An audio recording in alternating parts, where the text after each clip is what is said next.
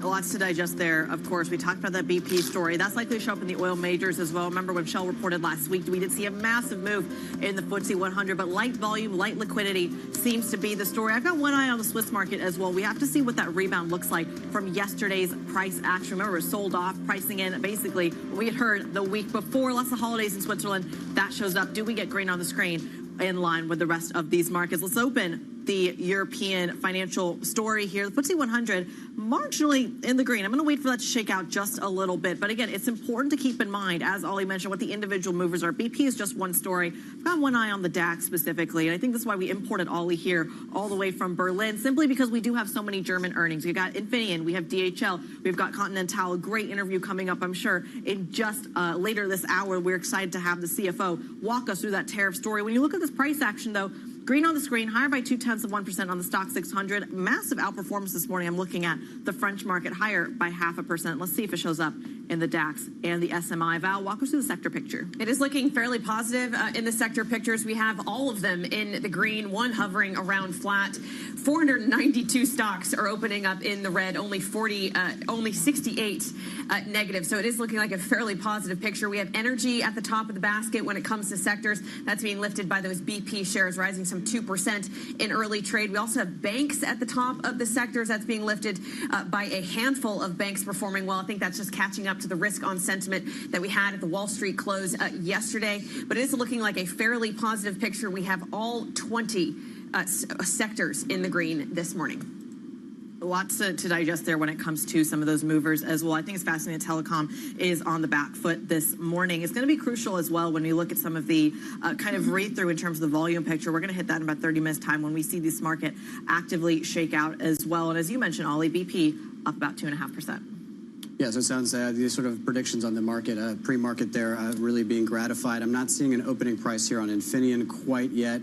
We'll be looking closely for that, and of course also for Diageo, which I've not yet seen an opening print on, but hopefully we get that soon. Yeah, Diageo still unmoved so far this morning, waiting for some opening trades in these stocks that came out with results earlier. But when we take a look at the biggest performers, at least in the Eurostoxx 50 index, BP jumping out at me on the top of the screen, up over 2%. To the downside, maybe we're still seeing a continuation of weakness in pharma. Novo Nordisk, one of the worst performing stocks at the bottom of the basket, down over 1% at the start of trade. We do see Anheuser-Busch in the red, so maybe that's giving us a bit of a hint of how Diageo will open up when that starts to trade, but we're still no opening price on Diageo after results. It's going to be interesting to see what they have to say with that leadership change that you had mentioned, as well as the tariff impact as well. Novo Nordisk, I think, is worth getting a little bit of attention. They're down about 1%. The pharmaceutical volatility does continue. Let's get another market perspective here. Deidre Cooper, head of sustainable equity over at 91, joins us around the table. It's summer trading. It's light volume, light liquidity. Walk us through maybe what you're watching for when we get these earnings coming out. What is the canary in the coal mine for you? Look, I think it's been a really interesting earnings season. I think if we were to call out one really strong theme that's come through almost every single results announcement, and that's this continued investment in AI data centers. You've seen it this morning with Infineon. That part of the business is really on fire. I think Infineon's very exposed to data centers, moving from GPUs to ASICs to help reduce the power demand. That's really important. We've seen the CEO of Amazon talk about power as the bottleneck to pursuing their AI data center build out. I would actually see those Infineon results as very strong. I know we talked a little bit about slightly lower revenues. Infineon are notoriously conservative guiders, but those margins are really surprising, particularly relative to the rest of the analog universe that have had quite weak earnings so far. And so your bullish case for Infineon, is this kind of your main European play into that AI and tech story? Is that really the only lever we've got to pull here in Europe? I think there aren't very many names in Europe that are exposed to AI data center build-out. I think you also see clearly most of those data centers are also being built in the US. So Infineon is pretty well positioned in that regard. And of course, you have the much maligned electric vehicle story, where you've clearly seen much weaker growth and deceleration in the US, but actually quite good electric car sales in Europe. We saw the CEO of Ford, certainly not backing down just a couple of minutes ago from their electric vehicle plan, and of course continued acceleration in China, and now China starting to export to rest of world. So EV growth accelerating in really surprising places, whether that's Brazil or Mexico or the rest of Asia. And Infineon is very well positioned with those Chinese EV makers. How does your view on the U.S. dollar play into your view on some of these stocks? Because a lot of these CEOs, CFOs have mentioned that the FX impact has been, a negative impact on their bottom line, maybe in some parts outweighing the better than expected outcome on tariffs. Does your FX view really feed into bigger, broader narratives in your portfolio? So I think it's less about the micro and more about the macro. So one of the interesting things to think about when we think about dollar cycles is they are really long. They're much, much longer than economic cycles, commodity cycles, equity, bond markets. In fact, the average dollar cycle is about 18 years. So the last time we had a dollar bear market was 2002. So I'm old enough to have been around in 2002. So you're calling this the beginning of the next dollar bear market? Well, we certainly have seen some signs in that direction. Yeah. I'm certainly not arguing that it's going to continue at the pace that we've seen the beginning of this year, but it is worth large asset allocators keeping that in mind. So if you look at twin deficits in the US, if you look at perhaps recoveries in China, in Europe, in other parts of the world, there are many signs lined up for the beginning of a dollar bear market. We're starting to see some of those really large asset owners, institutional investors, sovereign wealth funds starting to think about looking at other parts of the world. I don't think they're allocating, but they're certainly considering whether they want to have some non-dollar exposure. So we've talked a lot about this reallocation trade out of U.S. dollars, diversifying into other markets. Europe has been a big beneficiary of those diversification kind of flows. But if we are headed for a U.S. slowdown, take a look at the payroll revisions that we got. It doesn't look like the equity market is buying that we might be in a recession, but we could be headed into a U.S. recession. Would that change your call on the U.S. dollar? Would we see the dollar smile be activated and portfolio managers like yourself want to be holding on to dollar assets during a global economic downturn? I don't think that's the case. I think the U.S. market has really been strong on the back of the U.S. consumer. And we're in a world where at the beginning of the year, average tariffs were 2%. They doubled in April. They doubled again in June. We really haven't seen the effect of that yet. So our assumption would be some of that hits corporate profits, but some of that's passed through to the consumer. And that consumer spending may well start to slow, and that's really what's been supporting that U.S. market. So we wouldn't necessarily see that as a sign that that really long, potential dollar cycle is going to change. And to your reallocation trade, there's been more talk than action. So this may well be the beginning. We're much closer to the beginning than the end. Can you just talk to us a little bit about, I hear you on this kind of longer bearish tilt on the dollar. But the next 2 months or so, the U.S. Treasury is expected to hit the X date at some point, whatever that may end up being. We're hitting that debt ceiling. In previous iterations of that, the negotiations, the budget talks, the dollar has actually outperformed in that scenario as purely a defensive play. Do we see a repeat of that given this environment? Look, I think in the short term, we've clearly had a very big move year to date. That may well be the case. But if you take a slightly longer view, and by that I mean a 6 to 18-month view, I would still be looking at assets across the world. I think your point on US interest rates is really interesting. We've clearly seen some big moves post that much weaker data that we saw on Friday, those negative revisions in particular to jobs numbers. Question is how much of that has already been priced in. But I think that does augur well for some of those longer duration assets, for example. Well, let's bring in the conversation right back to the equity market, if we can. How many rate cuts do you think are priced into this equity market? Look, I think that's always a very, very difficult question to answer. But what we do see as we look at some of those more interest rate sensitive sectors, and we have exposure to many of them, I would call out utilities as a sector that looks really quite interesting in this environment. Because as I said, the one theme that has been exceptionally strong across every single company is that AI data center build out and the need for power. So I think utilities are in a really interesting position where they have some upside leverage to significant increases in power demand in the US. We expect about 3/4 of the power demand growth in the US by 2030 to be driven by data centers. Extraordinarily, year to date, US power demand growth is hotter than China. That hasn't happened for decades, and that is entirely driven by those AI data centers.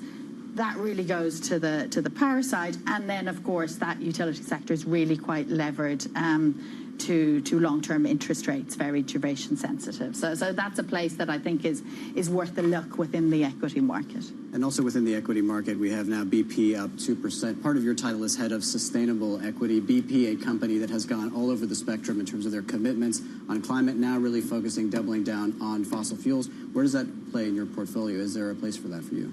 So look, it's not a company that we look at directly. However, we do, of course, cover the energy space.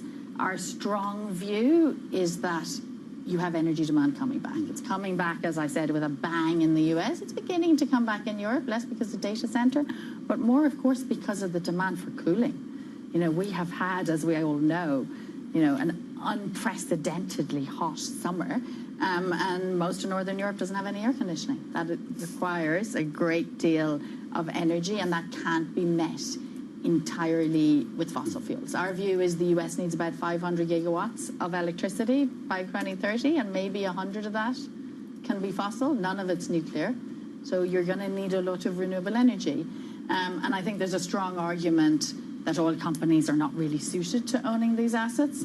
But I would love to see a little bit of counter-cyclical asset allocation. So whether they're suited or not, they thought it was a fantastic idea when the oil price was low.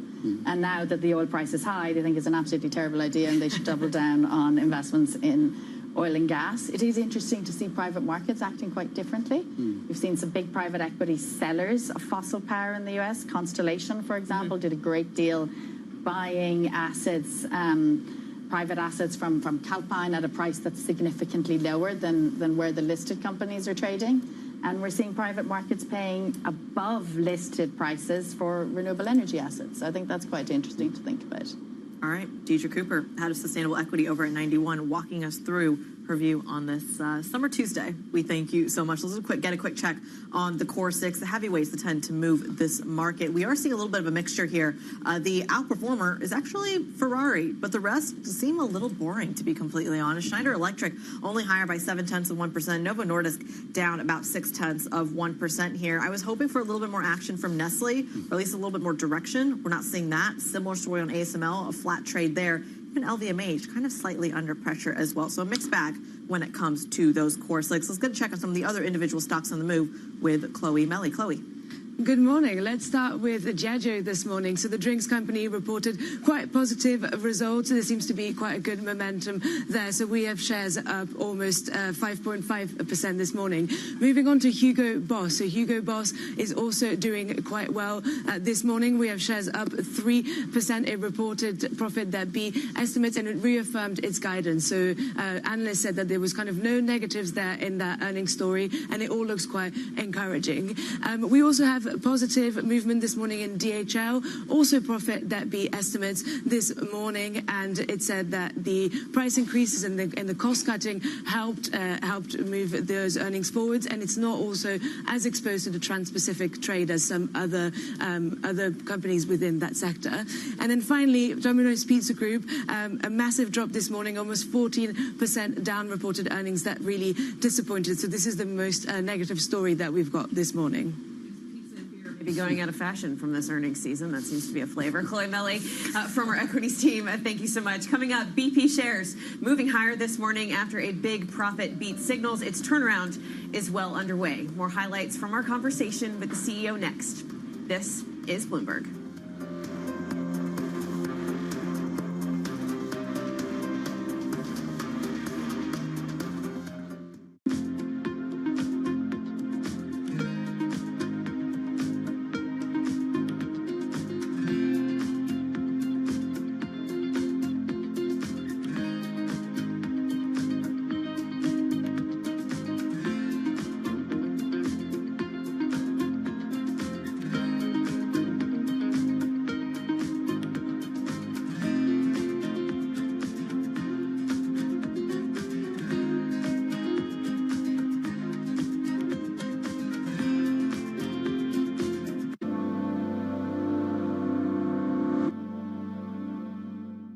This is Bloomberg Daybreak Europe. I'm Tom McKenzie in London. These are the stories that set your agenda.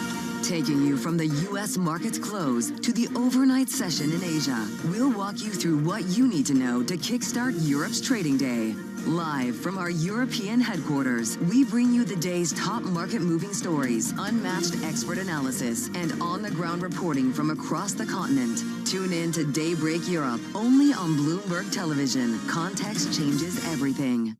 Get your fixed income fix. Watch Bloomberg Real Yield around the world right here on Bloomberg. Context changes everything.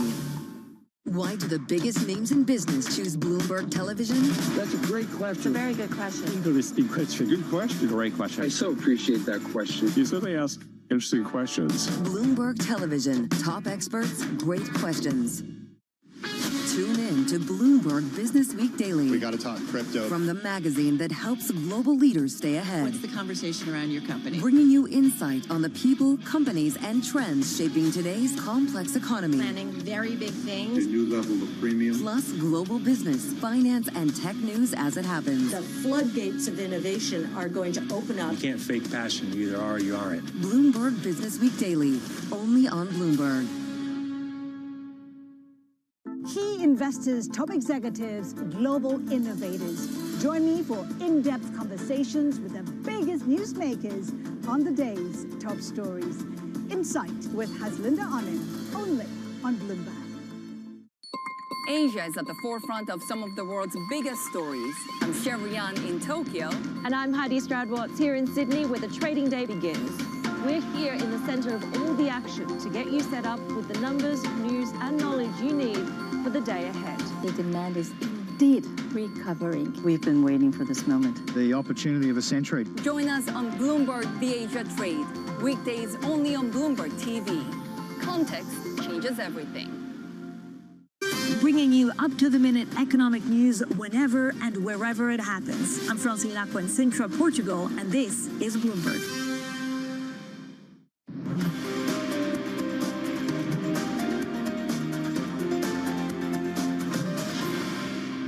I think anything that happens with sanctions obviously tightens supplies, so puts upward pressure on price. But let's see what happens. It's pretty hard to predict what's going to happen between Russian sanctions, Iranian sanctions, Chinese storage, and then the underlying fundamentals of the oil markets. BP CEO Murray Auchincloss there talking to us earlier about where he sees the potential tariff threats that Donald Trump is making when it comes to India in response to buying Russian oil. He says can only boost those prices. In the meantime, BP, of course, reporting their earnings this morning. Shares gaining to the tune of about 1% off their highs from earlier. We'll see if they regain some momentum. They're posting a second quarter beat and announcing a $750 million share buyback. The oil and gas major is saying it achieved a further $900 million of cost cuts and will raise about $3 billion from divestments. Let's bring in the reporter, the man behind the scenes, who who covers BP for us, Mitchell Furman, is all over this story. Mitchell, we know that BP's been wanting to have a big turnaround story. I felt like the highlight from this morning was that they're well on their way, but they're hoping to do even more. What do we know about this? Yeah, it seems like it's the first signs of a turnaround, right? They're reducing some costs in the business. They're focusing on oil and gas, and they're seeing some of those come through in the results. And a big thing that analysts are watching for is the debt. BP's debt had been ballooning in recent years, and now it reduced slightly in the quarter, which is an important barometer for analysts and for the overall health of BP's balance sheet. So it seems like analysts seem okay with the direction that BP's going. And for that turnaround, they've enlisted a new chairman, and part of the chairman's playbook we know from CRH is listing the company in the United States. We asked the CEO about that. He didn't give us anything, so I'm going to ask you to be unfair. What do you think that is a probability? Do you think, what does your gut tell you on that, and what else is on the menu as far as the chairman is concerned? Yeah, I mean, Murray said that it's not a conversation at the moment. It seems like that's probably true. You know, they have other options with their U.S. business. They have their shale business in the U.S., but ultimately the new chairman wants to clearly look at the overall business and potentially make any changes or cuts to costs and go from there. But ultimately his mission will be to drive shareholder value.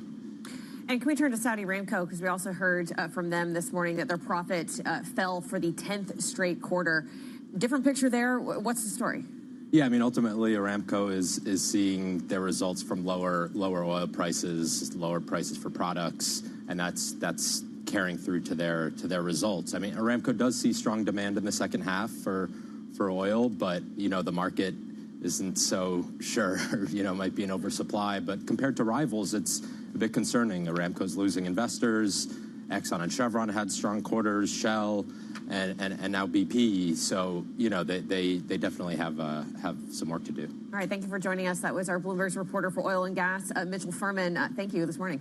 Yeah, well, the German auto chip maker Infineon is expecting flat sales in the current fiscal quarter. That is as uncertainties about tariffs continue to weigh on revenue. I spoke with the Infineon CFO, Sven Schneider, a little earlier this morning. Here's what he had to say. Last quarter, we were the only ones really going out and saying we do not know it. We do not see it in our order intake and in our numbers. But if the world is increasing tariffs, then there must be some negative impact to growth and to investments. And that's why we said we guesstimate a 400 million revenue hit in this fiscal quarter. Now, from today's perspective, unfortunately, I can only reiterate, we don't see it in our numbers. We do not have very clear evidence. Our customers do not tell us if they push out or pull in. They very much drive on site, very much so also in the automotive business, which is give or take half of our revenue. But I would say from today's perspective, the indirect tariff guesstimate for this fiscal quarter is probably less pronounced than we thought last quarter. On the other hand, we are faced with more and more negative currency headwinds from the weakening dollar, which offsets to a certain extent. And as you say, the automotive sector, that's just about more than half of your revenue.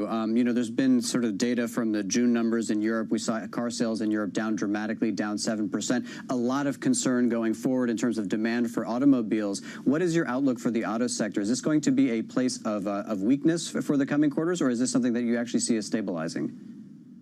Yeah, so first of all, Oliver, I have to say that this quarter, I'm in the fortunate position all my peers usually are in. I'm only guiding the current quarter. I'm sorry.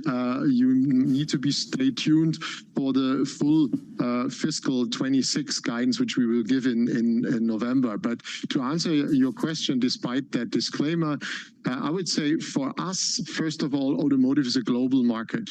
Yes, there are regions, but we enjoy in all 5 major regions either number 1 or number 2 positions. So there's diversification. Number 2, for us, automotive is not so much the car production number. It's the content per car. It's the electrification. It's the software-defined vehicles which play into our favor. Therefore, for example, in China, we are still enjoying a very healthy growth both on xEV and on ADAS.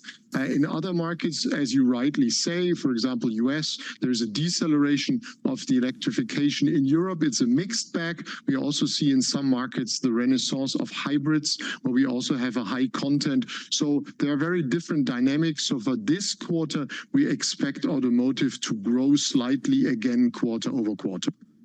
And you feed not only the automotive sector, but you also feed the AI ecosystem, data centers across the world. What are you seeing there in the next quarter? And that's a very positive development. And here I'm deviating from my statement because we have already given the guidance for AI data centers for the next fiscal year. So I'm happy to reiterate, this year we will double our revenue to around 600 million. That's AI data center only. Next year we expect to grow that to 1 billion. And why is that possible? It's possible because we are designed in with all major hyperscalers, with all major power processor makers. And there was an interesting, I would say, piece of news coming out last quarter. We also announced a new infrastructure cooperation with NVIDIA, where we are working on a totally new power to grid connection, which will be an 800-volt DC connection from the grid directly to the server. That is nothing for 26, it's beyond, but that just shows how well we are positioned in that important market. And despite actually having a slight revenue miss and some of the sort of metrics more or less in line, we're really catching a strong bid for Infineon today, up almost 3.5 percentage points. I think potentially with the focus on that last part of the conversation there, which is the demand for AI, for data centers, this is out of the abstract, this is into reality. He says revenue is going to double this year in that sector and maybe double again next year. Yeah, same kind of narrative we heard from Palantir earnings. It just seems to be like this AI trade is really unstoppable, no matter what kind of chaos we still have over tariffs and the economic impact we're still waiting for.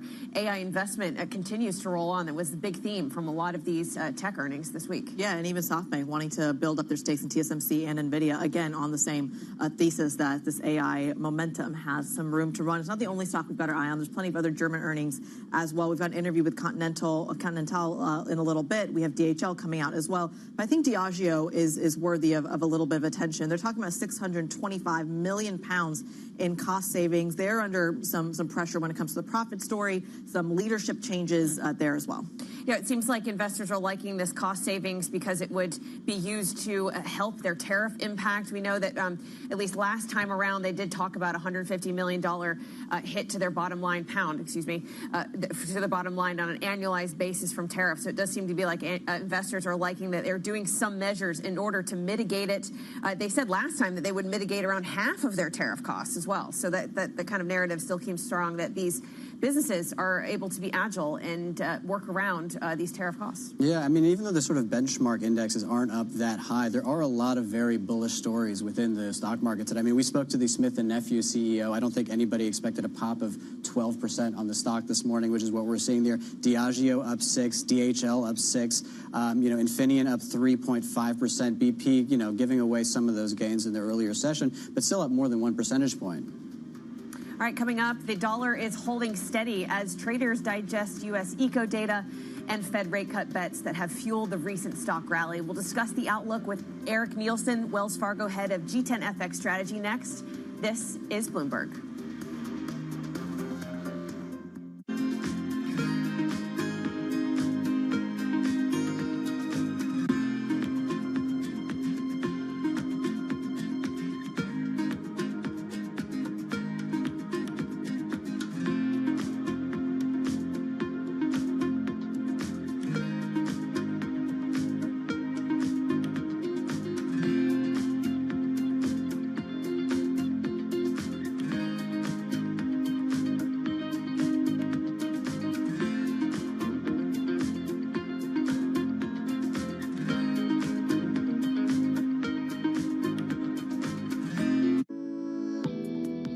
Bloomberg launches our inaugural 25 African startups to watch list. About 2.5 years ago, we created a solution. We are able to generate refrigeration using the sun and water. We're able to store energy in the form of ice, as opposed to storing energy in the form of lithium batteries.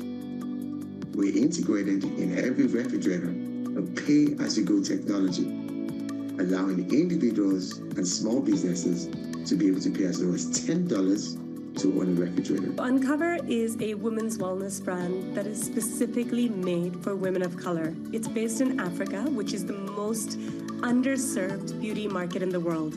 We are making Africa a priority and not an afterthought. We believe that the population on this continent deserves to be formulated for, heard, and we are giving this consumer a voice.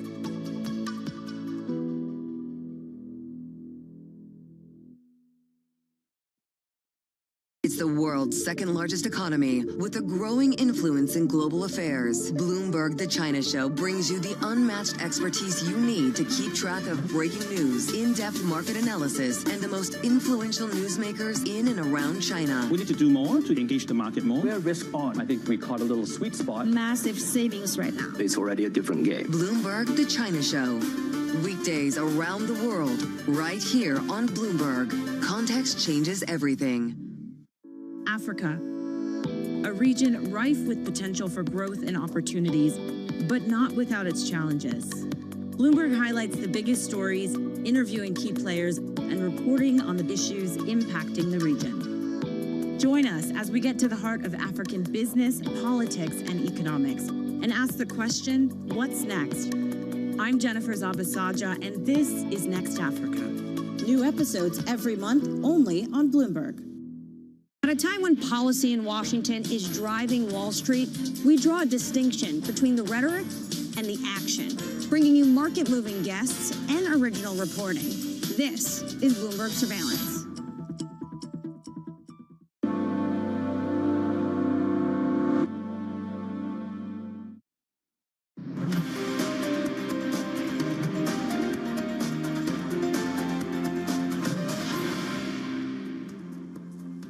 This is the opening trade. We are about 30 minutes into the session this Tuesday morning. What do we see? Green on the screen, really across the board. Euro Stoxx 50 up about 1/3 of 1%, up almost 2 points. The DAX up more than 1/2 of a percentage point. A lot of all of these stock moves, index moves, are going to be down to some of the earnings that we got today. The DAX will be benefiting from Infineon, CAC up by 1/3 of 1%, and the FTSE up by about 1/3 of a percent there. A lot to go sort of under the hood here because, again, this is a market that is really being driven by the earnings this morning, Critty. Driven by the earnings, driven by some bullish sentiment. You say AI and everyone throws a party, but I think it's also important to keep in mind that it's a summer Tuesday. It's August. People aren't necessarily at their desks. So you're seeing this really reflected in the volume story, down about some 42, we'll call it 43% relative to the 100-day average. That is showing up in a little bit of autopilot to the upside. 448 stocks in the green, 133 in the red. I want to highlight a few 52-week highs. Smith & Nephew, which is a conversation we had in the last hour with the CEO, really talking about this idea of better operating margins and a buyback to the tune of £500 million. So good news, getting really rewarded by this market, higher by about 14%. Spectrus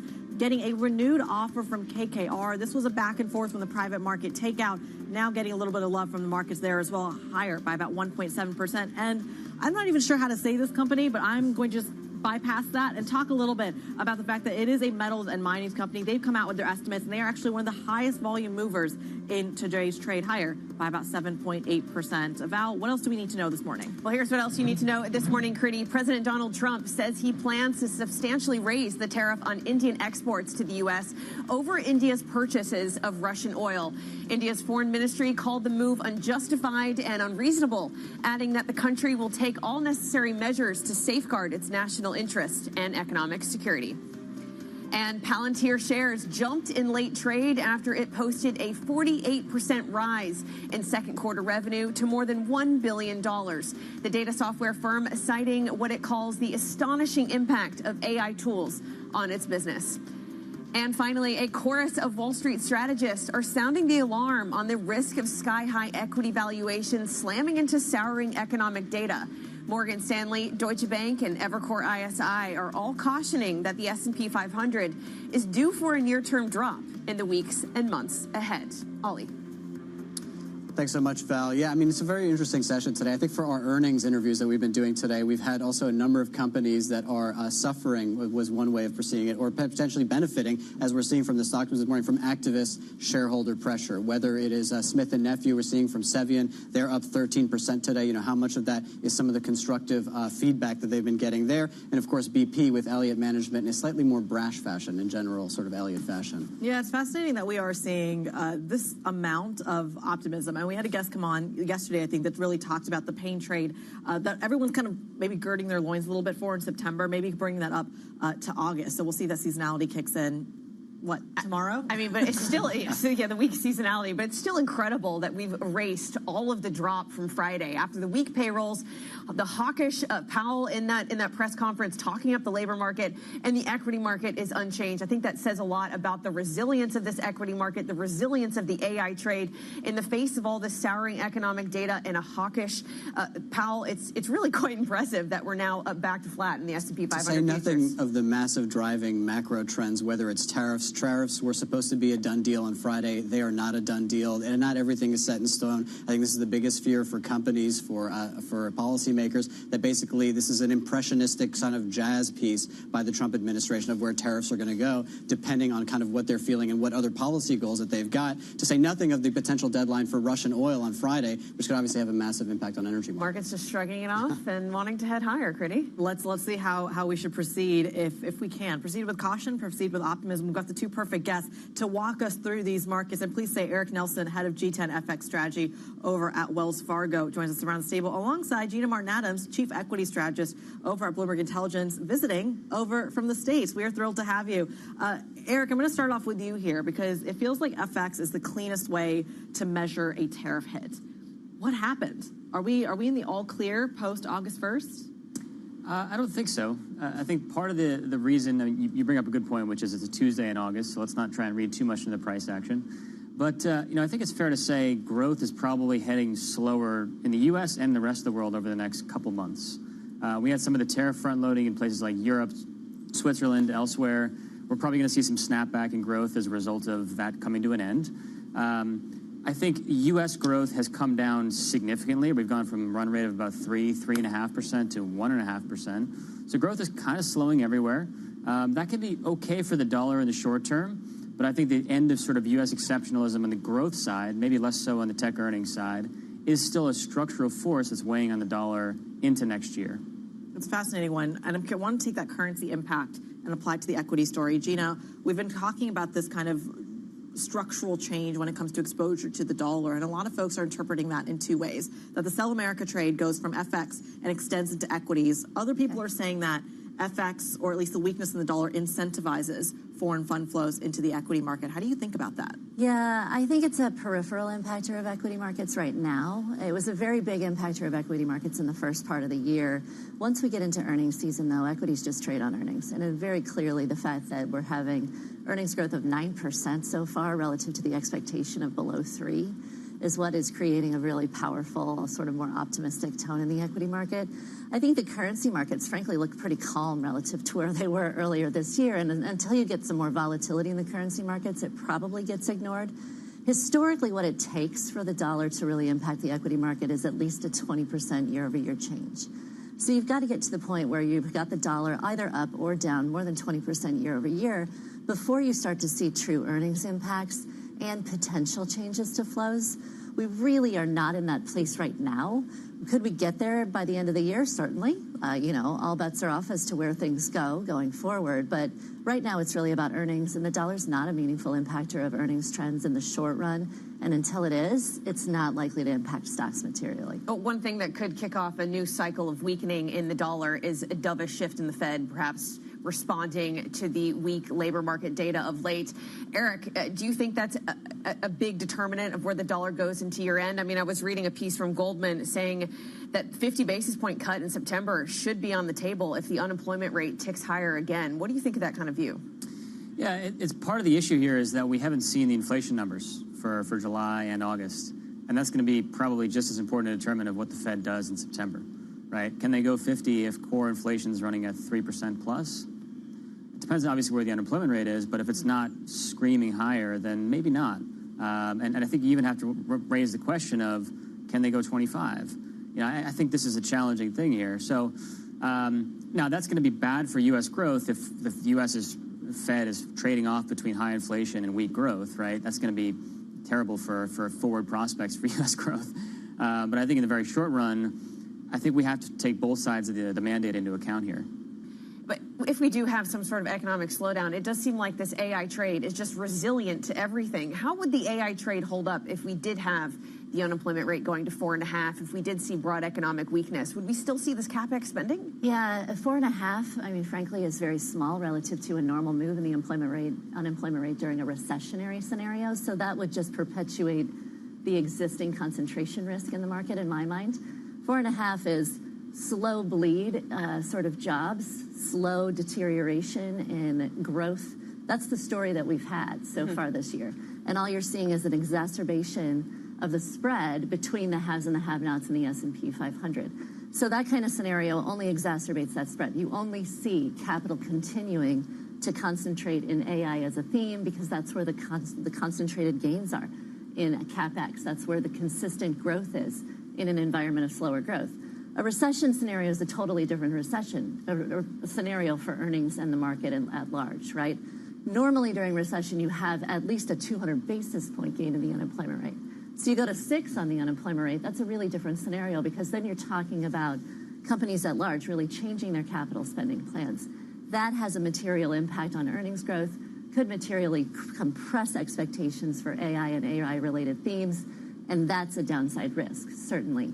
The other downside risk for AI as a theme, frankly, is an acceleration in growth because it has been the only place where investors are confident in hiding their capital, are confident in forcing sort of the equity trade. And if you have an acceleration in growth, then you probably have better opportunities start to emerge outside of AI and a shift in that valuation spectrum inside the U.S. And Gina, what does it take to get a bearish narrative, broadly speaking, on equities? Because, I mean, I asked myself this question stepping back. We talk about really, we're going into a slowdown phase here. We have huge amounts of risks on tariffs, on a great many different things, on geopolitics. You're at a moment when foundational assets, structural assets within the market are being called into question in ways they haven't been called in a very long time, and yet everything is going up. When does that shift, or is it just a question of not being able to price those things so people ignore them? Yeah, I think you always have to keep a perspective that the default direction for equities is higher.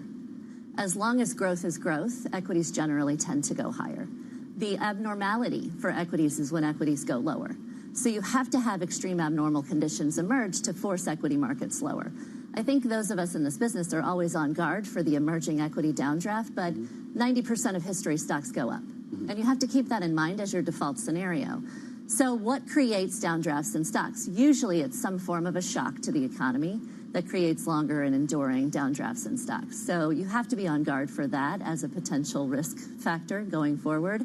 I'd say on average every 9 months you get an equity market correction of 10%. Those are usually sentiment-related corrections. We could easily have another one of those. We obviously had a very big correction already this year, but you could have one of those emerge in the second half of this year just based on sentiment. And from a sentiment perspective, most strategists do recognize that by the end of July, we were in some kind of mania, right? Optimism is extreme. We're back in a meme stock craze.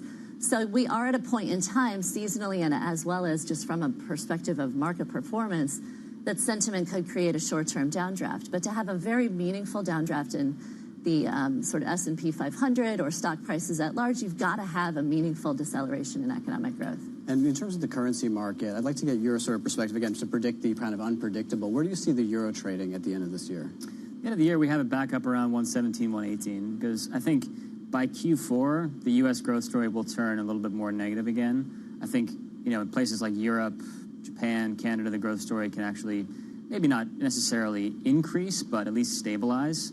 And again, this end of the U.S. exceptionalism theme is really key for us. There's also the structural component, and we're going to find out in the next couple of days who Trump wants to replace Kugler with on the Federal Reserve Board of Governors, who's going to replace Erica from the BLS, the chair of the BLS.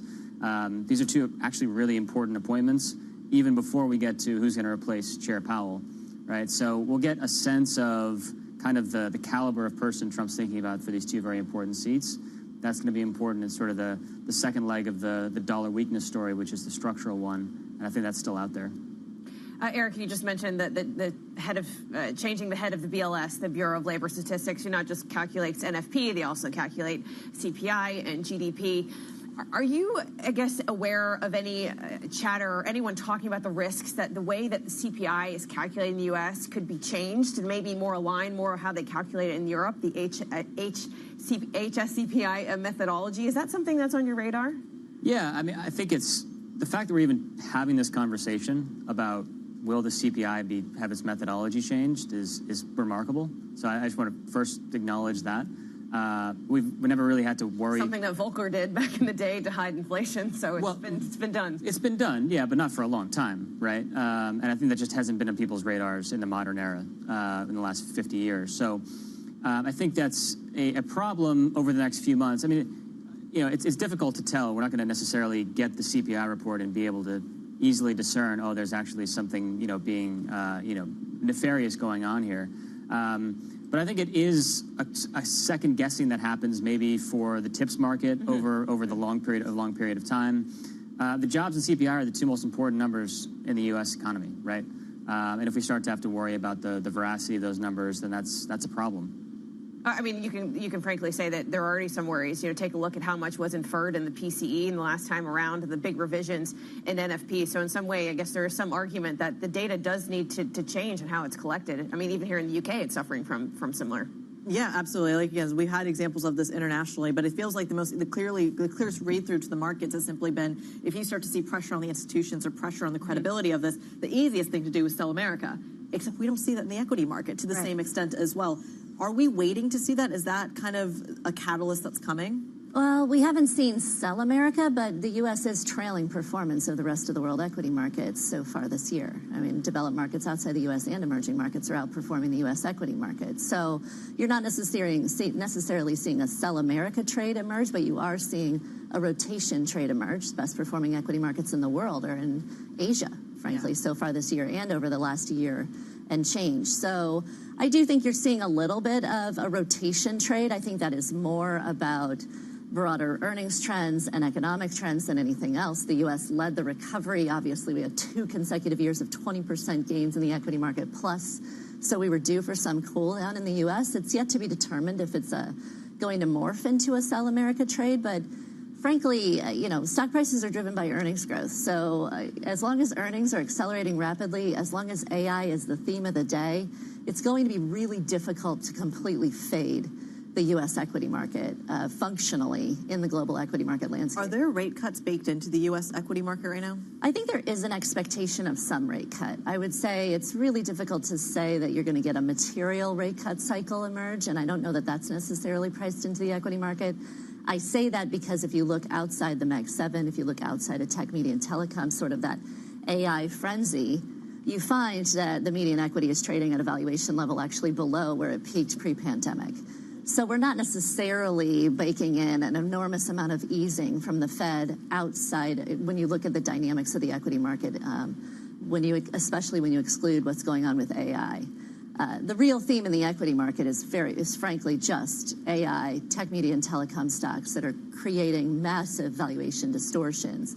And that can give you a very false impression of what's priced in at any given point in time. Yeah, it's a fascinating one, how we end the back half of this year when everyone comes back from the holidays that we are not taking. Eric Nelson, head of G10 FX strategy over at Wells Fargo. Gina Martin-Adams, our chief equity strategist right here at Bloomberg Intelligence. We thank you both so much. Coming up on the program, another earnings interview. Gina loves this. Continental's auto parts unit has improved its profitability ahead of its planned IPO next month. We're going to talk to the CFO of Continental, Olaf Schick, joins the program next. Stick with us. This is Bloomberg.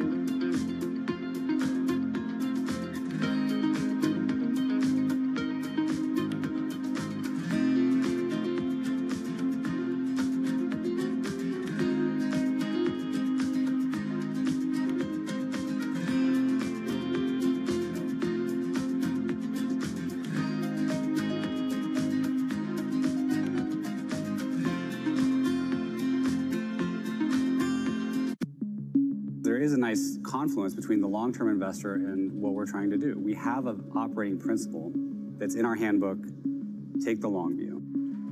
When we went public, we put a timeline up on the screen for the whole company in an all-hands meeting. And that timeline went from founding to 100 years out. And the IPO was one dot in 1 year on that timeline. And we tried to orient the employees to, this is a wonderful event, this IPO, but it's a moment in time on a very long journey. This is a company that you want to exist in 100 years. We do. Wall Street doesn't think in... No, they think in like hours. Yeah. And what I've learned of Wall Street, and particularly Wall Street investors, when they say they are long-term investors, that means they'll keep your stock for like a month. There has been one instance where I did something that was just for short-term stock, and I felt so bad about it that I don't think I'll do it again. What was that?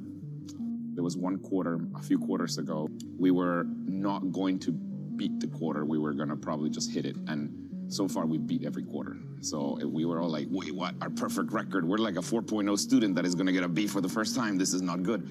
And I decided that for a short period of time, at the end of a lesson in our app, we would show 2 ads instead of 1. Turns out that that by itself was good enough to beat the quarter, but it's bad for the product. It's not good. After that, I'm never doing that again. Good morning. Good morning. This is Bloomberg Surveillance. Welcome back to the opening trade. Watch Bloomberg Tech. This is the Asia Trade. This is Wall Street Week. Welcome to Balance of Power. This is Bloomberg Television. Bringing you up-to-the-minute geopolitical news wherever and whenever it happens. I'm Anne-Marie Hardern in Alberta, Canada, and this is Bloomberg.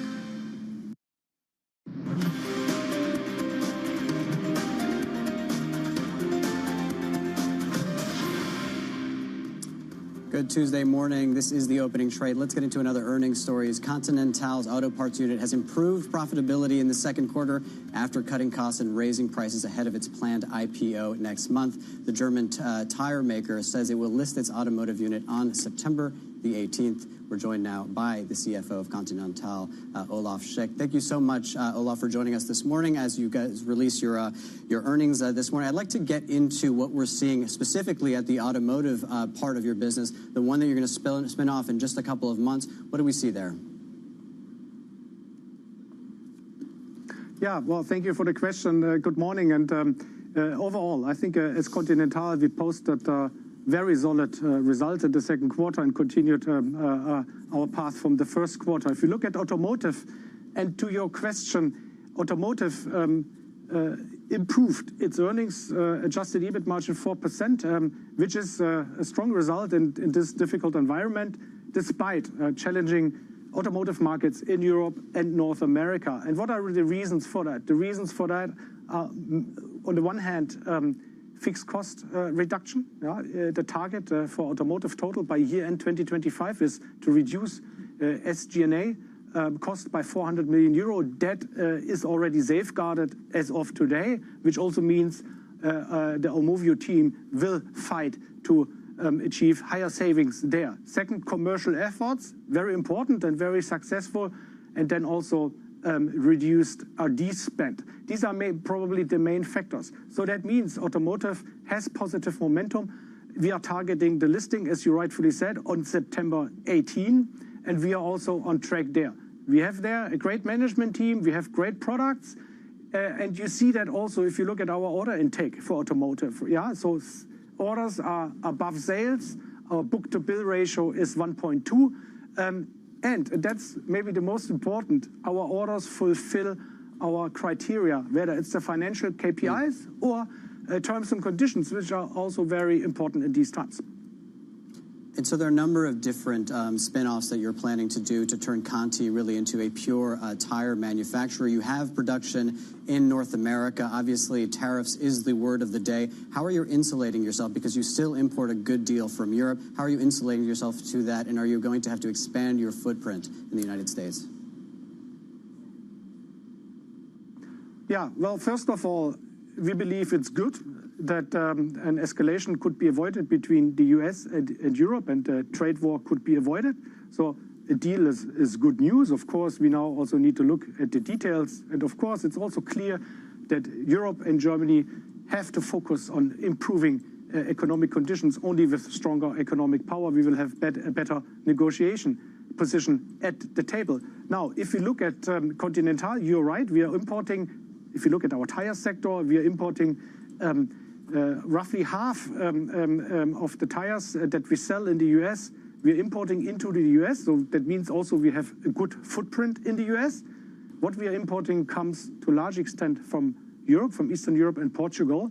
And so that means we had a negative impact in the second quarter by the tariff situation. And the mitigating measures that we are working on, which are on the one hand increasing utilization rates in our US plant, increasing the share of premium tires that we manufacture in the US, negotiations with the car manufacturers on the OE side, but also then price increases that we have implemented as of the second part of June. So you can see the mitigating measures are coming into effect since the second half of June only. That means you didn't see that effect yet really in the second quarter, which obviously then is different if you look at the second half of 2025. Now we have a reduced tariff of 15%, which means it's still headwind, but it's a reduced headwind, and then the mitigating measures that I mentioned will kick in. Okay, so mitigating measures due to kick in at some point in the remainder of the year. I want to talk about maybe another catalyst, which is President Trump's reversal of some environmental policies and emission standards. Do you see that as being a positive, perhaps anticipating selling more tires for those gas-guzzling SUVs in the U.S.?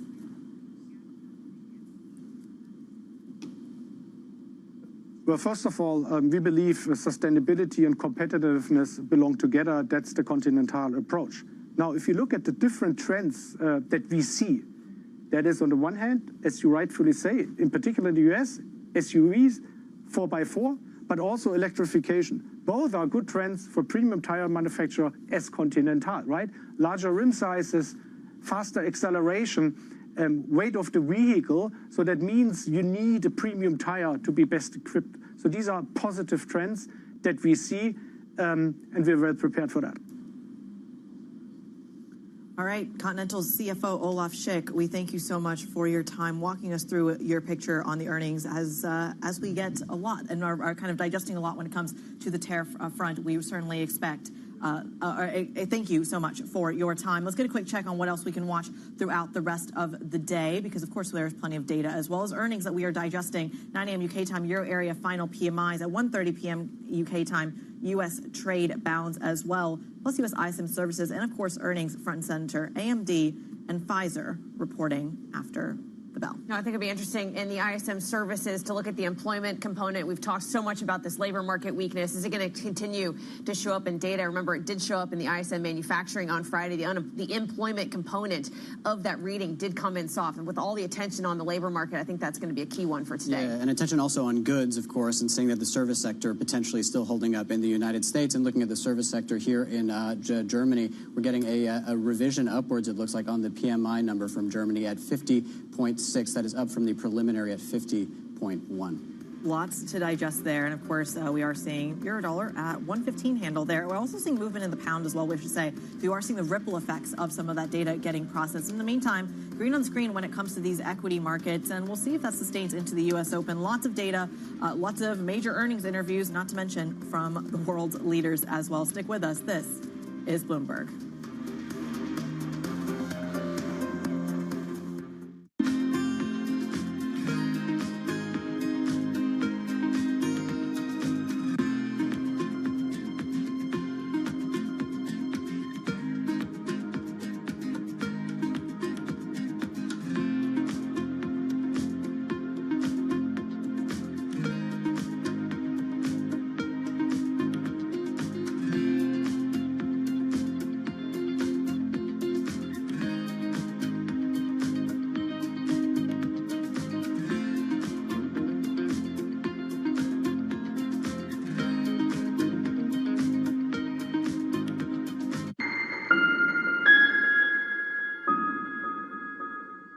Technology is embedded in every aspect of our lives. And laying the foundation for the future. From finance to defense, AI to entertainment. And from the road to the stars. Bloomberg brings you the latest stories of the people and companies pushing the tech sector to new frontiers. And the politics that shape global tech markets. I'm Caroline Hyde in New York. And I'm Ed Ludlow in San Francisco. Watch Bloomberg Tech every weekday. Only on Bloomberg Television. Bloomberg loves earnings. I know it's like your Super Bowl, right? I can't wait. It's like opening presents in the morning. All right, it will be exciting. Nobody covers earnings like Bloomberg. Astonishing day for US technology. It's shaping the region's technology ecosystem. Asia's biggest tech news and innovation. From our studios in New York and San Francisco, our expert hosts have the data and analysis from the companies you know and the startups to watch, plus the interviews you don't want to miss. Watch Caroline Hyde and Ed Ludlow on Bloomberg Technology, the only daily business show dedicated to tech, right in the middle of the trading action. Live every weekday, only on Bloomberg Television. Context changes everything. Making money isn't about drowning in emotions. It's about understanding what's actually happening. Markets are the best way to glean signal from noise, and that is what we try to do every morning. This is Bloomberg Surveillance. All right, okay, ready? David, what initially sparked your interest in this topic of longevity? 15 years ago, I turned 60, and I began to wonder how much longer I'm likely to live and what I could do to extend my life. On longevity, I talked with the leading experts in science and medicine to educate people about how they might be able to change their conduct so that they can live a happier and healthier life. I'm David Rubenstein. Join me on a 4-part journey as I explore the great quest for longevity, only on Bloomberg.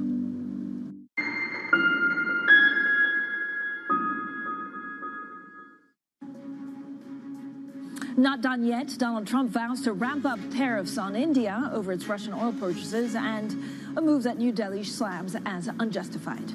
The Texas governor orders the arrest of dozens of Democratic lawmakers who fled the state to block a controversial plan aimed at redrawing the state's congressional map. Plus, BP is set to review its entire business as the oil major faces mounting pressure to deliver on a turnaround. Meanwhile, Aramco reports a fall in profit for a 10th straight quarter. Now, welcome to earnings day. I feel like we're right in the middle of it, so let's get straight to see exactly what's going on with S&P futures. You can see practically unchanged, but it's really Palantir Technologies in the U.S., thanks to AI, driving also a lot of the technology stocks here in Europe. The U.S. 10-year, 4.2080. Brent crude, look, we're looking at from the lens actually of trade and tariffs. I think Bloomberg Economics also had some great figures.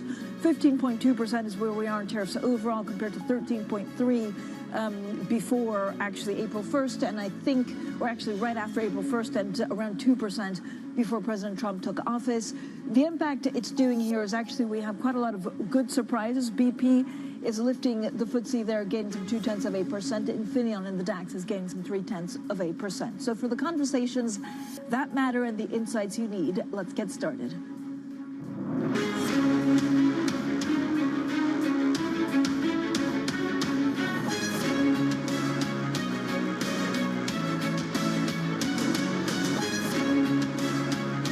Newsmakers and market movers. This is The Pulse with Francine Lacqua. Well, good morning, everyone, and welcome to The Pulse. I'm Francine Lacqua here in London. Now, tariffs, taxes dominating the news agenda this morning. On trade, President Donald Trump says the U.S. will raise tariffs on Indian exports over the country's purchases of Russian oil. Domestically in the U.S., another political battle is playing out. The Texas governor has ordered the arrest of Democratic lawmakers who left the state to block a controversial vote on a new congressional map. Well, the early revamp of congressional districts in the state after 5 years rather than 10 has turned into a national spectacle. Now, plenty to discuss with Brendan Murray, our global trade czar, and Suzanne Lynch, our Brussels bureau chief. So thank you both for joining us. Brendan, so let's start with you. There's a lot going on in trade and tariffs. I guess the two main countries still trying to negotiate ahead of that deadline on Thursday are Switzerland and India. Yeah, exactly. Both have very different scenarios. We have President Trump applying pressure on India because of geopolitical reasons. There's this deadline of Friday for the ceasefire with Russia and Ukraine. So President Trump really ratcheting up the pressure on India. India saying they're not having anything. They're not going to comply with this. Switzerland faces 39% tariff on its exports to the U.S. That's a tough blow. I think Bloomberg Economics said it would hit 1% of their GDP in the short run. So both countries trying to position themselves to avoid what's coming in the next less than 48 hours now, those higher tariffs. But it looks difficult for either one of them to get a deal over the line in time. Brendan, I love our trade tracker, and actually you can find it on the website, especially if you're subscribed on Bloomberg, because it's difficult to follow exactly what's happening. It changes almost on an hourly basis.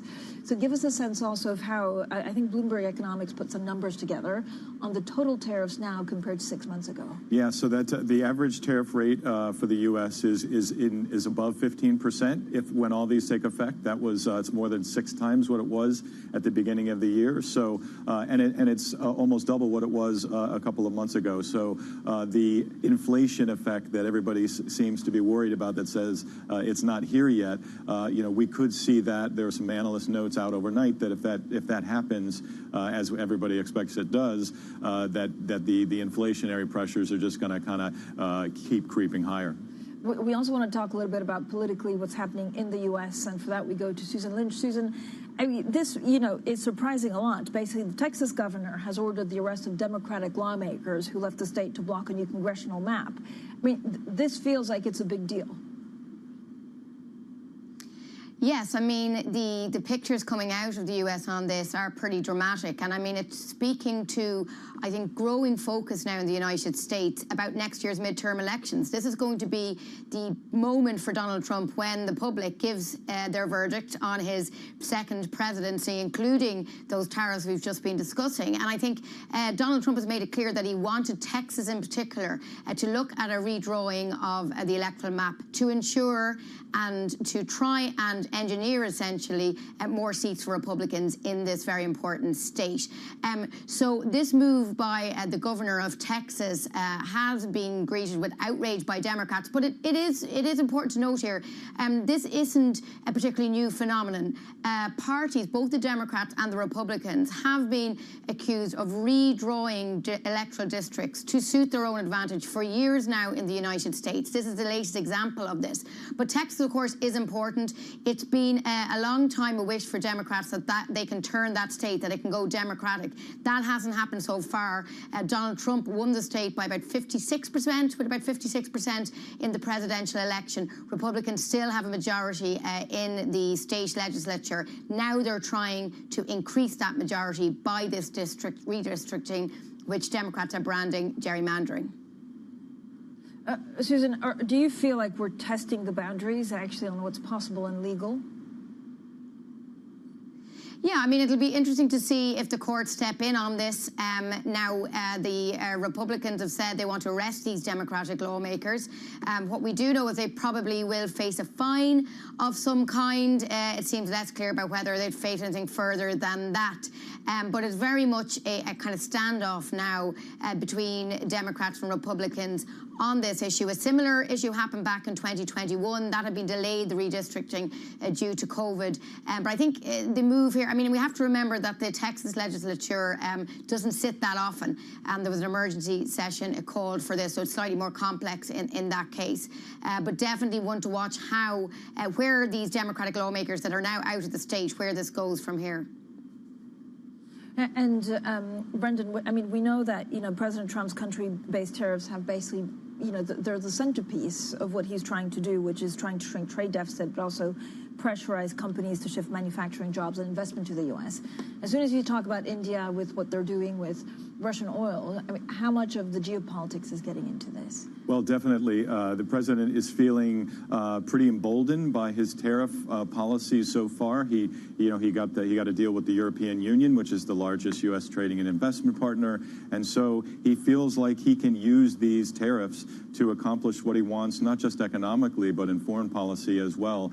So we'll have to see if the President Modi doesn't look like he's going to give much of an inch here. But this is one of these. This is a big test of Trump's use of tariffs. If it works here, he could apply it in a number of different places. Yeah, and we'll see also how Switzerland negotiates with, of course, the 39% tariffs. Susan, there's been so much outcry from many governments in Europe that actually the president of the Commission gave too much away to President Trump. I mean, was this a negotiating tactic, or I don't know what you're hearing in Brussels? Why was services, for example, not brought up as a point of contention with the U.S.? Yeah, Francine, there's a lot of soul searching here in Europe since the EU struck that deal of 15%. And there's something of a blame game going on. I mean, the way it works here in the European Union is that the European Commission negotiates on behalf of the 27 member states. But those 27 member states are informed and kept in the loop throughout that process. So the Commission privately has been pushing back here in Brussels, saying, hang on, if you had an issue with what we were going to agree, you had ample time to say that. So there's something of buyer's remorse going on here. And the other challenge always for the European Union in these negotiations was that each country had its own priorities. So, for example, with France, they wanted to protect the wine and spirits industry. For Germany, it was the car industry. So, even though there was unity of a sort in terms of the negotiating tactics, the priorities were different. Now, as we settle into the summer break here, I think the news coming out elsewhere, the fact that Switzerland, geographically so close here, to Brussels, and also which has this huge trade surplus in goods with the United States. The fact that they have been hit with 39% obviously makes the 15% deal by the European Union seem not so bad. In saying that, the size of the EU market, the fact that it's a market of 450 million consumers, means that the EU had a very strong hand. A lot of people now are thinking that they didn't play their cards strongly enough, that they should have threatened, as you said there, to hit US services, that they could have played a stronger hand. But their negotiation position was not that. Now they're here with the 15%. But we're still waiting to hear some details from the US. We did have those executive order last week that were published by the White House, but we still haven't had any kind of joint text between the EU and the United States that we had been expecting. We still don't have the kind of legal basis for what's happening with other sectoral tariffs, like exactly on cars, steel and aluminum. So there are still a lot of loose ends that have to be picked up here. The European Commission will be briefing around lunchtime today, so let's see if there are any further details on those. Susan and Brendan, thank you so much for a terrific briefing. Brendan Murray, Bloomberg's trade czar, and Susan Lynch, our Brussels bureau chief. Now joining us for more is Wolf von Hotberg, equity strategist from G. Safra Sarasin. Wolf, thank you for joining us. First of all, given we're talking about tariffs and trade, and of course this influences everything when it comes to equities and equity strategy, what can the Swiss government do now to lower the U.S. tariffs? Well, predominantly, I would think they, will try to get access to the president in the U.S. and then find some sort of common ground to negotiate a trade deal, because obviously he was the roadblock in order to get this deal across the line, and he needs to, kind of say what he wants. I think there's quite some speculation around, is it just about the deficit? Is it about pharma? Basically being a proxy here, using those tariffs against Switzerland in order to get some drug prices down.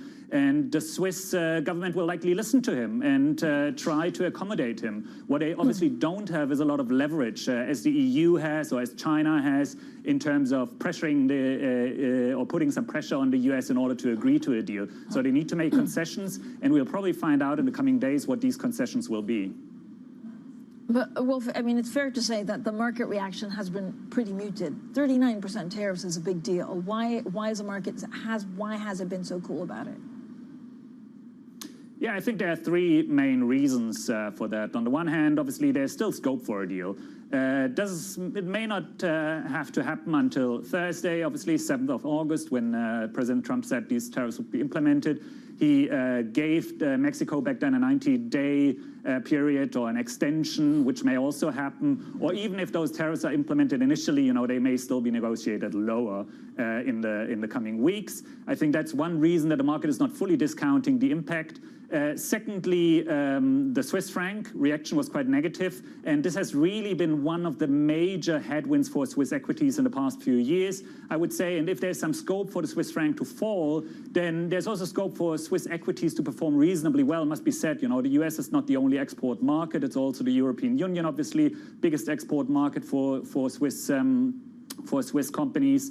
And other regions globally. And the third reason is, if you break it down, the 39% obviously sound like a big number, but 70% of exports are excluded, which is gold and pharmaceutical products, which account for around 50% of Swiss exports to the US. And so it's a very narrow and, you know, limited, let's say, range of sectors which are actually being affected. So trade-weighted, we would be talking more about 20% tariffs.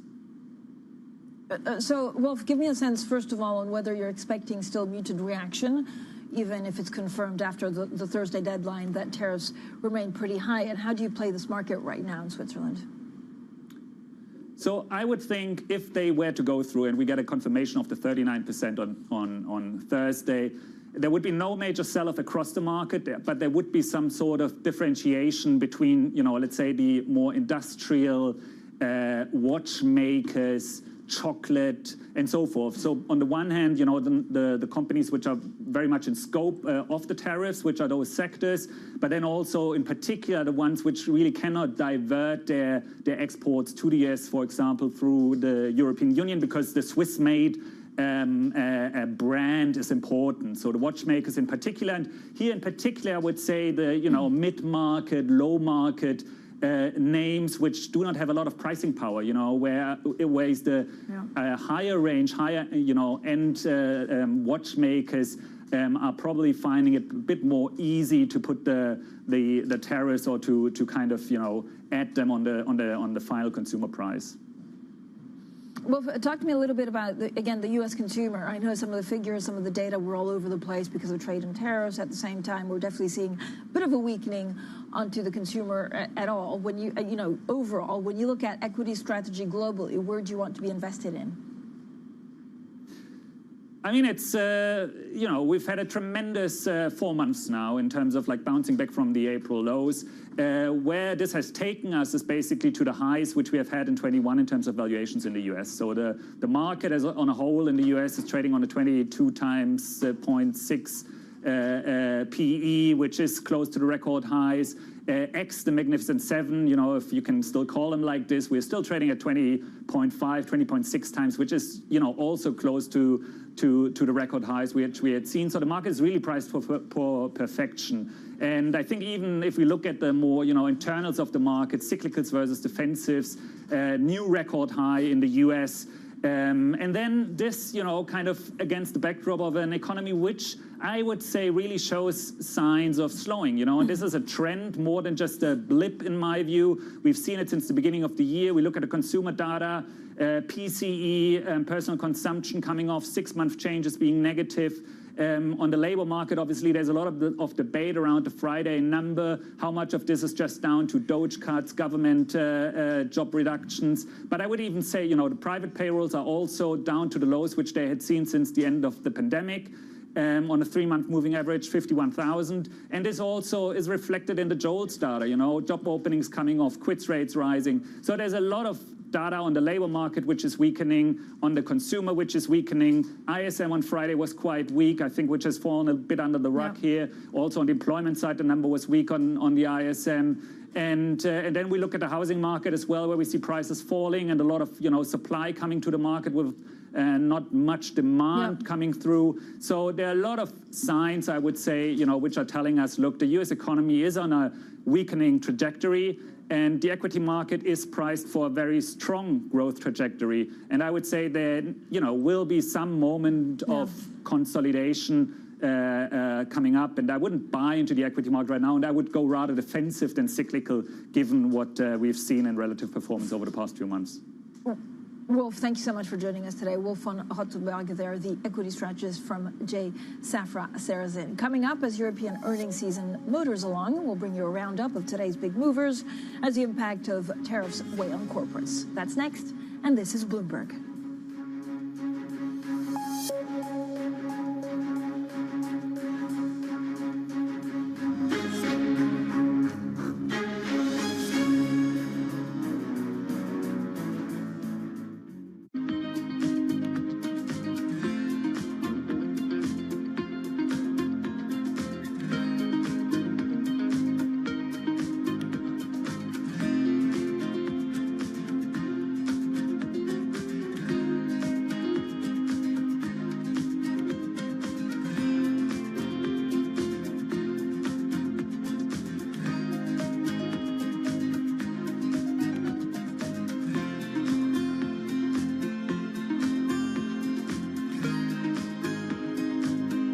It's a multi-trillion-dollar industry. We'll show you what's happening in ETFs like no one else. ETF IQ, only on Bloomberg. Good morning, this is Bloomberg Daybreak Europe. I'm Tom McKenzie in London. These are the stories that set your agenda. Taking you from the U.S. market's close to the overnight session in Asia, we'll walk you through what you need to know to kickstart Europe's trading day. Live from our European headquarters, we bring you the day's top market-moving stories, unmatched expert analysis, and on-the-ground reporting from across the continent. Tune in to Daybreak Europe, only on Bloomberg Television. Context changes everything. Tune in to Bloomberg Business Week Daily. We got to talk crypto. From the magazine that helps global leaders stay ahead. What's the conversation around your company? Bringing you insight on the people, companies, and trends shaping today's complex economy. Planning very big things. A new level of premium. Plus global business, finance, and tech news as it happens. The floodgates of innovation are going to open up. You can't fake passion. You either are or you aren't. Bloomberg Business Week Daily, only on Bloomberg.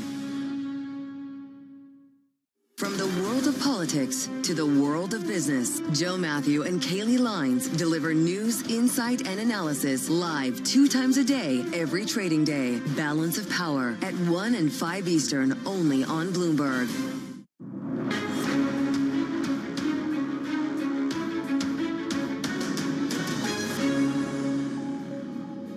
Now, concern about the impact of U.S. tariffs on economic growth is denting investor sentiment in Europe, and that's been a theme during this earnings season. Let's bring in Chloe Mealy, our EMEA earnings specialist, for a roundup of today's big earnings movers. Chloe, what do you have?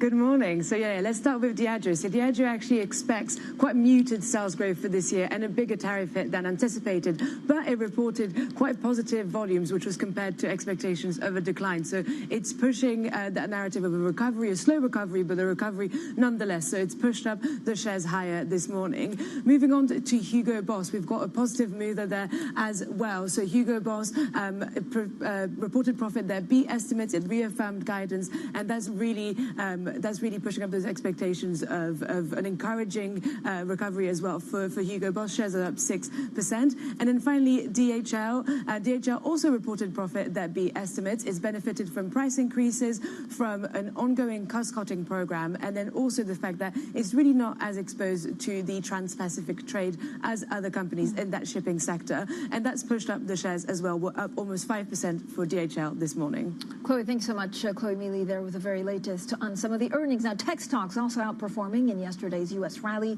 This as Palantir reported a surge in revenue, with the company citing what it called the astonishing impact of artificial intelligence technology on its business. Well, Palantir shares getting pre-market. I could not be more delighted to be joined by Gina Martin-Adams, Chief Equity Strategist for Bloomberg Intelligence. Gina, tariffs, what tariffs? As long as tech is booming, the market seems to be fine. Yeah, I think that's a great point. And when you're sitting at, especially in the U.S. equity market, that is 40% of the market cap is concentrated in tech and communication stocks at this point, that's kind of everything in the U.S. equity market. When you exclude those segments, you do see some impact of tariffs. You do see some weaknesses that have emerged. You see, the rate of growth of segments outside of the tech space has actually decelerated materially into second quarter and is expected to remain pretty stagnant in the second half of this year.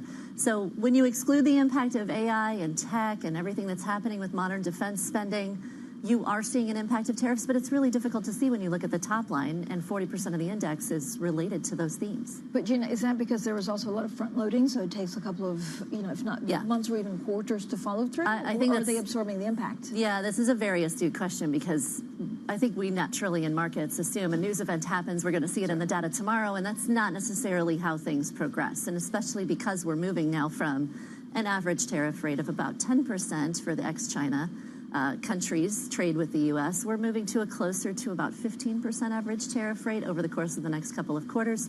So the companies that were impacted in the second quarter will see even bigger impacts in the third and fourth quarter.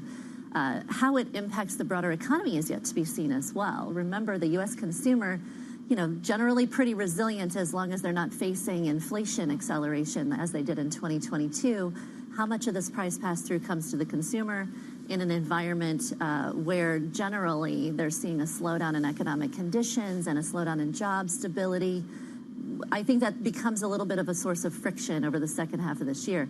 Most economists are not anticipating this to ultimately result in some kind of economic recession or major job market weakness, but if it does, that could have material impacts on the market at large. Gina, how are you seeing actually chief executives behaving? Again, the million-dollar question is how are exporters behaving in the rest of the world? Right. But in the U.S., is it just, are they cutting capex, or are they standing still for the moment, or are they taking harsh decisions? So what was really interesting is no. As a matter of fact, in our CEO sentiment, the things that we look at during an earnings season, we scrubbed through all of the transcripts of the earnings releases, and sentiment is back to peak levels. So it's difficult to determine how much of this is the CEOs and the folks on the earnings calls just putting on a happy face and saying that things are going to be great, we're going to survive this, we've got plans for the future, and how much of it is real trends. But nonetheless, sentiment is very positive among U.S. CEOs. I do think there's a difference in spending, and we did detect this in our last quarterly review of what's actually happening in terms of capital spending, dividend deployment, buybacks. In capital spending, you're seeing material acceleration in capital spending inside tech and communications again. So those stalwarts that are really driving all of the attention, with a stall in capital spending outside of that space. This could become an issue going into 2026, because remember, we're all anticipating that AI progresses to become a productivity enhancer for the rest of the economy and non-tech industries into 2026 and 2027. If these companies are not even going to spend on AI, not even going to invest for the future to drive productivity growth because they're so hamstrung in terms of uncertainty, that could become problematic into 26, 27. But it's very early to make those presumptions. Gina, I mean, if you think of what, tariffs are, it's basically the centerpiece to try and, trim trade deficits, fine, but also bring investment and bring manufacturing to the U.S. What does that mean for U.S. equities? Does it have an impact? In the short run, not necessarily. These are all commitments to invest in the U.S. We're not seeing real dollar flow into the U.S. really on account of these arrangements made by the president. Whether or not that happens in the next 5 to 10 years is up for debate, but it's not going to be a material driver of change in the very short run. The material driver right now is this new tax that we have on imports that companies have to figure out ways to either get around or pay or negotiate with their suppliers. That's definitely creating some tension. Is it creating material downdraft and growth? It's definitely slowing conditions. It's creating some margin pressures. For the first time in 2 years, we saw net income margin and operating margin in the S&P 500 experience a little bit of weakness in the second quarter. Margins are going to continue to be an issue through the second half of this year and into 2026 on account of tariffs. Will we longer term see some investment? Remains up for debate. I do think right now companies are just trying to scramble to figure out ways to sustain rather than fully change their supply chains based upon these tariffs. I mean, in 20 seconds, are you positive on tech?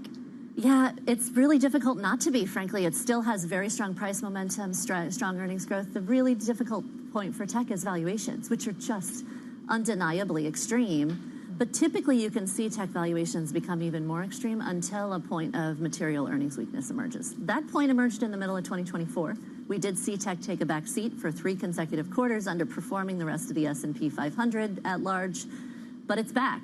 And until you can get a point of weakness emerging in earnings, it's really difficult to fade that trade. Gina, thank you so much, as always, for joining us. Gina Martin-Adams, Chief Equity Strategist with Bloomberg Intelligence. Coming up, we'll talk trade and tariffs with Rebecca Harding from the Center for Economic Security. That's next, and this is Bloomberg.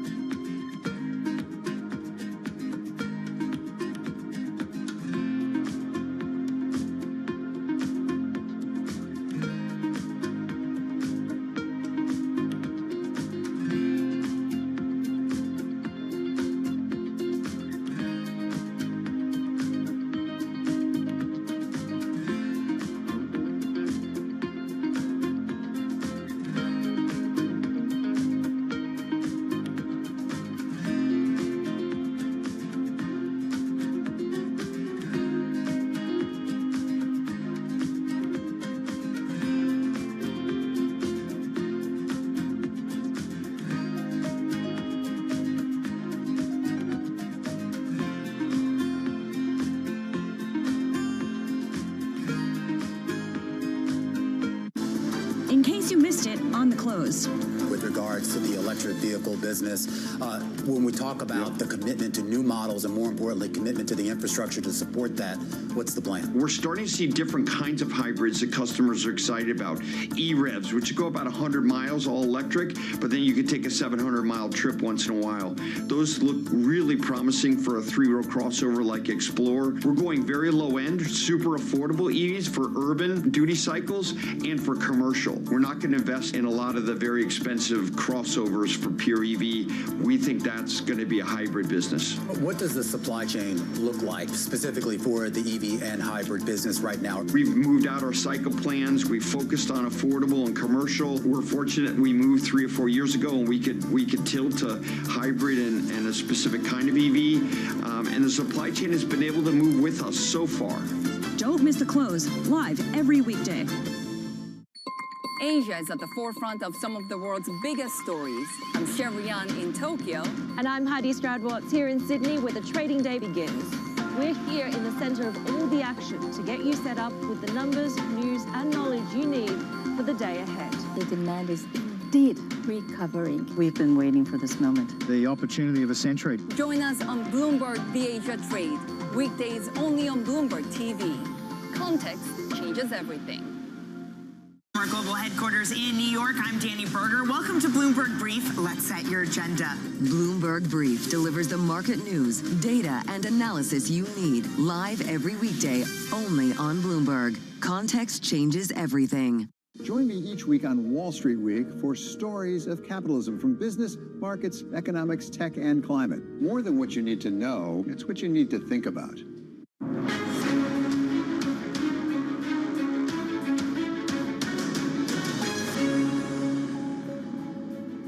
Good morning, everyone, and welcome to The Pulse. I'm Francine Lacqua here in London, and these are your top stories. Not done yet. Donald Trump vows to ramp up tariffs on India over its Russian oil purchases, a move that New Delhi slams as unjustified.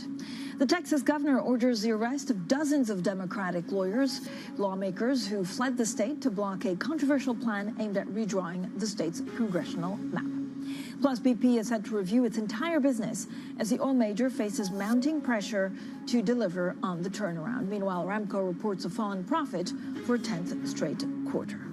Now back to our top story. In India is under the spotlight after Donald Trump said he would be substantially raising the levies on Indian exports to the U.S. due to India's purchases of Russian oil. Now, New Delhi has responded by calling the tariffs unjustified and unreasonable. Well, joining us now is Rebecca Harding, Chief Executive of the Center for Economic Security. Rebecca, thank you so much for joining us. I mean, you know, Modi was an ally of President Trump. What do these kind of tariffs tell us about the intent of what Donald Trump is trying to do? So tariffs for Donald Trump have always been two things. They've been about national security, to close the budget deficit, which he's declared an emergency, a national emergency, and then they've also been political. So that, and I think what we're seeing at the moment is this political element of tariffs in just about every single deal that's gone through over the last couple of weeks, since, you know, in the wake of the deadline coming up of the 2nd of August. What we've seen is all of those deals having a political element to them. So it really does tell you what we thought was going to happen before President Trump was elected. We thought he would use tariffs as a negotiating tool, use it as a means for coercing the rest of the world into this way of thinking, and that's exactly what's happening. So give us a sense, actually, of what this negotiating tool leads to. So what does Donald Trump need from India? Is it security or is it something else? Is it actually really pressure on Russia because he wants Russia to stop in the attack with Ukraine? So what he looks at is, number one, is there a tariff? Is it, what can he do with tariffs? And what he can do with tariffs at the moment, and what he's using a lot at the moment, is secondary tariffs.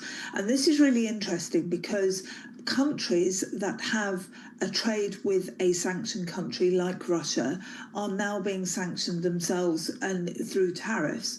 So what he's trying to do is squeeze Russia a little bit more into some kind of submission, because India has been an incredibly important route for Russia to export its oil. Now, one of the interesting things would be if he then decided to use the Middle East, of course, as one of the routes, because the Middle East has also been very important in taking Russian oil as well. But what he's trying to do here is put the pressure on President Putin, but it's outside of all of the other negotiations that are going on with India. So you will see within these deals that are done, deep in the weeds of them are political things that he is trying to achieve as well, and it's that's making everyone say these are just handshakes. They're not actually something that is signed, sealed, and delivered on economic grounds, because economic deals take ages to form. These are political ones. But Rebecca, give me a sense of when you think these deals are sealed. I mean, it feels like, there's been postponing. If you're a CEO, a global CEO, or even a country need to make a decision on tariffs, is this going to be an ongoing negotiation for the next 3 to 4 years? It's unlikely that Donald Trump and his administration will take their foot off the gas in this sense. And that's one of the reasons why you're seeing this sort of sentiment out there that things might be okay at the moment, but nobody's really quite sure about what might happen in the future. So you're seeing a lot of companies saying, well, our profitability is down, it is being squeezed, the impacts of tariffs is, Ford came out last week and said it's going to be $2 billion on our profitability. What's happened with trade over the last 6 months is actually a lot of trade has happened ahead of Liberation Day and then Liberation Day 2.0. So there's been a lot of activity, a lot of economic activity to try and stockpile in the United States to circumvent these problems, but you've also seen a lot of deals being done, and tariffs and trade also being diverted through other countries. So what President Trump and his administration is now doing is saying, right, we'll use secondary sanctions to stop that trade diversion, because that's undermining the power of tariffs. Rebecca, talk to me about the EU-US deal. Again, there's been a lot of outcry from many parts in Europe saying that actually the Commission didn't fight hard enough, that the US got what he wanted. I know there's a bit of an outcry because President von der Leyen actually even went to Scotland to meet with the president. But again, is it just because Europe needs the US in terms of security that they agreed to the deal? So again, before President Trump was elected, there was a lot of talk around NATO and the EU having this 5% of GDP on defence spending. And President Trump's administration was always very clear that it was going to use tariffs to achieve that. It's achieved that. And what it's also done is it said, fine, we'll provide a security umbrella to you. Absolutely happy to do that, but you've got to buy our defence equipment. In other words, you've got to pay for it. So what's happened with all of this is that the EU has gone, if we engage in a scrap, so if we use our anti-coercion tools, for example, or any retaliation that was on the table before President von der Leyen went to Scotland, actually it would have created a trade war, it would have created retaliation, and the EU, the politics in the EU are so fragile that actually at the moment having a trade war and threatening economic growth would have been very worrying for them. So it's kind of avoiding conflict at the moment and accepting that even though Europe is there in terms of spending money on defence, it's going to take a while for supply chains to adjust. Yeah, what can Switzerland do now actually to try and lower these tariffs? It's very hard to see what Switzerland can do, because Switzerland is actually a country that spends a lot of money in the United States. It's the largest investor in the United States in Europe. So it's hard to see what it can do. And gold and pharmaceuticals are going to be uncompetitive at the moment because they've got this higher tariff posed on them. So, I mean, they are talking about it at the moment, but it's going to be something around reducing the tariffs that are imposed on the US when the US is exporting to Switzerland. That's the only language that the Trump administration understands. So this is all about I export more, you export less, I win, you lose, and that's how the negotiating is going on. We just have to get used to the fact that this is now a very transactional relationship, and Switzerland is astonished by that because it never thought it was going to be involved in those sorts of political things. So it's just a trading nation, right? Yeah. Oh, Rebecca, thank you so much. You're right. They're a little bit surprised from what I can find out speaking to the people in charge. Rebecca Harding there, Chief Executive of the Center for Economic Security. Now, German auto chip maker Infineon is expecting flat sales in the current fiscal quarter. This comes as uncertainties about tariffs, of course, continue to weigh on revenue. Now, the Chief Financial Officer, Sven Schneider, spoke to Bloomberg's Oliver Crook about AI demand and the potential impact of tariffs. I would say from today's perspective, the indirect tariff guesstimate for this fiscal quarter is probably less pronounced than we thought last quarter. On the other hand, we are faced with more and more negative currency headwinds from the weakening dollar, which offsets to a certain extent.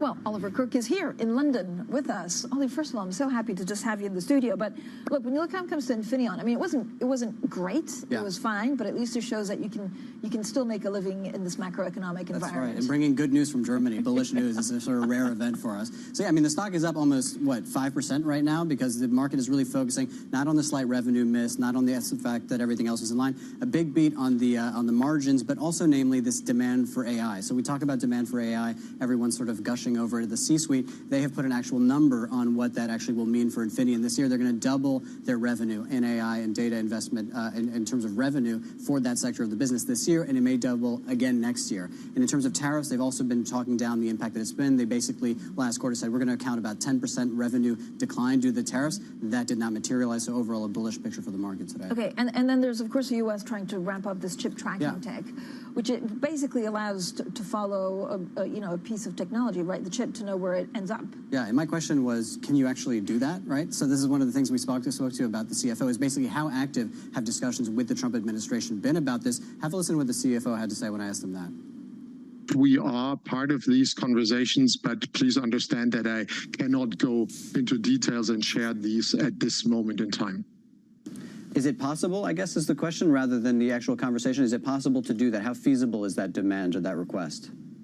I think it's always possible to do something. The question is how long will a certain advantage last and how quickly will others then cope with these technologies or have countermeasures in place. I think that's still out for discussion.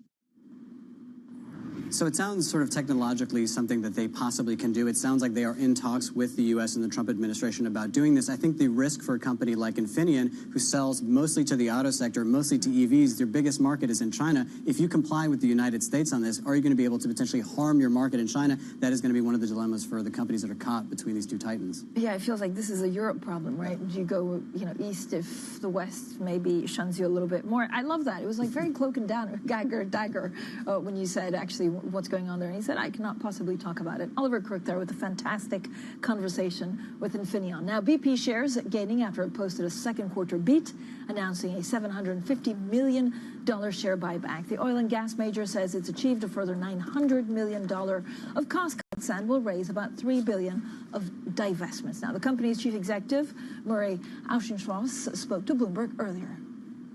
Demand remains pretty robust, if I'm honest, despite all the headlines. 1% growth in demand over the past 20 years or so. 2025 looks like 1% demand growth. 2026 looks like 1% demand growth to us from different sectors, from petchems in 26, but demand growth continues to be strong for the product. I butchered his name, Auchincloss. Now let's get more with James Heron, our senior editor for Energy and Commodities here in London. James, so good to speak to you. Look, BP is actually not bad at all, but what was most interesting is also the kind of them updating us on the progress on the strategy. Yes. So the big announcement they gave today was the new chairman, who's just been hired in, following pressure from the activist investor Elliott, is going to do another review of the business. It's a little bit curious because the CEO, Auchincloss, did the similar thing in his first year on the job, which resulted in the strategy reset. So it's not really clear how much further they're going to go. But certainly in the earnings today, we saw a positive reaction. We saw numbers moving in the right direction, good cash flow number, earnings beat estimates.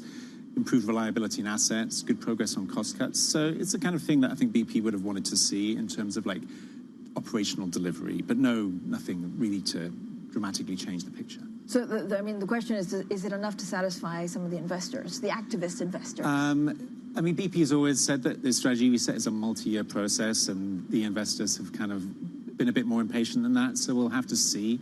Obviously, the wider environment has changed a bit, especially with Shell kind of killing any speculation they would take over BP. So operational delivery might be all there is for now, at least, until something else comes along. James, we also had Aramco earnings, and actually, again, they're having a tough time.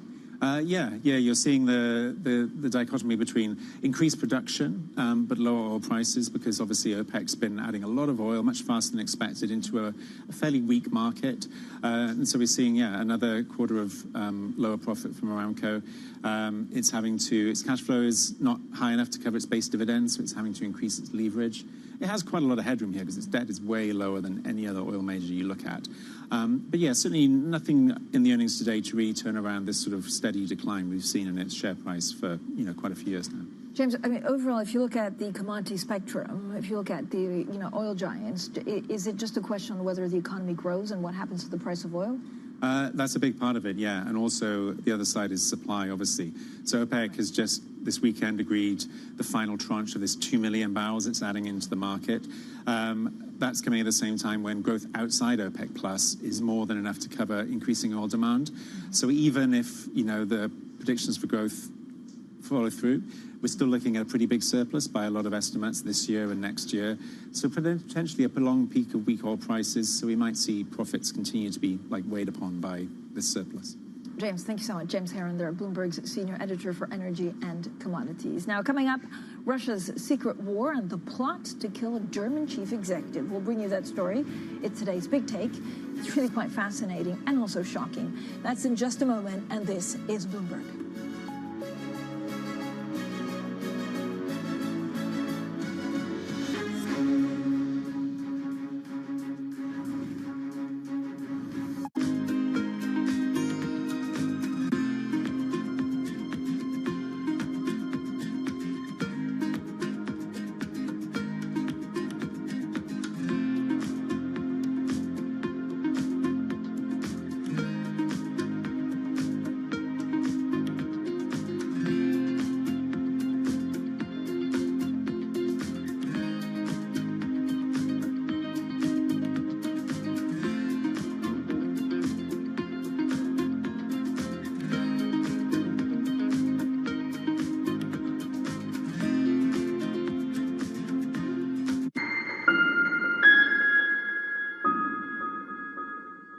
It's the world's second largest economy with a growing influence in global affairs. Bloomberg The China Show brings you the unmatched expertise you need to keep track of breaking news, in-depth market analysis, and the most influential newsmakers in and around China. We need to do more to engage the market more. We're risk on. I think we caught a little sweet spot. Massive savings right now. It's already a different game. Bloomberg The China Show.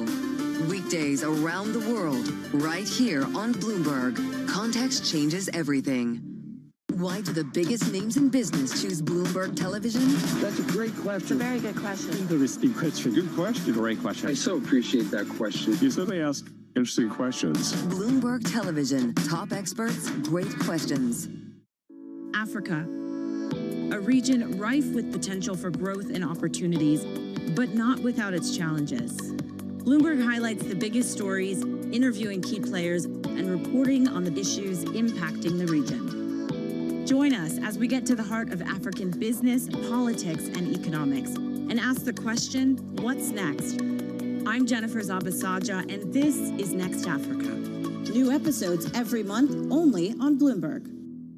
Bank of England rate cut is back on the cards this month after a pause in June in a divided vote. And markets will be listening to Governor Andrew Bailey for clues on the path ahead as the UK economy cools and uncertainty lingers. Interest rates are not on autopilot. They cannot be. Tune into Bloomberg for live coverage of the BOE decision and press conference. It all starts Thursday at 12:30 p.m. on Bloomberg. Context changes everything.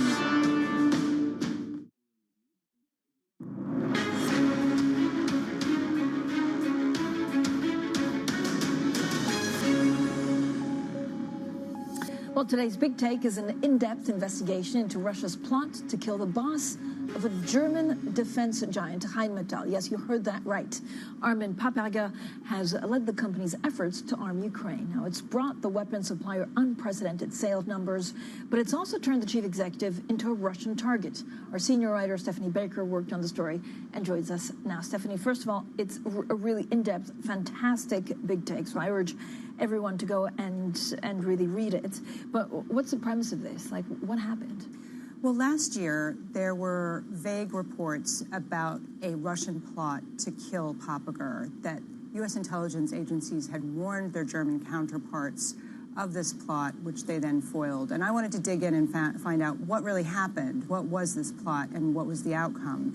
And I discovered that actually German authorities had investigated very briefly this plot, but dropped their probe due to a lack of what they called concrete leads. And that surprised several people familiar with the situation, who said that actually the U.S. had passed on very extensive details about this plot, including individuals and intent, and that a few of the individuals that they've been tracking were actually still at large in Germany as late as the end of last year.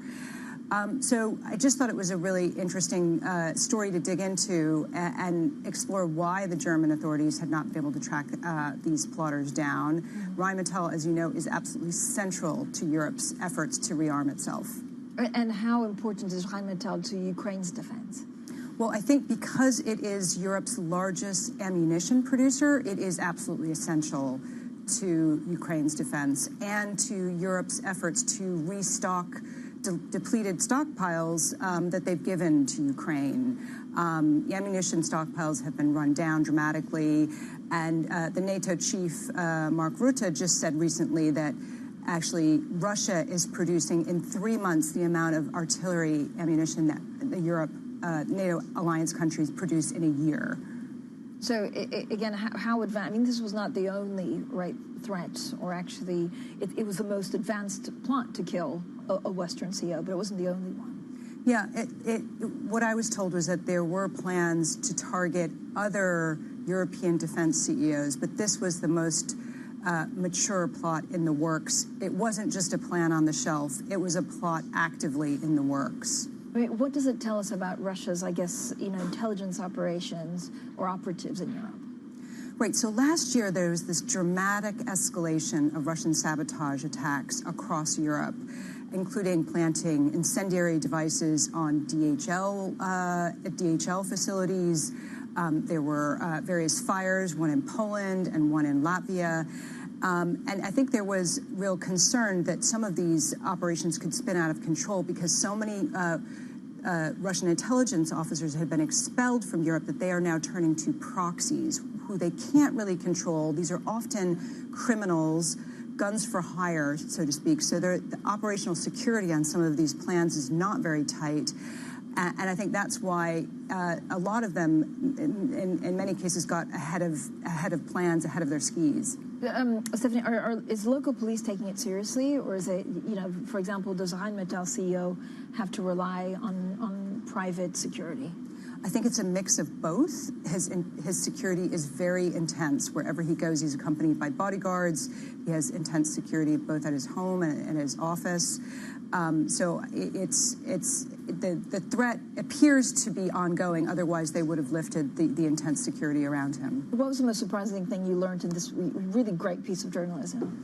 Well, the really interesting thing is I think that Germany remains one of the softest targets in Europe for Russian sabotage attacks, partly due to historical reasons. They have strict limits on surveillance and a strict separation between law enforcement and intelligence for historical reasons as a result of Nazi Germany. And I think that makes it hard for them to track down some of these plots because they can't use as easily intelligence and law enforcement working together as, say, the U.S. might be able to. Also, Germany has a large Russian diaspora that is proving to be fertile ground for Russian intelligence operatives to tap into. And I think surprised me how open Germany is to some of these Russian sabotage attacks. Stephanie, thank you so much. Stephanie Baker there with our senior writer with this great story that everyone should go read. on the Bloomberg terminal or also on our website. Now on to tech, and Tesla has approved an interim stock award worth about $30 billion for the chief executive, Elon Musk, to keep his attention on the automaker. Now it includes 96 million shares that will vest if Musk continues to serve in the top post for another 2 years. The massive payout comes as a legal fight over a 2018 pay package drags on. Tesla's board calls the award a first step, good faith payment. And the White House's head of science and technology has told Bloomberg that the U.S. is looking at fitting chips with better location tracking. It's part of a broader plan to curtail smuggling and maintain American technological dominance. Now let's bring in Peter Elstrom, our executive editor for Global Technology. Peter, thanks so much for joining us. I mean, this is fascinating because I was thinking, is it the NVIDIA chips that someone got hold of, or do we know what they actually want to stop and target?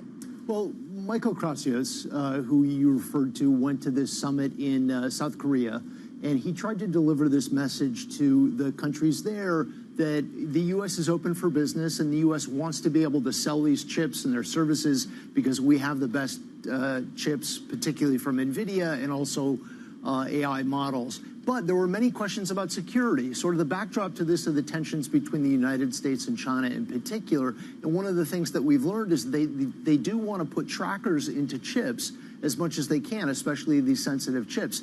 And Kratsios said, this is part of our AI action plan. We want to be able to export these chips, but we also want to know where they're going. There's been quite a bit of smuggling of these chips into different countries, including China. And one of the concerns for the U.S. is that if they do have restrictions on some of the highest end chips from NVIDIA, can they figure out whether they're going into China or not? And there's a policy debate right now. NVIDIA says essentially it's not a problem. There are not very many of them. You can't pack them into your suitcase, for example. But the U.S. government is convinced there is an issue there, and they want to do better at constraining that. And do we have the technology? Is it blockchain? Well, that's what they're working on. That's what they're working on right now, and they are having discussions with some of the key chip companies, including NVIDIA and AMD at this point. But it's not in the technology right now. NVIDIA came out very clearly and publicly said they don't have this. They were summoned by Beijing officials to come into the offices and discuss this idea that maybe the chips that NVIDIA is selling into China could be tracked or shut down for that matter. And NVIDIA said they do not have that technology in the chips right now. Peter, talk to me about Palantir. I mean, it was on fire because AI is changing everything. Right, right. Well, they're answering one of the big questions. So we have all this investment going into AI infrastructure, into data centers, into chips.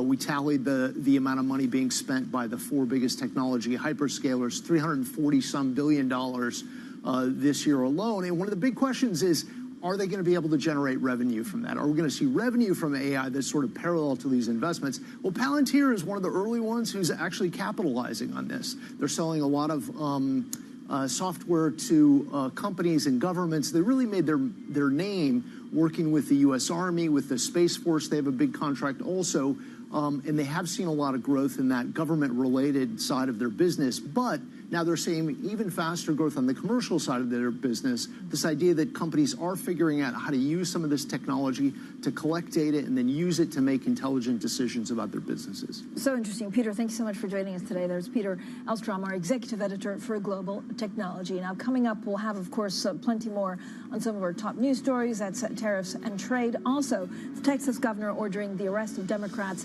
who left the state. The focus firmly on earnings. Look, I counted about 15 European companies that came out with earnings today. I know there's plenty more tomorrow and the day after. The focus this week is definitely stock extending some of the rebound on earnings, but also bets of a rate cut in the U.S. and elsewhere. Up next, Bloomberg Brief, and this is Bloomberg.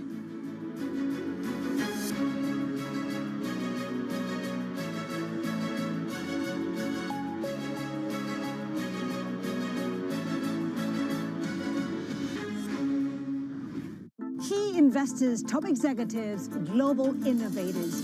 Join me for in-depth conversations with the biggest newsmakers on the day's top stories. Insight with Haslinda Onen, only on Bloomberg. I think people are paying attention now to what we're doing in a way that wasn't happening 5 years ago. I think the convergence, not just of the hardware investments, but the AI investments in particular, have been the real watershed for us in helping people understand why we've always believed having these devices be wearable and having sensors and having context in the world around you has been so important. And it's like, oh yeah, of course, now that you realize there's going to be a potentially super intelligent assistant that's operating there, you want it to have, for free, all the context on what you've heard, what you've seen, what you're doing, so it can help you the most out as you go about your day and try to accomplish what you're trying to accomplish. So we feel a lot of vindication on that. I think the question is, yeah, will it be us? Will it be a competitor? That depends on our execution and their execution. I have a lot of confidence that the paradigm that we're in right now, which has been stable for a long time, right? The phone that you all have in your pockets now is roughly the same as the phone you had in your pocket 4 or 5 years ago. There's not really a lot of new innovation happening at that scale. There is a lot of things. The phone is the greatest consumer electronic device ever built, and yet there's also a lot of things that we wish it could do better or different. And I think with AI and integrated context with the world around us, that becomes more and more obvious. So I'm very confident that the paradigm will shift in that time frame. And you all know the saying, we get a lot less done in 1 year than we think and a lot more done in a decade. That really is going to be true, I think, when it comes to these shifts. Technology is embedded in every aspect of our lives. And laying the foundation for the future. From finance to defense, AI to entertainment. And from the road to the stars. Bloomberg brings you the latest stories of the people and companies pushing the tech sector to new frontiers. And the politics that shape global tech markets. I'm Caroline Hyde in New York. And I'm Ed Ludlow in San Francisco. Watch Bloomberg Tech every weekday. Only on Bloomberg Television. At a time when policy in Washington is driving Wall Street, we draw a distinction between the rhetoric and the action, bringing you market-moving guests and original reporting. This is Bloomberg Surveillance.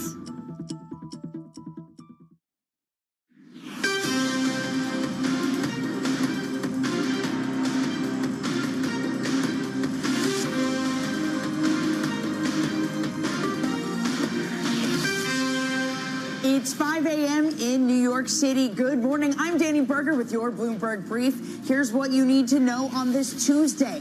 Rally on. Stocks extend their rebound after the biggest advance since May. Strong earnings fueled those gains. Palantir sales boosted by an astonishing AI impact. And President Trump vows for a substantial tariff increase on Indian exports to the U.S. Well, the rally continues on for a second day. Erase from your memory the drama of Friday, because now we are less than 1% away from all-time highs yet again. So this morning, a little bit stronger, up 0.1%. NASDAQ outperforms thanks to some Palantir earnings. Valerie will get to that in just a moment. Russell 2000 also doing strongly. Now for this bond market, a huge rally on Friday, another rally on Monday. It eases a little bit on this Tuesday. We're up by at least 2 basis points on your 2- and 10-year yield. Your 30-year yield up just under 2 basis points. We're now pricing in 90% odds that we will get a cut in September. Mary Daly, speaking to Reuters, a non-voting member, but does say that we could see it appropriate to have more than 2 cuts this year. Let's get to those stocks, though, on the move, including Palantir this morning. With that is Valerie. Hey, Val. Hey, Danny, good morning. Yeah, let's start right there with Palantir. This is the software company that's leveraged to the defense space, come out with some great earnings with a revenue up 48% from the previous quarter. And Palantir, those stocks are rising around 5%. They also raised their guidance, Danny, with the company saying that the astonishing impact of AI is really giving a boost to its bottom line. Now, this company, the CEO saying they want to be the software company of the future, and investors seem to like what they heard in those results. Palantir powering that stock rally further.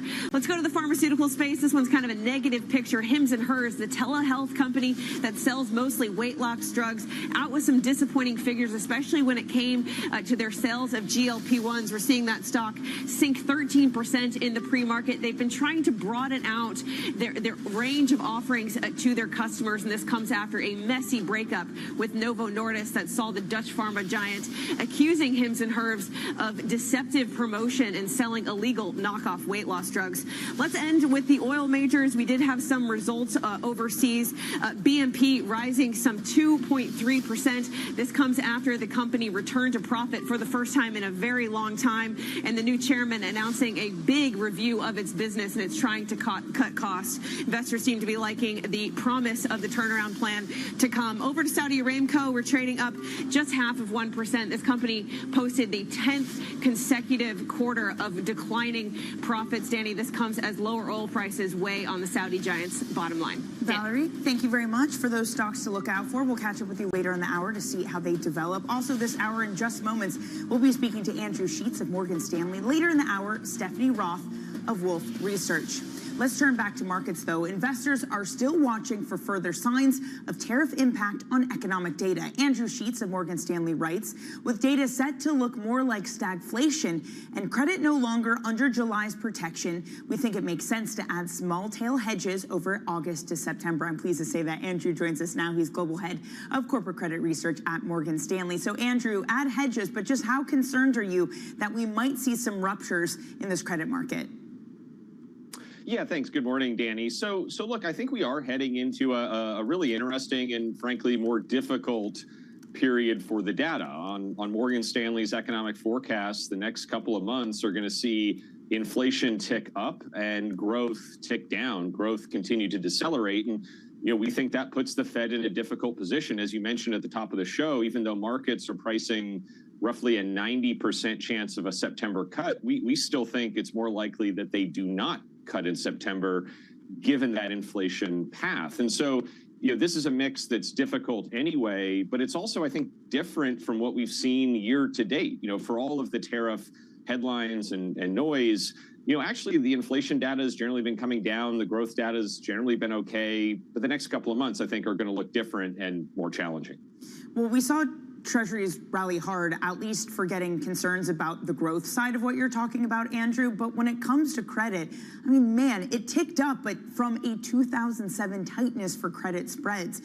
That feels more like a technicality. What do you make so far of a continued resilience in the market and for risk broadly? Yeah, so credit has a lot of things going for it. You have still quite good corporate fundamentals. You could argue that the ratings trajectory of the corporate market in the U.S. or Europe is on a better trajectory than the sovereign markets, than the government markets. Corporates are issuing less on a relative basis than governments are. That's good news. And these yield levels, which are, historically elevated in the U.S. versus the last 20 years, historically elevated in Europe versus the last 20 years, these are what's driving demand. It's people buying the bonds for the yield, not the spread. So I think those are all fair points and reasons the market has been resilient. July is also historically just a phenomenal month for credit returns. It's the best month of any month for investment grade and high yield. But I think as we go forward, you are looking at spreads that are pricing in a lot of good news. You're looking at a different mix of economic data that we have not yet kind of had to go through. And as you mentioned, yields declining. I mean, in small amounts, that's okay. But if yields keep declining on, say, a weaker job number, the type of job number that could get the Fed to cut, in our view, well, that could be worse for credit demand, which has been so yield focused. Andrew, what about some of the individual sectors? Because at least this earnings season, we have learned that tech looks very strong, the banks look very strong. But I'm just looking at what we got from consumer discretionary so far. Of those that have reported, about 50% of discretionary and staples have seen falling profits. In those types of sectors, Andrew, are you expecting more stress as potentially the consumer feels more of that inflationary impact if it is coming later this year? Well, Danny, I think that's such an important point because this is a market of many. You have real diverse and dispersed performance under the hood, and that's true in the equity market, and that's true in the credit market as well. And I think importantly, while financials are a big part of the credit market, technology is not. Technology is a very small sector in U.S., European, Asia credit. And so that sector's strong performance, its secular performance as AI continues to be built out, it's not much of a help in terms of relative credit performance. If anything, it might mean more issuance into our market. And then you mentioned the consumers, and yes, you have seen kind of more mixed results in the second quarter, but it's actually next quarter, the third quarter, where we think that performance looks even more challenging, because it's in the third quarter where we think the tariff impact is going to be fully loaded. It's in the third quarter where these companies have generally already sold out of their pre-tariff inventory. They're not going to have as much of that low-cost inventory, and so they either need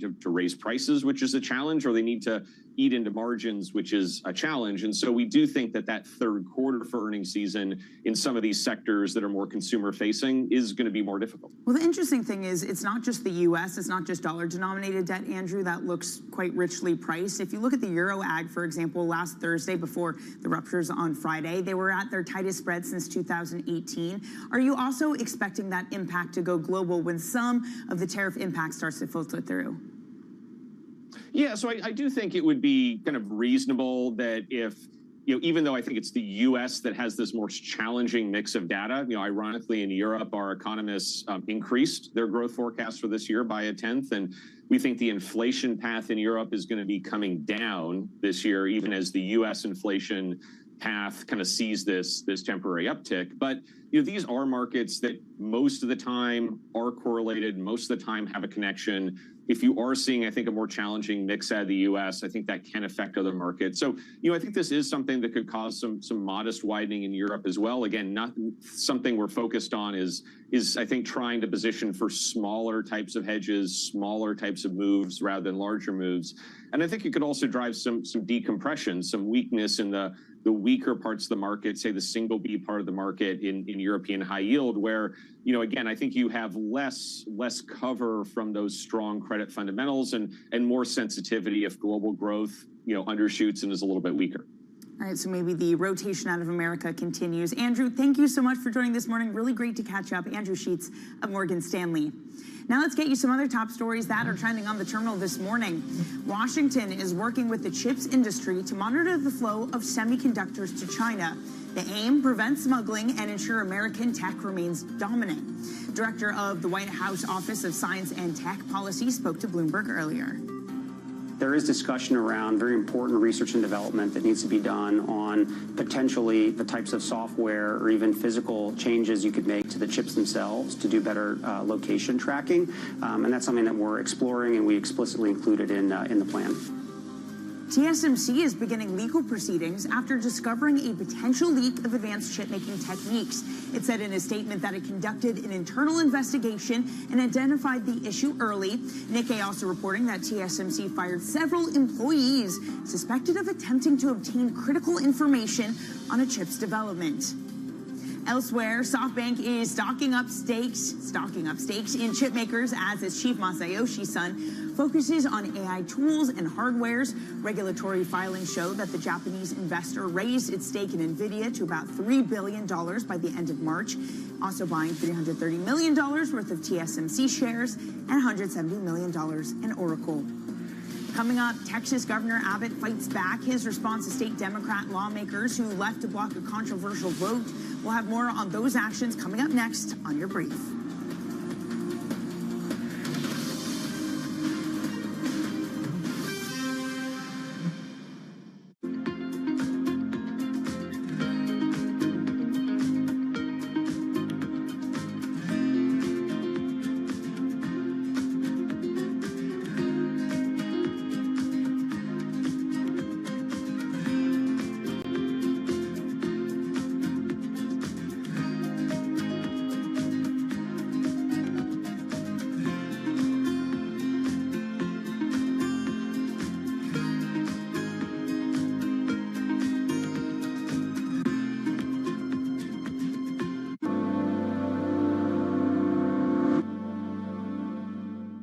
Okay, ready? David, what initially sparked your interest in this topic of longevity?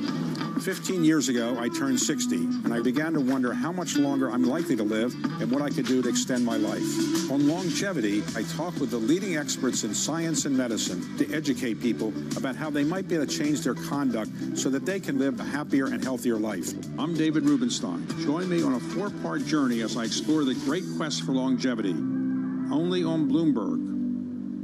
Why do the biggest names in business choose Bloomberg Television? That's a great question. It's a very good question. Interesting question. Good question. Great question. I so appreciate that question. You certainly ask interesting questions. Bloomberg Television. Top experts, great questions. Bloomberg loves earnings. I know it's like your Super Bowl, right? I can't wait. It's like opening presents in the morning. All right, it will be exciting. Nobody covers earnings like Bloomberg.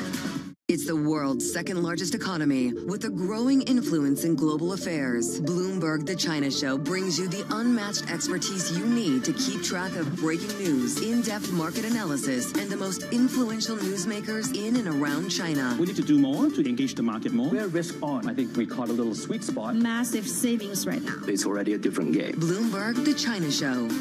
Weekdays around the world, right here on Bloomberg. Context changes everything.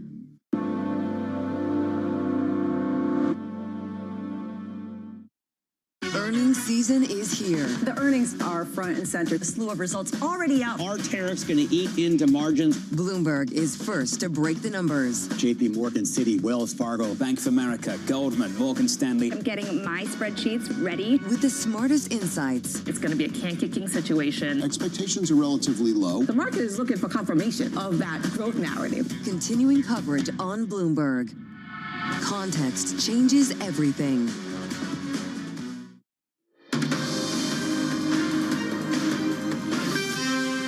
The tool they're using is a racist, gerrymandered map. A map that seeks to use racial lines to divide hard-working communities who have spent decades building up their power and strengthening their voices. And Governor Abbott is doing this in submission to Donald Trump. To those who are absent, return now. Show the courage to face the issues you were elected to solve. Come back and fulfill your duty, because this House will not sit quietly while you obstruct the work of the people. The people of Texas are watching, and so is the nation. And if you choose to continue down this road, you should know there will be consequences. Texas Governor Greg Abbott has ordered the arrest of Democratic lawmakers who left the state to block the vote for a new redistricting plan, writing in a statement, quote, Texas House Democrats abandoned their duty to Texans. I ordered the Texas Department of Public Safety to locate, arrest, and return to the House chamber any member who has abandoned their duty to Texans. Joining us now is Bloomberg's Suzanne Lynch. Suzanne, I don't even understand how you can arrest someone for just leaving the state, but what exactly is at stake here? Yes, as we've heard, the governor of Texas has issued these civil arrest warrants, effectively accusing Democratic lawmakers who were elected to the state legislature in Texas of abandoning their elected office and absconding. Now, legal experts doubt that these civil arrest warrants are enforceable beyond state lines. So they may, for example, face fines at some point. But look, this definitely ups the ante, and I think it's part of a shift in political focus now ahead of next year's midterm elections. These are the big elections on the horizon for Donald Trump, for the Republican Party, where the public at large and voters in places like Texas will give their verdict on the Trump presidency and Republican control of House of Congress in Washington. And this issue around Texas and representation had been going on some time. Donald Trump himself had urged Texas to implement this redistricting, which Democrats are branding as gerrymandering, in order to bolster Republican control of that state, and in particular try and get control of 5 seats in the Texas legislature. And that would certainly make a difference for midterms. Suzanne, elsewhere in Washington, D.C., the Wall Street Journal has this report that the White House is prepping an order that would punish banks who discriminate against conservatives. It harkens back to 2023 in the UK when Nigel Farage was debanked. Not really an American issue typically, Suzanne. What does the reporting suggest? Yes, the Wall Street Journal is not naming specific banks here, but they're saying that as soon as this week, although plans could change, we could have an order from the U.S. administration directing banks not to essentially drop or change terms and conditions for customers based on their political beliefs. As you say that, there is a precedent. This was a huge story in the UK. And just last year, NatWest, the owner of that private bank, reached a settlement with Nigel Farage. He's the very high-profile leader of reform and a big advocate of Brexit and a friend of Donald Trump. He had raised issue with the bank, the small private bank, that it had dropped him because of his political beliefs. Now, this did end up in that settlement, A, but B, the resignation of the chief executive of NatWest. And that was quite an unusual development here in Europe. It now looks like something similar could be brewing in the United States. As we say, no specific bank mentioned, although there have been reports lately of a specific case involving Bank of America and a group that was had activity in Uganda. But as we say, action could be coming on this, but again, a kind of an interesting politicization of banking customer, that relationship between customer and bank that this article is suggesting. Yeah, I was going to say, Suzanne, 2005, the start of this year at Davos, Trump had that awkward moment with Brian Moynihan of Bank of America where he said, start opening up your bank to conservatives, to your point, so maybe they're under the microscope. Suzanne, thank you very much for that. We'll catch up with you later in the hour. Bloomberg's Suzanne Lynch. Now, meanwhile, President Trump said that he would be substantially raising the tariff on Indian exports to the U.S. over India's purchases of Russian oil. India's Ministry of External Affairs says the nation will take all necessary measures, adding that, quote, the targeting of India is unjustified and unreasonable. Joining us now is Bloomberg's Brendan Murray, who leads our global trade coverage. Brendan, it's interesting because it seems most nations have been caving to Donald Trump. It seems that, like, what's playing out in India is different this time. Yeah, definitely. This is a real showdown between two leaders who just a couple months ago would have expressed admiration for each other. But now they've been through these trade negotiations for the past 2 or 3 months. If you remember, President Trump said that India was at the front of the pack. They were going to get a deal, even though India has a reputation for being very difficult to negotiate trade agreements with. President Trump gave them good odds of getting one. But here we are, less than 48 hours away from the deadline when these new tariffs kick in, and the two sides couldn't be farther apart. It is, as you say, a few days, 2 to be exact, until tariffs kick in. Brendan, what's happening with Switzerland? Because there seems to be a desire from the Swiss side to negotiate tariffs after getting a 39% tariff rate, much higher than it was on the reciprocal tariff day, on Liberation Day, rather. Yeah, exactly. Switzerland's another one to watch really closely here over the next day or two to see if they can come back to the White House with some sort of offer that will turn Donald Trump's mind around. We've reported there was a difficult phone call late last week. Trump said no deal. Turned the Swiss away and said, come up with a better one. In the meantime, the clock is ticking on these tariffs, these 39% tariffs. They're going to really hit the Swiss economy hard and damage the relationship. So we'll see if the Swiss officials can come up with something that they can announce, that they can agree to, that will change Trump's mind. But at the moment, they don't have much time left, and the differences seem pretty broad, too broad to close over the next day or two. Well, it's India, it's Switzerland, it's Canada. It's probably other nations too, Brendan. How much does the White House seem willing to negotiate at this point? Or how much are they communicating that the tariff rates are the tariff rates? They're pretty much saying we're in implementation phase. The customs agency released a notice late last night. Companies in the U.S. that have to pay these tariffs are waking up this morning, reading through 1,500 words of new directives from the customs agency about how they can apply these country-by-country tariffs and product-by-product tariffs. So it's a bit of a bureaucratic mess that companies are having to scramble to try to understand. There's all sorts of definitions in there that still aren't clear. So when these tariffs kick in, you can expect some disruption as companies try to figure out what their new costs are to import goods from overseas. 12:01 a.m. on Thursday, New York time. That's when they kick in. The White House has confirmed. Brendan, thank you so much for your coverage. Bloomberg's Brendan Murray. Coming up, Defense Secretary Pete Hegseth's top aide versus a White House senior liaison. That story and what else is in the front pages and making headlines across papers this morning. That's coming up next.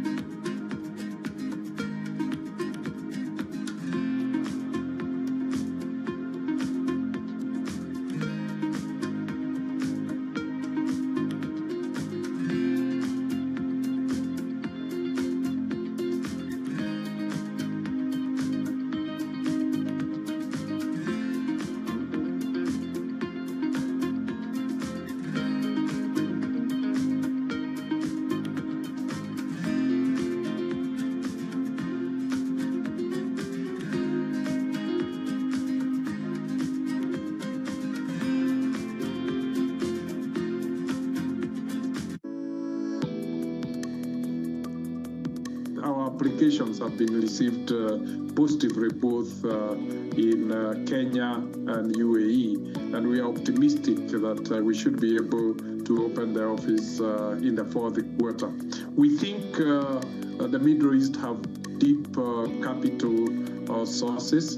It has strong logistics for trade, and it is a strong center for investment. And we are seeing increasingly the global GDP is increasingly becoming overweight in Asia and Middle East. So that linkage with the middle income segments growing in India and China, they will provide a very strong market.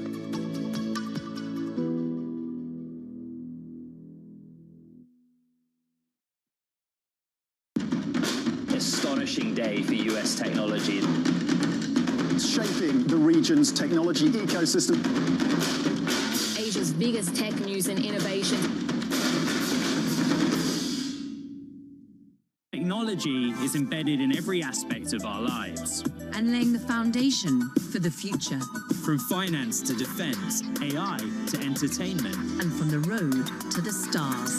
Bloomberg brings you the latest stories of the people and companies pushing the tech sector to new frontiers. And the politics that shape global tech markets. I'm Caroline Hyde in New York. And I'm Ed Ludlow in San Francisco.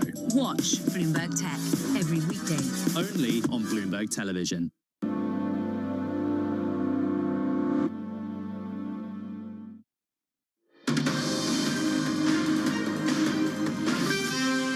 You're watching Bloomberg Brief. I'm Danny Berger in New York. Let's take a look at what the front pages have this morning. The top publications. First up, the Wall Street Journal. They are leading with an exclusive on how the White House is looking to issue an executive order that would punish banks which discriminate against conservatives and crypto companies. Lenders found in violation may face fines.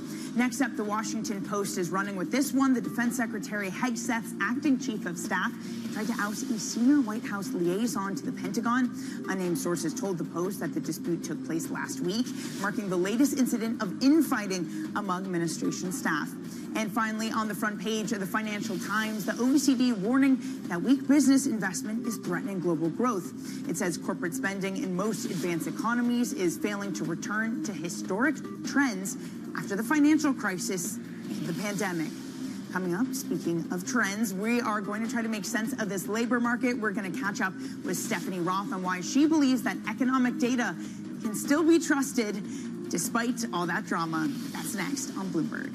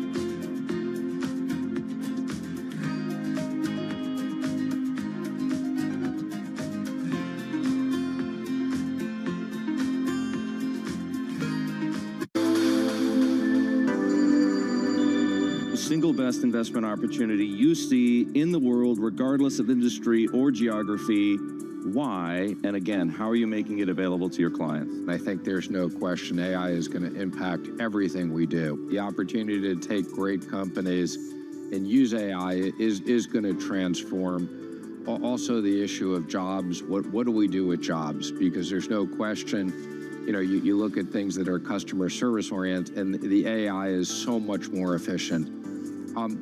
As we look at across all these different opportunities, what we really like is data centers in the U.S. And, the one thing that we know is that AI is just going to create this enormous demand for data and this even growing opportunity for cloud computing. So for us, owning data centers for 20, 30, 50 years, we're going to have a limitation on power in the U.S.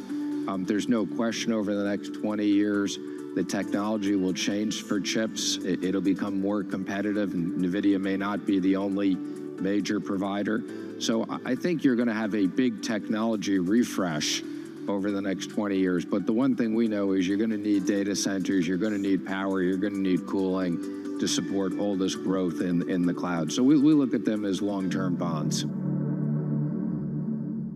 From the world of politics to the world of business, Joe Matthew and Kaylee Lines deliver news, insight, and analysis live 2 times a day, every trading day. Balance of Power at 1 and 5 Eastern, only on Bloomberg.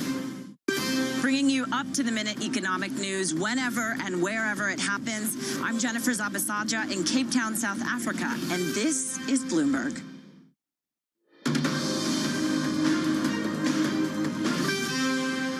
It's 5:30 a.m. in New York City. Good morning. I'm Danny Berger with your Bloomberg Brief. Here's what you need to know. Rally on. Stocks expend their rebound after the biggest advance since May. Strong earnings fuel those gains. Palantir sales boosted by an astonishing AI impact. And President Trump vows for a substantial tariff increase on Indian exports to the U.S. So we stabilize and we bounce back, reversing major losses as this market prices in more Fed cuts. Tech led the way yesterday. It slightly does so again today after strong earnings from Palantir. We are back to under 1% away from all-time highs. Now for this bond market, it's been 2 days of a rally after a stunning front-end rally on Friday. But we are up by about 2.5 basis points for your 2-year yield, 10-year yield up by more than 1 basis point at 421 flat. It is now a market that's pricing in 90% odds that we get a cut in September. Let's look at some of the stocks moving underneath the hood. With that is Valerie Teitel. Hey, Val. Good morning, Danny. Let's start with Palantir, because who cares about weak payrolls when you have the AI trade rolling on? Palantir showing a 48% rise in its sales, with the company saying that AI is having an astonishing impact on its bottom line. Pre-market, it's up 5.3%. The CEO saying in the call after earnings yesterday that they want to be the software company for the future. It seems like investors like what they hear on that noise. Let's keep in the AI space and go on to some licensing pack news. We have news news that AMD, the chip maker AMD, is entering a licensing agreement with Arteris. We're seeing those shares of Arteris jump nearly 60%. Arteris is a provider of semiconductor system IP for accelerating system-on-chip creation. That sounds pretty cool, Danny. I think I know why AMD wanted to lap it up. Let's move on to the pharmaceutical space. We Hims and Hers. This is the telehealth company that sells mostly weight loss drugs, falling some 12% in pre-market trade after its sales of those GLP-1s came in quite weak. And this is despite the company trying to broaden out its offerings to its customers, and comes after basically the big falling out with Novo Nordisk over their agreement in terms of the Dutch company calling them in some way telling their customers or misleading their customers on selling GLP-1s. Danny. Valerie, thank you very much for that. Now, elsewhere, San Francisco Fed President Mary Daly said that the central bank may need to do more than 2 rate cuts, telling Reuters that the FOMC should be prepared to, quote, do more if the labor market looks to be entering that period of weakness, and we still haven't seen spillovers to inflation. Joining us now, I'm pleased to say, Stephanie Roth, Chief Economist at Wolfe Research. Stephanie, really great to see you. I'm glad we've had the weekend to decompress after Friday. But we were speaking on Friday right after that labor market data. I'd say you were much more measured than the kind of like collective freak out we all seem to have. Now that we've put it behind us, has your view changed on just how many cuts we're going to get this year from the Fed? Not officially. I think September is now much more of a question than we previously thought. We previously were expecting them to stay on hold. Now it's much more of a debate, and it's going to very much rely on the next couple of prints, right? Especially on the inflation front. And then on the employment front as well, we do think that there is the possibility we'll see a decent print for August and then potentially some upward revisions for June. So a lot of the reason for the downward revisions were specifically related to the June number. May was driven by the seasonal adjustment, so sort of mathematically driven because June was so much revised down. So we might actually see the sort of the mechanical reversal of that, in which case June might get revised up a little bit, in which case we might be heading into the September meeting and things look a little bit more rosy than they had been. How much of that also could just be about post-Liberation Day fallout, that we have these couple of months where hiring wasn't happened, you get some of the data in, you get some of the tariff rates in, and then you get a bounce back late in the summer? Yeah, I think that's part of it too. When you're thinking about what happened in June, we were sitting here in an environment where we had extreme tariffs on China. There was a lot of uncertainty around where the direction of travel was. And by the way, 500,000 people lost their work authorization from May to June. So it kind of made a lot of sense. We were all thinking here at the start of the summer, when are we going to see a material downshift in the labor market? And June was a period that we were quite worried about. So now the labor market kind of makes a lot more sense. And back in June, things were looking a lot more dicey. As we move throughout the course of the summer, the backdrop should look a lot better. But how much, though, is the Fed going to be pushed, not just by the politics of the moment, but now a market that's pricing in something like 90% odds? You're starting to see the language creep in. I mentioned from Mary Daly, John Williams talking about fine-tuning policy. Is this a Fed that necessarily needs to now, in more earnest, consider cutting in September because of all of that? If the meeting was tomorrow, I think it would make a lot more sense. I don't think they want to push against the 90% odds. However, this could be a long couple of weeks as we get some additional data. It's very possible that the odds will, shift down towards, 50% or less if we start to get inflation that comes in quite a bit hotter, which is our expectation. So the next couple of prints, we could start to see more impact from tariffs. And then on the services side, which has been holding down inflation in the past couple of months, that might go in the other way, specifically as it relates to travel. Stephanie, I wish that this is all we could worry about, but unfortunately, there's so much of other things going on. Among them, I don't know what order we tackle things in, but starting with Kugler and her resigning, I was speaking with Bill Dudley yesterday, who basically said, look, the institution of the Fed is strong enough. Even if you get an outright political appointment, it doesn't make a difference. It's a committee. Is that your view, too, at this point? Yes, definitely. It is a committee. Two potential nominees from Trump in the next couple months. Yeah, it's not going to swing the committee that much. We actually ran an exercise to say, okay, let's say we take these two members, we make them way more dovish than any member out there. It still doesn't change the median dot.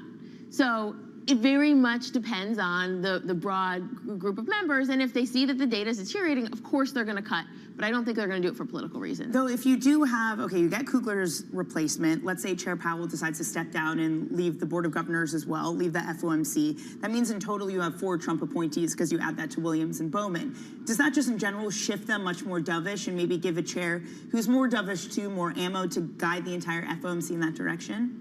Well, I think Williams is very much going to depend on the path of data. Okay. You'll have Waller and Bowman, who are currently coming out as a lot more dovish, and then you'll have the 2 next appointees. So you still have 4. So I think it could move the FOMC in a slightly more dovish direction, but we're talking 1 to 2 additional cuts than maybe would otherwise be the case. We're not going to get something like hundreds of basis points that are unwarranted. Stephanie, I would also love your very measured thoughts on the data freakout and the reliability of the data. Ray Dalio putting on X yesterday saying that the head of the BLS should have been fired, that there is an issue with the data. Is the data reliable? Is there an issue? And how concerned are you if we get a political appointment to the head of the BLS? The data reliability is not an issue for the reasons that have been put out there. Of course, there are large revisions. Part of that has to do with low response rates recently. But certainly it's not related to any sort of fraud that's happening at the institution. If we do get a political appointee to the head of the BLS, I do not expect that will change the data. It is a very well-respected, very thorough survey. There are hundreds of economists there. So I don't expect to sort of question the reliability of the data. We do have to live in an environment where, because there are such significant swings out of Washington, that is driving a lot of the revisions out of the data. That's the one reason why we have such revisions to the May and June print. It's because the payroll processors, which is what drives kind of the first print, had to have a lot of revisions to that, a lot of corrections, largely because the environment was changing so much. So it's a function of the environment and not the reliability of the data. Stephanie, this has felt like much needed therapy. Thank you so much for joining this morning. We really appreciate your time. That's Stephanie Roth of Wolfe Research. Okay, coming up, Texas Governor Abbott brings down the hammer on Democrats. His response to state lawmakers leaving to block a controversial vote. We're going to discuss that next. This is Bloomberg.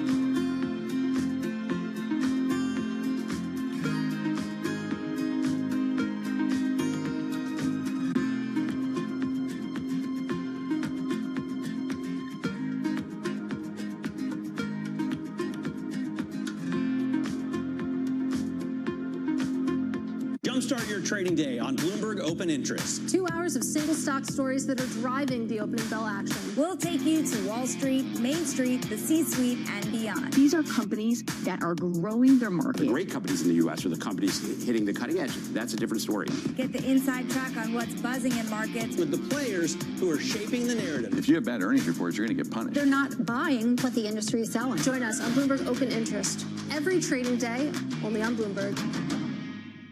As Bloomberg's global financial correspondent, I get to meet the people shaping the way money flows around the world. And I want to bring you with me. Now we're playing. Yep, now we're playing. First and foremost, I am a capitalist. The capitalist system is the best system in the world. There isn't another one that works as well. Citigroup moves $4 trillion a day. 5. Wall Street used to be a place. I love all these new Wall Streets. Y'all Street, Wall Street South. Now it's more of an idea. The optimism here is infectious. You think our New Yorkers are negative? Yes. Anything that trains people to understand probabilities and just think through things with a greater degree of nuance is a service to humanity.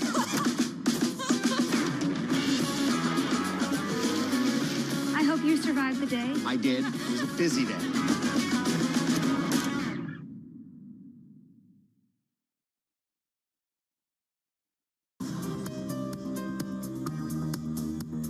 It's the countdown to the market open as we bring you the first trades across Europe. We'll debate the most important stories and what will drive the big investment decisions throughout the morning. I'm Guy Johnson. I'm Kriti Gupta. And I'm Anna Edwards. Join us every weekday morning for the opening trade, live at 7 a.m. here in London. Only on Bloomberg. Context changes everything.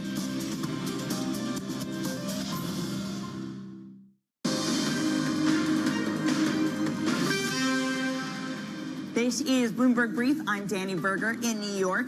So President Trump has said he would be substantially raising the tariff on India exports to the U.S. over India's purchases of Russian oil.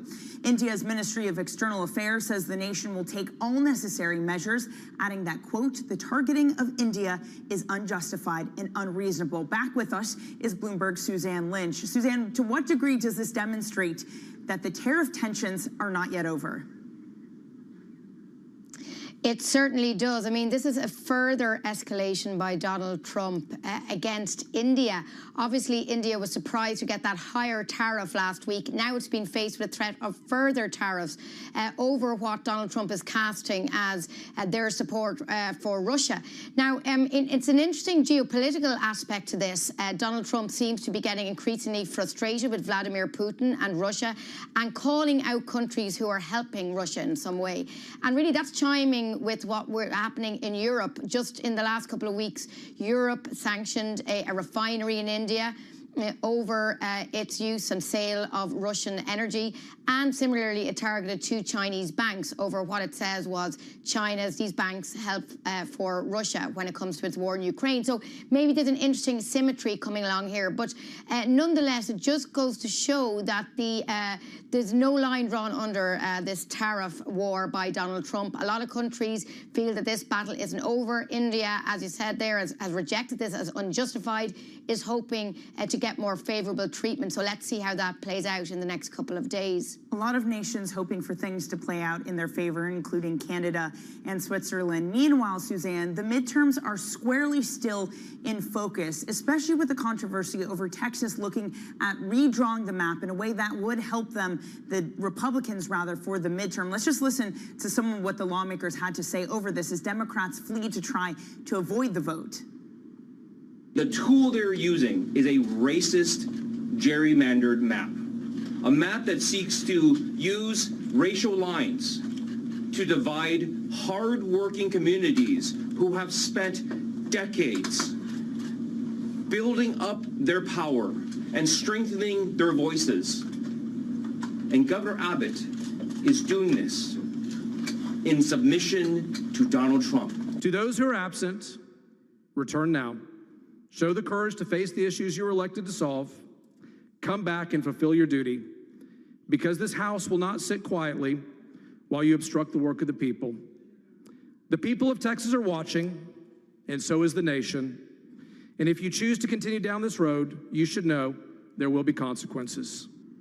And Suzanne, Governor Abbott also writing in after this, basically just saying that the Texas House Democrats have abandoned their duty. Suzanne, what are the stakes exactly here? And how does this even unfold? I'm not quite sure how Texas arrests someone for the act of just simply leaving the state. Yeah, I suppose the first thing to say is, in one sense, this is nothing new, in that both Republicans and Democrats over the last decade or more have been accused of redrawing electoral boundaries to serve their own political purposes. Now, in this specific case, Governor Abbott has recalled the state legislature in Texas, which, by the way, does not meet that often. But this is an emergency session that is due to expire on August 19th. And at issue are 5 seats that Republicans hope that they can switch from Democrat to Republican. And the way the boundaries will be drawn in some of these seats is that they will kind of conflate areas that are very strongly Democratic. So they will kind of push all those Democratic votes into one constituency rather than further out across the state. And this is a tactic, as I said, has been used for some time by both sides, very controversially. What's happened now, though, is that these Democratic lawmakers left the state, depriving the House in Texas of a quorum. Now, Governor Abbott has issued civil warrants, arrest warrants for these lawmakers. Now, a lot of legal experts saying that these don't carry weight, particularly outside the state. Let's see how this plays out. A lot of these Democratic lawmakers are very defiant. Some are saying they've made arrangements for their kids to be picked up, that they're going to stay outside Texas for the foreseeable future. We do believe that the House will reconvene later today. So let's see what the next steps are. But look, as you said there, this is all about the midterm elections. We're obviously more than a year away from those, but Donald Trump and the Republican Party have their eyes focused on these. This will be the first opportunity for the country, for voters in places like Texas, to give their verdict on the first half of Donald Trump's term as president and Republican control of both houses of Congress in Washington. So we can really see that political environment coming into focus here. Suzanne, thank you very much for those updates. That is Bloomberg's Suzanne Lynch. Now, one stock we are keeping an eye on this morning is Palantir. Shares extending gains this morning, up more than 5%. Palantir reported an eye-watering 48% surge in revenue for the second quarter to over $1 billion. CEO Alex Karp writing in a statement, quote, "This was a phenomenal quarter. We continue to see the astonishing impact of AI leverage." Joining us now for all things chip is Bloomberg's Oliver Crook. Oliver, what drove these earnings? Yeah, so listen, you look at Palantir, you look at what you got out of Infineon. What I like about both of these stocks and both of these earnings stories is that you're getting actually concrete figures in terms of what the AI impact is. For Palantir, as you said, revenue up 48%, crossing over $1 billion this quarter. They've also raised their long-term projection for the year to $4.15 billion. That's up from $3.9 billion. So that's a very concrete impact of where we're seeing it actually hit the bottom line for that company. Similarly for Infineon, despite the fact you had a slight miss on revenue, margins did a lot better than had been anticipated. And what investors are focusing on today, and the stock was up 5 or 6% a little bit earlier, is the AI impact. When I spoke to the CFO a little bit earlier, he told me that revenue for the rest of the year on the AI and data side of the business is going to double, and it may nearly double again next year. So again, getting some actual concrete numbers for the sort of euphoria around the AI trade. Yeah, and AMD, some of the other U.S. chip makers rallying in the pre-market, maybe in sympathy with Infineon. Oliver, we also have the U.S., speaking of chips, exploring location trackers for AI chips. That was according to an official speaking to Bloomberg. Oliver, this seems like a very complicated and difficult task to do. What is the administration looking at? How would this actually work? Yeah, so Danny, I actually have no idea, which is why I asked the Infineon CFO about it a little bit earlier when I spoke to him and saying, listen, has there been a conversation with the Trump administration? And are you actually physically able to do this? Have a listen to what the CFO had to say to me a little earlier today. We are part of these conversations, but please understand that I cannot go into details and share these at this moment in time. Is it possible, I guess is the question, rather than the actual conversation, is it possible to do that? How feasible is that demand or that request? I think it's always possible to do something. The question is how long will a certain advantage last and how quickly will others then cope with these technologies or have countermeasures in place. I think that's still out for discussion.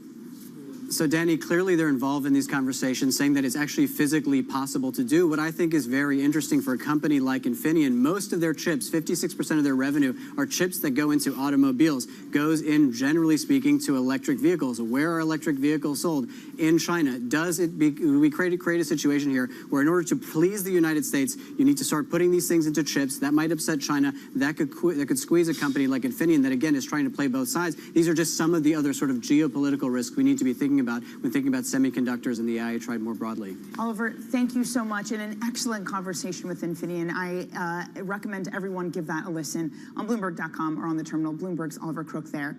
Now to oil, shares are rising, but the pressure is on at BP. The British oil major's new chairman is going to review the firm's entire portfolio, looking for costs to cut as activists continue to push for a turnaround. BP CEO told Bloomberg earlier that demand remains strong. Demand remains pretty robust, if I'm honest, despite all the headlines. 1% growth in demand over the past 20 years or so. 2025 looks like 1% demand growth. 2026 looks like 1% demand growth to us from different sectors, from petchems in 26, but demand growth continues to be strong for the product. Joining us is senior editor for energy and commodities, James Herron. James, what was your takeaway from BP? Well, BP showed some progress. It's obviously got to improve its operational performance to satisfy activist investors and turn around years of underperformance. It had some signs of that. The new chairman is in place now, and he's going to take another look at BP's whole business. So maybe there's potential for some more dramatic change there. But share prices reacted positively today, and they have a lot of numbers to point to, such as cash flow, earnings beating estimates, more reliable assets to show that they're making operational improvements. Meanwhile, we got Aramco earnings as well, where profits fell for a 10th quarter. James, what did we hear from Aramco as it pertains to the demand and oil outlook? Yeah, the Aramco CEO also talked bullishly about demand. But the fact is that demand is only part of the equation here, and supply growth is still pretty strong, at least until sort of the middle of next year. And a lot of estimates expect there to be a surplus of oil, especially in the second half, because OPEC has just added, we're in the process of adding about 2 million barrels a day. Supply is growing elsewhere. And so we may see some weakness in oil markets later in the year and the beginning of next year if these predictions of a surplus come true. So the pressure is still on these companies. Okay, will be interesting to see how that evolves. Oil has been falling in recent days after that OPEC decision. James, thank you very much. That is Bloomberg's James Herron. Now, coming up, we're going to get you set up for your trading day. We're going to have more earnings out, including that of Pfizer and AMD, SMCI. We're also going to have more data on deck. We'll cover all of that for you, your trading diary. That's up next. You're watching Bloomberg Brief.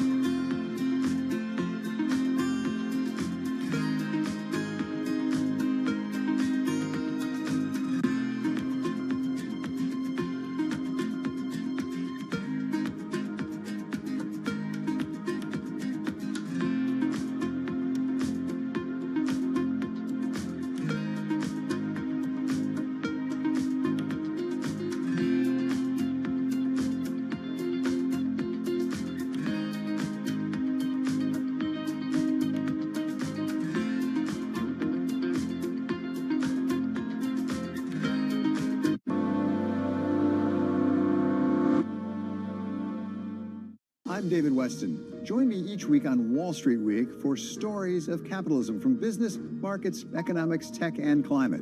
We go on the road for a look at what lies behind the headlines of today and what will likely be the headlines tomorrow. We need more transparency. Oil and gas is still important. They said every citizen should be investing in the market. Accelerate progress in all fields of science. Watch Wall Street Week right here on Bloomberg. More than what you need to know, it's what you need to think about. Bringing you up-to-the-minute news whenever and wherever it happens, I'm Matt Miller, the Circuit de la Sarthe in Le Mans, and this is Bloomberg. Making money isn't about drowning in emotions. It's about understanding what's actually happening. Markets are the best way to glean signal from noise, and that is what we try to do every morning. This is Bloomberg Surveillance. Tune in to Bloomberg Business Week Daily. We got to talk crypto. From the magazine that helps global leaders stay ahead. What's the conversation around your company? Bringing you insight on the people, companies, and trends shaping today's complex economy. Planning very big things. A new level of premium. Plus global business, finance, and tech news as it happens. The floodgates of innovation are going to open up. You can't fake passion. You either are or you aren't. Bloomberg Business Week Daily, only on Bloomberg. Get your fixed income fix. Watch Bloomberg Real Yield around the world right here on Bloomberg. Context changes everything.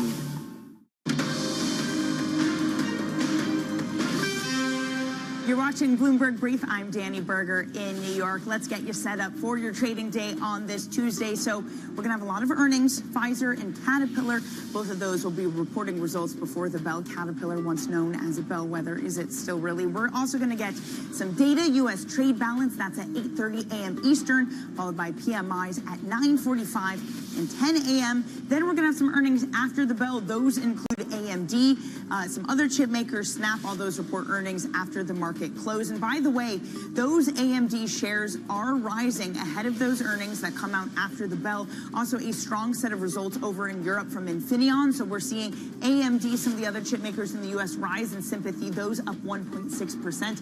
Palantir off to the races this morning, up nearly 5.5%. It delivered a knockout quarter. The CEO called the astonishing impact of AI behind those results. Meanwhile, Vertex Pharmaceuticals, a rough morning for them, down 14.3%. The FDA said that they didn't see a path forward for broad use of its pill in treating chronic pain conditions. Meanwhile, let's take a look at your bond market this morning, because we are seeing some easing of the gains that we saw both on Monday and Friday, those being driven by the poor payrolls report that we saw. We're speaking with Stephanie Roth of Wolfe Research earlier, who said that the data certainly put September in play. That seems to be like what we're getting from Fed officials. Williams saying some fine-tuning might be necessary. Mary Daly saying to Reuters that we could see more than 2 cuts this year. 10-year yields down by 1 basis point, nearly 2. We're at 421 flat. Your 2-year yield that rises more, up 2.4 basis points at 369. All right, that is it for your brief. Surveillance will take things from here. You're watching Bloomberg TV.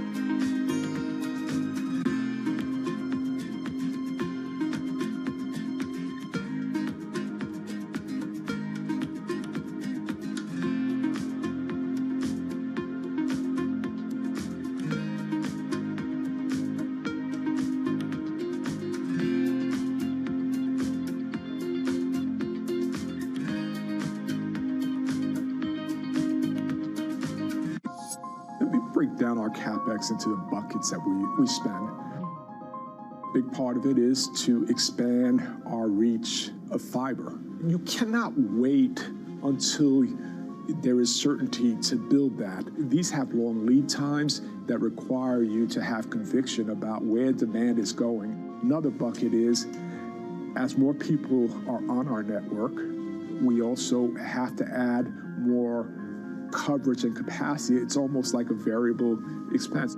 Third, we are modernizing our wireless network right now. Through the investments we're making, we are driving down our unit costs over time and providing more capacity to serve the demand that we think is coming. Do you have less confidence in that 3-year plan now than when you first came out with it, given that some people are having trouble deciding how things are going to look in the next 3 days? No, I really don't. I look at the nature of our business.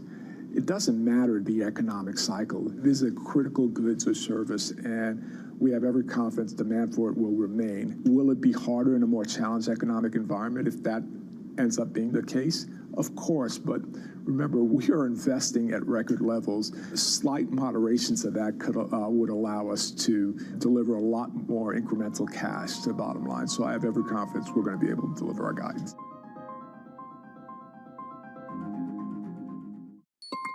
Asia is at the forefront of some of the world's biggest stories. And we're here, where the action starts in Sydney. And in Tokyo, get ahead as the global trading day begins. The Asia Trade, weekdays only on Bloomberg. Bringing you up-to-the-minute economic news whenever and wherever it happens. I'm Francine Lacqua in Sintra, Portugal, and this is Bloomberg.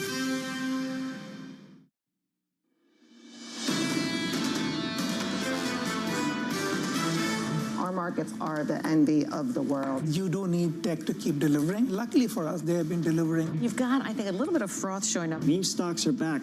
Crypto's rallying. That's what I'm worried about. There's going to be continued volatility. Use it as an opportunity to buy the dip. This is Bloomberg Surveillance with Jonathan Farrow, Lisa Abramowitz, and Anne-Marie Hordern. Good morning. Welcome back to Bloomberg Surveillance. Big tech leading yet again on the heels of AI's astonishing impact with a busy day of earnings ahead. Meanwhile, bond traders boosting bets for a September rate cut as San Francisco Fed President Mary Daly says she can't wait forever. And trade tensions swirling as the focus turns to India and where it buys its oil. Perhaps there's still capacity for the trade story to invade markets. But right now, Anne-Marie, markets are moving on. They're moving on. We are just shy from record highs once again. The president touting this last night on Truth Social about the rebound we've seen in the stock market. And all of this has to do with what you outlined, the impact of AI. Look at what happened with Palantir. The fact that the markets are just brushing off the labor market or taking in stride, because this means potentially there's a 90% chance they're going to cut in September. What I would warn is that we are less than 48 hours from these tariffs to actually take effect, because we do have the instructions now from the Border Patrol about how they are actually going to start to incorporate these new tariff rates.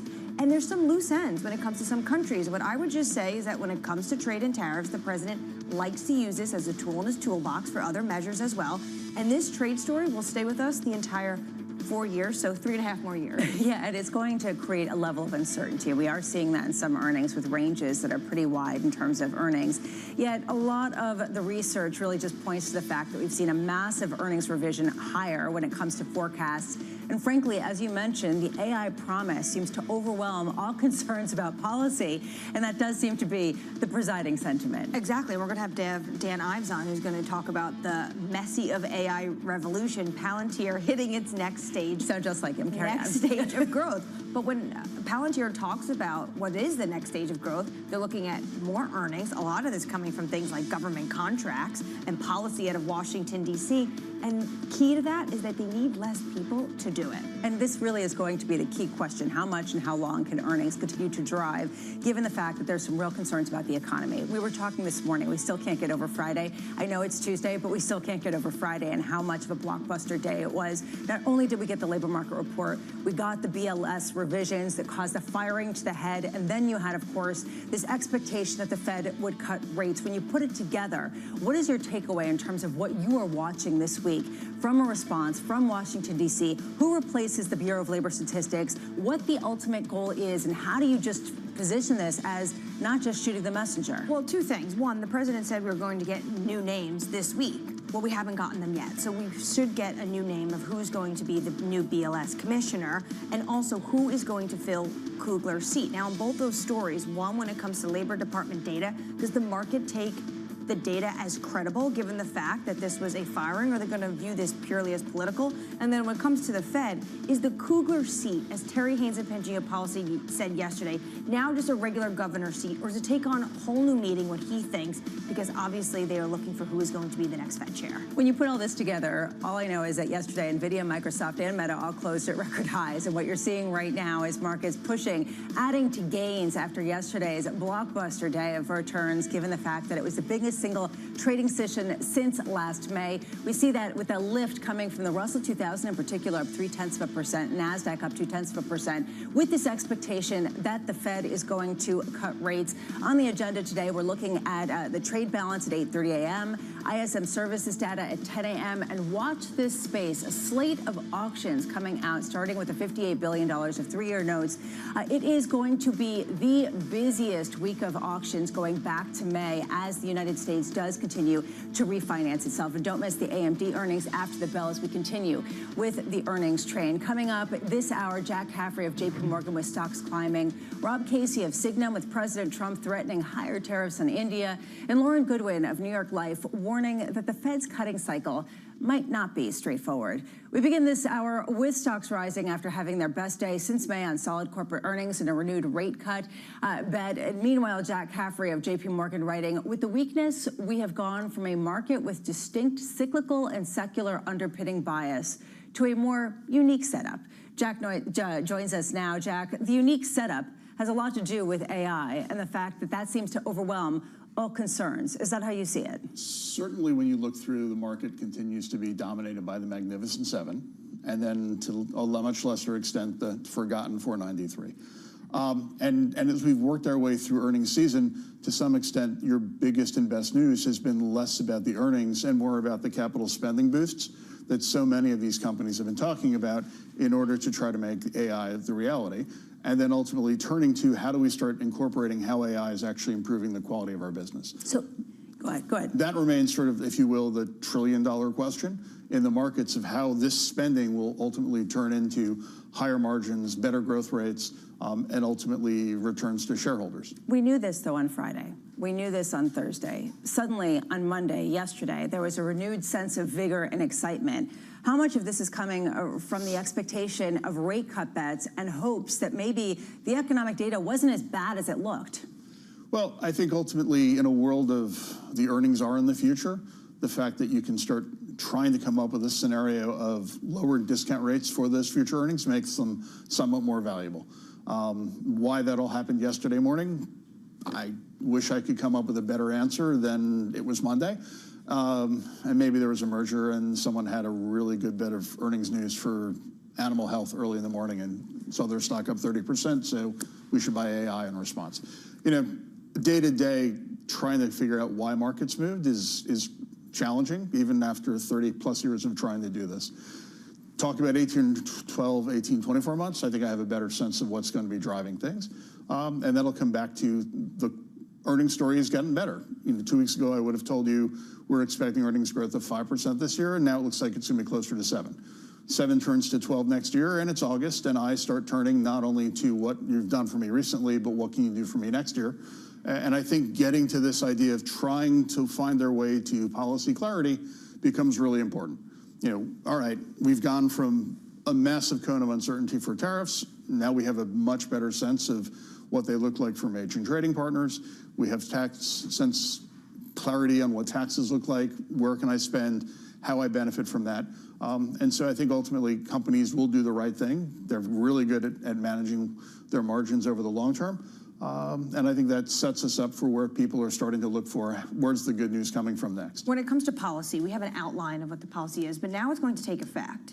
Last year, we had a tariff rate of 2.5% on average. Now it's going to be about 20%. How is that going to hit the earnings in the companies you're watching, especially the 493, not the 7 in the S&P 500? Well, I think let's start with the U.S. economy is really a consumption economy. And so ultimately, we have to figure out how much of that tariff boost, that 20%, is shared between the consumer, companies reducing their margins, or whether exporters actually decide, you know what, I'm going to give the U.S. a discount. And I do think that we have ongoing academic debate on whether tariffs are one and done from an inflation perspective. The fact that, as you pointed out 5 minutes ago, that what we think is certainty is actually not certainty, because this hammer in the toolbox seems to be deployed frequently. And so will you have consistent impacts on inflation rates coming through the variability of policy? And that's where I think today's data should really, my issue is what does the ISM services come back to? Because again, this is this consumer-led economy. Tariffs, ultimately, if you thought that they were designed to try to encourage reindustrialization of the United States, policy which is both desired by Democrats and Republicans, runs into, we already have 600,000 empty manufacturing jobs trying to hire. How do you actually convince people to take those jobs without paying them more? And last time I checked, that was a potential supply shock to inflation. You said you're looking forward to the data that comes out today.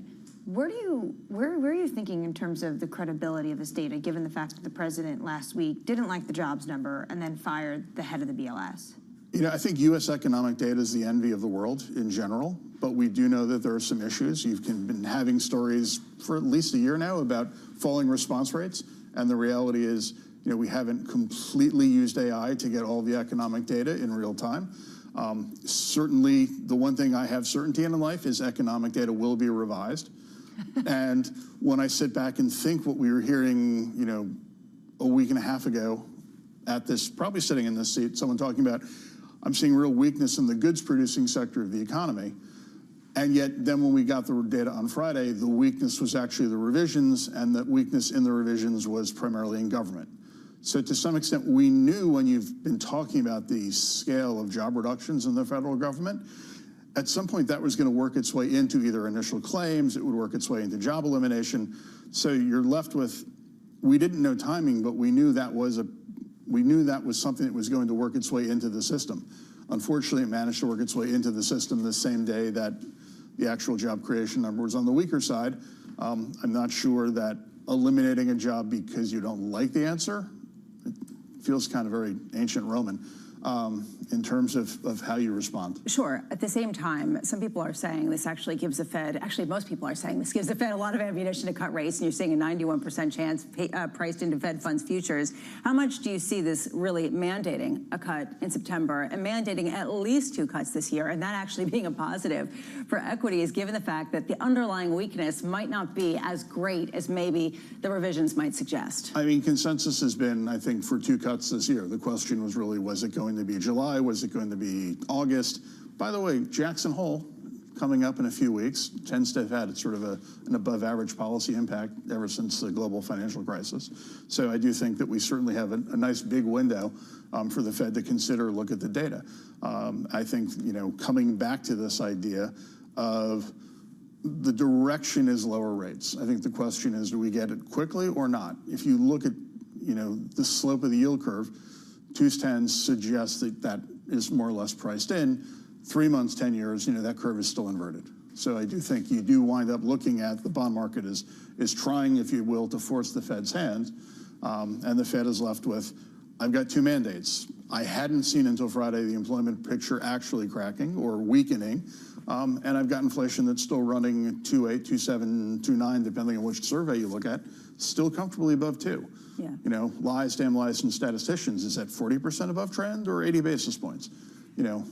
Depending on which channel you listen to, you get a different take on it. Jack Caffrey of JP Morgan Asset Management, thank you so much for joining us this morning. And we are hearing from Fed officials, in particular San Francisco Fed President Mary Daly, who said this yesterday: I was willing to wait another cycle, but I can't wait forever. And basically her point is that it sounds like she's thinking we should cut. She's been nervous about the labor market. And then if they do see the impact of the tariffs on inflation be more than just a one-time price adjustment, then they can adjust themselves. She also went on to say, which I thought was interesting, I think the more likely thing is that we might have to do more than 2. We also should be prepared, in my judgment, to do more if the labor market looks to be entering that period of weakness and we still haven't seen spillovers in inflation. Sounds like she's prepared to join Waller and Bowman in September. And we might be getting more than 2 rate cuts. Right now, we'll be speaking about that coming up. Right now, let's get you an update on stories elsewhere. Here is your Bloomberg Brief with Yahaira Anand. Yahaira.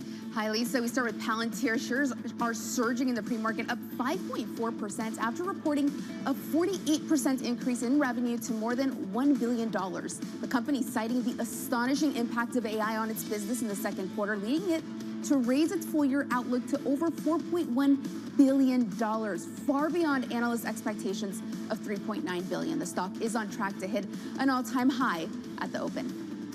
Meanwhile, Texas Governor Greg Abbott has ordered the arrest of Democratic lawmakers who left the state to block a vote on new congressional maps.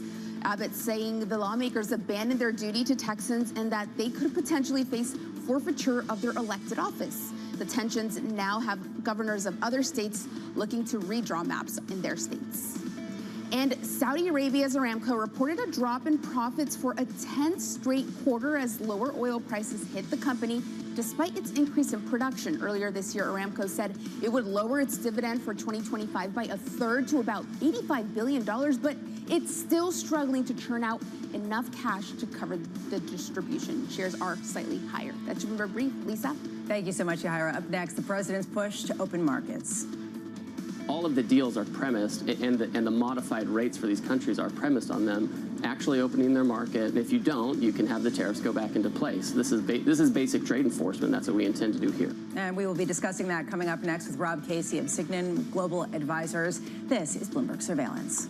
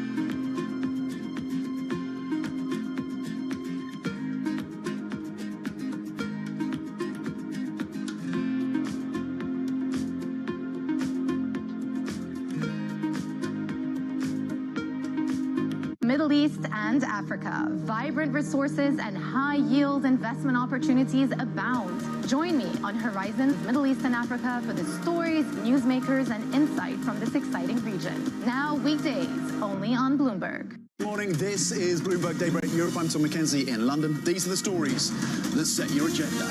Taking you from the U.S. market's close to the overnight session in Asia, we'll walk you through what you need to know to kickstart Europe's trading day. Live from our European headquarters, we bring you the day's top market-moving stories, unmatched expert analysis, and on-the-ground reporting from across the continent. Tune in to Daybreak Europe, only on Bloomberg Television. Context changes everything. Key investors, top executives, global innovators. Join me for in-depth conversations with the biggest newsmakers on the day's top stories. Insight with Haslinda Onen, only on Bloomberg.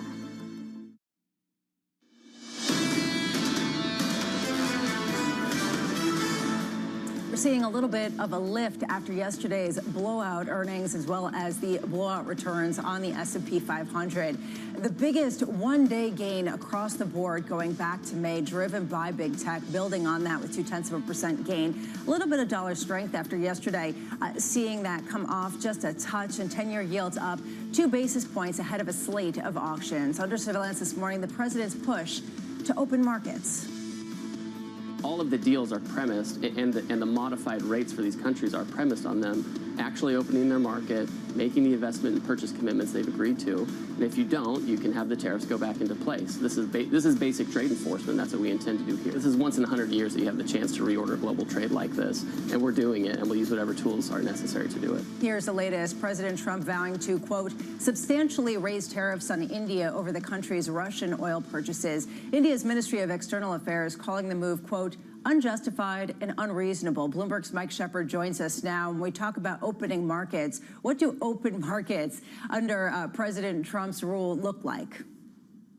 Well, open markets under President Donald Trump really look more like what Jamieson Greer, the U.S. Trade Representative, was just outlining in that interview clip we saw.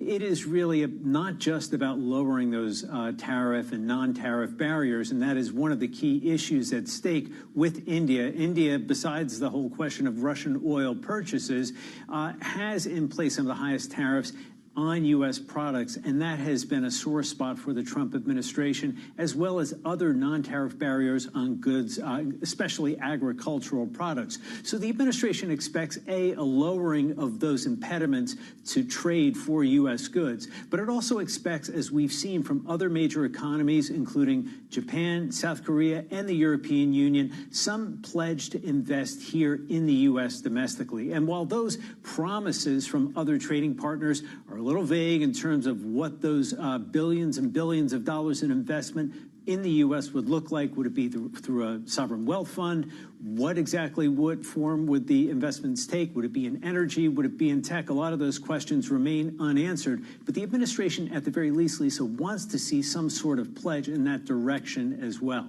Now, with India, there is the additional sore spot of its purchases of Russian crude. And this has really gotten under President Donald Trump's skin because it is, in his view, an impediment to ending the war in Ukraine.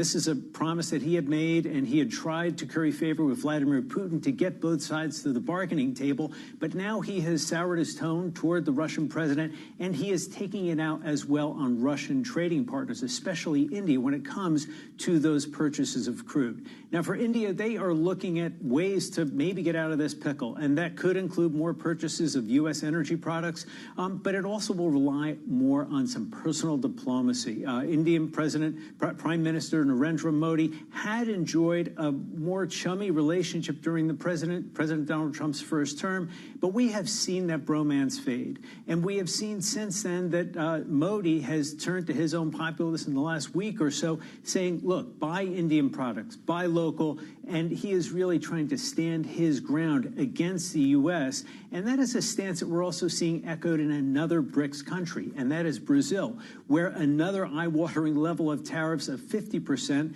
in a separate dispute between Washington and Brasilia. We're also seeing tariffs emerge as an instrument of policy there too, Lisa.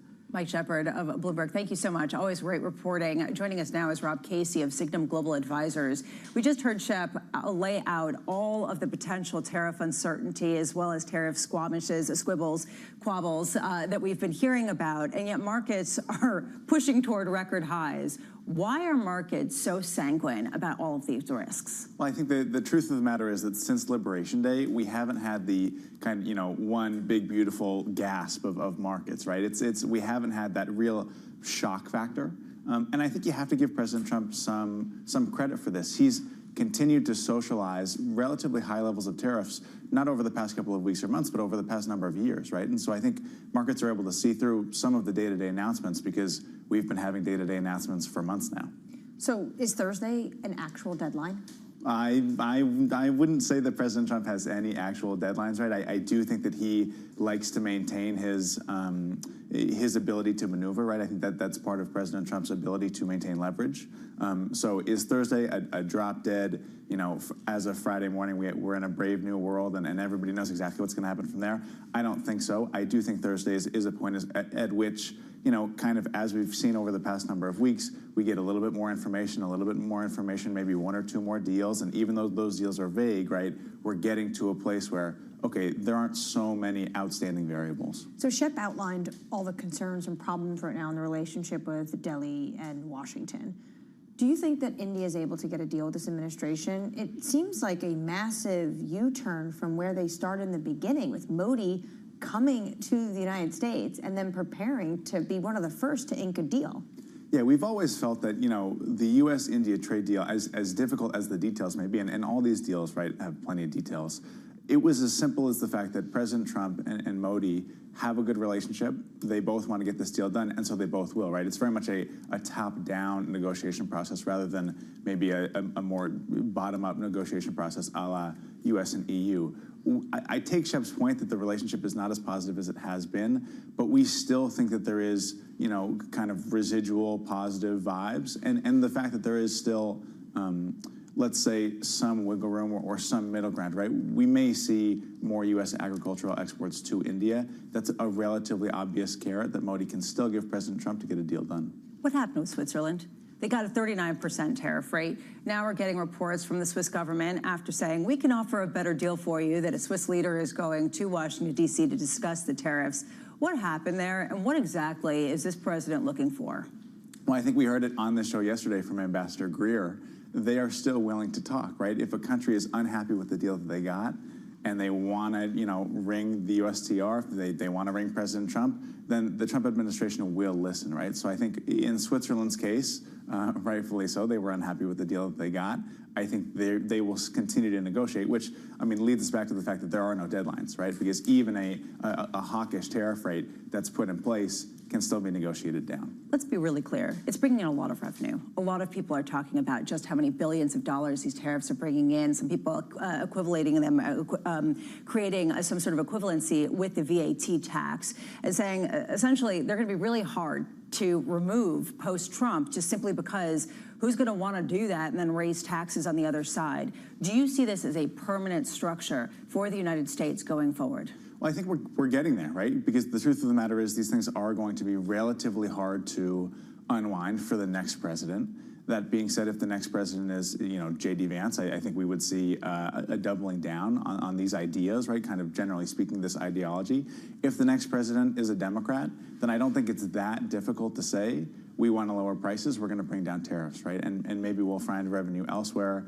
Maybe we'll tax the rich. We haven't seen Republicans or Democrats really make that happen so far. 3 years from now, we'll have a conversation. But Biden had a chance to do that when it comes to the Chinese tariffs, when inflation was sky high and they were trying to pull any lever to bring inflation down. They talked about it, oohed and ahhed, for about 7 months, and still the decision was we're going to keep the Trump tariffs on. Yeah, I think that's a really good counterexample. It's a lot easier to be hawkish on China than it is to, say, be hawkish on Switzerland, right? So I think that there's political space to maybe remove a tariff on Switzerland where there isn't political space to remove a tariff on China. Maybe a political space to remove some of the tariffs on Southeast Asia, right? So, Anne-Marie, I totally take your point. Some of these are going to stick, right? And that's President Trump's intention. But if we have a Democrat in the White House, I don't think they'll all stick. I think you're underestimating the anger against Switzerland and Canada, Rob. I think that you need to right-size that. Rob Casey of Signum Global Advisors, thank you. We are hearing more that the Swiss leader is heading to Washington, D.C., Anne-Marie, and that's going to come as soon as today. This is a big move. This is the president and the economy minister, the president of Switzerland, and President Trump had a phone call. It did not go well. So this is an opportunity for them to get back to the negotiating table. I was told there was actually a negotiating text agreed upon. It just needed this phone call to get it through, and it didn't go too well. We'll update you when we get more on that coming up. Lauren Goodwin of New York Life joining us next.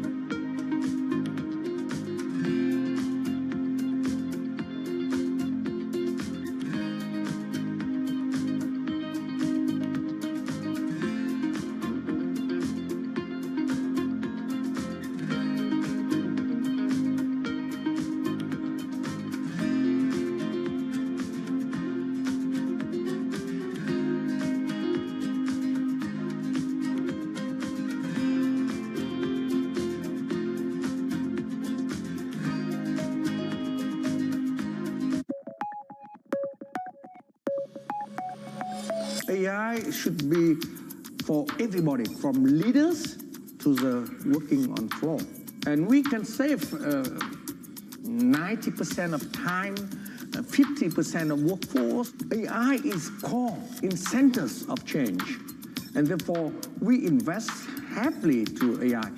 Actually, we started more than 10 years ago because we think the machine in the past helped our hand and legs. Now the machine helps us in brain. Are you betting all your money in this right now? When the OpenAI appeared, immediately I asked whole corporations study how will you bring generative AI to their job.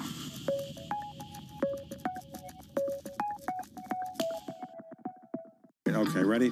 David, what initially sparked your interest in this topic of longevity? 15 years ago, I turned 60, and I began to wonder how much longer I'm likely to live and what I could do to extend my life. On longevity, I talked with the leading experts in science and medicine to educate people about how they might be able to change their conduct so that they can live a happier and healthier life. I'm David Rubenstein. Join me on a 4-part journey as I explore the great quest for longevity. Only on Bloomberg.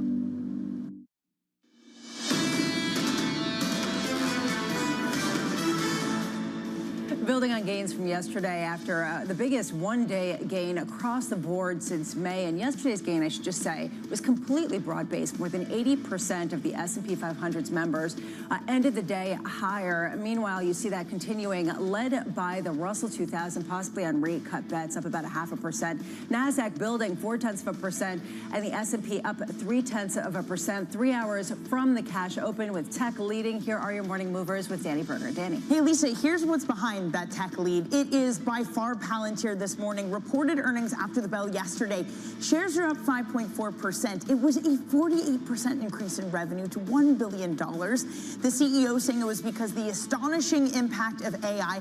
I also wrote down what he said, kind of taking a jab at Wall Street, who's had a love-hate relationship with the stock, saying the skeptics are admittedly fewer now, having been defanged and bent into submission. How is that for a CEO statement? Now, elsewhere, the chip makers in focus this morning. We're going to get earnings from AMD and Supermicro Computer after the bell, but they are rallying in advance in that, probably thanks to Infineon. The German chip maker reported earnings this morning, said it sees a lesser tariff impact than expected and assumes that their margins will increase. So now the bar has been set high for these chip makers. Finally, rounding it up with a loser, one of the biggest losers in the S&P 500 pre-market this morning. That is Vertex Pharmaceuticals. Shares are down 15%. It's been trying to develop an experimental pain treatment without the use of opioids. In a recent study, the FDA ruling that it was not strong enough. So that negative study sending shares lower pre-market. Lisa. Thank you so much, Danny. Right now, we're watching this. President Trump vowing to, quote, substantially raise tariffs on India over the country's Russian oil purchases. This coming after Trump announced a 25% levy on the country last week, one of the highest of any major economy in an about-face after what was believed to be a pretty positive relationship. Right. Remember when we said in April that this is going to be one of the countries that quickly out of the gate is going to get a deal, alongside maybe Japan and some others. And actually, we've seen the European Union get a deal before the likes of India. I think with this, the Trump administration is viewing this killing two birds with one stone. One, they have issues with India right now to figure out the final agreement, so they are trying to put some pressure on New Delhi for concessions. At the same time, Trump has another self-imposed deadline for Moscow and Vladimir Putin this Friday, saying that Putin needs to come to the table for a truce and a ceasefire agreement. He even sent Steve Witkoff there. He's going to be going there in the next few days. So by doing this, they can also put pressure on India to stop buying Russian crude. And yesterday, we had the NATO ambassador, Matt Whitaker, on Bloomberg TV talking about secondary sanctions and tariffs against those that are paying for this war, like China, like India, and Brazil. But it's much easier to put pressure on your friends like India than it is to get China to do your bidding. I wonder what it means for the likes of Apple. We talked about that earlier, about how they were looking to move production out of China into India. How do you come up with some sort of long-term plan around supply chains if you have this type of shifting sand backdrop? It's very challenging because one day the tariffs are on, one day the tariffs might be off, one day potentially there's a threat, the next day potentially there's a deal. Usually when things and the rhetoric gets very hot, that actually signals potentially they're closer to a deal than you would think.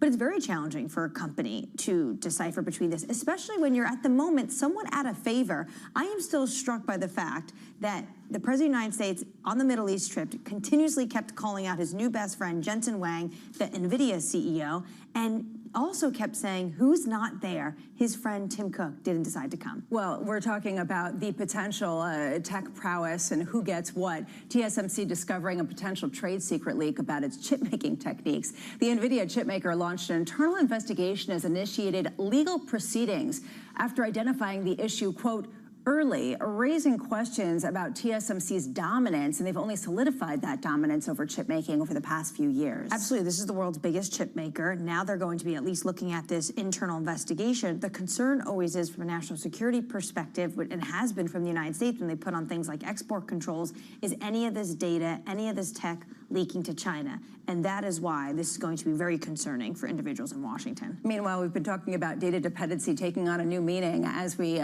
look at the potential downward revisions as well as some of the changes at the top. San Francisco Fed President Mary Daly saying they might need more than 2 rate cuts this year. Daly citing growing evidence the job market is softening and saying there are no signs of tariff-driven inflation. Look, To me, she's been actually harping on this for a while. So this even was before some of the jobs data, but it highlights the concern and how split the FOMC really is when it comes to the balance of their mandate. I think it was David Seif of Nomura that said to you and John last week, this one-man rule dictatorship at the Fed is over. That regime that we've seen for decades is over. There's going to actually be, we saw the double dissenters. Now you have someone like Mary Daly coming out. To your point, she's not running. She's been in this camp for a very long time. But there's actually going to be a huge debate at this September meeting. It's going to be, I think, one of the most interesting Fed meetings we have this entire year. I mean, she might be running. We don't really know. We'll find out. But meanwhile, sticking with the Fed, Lauren Goodwin of New York Life writing this.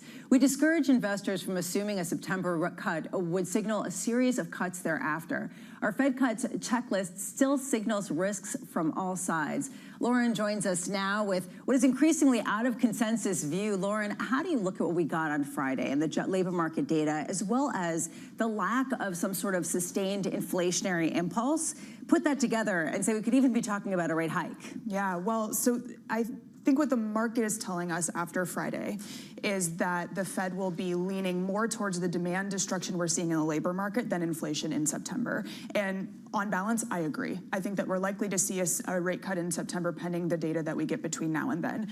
Where we caution investors is assuming that a cut in September means anything about October or December or meetings thereafter. And the reason for that is that as we look at the things that the Fed cares about, the labor market, we're seeing some weakness on the demand side, but we're also seeing a deterioration in labor supply. And this is something that I think the market conversation is not paying enough attention to, because that deterioration in labor market supply might mean that 15, 20,000 jobs a month is actually a healthy labor market. It might mean that the unemployment rate isn't going anywhere, or that wages are moving potentially even higher. That's a market reaction function that we're not used to as investors, and something that I think we have to consider as we see more data between now and September. So are you saying that we could still see one rate cut this year, or maybe two, but nothing more than that? Is your argument essentially that people are overestimating any potential weakening in the labor market that could curtail the inflationary kind of overlays? That's my view today. Now, if we think about the things that the Fed cares about, we've talked a little bit about the labor market, inflationary pressures. I tend to agree with the market that we're unlikely to see a major reacceleration of inflation, certainly nothing like we saw a couple of years ago. But we are probably going to be seeing prices move, core PCE inflation move back above 3% over the next few months. That's a tricky situation for the Fed. And if you add that financial market conditions have been very loose, equity valuations look great, credit spreads are tight, the availability of credit is good. Chair Powell pointed to this last week. That's a balance of data that doesn't call for an enormous amount of cuts. Now, I do think that what we saw on Friday in terms of the demand side of the labor market, that does concern me. But that balance of data is not only tricky, but a lot of the things that are impacting the data are supply side factors, things that the Fed can't control. When it comes to the demand side of the labor market and the supply side, are you looking at potentially there's less participation because of immigration policy out of Washington, or what we're seeing in terms of the AI revolution? At this moment, it's more related to immigration policy. So we're seeing, and this was confirmed in the numbers on Friday, fewer people participating in the labor force, frankly, just less labor supply, less labor availability. We're also seeing that companies are hesitant on hiring, and that has more to do with trade policy and let's call it general uncertainty. And so that balance of factors is one where there's not a lot of new jobs created. That's not the end of the world, but where I think it's tricky for the Fed is when you have not a whole lot of new jobs created while still having an unemployment rate that isn't going anywhere. That makes again, the reaction function for the market, looking at a weaker payrolls gain as something that actually isn't negative. When you say that in the next few months you see inflation ticking up, is it all tariff-induced? It's mostly tariff-induced. So we see some stickiness in the housing market related to rates. Other than that, services disinflation has been pretty well pronounced. And it's one of the reasons why we do think that the Fed will be able to look through some of the goods-related inflation we're seeing and move towards a cut in September.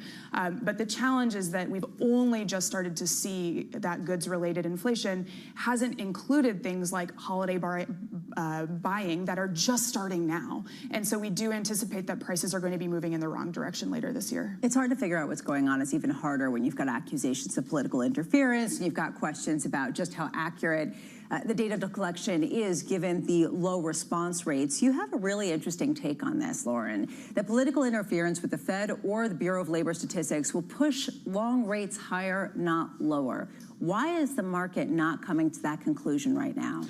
My read on this, and I've thought a lot about this over the weekend, but my read on this is that the market isn't seeing evidence of actual interference yet. We don't know who's stepping into Fed or BLS seats. We don't have really any indication that there is interference with these important independent functions. I think that calculus would change if the market does see that evidence, does see that data or Fed decision-making is being tampered with. And the reason that we think that's important is that, especially in monetary policy making, credibility is one of the most important policy tools.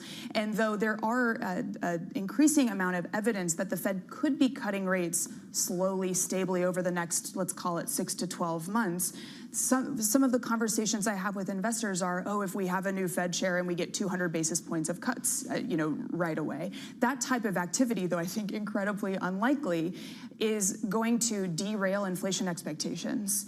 And in anticipation that there were even, let's call it modest political interference, I think would mean that market interest rates, like the 10-year yield, would be moving higher, even if the policy rate were moving lower. One thing that a number of analysts have said is that private data points cannot replace the gold standard, cannot replace the Bureau of Labor Statistics. And even some of the peripheral surveys don't really serve as a counterpoint for the labor market report. Given the potential for the market to not be tracking the actual economy in real time the way that they thought, are there certain gauges that you're watching for a better sense? Is ISM services that much more important? Is CPI? What's sort of the gold standard increasingly for you? I have to say that the labor market statistics have had trouble now for more than a year, more than a couple of years, as response rates have declined in response to the pandemic. The BLS is still the gold standard. Of course, there's a smattering of data and evidence that we look at, regardless of what phase of the cycle that we're in. But when it comes to the labor market, it is about the BLS statistics. Now, what do we do to acknowledge that revisions are becoming larger, more likely, et cetera?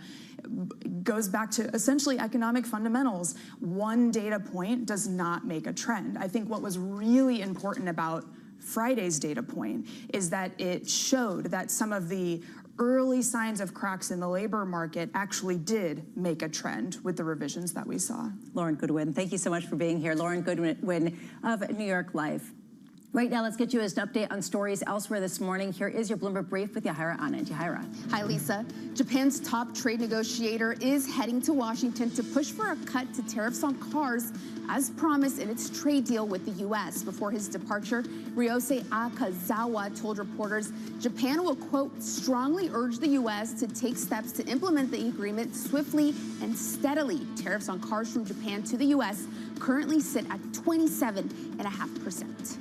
Meanwhile, Israeli Prime Minister Benjamin Netanyahu plans to meet with his security cabinet on a fresh plan on achieving its Gaza war objectives of freeing hostages and destroying Hamas. This comes as Israel faces increasing international pressure on its war conduct as the UN and aid groups warn of widespread starvation in Gaza. And the U.S. is exploring ways to equip chips with better location tracking capabilities. A senior official sharing Washington is working with the industry to monitor the movements of these sensitive components as part of a broader plan to curtail smuggling and protect American tech dominance. That's your Bloomberg Brief. Lisa. Thank you so much, Yahira. Up next, a big, beautiful bond market. It's a big, beautiful bond market, and returns have been substantial, and they're going up, right? Yields are really high, and we've been certainly advising clients, take advantage of these rates while they're high. And talking more about that big, beautiful bond market, Simon Dangour of Goldman Sachs will be joining us next.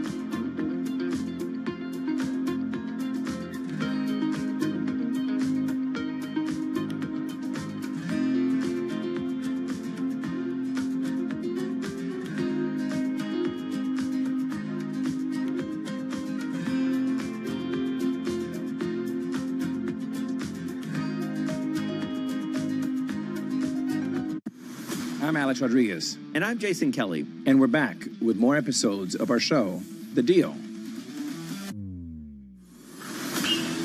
The theme of this season, On the Road.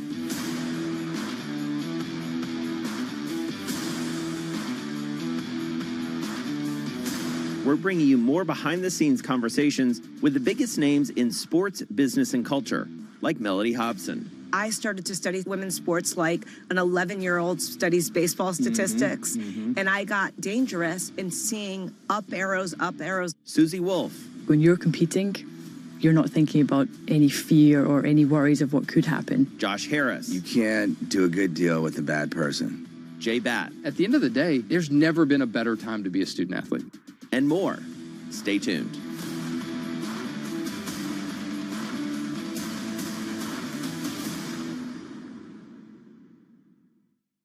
It's the world's second largest economy with a growing influence in global affairs. Bloomberg The China Show brings you the unmatched expertise you need to keep track of breaking news, in-depth market analysis, and the most influential newsmakers in and around China. We need to do more to engage the market more. We're risk on. I think we caught a little sweet spot. Massive savings right now. It's already a different game. Bloomberg The China Show. Weekdays around the world, right here on Bloomberg. Context changes everything. At a time when policy in Washington is driving Wall Street, we draw a distinction between the rhetoric and the action, bringing you market-moving guests and original reporting. This is Bloomberg Surveillance. It's a multi-trillion-dollar industry. We'll show you what's happening in ETFs like no one else. ETF IQ, only on Bloomberg.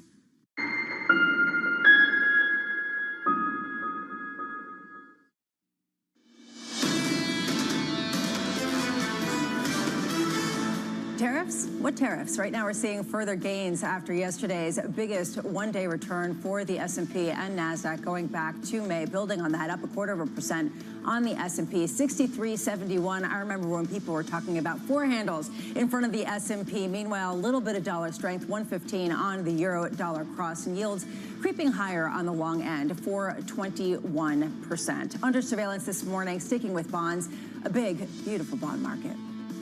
It's a big, beautiful bond market, and returns have been substantial, and they're going up, right? Yields are really high, and we've been certainly advising clients, take advantage of these rates while they're high. You have a president, a Treasury secretary, and ultimately a chair of the Fed that all think rates should not be, again, 25 or 50 basis points lower, but potentially hundreds of basis points lower. Here's the latest. U.S. Treasuries holding on to most of their gains from their best day of the year so far on Friday as more traders bet on a September rate cut. The U.S. is auctioning $125 billion worth of debt in the biggest week of Treasury note and bond sales since May. It's one of the things that might be tempering the rally that we saw. Simon Dangoor of Goldman Sachs joining us now. Simon, thank you so much for being with us. Are we correct in pricing in just 2 rate cuts this year, or is the bond market sniffing something out that there could be some steeper rate cuts in the future? Hey, good morning. Great to speak with you today. We do think, actually, the front end of the curve offers some value here, because even though what we got last Friday really wasn't enough in and of itself to sort of seal the deal for something like 3 cuts over the course of the rest of this year, the setup is pretty interesting. If we get another weak report in the beginning of September reflecting August payrolls, and of course these revisions and patterns that we've been seeing have been sort of heading in that direction, then I think you can really start to frame the debate for more, and that seems to be something which is underpriced with the market. I think the key thing to watch in the next unemployment report isn't just going to be where the sort of headline payrolls come out, but is where unemployment rate comes out. If you get a 4.4 on unemployment, maybe the market can have a debate about whether 25 or 50 is right at the September meeting.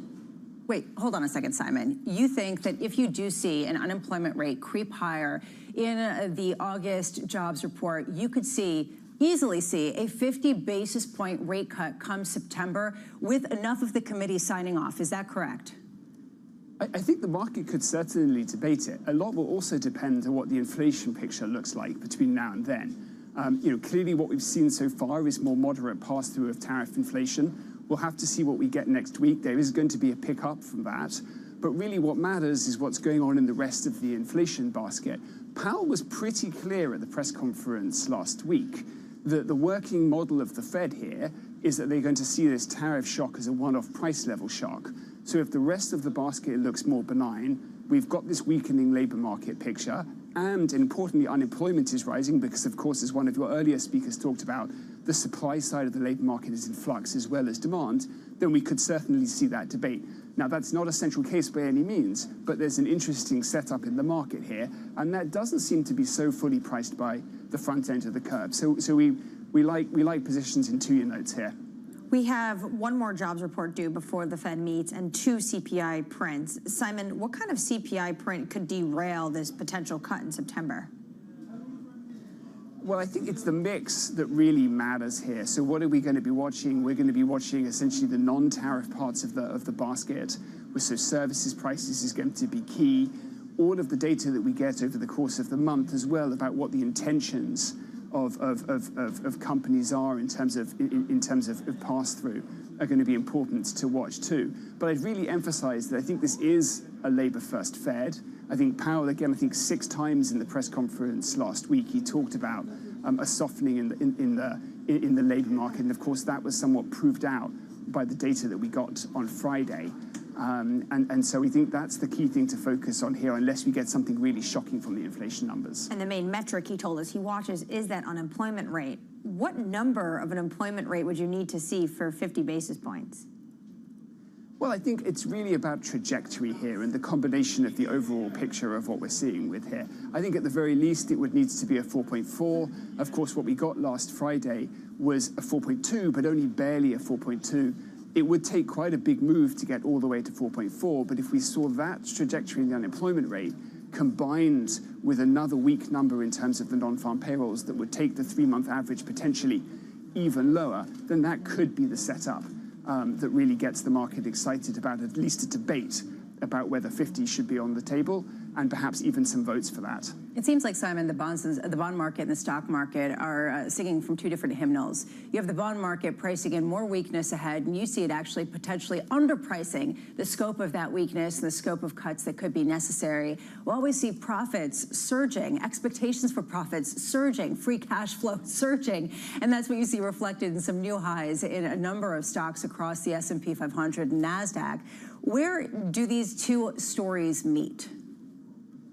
Well, I think the S&P 500 isn't the full economy, and obviously the breadth in the stock market is something which has got a lot of focus. Look, I think that the Fed is in the risk management game.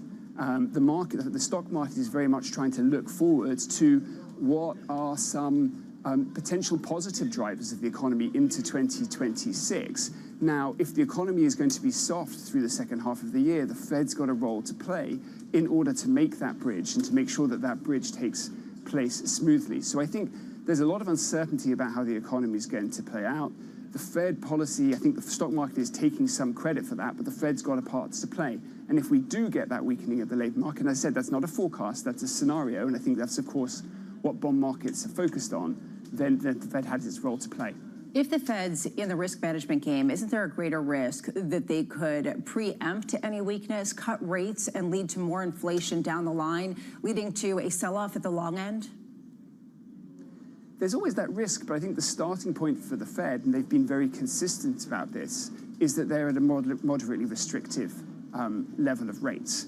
And so even those people in the Fed who have a sort of reasonably high view of neutral rates here would take the view that we would be more than 50 basis points moderately restrictive.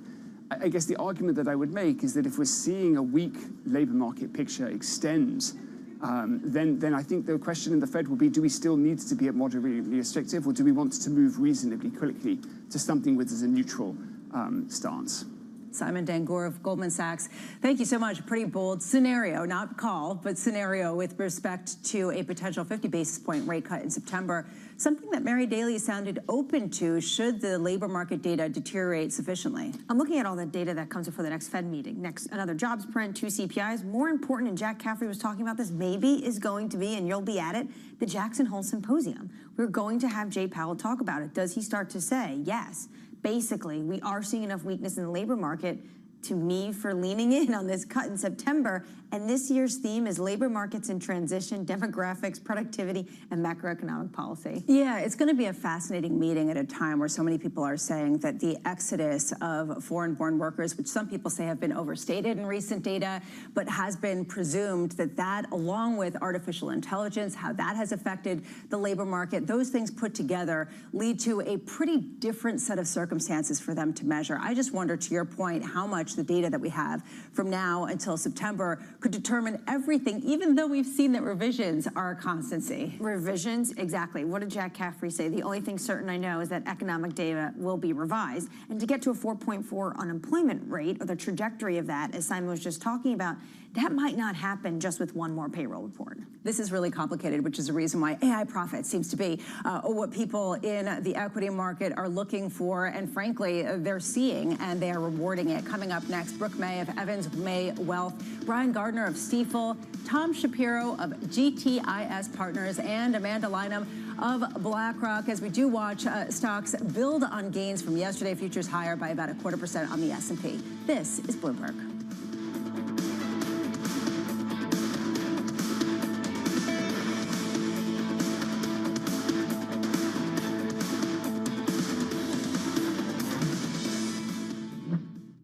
Technology is embedded in every aspect of our lives. And laying the foundation for the future. From finance to defense, AI to entertainment. And from the road to the stars. Bloomberg brings you the latest stories of the people and companies pushing the tech sector to new frontiers. And the politics that shape global tech markets. I'm Caroline Hyde in New York. And I'm Ed Ludlow in San Francisco. Watch Bloomberg Tech every weekday. Only on Bloomberg Television. I think people are paying attention now to what we're doing in a way that wasn't happening 5 years ago. I think the convergence, not just of the hardware investments, but the AI investments in particular, have been the real watershed for us in helping people understand why we've always believed having these devices be wearable and having sensors and having context in the world around you has been so important. And it's like, oh yeah, of course, now that you realize there's going to be a potentially super intelligent assistant that's operating there, you want it to have, for free, all the context on what you've heard, what you've seen, what you're doing, so it can help you the most out as you go about your day and try to accomplish what you're trying to accomplish. So we feel a lot of vindication on that.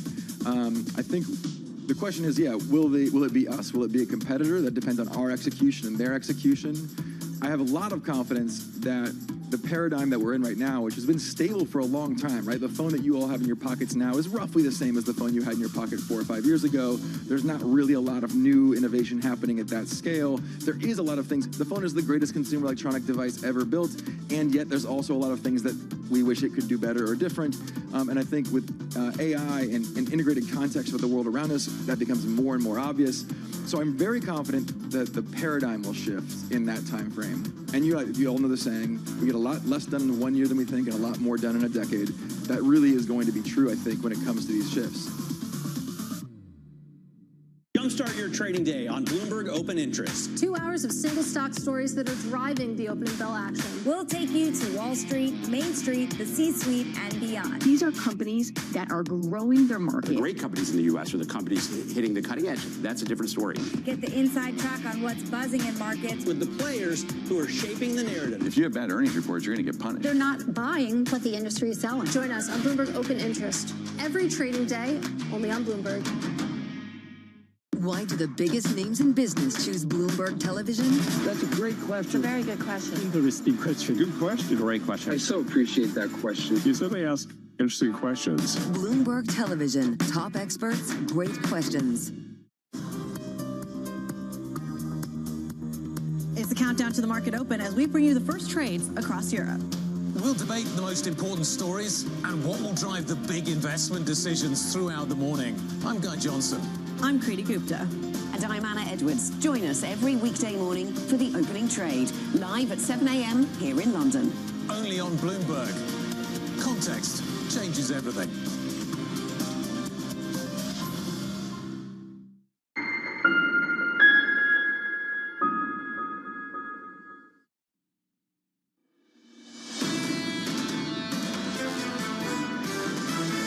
macro data has been quite resilient. There has been uncertainty impacting the economy. Consumers are managing this, I think, quite remarkably. There really aren't signs that the labor market is weak. But with the revisions, it's a dramatically different picture to what the labor market is saying. It's clear that the economy is adjusting to a period of higher tariffs. Either the consumer will eat it or corporates will. This is Bloomberg Surveillance with Jonathan Farrow, Lisa Abramowitz, and Anne-Marie Hordern. Good morning. Welcome back to Bloomberg Surveillance. Building on gains after the biggest one day of returns since May. Earnings just keep on outperforming expectations. Next up, AMD after the bell. And the drumbeat of tariffs still there, but no one is listening. Big tech dominating with traders sick of talking about policy uncertainty. And Emery, that seems to be my takeaway, is people cannot price uncertainty. They've gotten used to it. There is less of it. So they are focused on the earnings and what we hear from the promise of AI. Promise of AI, all the spending that's going into it, and that is what they're looking at right now because the uncertainty of Washington is here to stay. And we see that today in the market, whether or not it's the back and forth between India and the United States right now, potentially if they can get a trade agreement, potentially if the president is going to put tariffs on them, higher tariff rates because of their continuous consumption of Russian oil, and also Switzerland. The Swiss president is now getting on a plane today to come to Washington, D.C. to see counterparts. Not sure if there's a meeting with the president because they don't have a deal. In less than 48 hours, they're going to be paying a 39% or hit with a 39% tariff rate. It's a debate on who pays what part of the rate. Yeah, one reason why people have moved past it in markets, particularly in the United States, is they say this market isn't, and the economy is not driven as much by goods rather than services. We do get ISM services data coming up as well as AMD earnings, and these two prongs of both the consumer able to spend as well as that tech story have really lifted U.S. equity markets in a massive way. I just wonder going forward how much that gets challenged with questions around the data integrity, especially after the firing of the head of the Bureau of Labor Statistics. And what's so interesting about the firing of the BLS commissioner is, of course, that weak data print is actually what's also fueling this market. It means that the market is saying the Fed can look at this labor data, see that there has been weakening, see that the revisions show that it potentially is a trend, and they could potentially cut in September. Before the labor data came out, it was a 40% chance of a September rate cut. Now it's a 90% chance. But of course, the president didn't like the jobs report, fired the BLS commissioner. A lot of concern from the likes of even Neil Dutta, an individual that regularly touts a lot of progress that he thinks this administration has made, saying this can undermine market credibility. Yeah, people are on hold, waiting to see who they nominate to really replace that seat. And as Lauren Goodwin was saying, right now the market is in a wait-and-see mode to really say, okay, maybe this person could actually increase the integrity of the data collection process rather than just putting their thumb on the scale from a political perspective. In the meantime, we do have a slew of bond auctions as people try to parse through exactly what the data will be looking like in the CPIs, the two CPIs that we get in the one labor market report. Going forward, a big question on the Fed and how much they are going to cut. We were just hearing from Goldman Sachs that you have to start thinking about a scenario where the Fed could cut by 50 basis points come next month. And Rick Rieder was saying that Friday after the jobs report, 50 basis point cut could be on the table come September. It really depends on the data. What Simon was talking about from Goldman Sachs, though, is he wants to see a trajectory of the unemployment rate ticking up 4.4%. But there seems to be more people that are siding with Governor Waller, Governor Bowman when it comes to the Fed. Mary Daly, I was willing to wait another cycle, but I can't wait forever. Right now, markets are looking ahead to that prospect. You're seeing further gains in equity markets ahead of that AMD earnings report. As we do get a significant beat and raise across the board, we can see the Russell 2000 gaining 0.4% in the bond space, just creeping higher in terms of yields after yesterday's huge rally, the biggest one-day rally going back to May, and that's what we saw on Friday as well, when we did see some data from the labor market that did look like it was a lot softer than expected, and a little bit of dollar strength as we fade a little bit of the past couple of days. Coming up, we've got Brooke May of Evans May Wealth on a tech-driven market, Brian Gardner of Stifel on escalating trade tensions with India, and Amanda Lynham of BlackRock on rising expectations for rate cuts. We begin this hour with stocks gaining following robust corporate earnings. Brooke May of Evans May Wealth writing, technology has resumed market leadership. We saw AI hype translating to earnings. Brooke joins us now for more. Brooke, we did see a pretty amazing proclamation coming out of Palantir yesterday, and it fueled a lot of those expectations for more of the same. How much more can they deliver versus some of the questions people have about valuations that are getting pretty lofty? Good morning, Lisa. Yeah, we think that it's all about earnings right now, and it's all about tech earnings. When you look at the earnings of the companies that have reported specifically to Mag 7, in the tech space, 26% earnings growth year over year, compared to only 4% earnings growth that we've seen in the other 493 names. So we've got more tech companies ready to report. We've got NVIDIA coming up here in a few weeks, and all eyes are on tech because that's the leadership, and we think that it'll continue to lead the way. Meanwhile, we've seen a number of different Wall Street firms come out and say maybe things are looking a little frothy. We saw that from Michael Hartnett over at Bank of America, Morgan Stanley, Deutsche Bank, and Evercore ISI analysts all said they could see a correction in the next few weeks and months ahead, typically a soft period in the equity market, and things have gotten pretty heady. What's your take on that? I mean, is that something that you're expecting and kind of waiting for? When you look last week prior to the correction that we saw, the VIX was only around 15, and that's nearing complacency. And if you're contrarian at all, that's a concern. You know, this tends to be the time of the year where the market peaks, August, and we tend to see some choppiness in the market starting in September. Typically, it'll bottom in October and then move higher through year end. Knowing what we know today, that trend wouldn't surprise us. However, what we've seen in the last year is that the market's moving more on headlines than it is actually on data. And so we don't know what headlines are going to come out over the next few weeks.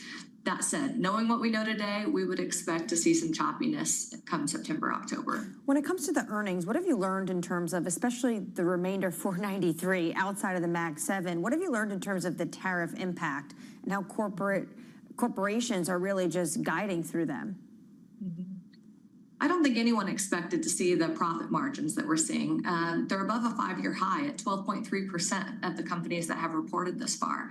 And when we listen to earnings calls, CEOs and CFOs are telling us that they've been able to navigate higher tariffs. They've been able to cost cut. They've been able to improve their supply chain, and they've been able to pass on higher prices. So what we're hoping is that the tariffs will be absorbed along the way, some by retailers, some by manufacturers, and some by passing it on to the consumer. And if you spread out that pain, nobody really feels it, and it doesn't become detrimental to one area of the economy. But of course, for the previous earnings period, it was a 10% tariff on all these trading partners. What do you think it means now that a lot of these countries are facing higher rates? We think ultimately we're going to end in a range of 10 to 15%. So if we've learned one thing over the last few months, there's a lot of saber rattling. And then ultimately things end up settling at a lower level than what's initially threatened or proposed. So we think that we will see some volatility based on projected tariffs. However, ultimately, once there's more clarity and things have settled, then we think that we'll be in the 10 to 15% range, which has an impact, but it isn't necessarily going to be devastating to the economy.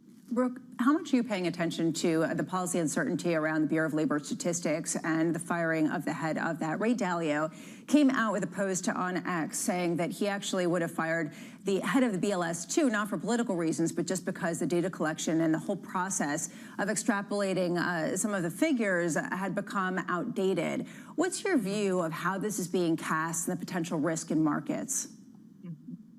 Well, the markets don't like uncertainty, and the sooner there's clarity, the better off we'll be. It is surprising, though, in learning a little more about how the labor statistics are calculated, that so much of it is manual. And so I wouldn't be surprised if there is a better way to automate it and to gather that information more timely and with, utilizing electronics instead of, manual surveys. But, to see a revision down of 258,000 jobs for May and June is astonishing. And granted, we've seen bigger and bigger discrepancies between what's initially reported and then the revisions. So we need to have those numbers tightened up. And I think the best way to do it is to rework the system and come up with something that's a lot more efficient. Brooke May of Evans May Wealth, thank you so much for being with us this morning. Right now, we are seeing futures build with that promise of AI. Let's get you an update on stories elsewhere this morning. Here is your Bloomberg Brief with Yahaira Anand. Yahaira. Hi, Lisa. Switzerland's president and economy minister are traveling to Washington today to discuss tariffs. The Swiss officials say they will present a more attractive trade offer in an effort to lower a 39% tariff imposed by the Trump administration. Meanwhile, NVIDIA's main server assembly partner Hon Hai saw sales growth weaken in July compared to the previous few months, in a sign that tariff uncertainty is weighing on demand for electronics. Still, despite the slow growth, it expects third quarter sales to grow sequentially and year on year. And Blackstone employees who work at the firm's Manhattan headquarters have begun returning to the office 1 week after a gunman killed 4 people in the building. Employees were met by increased security and police presence, along with executives and counselors there to check in on staff. Blackstone informed its workers returning was optional and that it won't resume a normal schedule until next week. That's your Bloomberg Brief. Lisa. Thank you so much, Yahaira. Up next, enforcing trade agreements. All of the deals are premised, and the modified rates for these countries are premised on them actually opening their market. And if you don't, you can have the tariffs go back into place. This is basic trade enforcement. That's what we intend to do here. Brian Gardner of Stifel joining us on basic trade enforcement. This is Bloomberg Surveillance.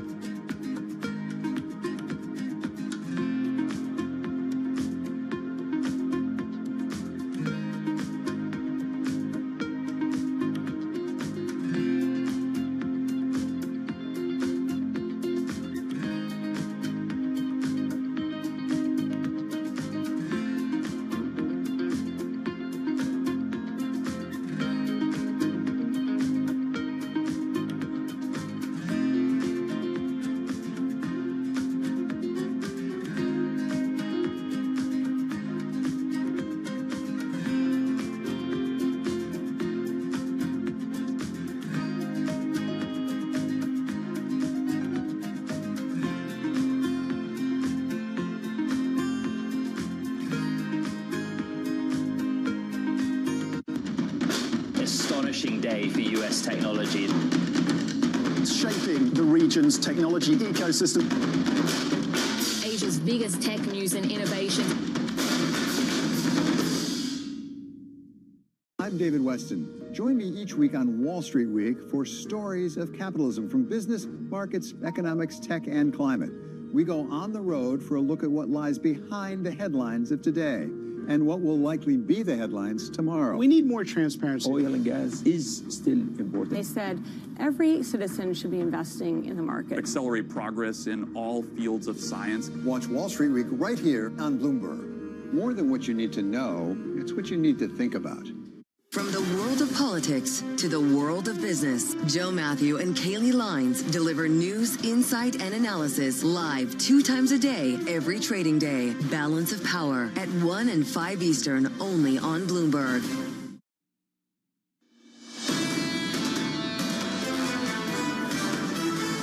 If you're wondering why equity markets keep building on gains despite all of the naysayers, just take a look at earnings. Some of the statistics are pretty shocking as we see futures continue to rise, with S&P 500 beating expectations with a 9.1% increase, triple the preseason forecast. That according to Bloomberg Intelligence. Meanwhile, the Russell 2000 gaining by 0.5% in futures as people look to the potential for a rate cut. When you take a look at what that means in the bond space, you've seen a real rapid rally in the front end of the yield curve, a massive decline over the past couple of trading sessions. Today, taking a little bit of it back, up 3 basis points, 3.7%, 10-year yield and 30-year yields, all of them a little bit higher, coming before a slate of $125 billion of bond auctions this week. A lot of people trying to see how that will be digested. There was a Japanese bond auction overnight that didn't go so well. Today, we've got $58 billion of 3-year notes sold at 1 p.m. You bleed this through the currency space. What do you would get marginally nothing, but basically a little bit of dollar strength, euro weakness at 115, but fluctuating. A real question about where this pair will turn. Right now, under surveillance this morning, enforcing trade agreements. All of the deals are premised, and the modified rates for these countries are premised on them actually opening their market, making the investment and purchase commitments they've agreed to. And if you don't, you can have the tariffs go back into place. This is basic trade enforcement. That's what we intend to do here. This is once in 100 years that you have the chance to reorder global trade like this, and we're doing it, and we'll use whatever tools are necessary to do it. Here's the latest. President Trump vowing to, quote, substantially raise tariffs on India over the country's Russian oil purchases. India's Ministry of External Affairs calling the move, quote, unjustified and unreasonable. Bloomberg's Mike Shepard joins us now. Mike, there's a real question around what it looks like to have open markets. How does Russian oil play a part in that?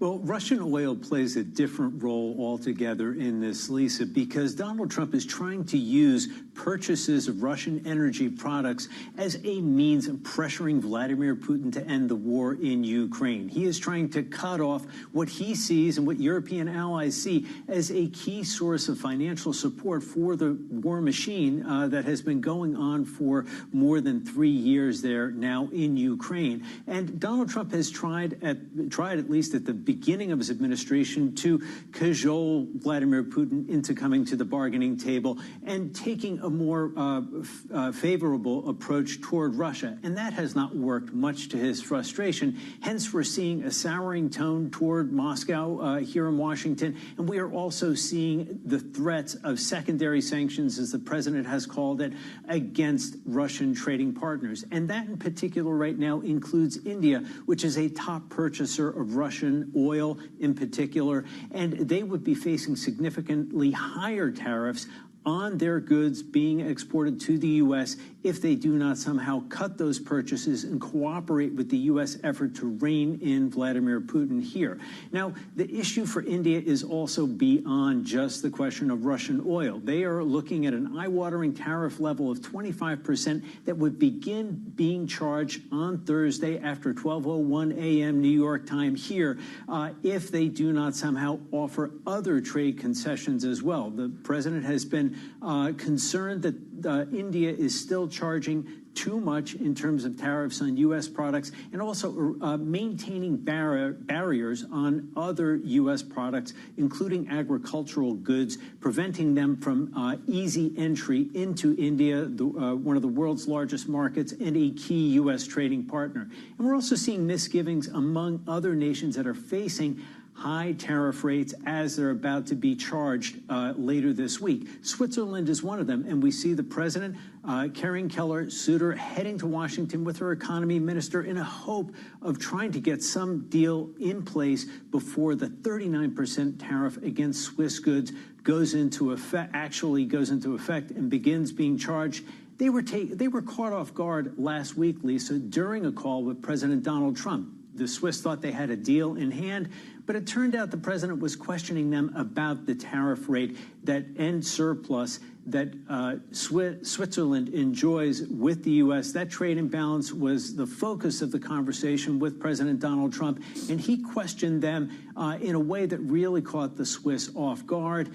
They didn't have a good answer or a satisfactory answer for President Donald Trump, and they ended the call without an agreement, and hence the 39% rate that was announced last week, much to the surprise of the Swiss, and now they're trying to make a last-ditch effort to avoid it. It's unclear whether the president will actually meet with his Swiss counterpart when she arrives here in Washington, what the schedule will be, and also what sorts of concessions the Swiss government will have for Washington, and whether it will include more favorable treatment of U.S. agricultural goods, whether there will be other tariff concessions or anything perhaps related to pharma, which is one of the biggest products and exports from Switzerland into the U.S. And then, of course, there is always the question of investment. Donald Trump is using a lot of this trade negotiation with key U.S.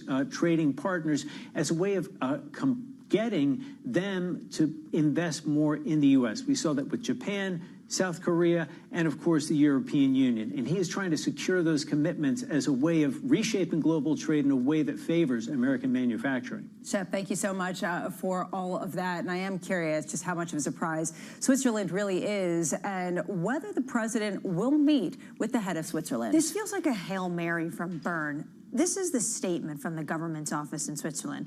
Quote, facilitate meetings with the U.S. authorities at short notice and hold talks. It doesn't sound like they actually have any meetings set up, and they're coming here what feels like in a Hail Mary attempt. Remember, these tariff rates, that 39% goes into effect at 12:01 Thursday. So they need to do something pretty quickly and bold to get it back to the negotiated text they had before this phone call happened between Karen Keller-Sutter and the president that didn't go well. Joining us now is Brian Gardner of Stifel. And Brian, I'd love your perspective on what the Swiss could offer the United States that could get President Trump's interest. Do we have a sense of what the parameters are, the tit for tat, that these negotiations have really borne out?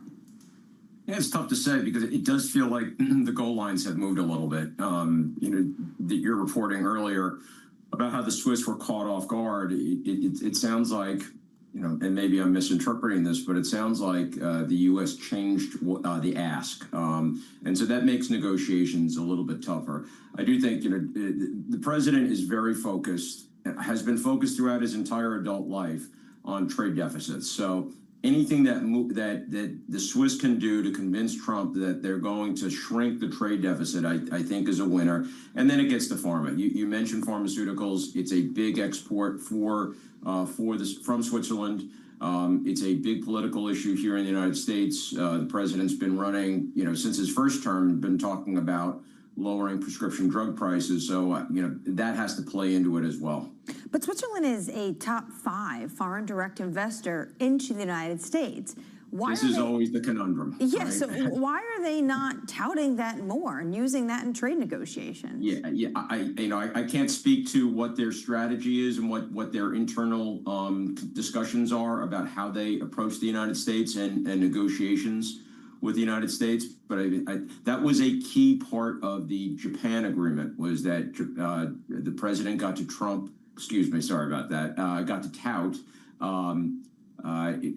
Japanese investment in the United States. That is a model that the Swiss should be following.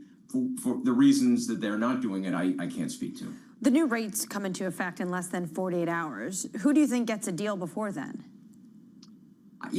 For all the talk about no extensions, I think they're going to be extensions. We've already seen pauses and extensions. That doesn't mean there can't be more.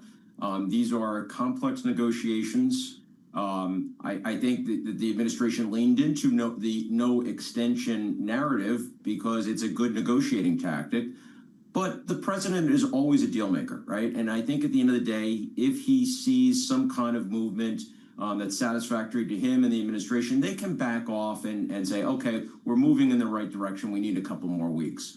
But the holdouts so far, I think these are going to be tougher to get deals with.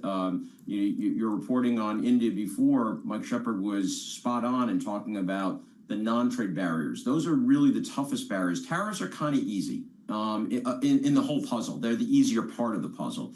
It's the non-tariff barriers, in particular with India.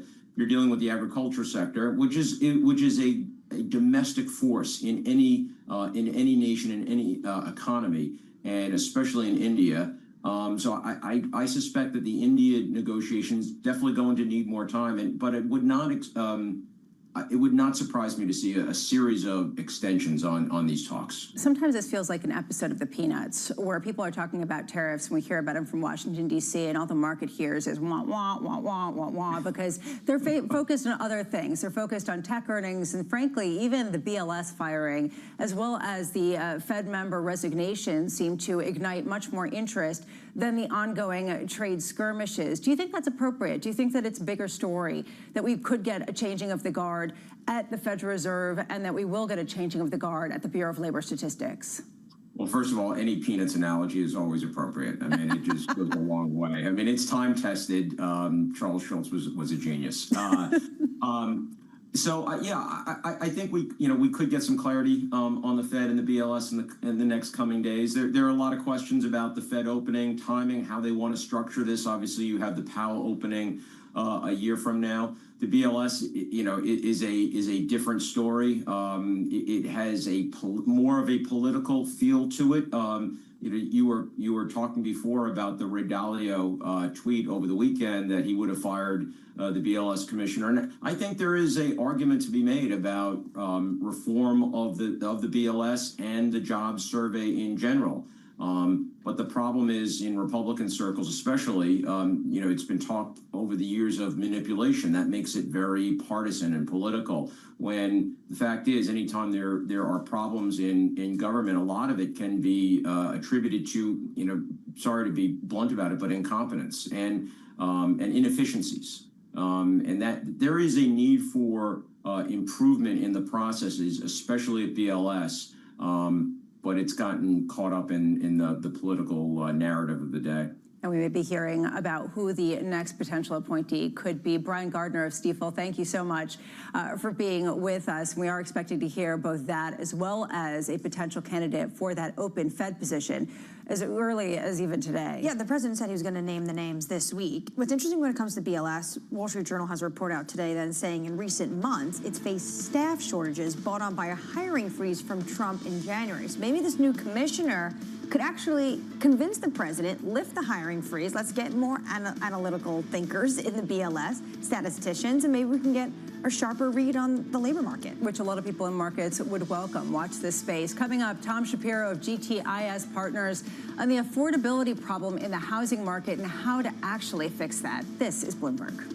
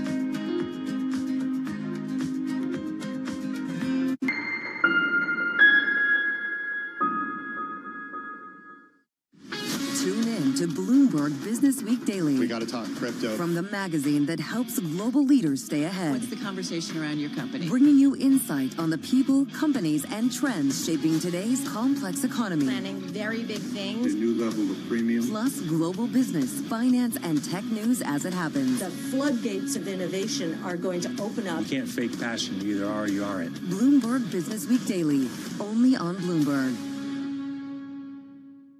Making money isn't about drowning in emotions. It's about understanding what's actually happening.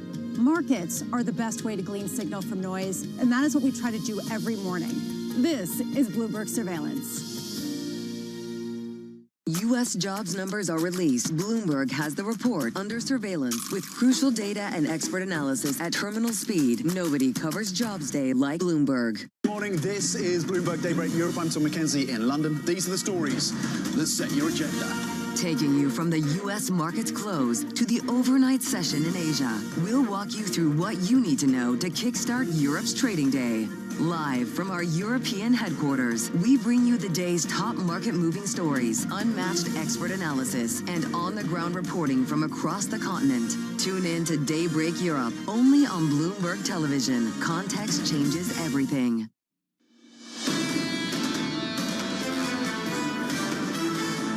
A big day of gains yesterday, building on those this morning as people look ahead to AMD earnings, as well as all the upward revisions and a potential rate cut. We were hearing from Goldman Sachs that potentially the Fed could cut even 50 basis points as soon as next month should the economic data roll over. Russell 2000 futures up about 0.5%, 2 hours away from the cash open. Here are your morning movers with Danny Berger. Danny. Hey, Lisa, some more earnings to get through this morning. We heard from the beer maker Molson Coors a cut to their net sales. Two issues for them. One, just in general, volumes have been lower. Less people have been buying their beer products. And two, because of tariffs, aluminum cans are going to be costing more for them. So it's an issue for margins. So net sales they see is dropping between 7 to 10% for the year. Previously, their estimate was 3 to 4%. We also got earnings this morning from Caterpillar, often seen as a bellwether. It was a miss when it comes to their profit. Now, the tariffs, they are taking a hit there, up to $350 million in the quarter. And the other issue for Cat is they've had to lower prices. Their margins were really hurt in the quarter, so shares down 3%. Now, to the upside this morning, we heard from Pfizer. For them, it is an upgrade to their outlook. Now, they say that's not thanks to COVID products because those have been waning in popularity. So they made up elsewhere. They've been cutting costs. They also say they've seen a positive impact from a weaker dollar. And they're yet another company to cite the positive impact of changes to tax policy. So those shares up 2%, Lisa. Thank you so much, Danny. On our radar this morning, President Trump saying he would be, quote, substantially raising the tariff on Indian exports to the United States, citing India's purchases of Russian oil. New Delhi slamming the move as unjustified and a real question around what they could do other than really shifting some of their global alliances. Well, what's interesting here is I do think the administration is looking at India and they are trying to kill two birds, one stone. One, we want to make sure that they get to some sort of trade agreement. So we're going to put some pressure on India when it comes to their imports of Russian oil, which, by the way, then they're refined and they sell back to the rest of the world and have been making a ton of money since Russia's invasion of Ukraine. Two, they are trying to end this war in Ukraine. You have Steve Witkoff, the president said is going to be going to Russia this week. He has this self-imposed truce deadline for Vladimir Putin to meet this Friday. And one thing that continuously fuels Putin's ability to fund this war is the continued exports of things like crude to India, to China, to Brazil, but it's much easier to put pressure on your friends. If I were Tom Keene right now, I would say, let's rip up the script, because I've been looking at the price of oil and it hasn't materially increased on the heels of this, even though potentially this could lead India to bid up prices in other places. And this comes in the heels of Saudi Arabia increasing production dramatically and OPEC Plus doing the same. I just wonder how much breathing room that's giving President Trump to go much more aggressively against Russia, trying to curtail some of their oil exports. A tremendous amount. I think Saudi Arabia is looking at the picture right now and saying, we're going to go after market share. We're going to go after the cheaters that we have seen over the past couple of years when it comes to them pulling back supply of the market.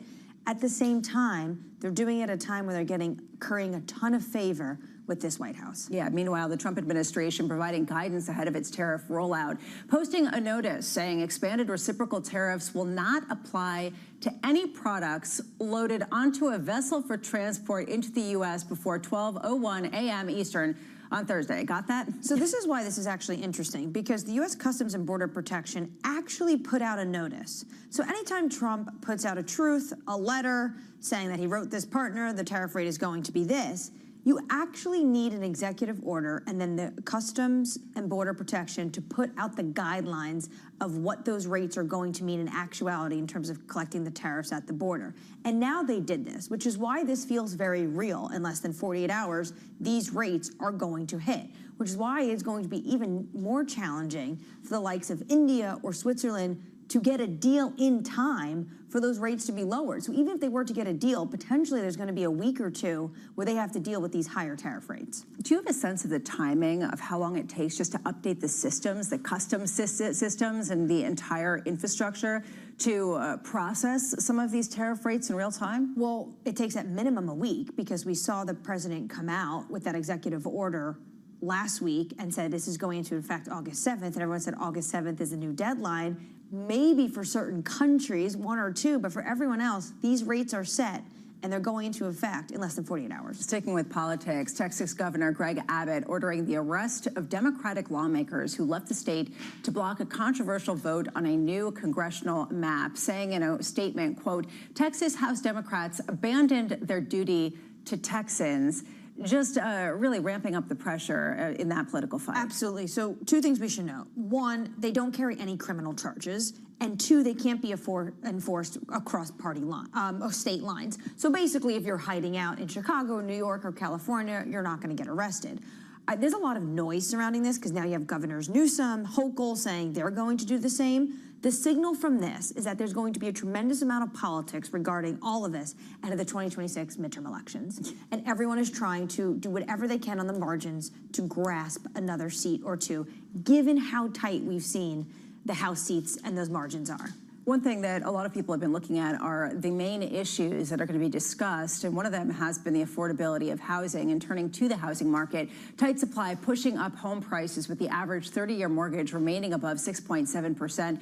Tom Shapiro of GTIS writing, affordability is the biggest issue, near the worst point since the 1980s, but incomes should grow faster than home prices over the next few years. Tom joins us now, and before we get into the nitty-gritty, I'm just curious, with all of the discussions right now about housing affordability, why haven't there been more builders coming out and actually creating that supply in areas that didn't see the boom in building, like the Sun Belt? Well, the issue has been affordability, which is right now people are spending 40% of their income on housing, which is just way too high. Also, I think consumers very much have been concerned about the things you're talking about tariffs, about the economic outlook, about their jobs. It is the largest purchase that anybody makes in the United States, so they're quite cautious before they make it. So we're actually seeing new home sales down 13% right now. Existing home sales are down 3%. And given, they're on a positive side, there hasn't been a ton of supply because 72% of mortgages are locked in under 5%. And to get a new mortgage, you're close to 7% today. So obviously the cost of just a small move up is massive. So that's really helped and why we haven't gotten into a more GFC type situation right now. But the issue right now is affordability, and it's something that has to happen. So a couple things can obviously change that. Incomes can go up, which hopefully we'll start to see. Prices can come down, or mortgage rates can come down. So any of one of those or all of those together will help the affordability issue. But until that happens, it's going to be a slow selling season. And Tom, we have seen prices come down, particularly in certain regions that had gotten really built up and seen really a rapid price appreciation in the direct aftermath of the pandemic. I'm just wondering how much further it would have to go to right-size the affordability question, all else being equal. If we don't see a huge increase in incomes and we don't see a huge decrease in mortgage rates. Well, you'd have to see a very large decrease, because if you want to get back to what real affordability should be, it should be in the mid-30s, what people should be spending of their income. So you're talking about a 10% decrease. So that is probably not going to happen, and that's really because of the supply picture that I painted for you. There just isn't enough supply to do that. People just aren't putting their homes back on the market, and that's really helped to prop up because you're not seeing the existing homes. While the inventory's up, certainly from last year, it's just not where it used to be. So I don't think we're going to see that happen. So hopefully there'll be some combination of all the factors that will help us get back to a more normal selling season. Given that it's been challenging for individuals to get on the property ladder in terms of buying a home, what has that meant for the rental market? Well, it's been quite good. And so a lot of people have been moving to renters. And just to give you a number, if rates drop to 6%, we'd see 160,000 renters move over to be buyers of homes. So the rental market in a lot of areas, particularly the coasts, have been really good. We're seeing San Francisco prices for rent are up about 6.8%. New York's up about 3.5%. It should be the same in other markets like the Sun Belt, which have had good economic drivers and good job growth. The issue has been the supply. They were just really oversupplied. If you take a market like in Austin or Nashville or Charlotte, those are some of the best markets from a job growth perspective. The issue is every developer got the same memo, and so everybody built. So Austin, for example, was the best multifamily market in the country. It's now the worst, although it's seen very positive absorption. So hopefully that will right size itself, but it'll take a year or two before that absorption happens. So right now, from an investment perspective, we're much more focused on the coasts than we are on the Sun Belt. There's been a lot of concern about what tariffs would mean for the construction industry, but at the same time, you're talking about a flush of money trying to go into some of these markets. What has that meant for the home building industry and construction? Well, that's a pretty interesting thing. So you would assume, given the issue with the labor market, given the immigration issue and given the tariff issue, you'd assume costs would be going through the roof. They actually have been really moderate. Costs are muted up maybe about 2%.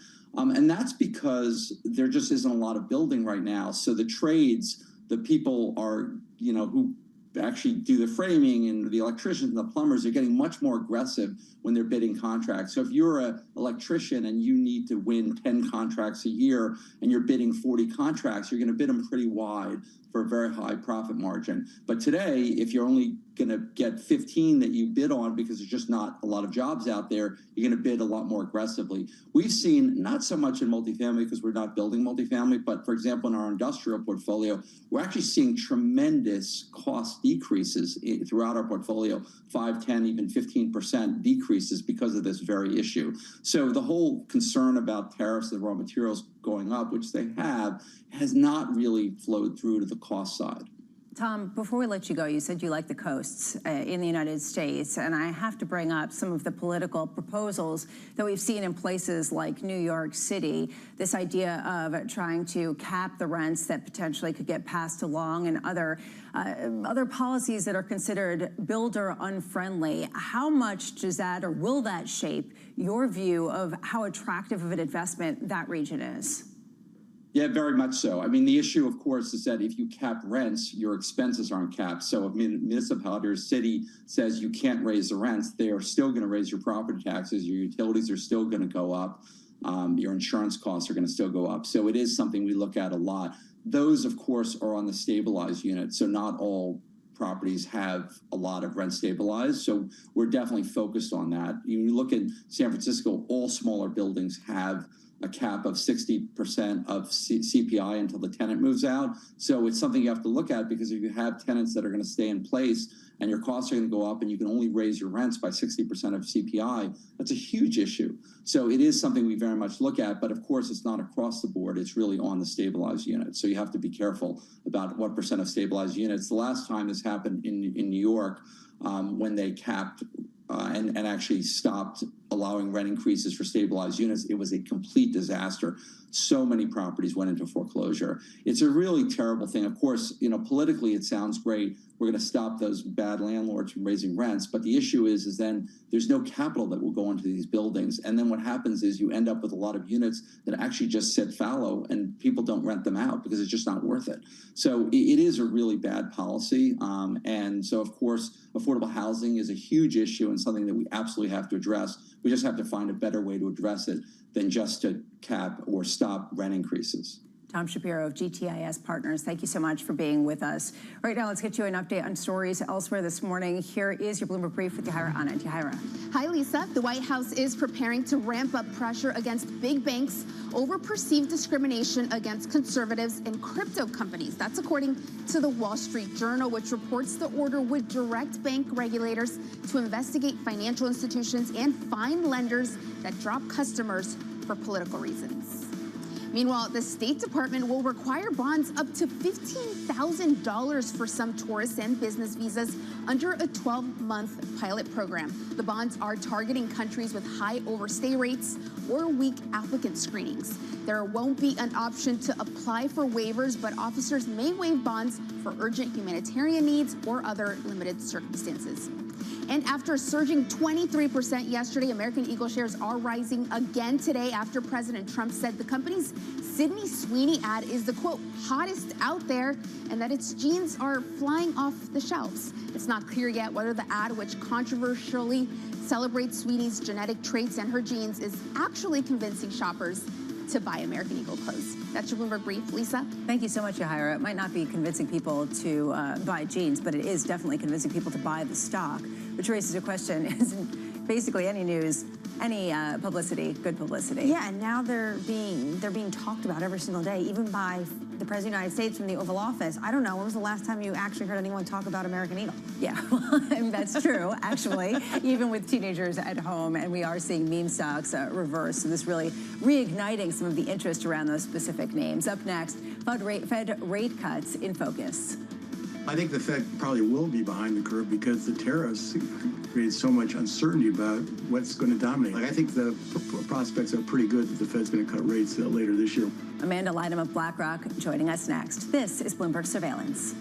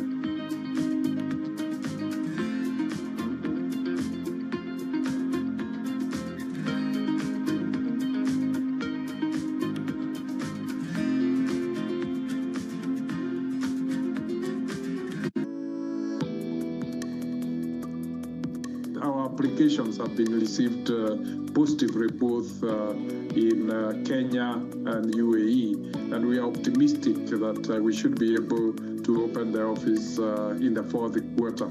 We think the Middle East have deep capital sources.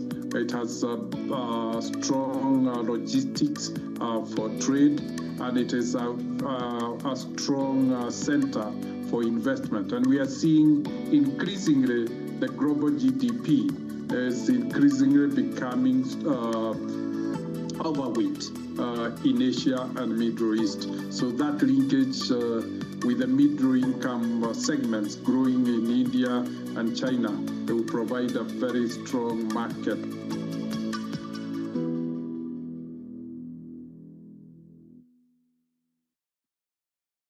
Okay, ready? David, what initially sparked your interest in this topic of longevity? 15 years ago, I turned 60, and I began to wonder how much longer I'm likely to live and what I could do to extend my life.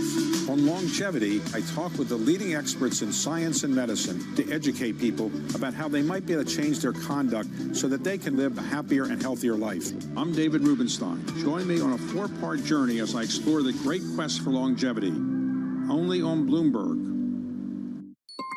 Asia is at the forefront of some of the world's biggest stories. And we're here, where the action starts in Sydney. And in Tokyo, get ahead as the global trading day begins.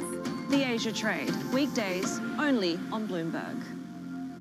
Bringing you up-to-the-minute geopolitical news whenever and wherever it happens. I'm David Gura in Alberta, Canada, and this is Bloomberg.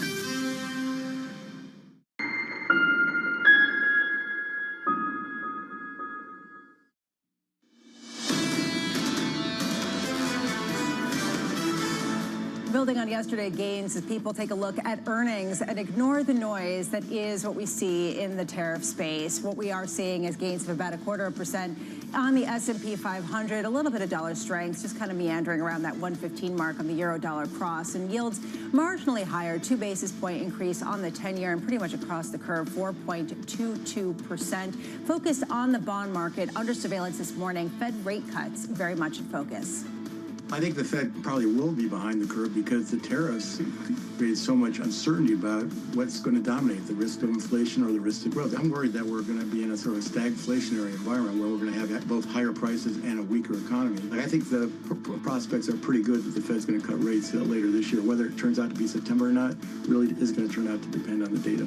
Here's the latest. San Francisco Fed President Mary Daly says the Fed may cut rates more than twice this year if the labor market continues to show signs of weakening, saying, quote, I was willing to wait another cycle, but I can't wait forever. Amanda Lynham of BlackRock joins us now. Amanda, wonderful to see you.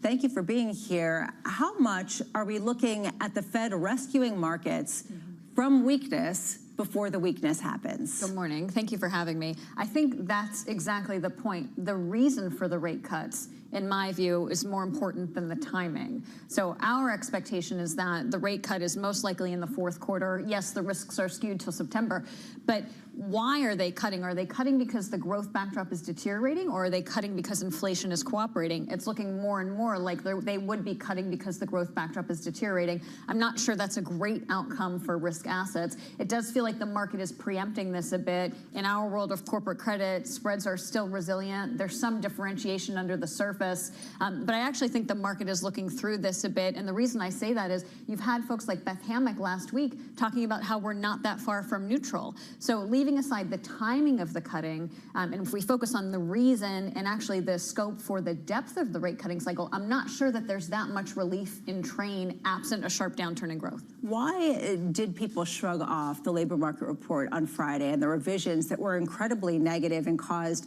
the firing of the BLS chief? What I think it is that Chair Powell almost went out of his way in the press conference to talk about how he's emphasizing the unemployment rate over the number of payrolls gained in any month because, as he noted, the break-even rate of payrolls growth is slowing because immigration is coming down. So if you look at, we were at 4.1% as of the July FOMC. We're now 4.2, edging up on 4.3. Chair Powell characterized that 4.1 as being close to maximum employment. So yes, the revisions were very large, not unprecedented, but large. But actually, if you look at the unemployment rate, with inflation still above target, I still think there's actually some tension in that dual mandate. And so it's not, for me, a base case or very clear cut that they will cut in September, because I think if you look back to the July FOMC, Chair Powell made a point to emphasize that unemployment rate. And I think that's part of that undercurrent. When the market had a bit of time to digest it, focusing on that, I think you could come up with a different path. But I think, to be clear, the direction of travel is very clear. Rates are coming down. It's almost a moot point. Is it September or October? I'm not sure it quite matters. Well, the market's pricing a 90% chance of September. What would it take you to say it is September? I think if you started to see some cooperation in inflation, I think that could get you there. That actually that tension on that price stability side of the mandate could ease up a bit. And then, of course, we do have some more data between now and then. So if you start to see some real continued weakening in the labor market, we've already seen weakening, but if that is persistent, I think that could really push them. There's a lot of politics surrounding right now the data and the Fed, and the president is going to have a chance to now, he's going to put a new name in for the BLS commissioner, which he fired, and Adriana Kugler, the Fed governor, is supposed to step down in January. She resigned early. Are you concerned that all of this is getting politicized and there's no independent credibility? Our conversations with investors are very much focused on the fundamentals. So I think there is a lot of noise in the background, but actually top of mind in our conversation is how are companies navigating this, and what are the levers that companies can pull going forward if the growth inflation mix becomes more challenging as we expect. What I find striking is that second quarter earnings have given us some data points that companies in some instances are lowering their estimated impact of tariffs relative to what they communicated in the first quarter. Certainly not every company. There's a lot of dispersion. But if you look at the myriad of operational levers that are available to companies to navigate this, that could include things like changing product mix, accelerating cost cutting in other areas. There's actually a fair amount of levers. It kind of reminds me of 2022 when there was a swift rate hiking cycle. There were imminent expectations for a recession. It didn't materialize. I'm wondering if the several quarters of above trend growth from 2023 and 2024 actually built up some cushions in the corporate sector, and there's resilience there. There's also the One Big Beautiful Bill, and we haven't talked about it as much as maybe we should have in terms of the ramification for companies. But But the Wall Street Journal put out a story just highlighting the free cash flow and how much it's increased on the heels of this particular piece of legislation. How much is that buffering a lot of companies in ways that might have been underestimated going into this? It's a great point. You noted a company earlier this morning that I think raised their guidance related to that. We also saw earlier in this earnings season a telecom company do the same. So I think it's a great point. The two-sided risks are very real. It's not just about the downside risks to growth and the tariffs, but it's also about the deregulation. Actually, M&A, strategic North American M&A is running at the highest pace since 2021, year to date, and we know 2021 was a banner year for strategic deal making. So I can't help but think that under the surface, and to the noise point you mentioned, Anne-Marie, there is a fair amount of corporate confidence that is coming through, and I think that is why we are very mindful of two-sided risks. At the same time, it's priced in, right? And you're looking at very tight spreads. This is all kind of priced to perfection, a number of people have mentioned.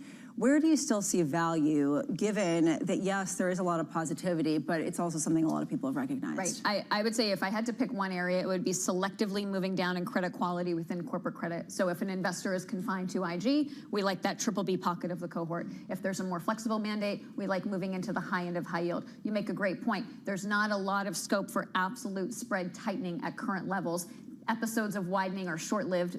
The dips get bought, so to speak. But similarly, I think the bar for a sustained sell-off in widening credit spreads is actually quite high. And of course, as you know, the yield-based demand is a very real technical. So we're pretty constructive on corporate credit risk. That said, not everything is participating. CCCs are still lagging. I think that's appropriate. I think that reflects discipline in the market. Yeah, maybe actually a market and not necessarily something that's bad, that's propped up by a particular policy. Amanda Lynham of BlackRock, thank you so much for being with us as we do plow forward for ISM Services at 10 a.m., the trade balance before that, and then later this morning, or later today, we do get bond auctions at a time where there's a real question of how this government is going to finance itself, and that's going to be an increasing conversation going forward with the revenues coming in from tariffs, but also with the Treasury Department playing around with a couple of different options. I remember the President of the United States talking about it, saying that we should be financing with lower rates because of how much they are paying to pay off their debt. Remember, the net interest of paying off what we borrow is now the biggest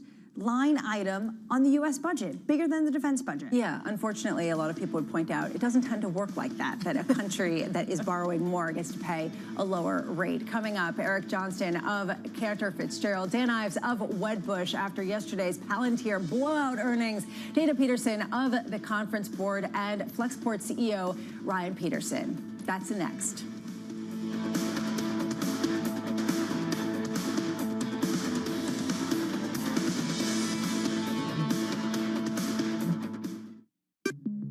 There is a nice confluence between the long-term investor and what we're trying to do. We have an operating principle that's in our handbook, take the long view. When we went public, we put a timeline up on the screen for the whole company in an all-hands meeting. And that timeline went from founding to 100 years out. And the IPO was one dot in 1 year on that timeline. And we tried to orient the employees to, this is a wonderful event, this IPO, but it's a moment in time on a very long journey. This is a company that you want to exist in 100 years. We do. Wall Street doesn't think in... No, they think in like hours. Yeah. And what I've learned of Wall Street, and particularly Wall Street investors, when they say they are long-term investors, that means they'll keep your stock for like a month. There has been one instance where I did something that was just for short-term stock, and I felt so bad about it that I don't think I'll do it again. What was that? There was one quarter, a few quarters ago, we were not going to beat the quarter. We were going to probably just hit it. And so far, we beat every quarter. So we were all like, wait, what? Our perfect record. We're like a 4.0 student that is going to get a B for the first time. This is not good. And I decided that for a short period of time, at the end of a lesson in our app, we would show 2 ads instead of 1. Turns out that that by itself was good enough to beat the quarter, but it's bad for the product. It's not good. After that, I am never doing that again. It's the world's second largest economy with a growing influence in global affairs. Bloomberg The China Show brings you the unmatched expertise you need to keep track of breaking news, in-depth market analysis, and the most influential newsmakers in and around China. We need to do more to engage the market more. We're risk on. I think we caught a little sweet spot. Massive savings right now. It's already a different game. Bloomberg The China Show. Weekdays around the world, right here on Bloomberg. Context changes everything. As Bloomberg's global financial correspondent, I get to meet the people shaping the way money flows around the world. And I want to bring you with me. Now we're playing. Yep, now we're playing. First and foremost, I am a capitalist. The capitalist system is the best system in the world. There isn't another one that works as well. Citigroup moves $4 trillion a day. 5. Wall Street used to be a place. I love all these new Wall Streets. Y'all Street, Wall Street South. Now it's more of an idea. The optimism here is infectious. You think our New Yorkers are negative? Yes. Anything that trains people to understand probabilities and just think through things with a greater degree of nuance is a service to humanity.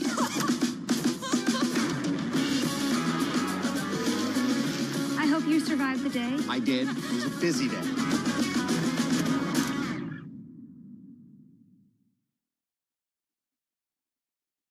Technology is embedded in every aspect of our lives. And laying the foundation for the future. From finance to defense, AI to entertainment. And from the road to the stars. Bloomberg brings you the latest stories of the people and companies pushing the tech sector to new frontiers. And the politics that shape global tech markets. I'm Caroline Hyde in New York. And I'm Ed Ludlow in San Francisco. Watch Bloomberg Tech every weekday. Only on Bloomberg Television. Bloomberg loves earnings. I know it's like your Super Bowl, right? I can't wait. It's like opening presents in the morning. All right, it will be exciting. Nobody covers earnings like Bloomberg.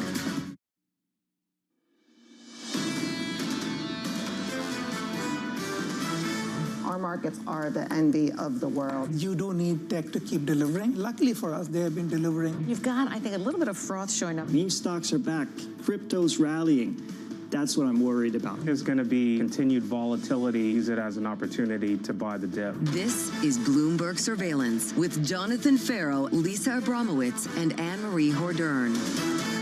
Good morning. Welcome back to Bloomberg Surveillance, the third hour, heading into another day of tech dominance after Palantir's earnings and talk of astonishing AI impact. Getting some trade data and bond auctions as investors wonder how far this rally can run. A real focus now on some sort of dip that buyers are hoping to come into, but hasn't yet materialized. Exactly. And a lot of them, like Morgan Stanley, is basically saying when you see the dip, that is a time to buy. And they're thinking that really the market just bowed out April 2nd, and we're not going to see those lows ever again. And right now, we are just shy from a record high, which the president was leaning into last night, obviously liking what he saw in terms of the rebound after that really weak labor market report, so weak that he fired the BLS commissioner, and that is something we're still waiting on today. And this week. It's not the data I'm really looking out for. Who is he going to put in the chair for the BLS commissioner? And also, who is he going to put in the chair for Adriana Kugler, who's resigning sooner than expected? What's fascinating to me is you have all these headlines that are incredibly dramatic. The idea of a nearly unprecedented firing of the BLS chief. You also have a potential new seat on the Federal Reserve that will get filled. All of these things that could be very market moving, not to mention what we see on the trade side. But it's a Teflon market. We saw NVIDIA, Meta, Microsoft reach new highs. We saw more than 80% of the S&P 500 end the day in the green yesterday with the biggest one-day rally going back to May. Is the Teflon market justified by Teflon earnings? And that's something that a lot of investors seem to be kind of battling out. And I think it really depends on what part of the market you're looking at. As Jack Caffrey was talking about, there's 7, then there's 493 companies. And the 7 that are spending on AI, that are going out of their way and are doing so and saying we can do this and have this kind of revenue growth with less people.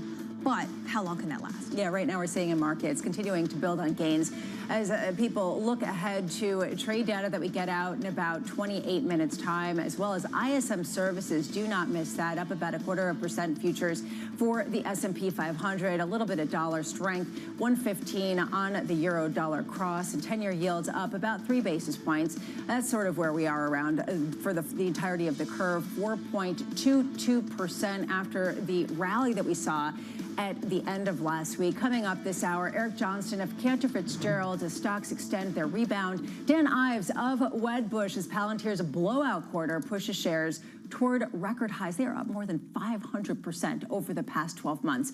And Dado Peterson of the Conference Board on the state of the U.S. consumer. We begin this hour with stocks higher on the heels of strong earnings and rate cut bets. Eric Johnston of Cantor Fitzgerald writing this: we continue to believe that equities will experience a shallow, short-term reset. However, our 6 to 12-month outlook remains bullish. Eric joins us now. Eric, you are one of those who does see some sort of pullback. We have seen this from Morgan Stanley. We have seen this from Bank of America. We have seen this from Evercore ISI, waiting for the dip to buy. How much can we see a dip if everyone's expecting it and waiting to swoop in?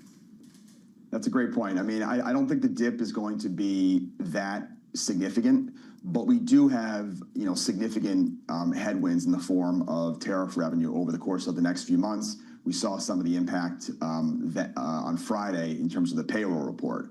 But the bottom line is the tariff rate likely going to be in the 17 to 18% area. That's likely going to be somewhere around $600 or $700 billion a year of tariff revenue. And so over the course of the next few months, you're likely going to see the inflation rate start to tick higher, and you're likely going to see some very subdued economic growth. And you've also have a market that it's had a big run, right? We've had overbought conditions, and there's been this flurry of buying in lower quality, high short interest names, which essentially, has kind of given some exuberance to the market, which could result in a little bit of a pullback. We also have seasonal challenges. But again, don't think the pullback is going to be that significant, and I think it would be a buying opportunity. Well, Eric, this is really the conundrum for so many investors. Just because there are evidence of froth doesn't mean that there's going to be some sort of crash, especially when there's fundamental underpinnings to it. Are there any signs that you see where there isn't a fundamental justification for the gains currently being had? So I think the market is discounting into 2026. I think that's really what's going on, because the 2026 outlook, I think, is very, very good. And you have, and I can kind of go through a few of those, but I think the market is saying, look, this hiccup that we're seeing in the economy, right? GDP growth was really about 1% in the first half, likely going to be somewhere around that in the second half, and it's mostly being caused by the tariff revenue I just mentioned, that is really a short-term factor. We're seeing a small slowdown in growth, and it's going to result in a Fed cut cycle that is going to begin. And we're going to see a lot of tailwinds in 2026. So whether the Fed begins cutting in 2025 or whether it takes till May of 2026 when we have a new Fed chair, this cycle is going to begin. And we're going to have this dynamic where the Treasury is trying to get the entire curve lower, and also the Fed working in concert to get the entire curve lower, because that's what the administration wants. That's going to be a very powerful force in the face of an economy that we don't think goes into recession. And at the same time that that's going on, you have the other sort of economic longer-term growth tailwinds from the data center build-out, from many of the investments that have been announced from overseas that are going on domestically in terms of onshoring, and from some of the deregulation that has been announced but takes time to filter through the economy. So that backdrop is very favorable. And I'll mention one other thing, which is that corporate earnings. So AI so far really hasn't had that much impact on the efficiency of non-tech corporate America and margins. And that's coming. And whether that starts in 2026, maybe the back half, you're likely going to start to see that very soon. And that should be a very positive longer-term backdrop for corporate earnings. So I think the market is just discounting what's going to be happening starting in 2026. Eric, and you talk about the fact that President Trump recognizes this is his market and his economy now, which should result in pro-market policies and a de facto Trump put. At the same time, many people are saying that he's undermining the own credibility of the United States with the continuous jawboning of Jay Powell, but also the firing of the BLS commissioner. Do you think that is undermining the potential credibility of the next few labor market prints? What I would say is that I don't think the market is focused on that. So while I understand, the questions about Fed credibility, Fed independence, and that this goes against the norms that we've seen for a very long time, and also, of course, around the labor chief and the statistics and the administration getting involved in that. But I think that's not what the market is going to be ultimately focused on. And if the result is that the Fed is a little bit less independent, but we have extremely accommodative policy, that is going to essentially overwhelm any concerns around Fed independence. Ultimately, markets like cheap money, and they like when you have higher nominal growth combined with lower rates. And so, the way that we get there, while many people, may not like it, and it may not be what has happened historically, the benefit to asset prices, I think, is going to overwhelm those other factors. You also say the administration has levers to counter economic or stock market weakness. What else do they have? They already have the one big beautiful bill, the tariff story almost behind them. They really want to see interest rate cuts. What other levers can they pull? So there's things that the Treasury can do around moving issuance to closer to the front end of the curve. There's things that a Fed chair can do around implementing QE or yield curve control, not being talked about right now, but that's something that can be done. We have, from a tariff perspective, we have these rates in place. Some of them are related to fentanyl, things that can show improvement. And so if we were to get into a weaker market, could some tariff rates be lowered? That's certainly possible. Could there be some fiscal stimulus? There's a number of things that can be done to counteract any sort of economic weakness. And I think there's a lot of levers in place, and those include tariffs, which are now at very elevated rate. You look at a 20% tariff on China related to fentanyl. Maybe that outlook on fentanyl gets better and could be used as a reason to lower tariff rates there. So a number of things. Eric Johnston of Cantor Fitzgerald, thank you so much for being with us this morning. Right now, let's get you an update elsewhere this morning. Here is your Bloomberg Brief with Yahira Anand. Yahira. Hi, Lisa. Switzerland's president and economy minister are traveling to Washington today to discuss tariffs, even as they have no formal invite from the White House to meet with President Trump. The Swiss officials plan to present a more attractive trade offer in an effort to lower a 39% tariff imposed by the Trump administration.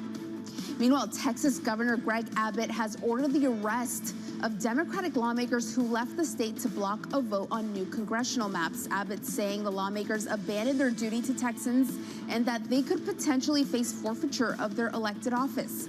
The tensions now have governors of other states also looking to redraw maps. And Celtics minority owner Steve Pagluka has offered to acquire the Connecticut Sun and move the WNBA team to Boston in a deal that values it at $325 million. Sources telling us here at Bloomberg, the investment group led by Pagluka plans to spend $100 million to build the team a new practice facility. Quite the sweetener. That's your Bloomberg Brief. Lisa? Thank you so much, Yahira. Up next, the morning calls, plus Dan Ives of Wedbush on Palantir's blowout quarter and the 500% gain in the shares over the past 12 months. That's next. This is Bloomberg Surveillance.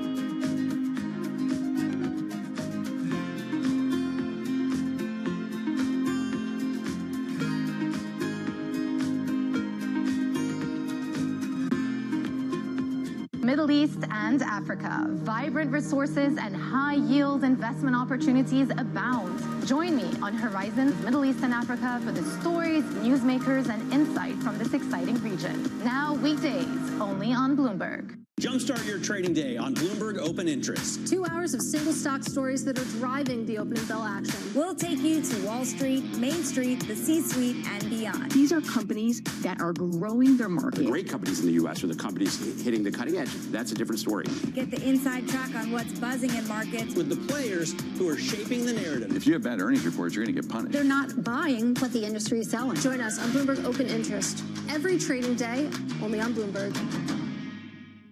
Key investors, top executives, global innovators. Join me for in-depth conversations with the biggest newsmakers on the day's top stories. Insight with Haslinda Anand, only on Bloomberg.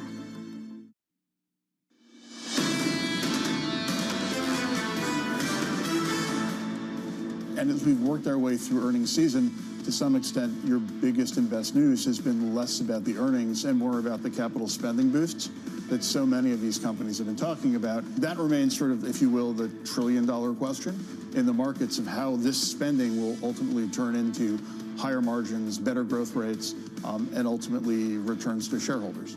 That was Jack Caffrey of JP Morgan. We are getting some news on the next head of the Federal Reserve. President Trump speaking with media this morning saying that Scott Bessent, the current Treasury Secretary, declined consideration to be the Fed chair, wants to stay where he is, Amory. He wants to stay where he is. The Treasury Secretary says this numerous times, including to us, and he told us a few weeks ago that he was part of the decision in terms of the decision-making process, almost taking him out of the running. And every time you talk to him, he says, I have the best job in Washington, D.C.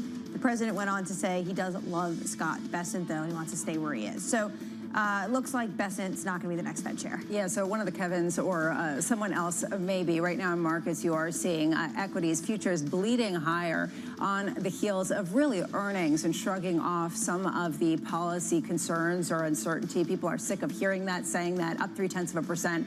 For S&P futures, you can see the dollar just gaining slightly against the euro, 115.40, and yields marginally higher, up 2 basis points on the 10-year. Crude, interestingly, lower by 1.6%, with the president saying also that if the price goes low enough, maybe Vladimir Putin will stop the killing. Time now for the morning calls with one stock in focus, Palantir. First up, Deutsche Bank upgrading the stock to hold, citing the company's, quote, excellence in artificial intelligence. Those shares up 7.3% this morning. Next up, Piper Sandler raising its price target on Palantir to $182, saying it is a one-of-a-kind growth and margin model. And finally, Bank of America raising its price target on the company to $180, saying it is the best in class for AI. Let's stick with Palantir as its shares do surge after reporting a 48% increase in revenue for the second quarter, citing the astonishing impact of AI technology on its business. Mandeep Singh of Bloomberg Intelligence joins us now. I am so glad that you are here, Mandeep. Can you explain to us,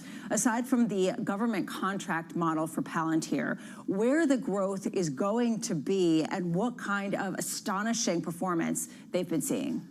Look, when it comes to Palantir, clearly they are applying large language models to applications. So what I mean by that is if you have big data, you can actually call, a ChatGPT API or an Anthropic API and build a customer service use case around it or a supply chain use case. And that gets reflected in the U.S. commercial business, which they expect to grow 85% off a low base, but very impressive growth.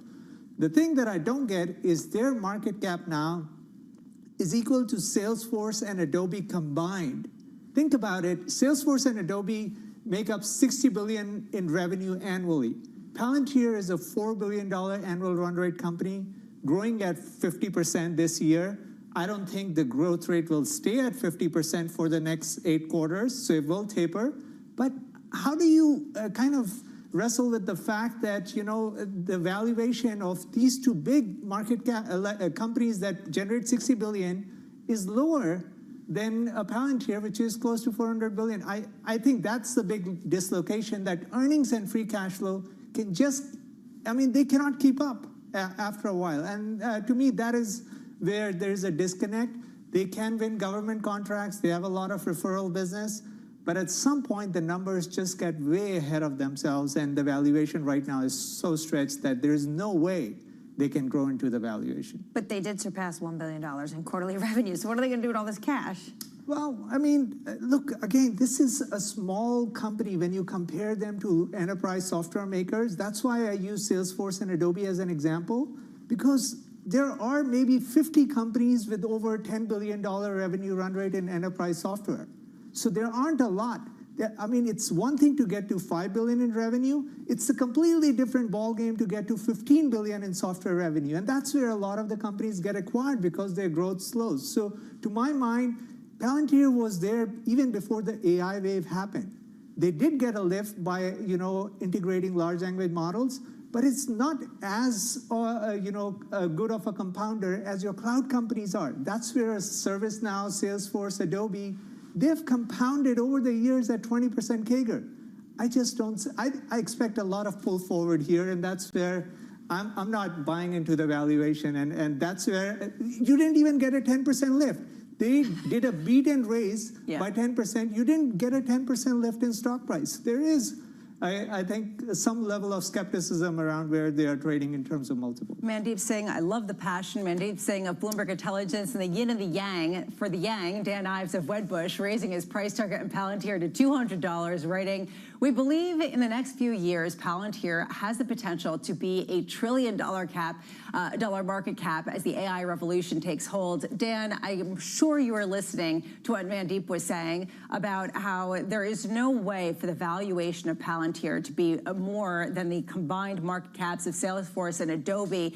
They can't grow into this quickly enough. What is your counterpoint?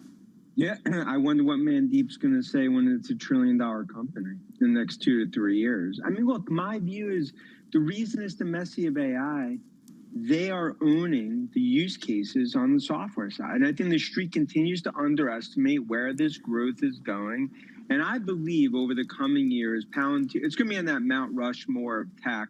And that's why investors are recognizing it. And we believe, I think this is just the beginning of this AI revolution, and Palantir is the gold standard. Dan, this has been a company deeply associated with the Defense Department, deeply associated with the U.S. government and various contracts. How much are they able to parlay that into the public sector? How much does this remain very much a company intertwined with the U.S. government? Yeah, it's a great point. Look, I mean, if you go back to their history, their roots, it was government.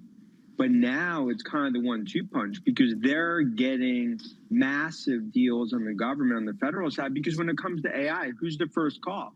It's to Karp and Palantir. Then on the enterprise and the commercial, you're basically starting a whole new business.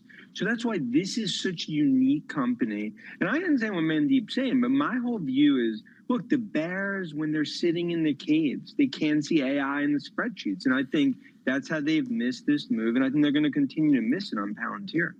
Dan, when it comes to Palantir, though, the company is deeply connected to Republican politics. Does any of this change if there's a changing of the guard in Washington?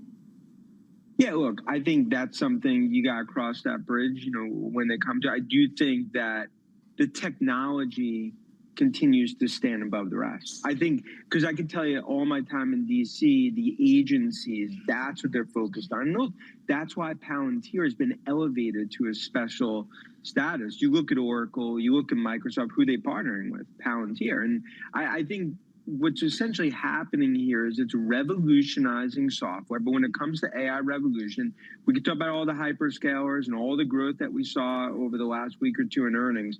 The use cases, the golden goose, it's Palantir. When it comes to where are they looking outside of the U.S. government, could you see them doing more contract work for other governments?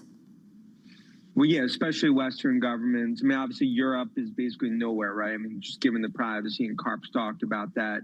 But I think going forward, as more sovereigns start to head down this path, especially in the Middle East, Palantir is going to play a huge role. And I think that's something you saw even on Trump's trip.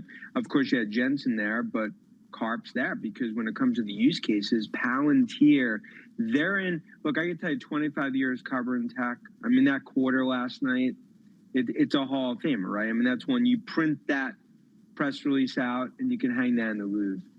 Dan, so you see Palantir as a big winner, potentially joining the $1 trillion club. We've seen another slew of big winners when it comes to Meta, Microsoft, as well as others that we have seen come out, NVIDIA chief among them. Who are the big losers in the tech universe that we have seen so far or that we may see in the upcoming weeks? Look, I think some of the losers, I mean, Cisco, you could argue, is maybe on the wrong side. I mean, some of the legacy players like Dell.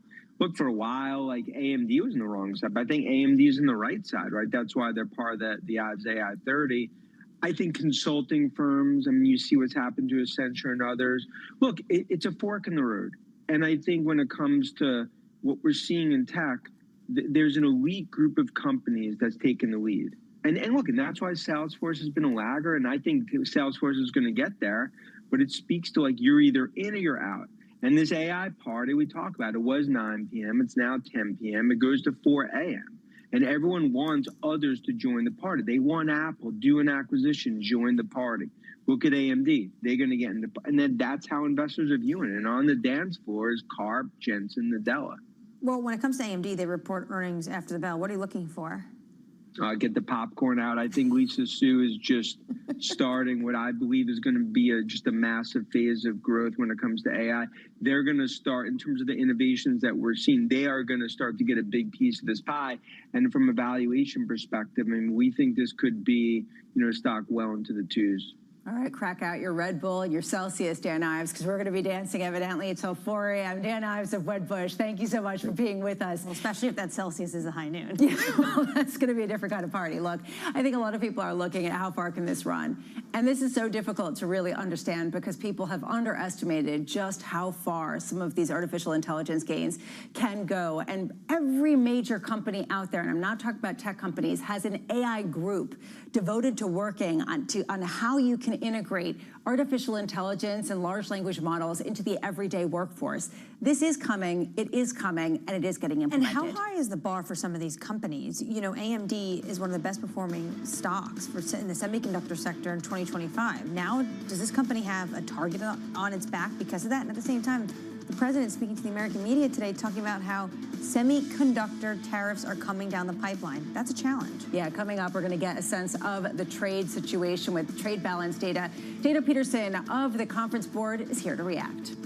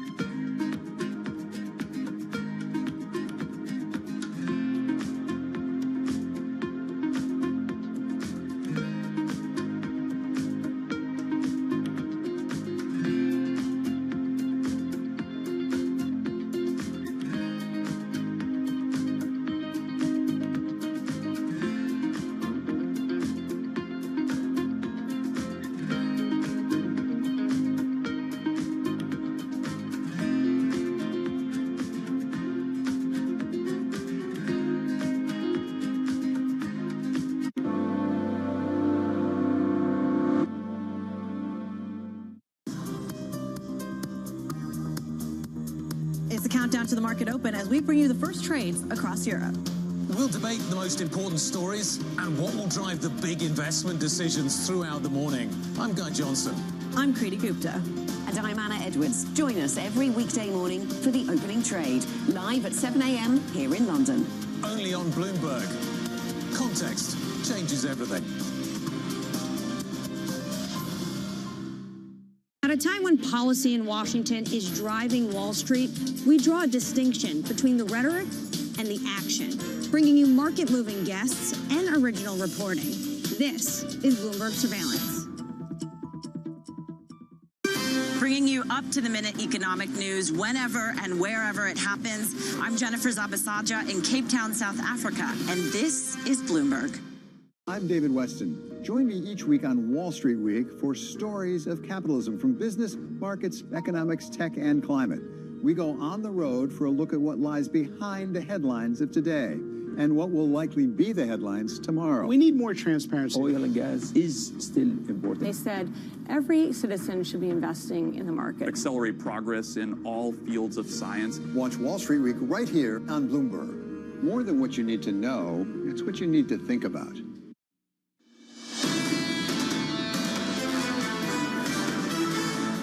Coming into Tuesday with futures building on gains from yesterday. Yesterday was the biggest one-day gain going back to May. We also are getting some headlines as President Trump speaks, particularly having to do with Treasury Secretary Scott Bessent, who had been said to be in the running for potentially leading the Fed.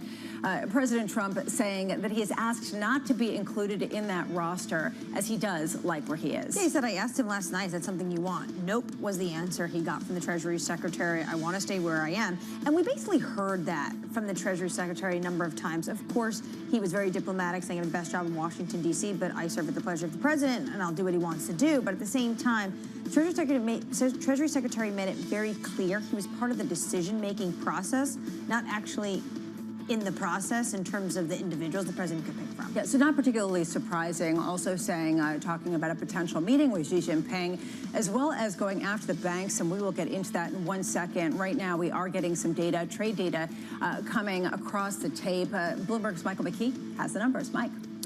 Well, the president's going to be happy about this number a little bit, I guess, because it comes in lower than anticipated and certainly down from last month. These are June numbers for trade. The trade balance is a negative $60.2 billion. That's down from negative 71.7. Now, we saw this in the advanced numbers, but this is the goods trades balance added in with services. And services, usually we have a surplus.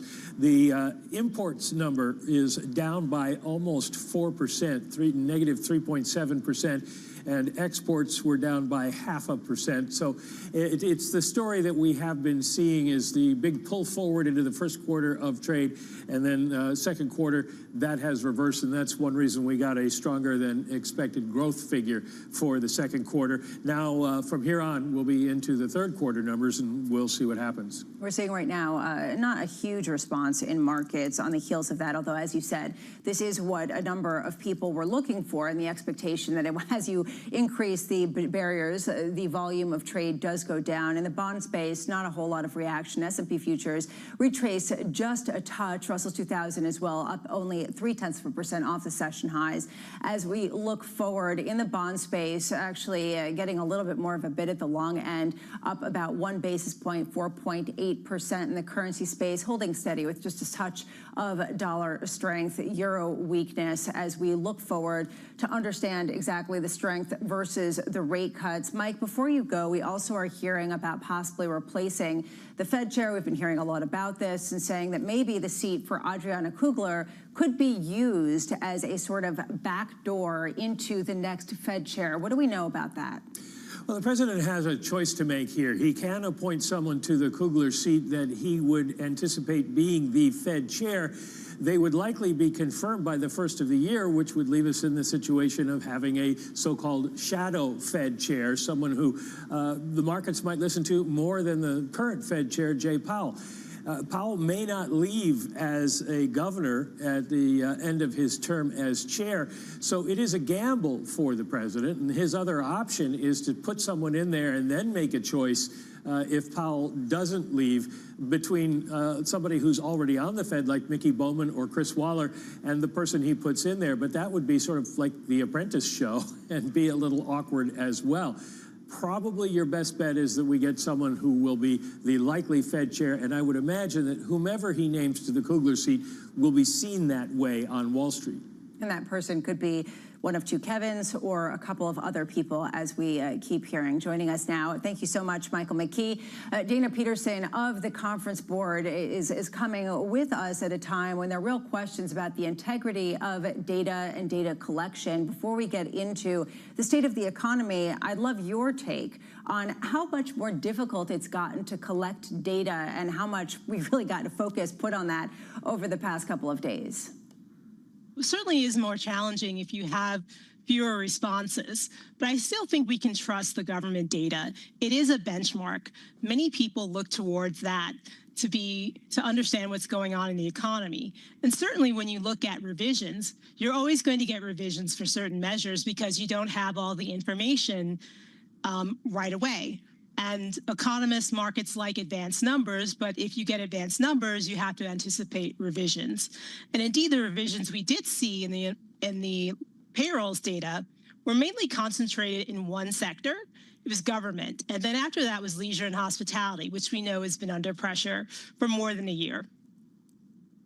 Going forward, do you think we're going to see a continued weakness, almost a trend, when it comes to the type of numbers we're getting from the non-farm payrolls? Well, yes, and that's something I've been saying for a long time, and it's something Chair Powell has also been saying. When you're at or near full employment, you don't need giant increases in payrolls month after month, because if you think of it as a bathtub, you filled up the bathtub. So there's no more room for companies to hire people. And indeed, that story is still here. Last year, many companies were on the sidelines, and this year they had even more reasons to remain on the sidelines in terms of hiring. Last year, I think it's because they had everyone they needed.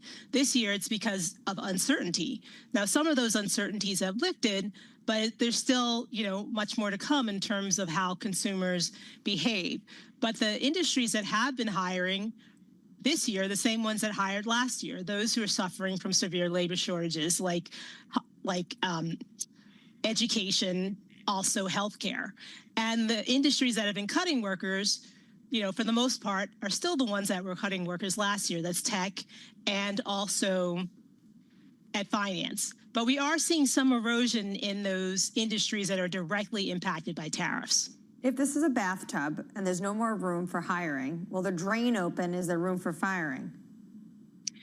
That's the big question. And certainly over the course of the first half of the year, many companies, even in our own surveys, our CEO confidence survey, were basically not doing anything. They were just sitting there waiting to see what the outcomes would be with regards to fiscal policy and also trade policy. And still, that's not really clear. And so many companies are probably still sitting on the sidelines. And I think that's evident when you look at the JOLTS data. You may see hirings being low, but there are very few firings, and also initial jobless claims remain near historical lows. At this point going forward, do you think that the market is adequately accounting for the potential weakness that you see in the data that you see, as well as what we heard on Friday? Well, again, I don't think the labor market is falling off the cliff. When I look at other elements of labor market data, they're still pretty positive. The unemployment rate's very low. Yes, some of that reflects retirements and also immigration policies, but you still see very few industries letting anybody go. And where you do see it on the margins, again, it's in those sectors that we know are directly impacted by tariffs. For example, tariffs and immigration policy. So that's like construction, retail, transportation, and warehousing. But that's to be expected when you have a 10% tariff on all goods coming in.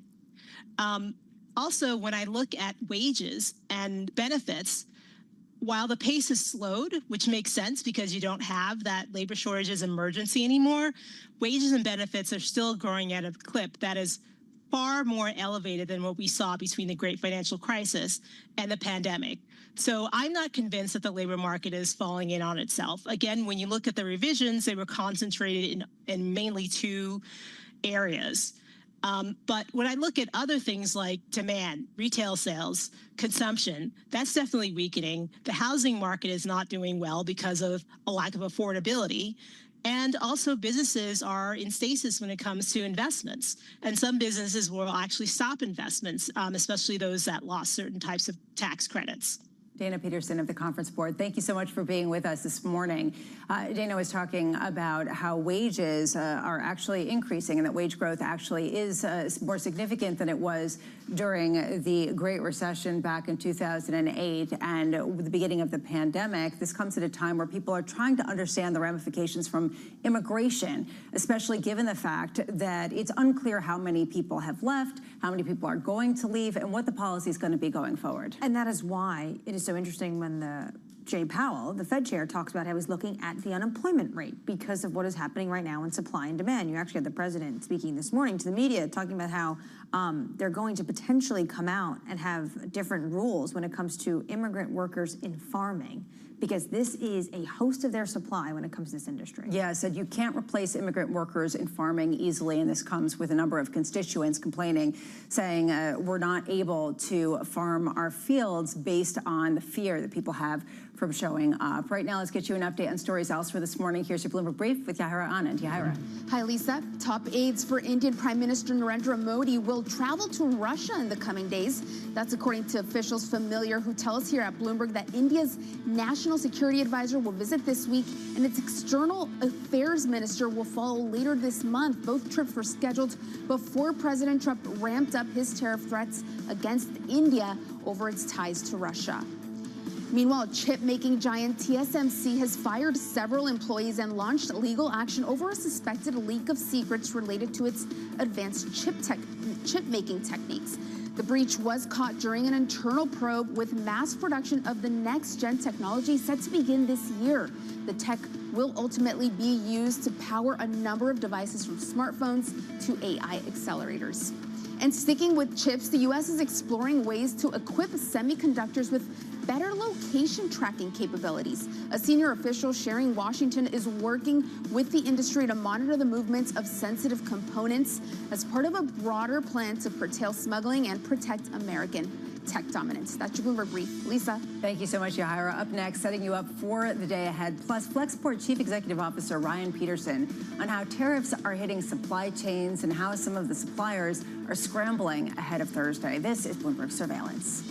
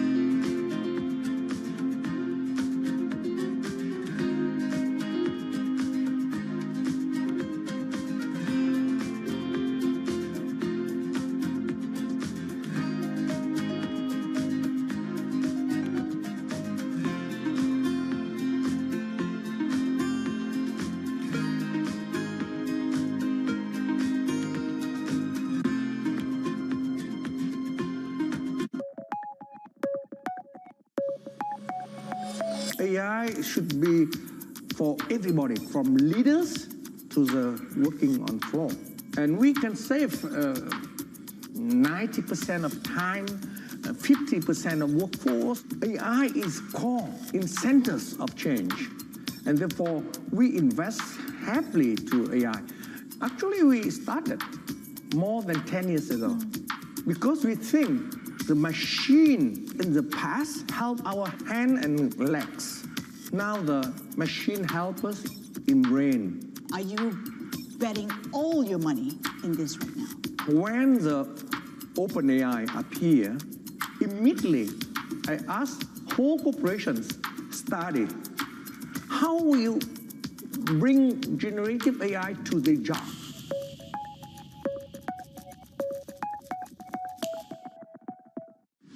Tune in to Bloomberg Business Week Daily. We got to talk crypto. From the magazine that helps global leaders stay ahead. What's the conversation around your company? Bringing you insight on the people, companies, and trends shaping today's complex economy. Planning very big things. A new level of premium. Plus global business, finance, and tech news as it happens. The floodgates of innovation are going to open up. You can't fake passion. You either are or you aren't. Bloomberg Business Week Daily, only on Bloomberg. Why do the biggest names in business choose Bloomberg Television?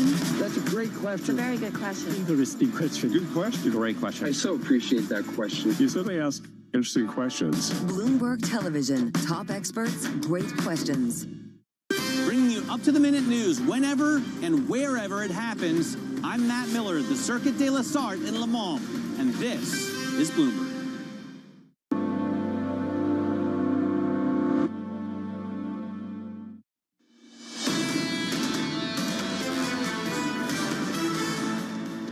BLS is still the gold standard. Of course, there's a smattering of data and evidence that we look at, regardless of what phase of the cycle that we're in. But when it comes to the labor market, it is about the BLS statistics. What was really important about Friday's data point is that it showed that some of the early signs of cracks in the labor market actually did make a trend with the revisions that we saw. That was Lauren Goodwin of New York Life, pointing to what a number of people said, that actually this data really did confirm what a lot of people had been expecting. She also did say that the Bureau of Labor Statistics still is the gold standard for economic data on the labor market. Right now, when it comes to market activity, about 45 minutes away from the markets open, we do see JP Morgan shares erasing gains and seeing some losses in pre-market trading, down about 1/4% after President Trump, in comments to media, claimed that JP Morgan discriminated against him.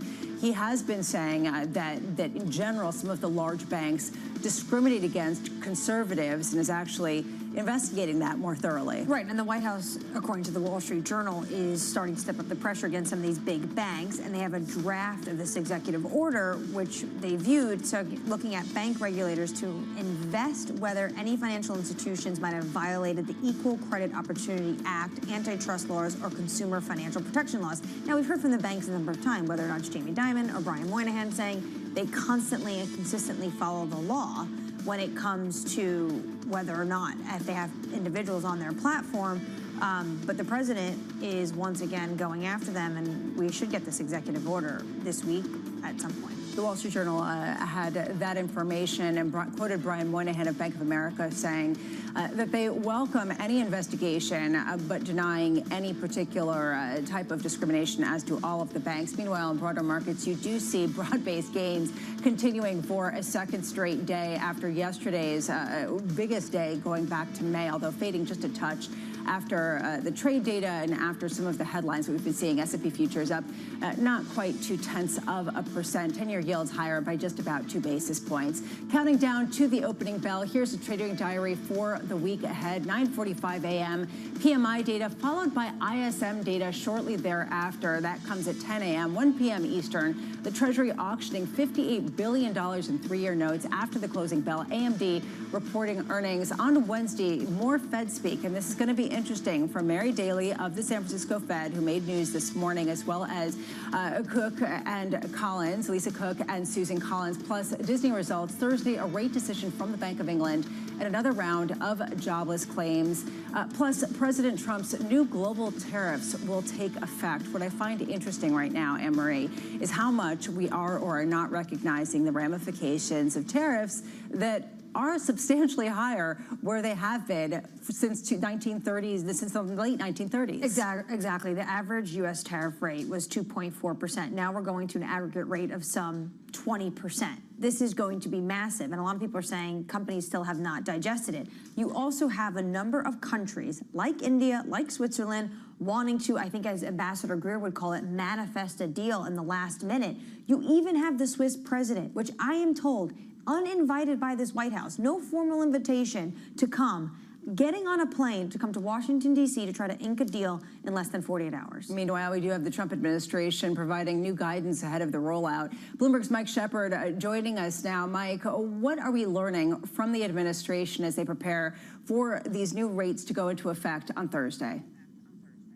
Yeah, the rates will begin to be enforced, Lisa, on Thursday after 12:01 a.m. That is, anything that is put on a boat or an airplane or in a truck heading into the U.S. would be subject to these higher tariff rates. Now, that still buys a little bit of time for those handful of nations like Switzerland, like India, and even like Brazil that would like to see the rates that they were handed by President Donald Trump last week to be dropped from where they are right now. The Swiss in particular are smarting over the 39% levy that the president imposed on Thursday. This is really the fruit of a falling out between him and his Swiss counterpart, Karin Keller-Sutter, who didn't quite grasp Donald Trump's misgivings over the trade deficit that the U.S. currently has with Switzerland. During an interview just now on the other network, the president pointed to that and pointed to his frustration with that conversation, and that really led to that higher number. We've reported ourselves just on some of the internal workings of that conversation between the two leaders. Now the Swiss president is hoping to have another encounter with the president or his team to see if they can work out a different deal with some concessions. Likewise, we're looking for India to see if they can come up with some sort of counter offer before Thursday to lower the tariff rate that they are currently expecting of 25%. And again, President Donald Trump has expressed his concern that India still maintains tariff barriers that are too high and also some non-tariff barriers on key American goods, including in agriculture. And he would like to see those lowered as well. But lurking the India conversation is something else altogether, Lisa. This is the Ukraine war, and the president wants to get India to stop buying Russian crude. He sees that as a way to support Vladimir Putin's war machine. He has grown frustrated with the Russian leaders' refusal to come to the bargaining table to try to agree to a ceasefire, to end this war, and deliver really a campaign promise that Donald Trump had been making consistently before the election and, of course, repeatedly afterward. And he has grown tired of trying to cajole Vladimir Putin and would rather use the economic instruments at hand. And that would include getting trading partners like India and like China to stop buying energy products from Russia. Likewise, we're also seeing some pressure on Brazil for different reasons altogether. And that is what has led to the high tariff rate there. And that is a 50% levy on Brazilian goods coming into the U.S. And this is over President Donald Trump's concern that his ally, Jair Bolsonaro, is facing unfair treatment over the charges he is facing for a role in an alleged coup plot against the current president, Luiz Inácio Lula da Silva. So we'll have to be watching that all, Lisa and Anne-Marie. It'll be a big day today and a big rest of the week. Shep, we also seem to get confirmation of something that the Treasury Secretary has pretty much signaled. He doesn't want the job at the Fed. He likes where he is. Yes, he does. And the president made very clear that he had 4 candidates. He talked about the 2 Kevins, Kevin Warsh and Kevin Hassett, as being contenders. But he made clear that Scott Bessent really wanted to stay in his role as Treasury Secretary. He was enjoying the job. And he made clear that, look, Scott Bessent's name can come off the list, the one that we have been maintaining here, and many other media outlets have been maintaining, and looking to see who might succeed Jerome Powell as chair of the Fed here.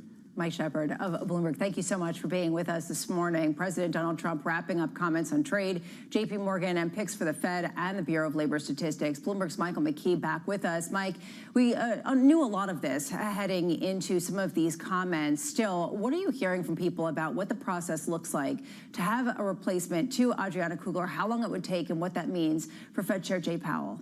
Well, the timing is difficult. The president gets a chance to nominate somebody early for the Kugler seat, although he could have done it really any time. The question is, when can the Senate get to it with the budget first? So that could take up a lot of time, and if we did get into a situation where they were going to have a government shutdown, that would put everything on hold for a while. If he nominates somebody who has not been confirmed before by the Senate, or somebody whose confirmation, like Kevin Warsh, was a long time ago, they're going to have to fill out a lot of paperwork. That takes time before it gets to the Senate Banking Committee. Then they have to hold a hearing, and then it would go to the floor. And we know the floor is kind of backed up with a lot of judge and other nominations that they have to vote on. So it may not get the president a whole lot of time in advance of when Kugler would leave, unless you're looking at having a chairman in waiting, in which case that person would probably be in office by December or January and would be able to counter anything that Powell said and maybe confuse the markets a bit. Mike, right now the market is pricing in almost a 92% chance of a Fed rate cut next month, and this comes after what we got on Friday, which showed a much more rapidly deteriorating labor picture based on the revisions. How much do you think that really did single-handedly change the view of a number of Fed members? We did hear from Mary Daly of the San Francisco Federal Reserve talking about how one rate cut, maybe even two, could be in order. Well, you remember when Mary Daly talked with us a couple of weeks ago, she said that she couldn't wait forever, and that was her line last night, basically, that she's at the end of her patience. And I think that's what you'll find with a number of people on the Fed. They have been anticipating that the data that they got between their meeting and the next meeting on September 17th would help them make up their minds, because they'd have more employment data, more inflation data. And I think that's what you're seeing now is Daly, and we'll probably hear it from others, are going to say something like, if this is what we have in September, then yes, we're ready to cut rates. The big question is, what does inflation do? Right now, it looks like the labor market has some of the cracks that Chris Waller was talking about, but we did see inflation rise a little bit, particularly the PCE, which is the Fed's target index. And if that continues, then it's a little bit harder for them in September, depending on how high and how fast it rises. Michael McKee, thank you so much. As always, and this is one reason why people are watching the tariffs go into effect on Thursday, and how much this starts to have more significant ramifications for pricing. Does it actually bleed into companies, and is it going to be more than just a one-time price adjustment, which is what Mary Daly was talking about, though. She says, if we do see that this actually has an inflationary impact, well, then we can hike rates again. But right now, with the concern in the labor market, she's thinking, it's time. Yeah, if the labor market isn't running hot, then why would people have the confidence to go out and accept higher prices? And on the margins, you are seeing signs of this with companies saying that they don't have as much pricing power. It remains to be seen, and it remains to be seen in particular industries how much each are affected. Coming up tomorrow, Steve Auth of Federated will be joining us, as well as Anastasia Amoroso of Partners Group, Daryl Kronk of Wells Fargo, and Rich Greenfield of Lightshed, as we look at a potential another day of gains on AI exuberance following Palantir's earnings and ahead of AMD. This was Bloomberg Surveillance.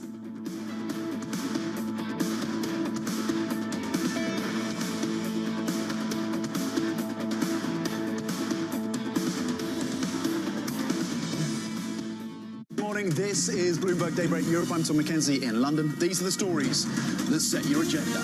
Taking you from the U.S. market's close to the overnight session in Asia, we'll walk you through what you need to know to kickstart Europe's trading day. Live from our European headquarters, we bring you the day's top market-moving stories, unmatched expert analysis, and on-the-ground reporting from across the continent. Tune in to Daybreak Europe, only on Bloomberg Television. Context changes everything. The single best investment opportunity you see in the world, regardless of industry or geography. Why? And again, how are you making it available to your clients? I think there's no question AI is going to impact everything we do. The opportunity to take great companies and use AI is going to transform. Also, the issue of jobs. What do we do with jobs? Because there's no question, you know, you look at things that are customer service oriented, and the AI is so much more efficient.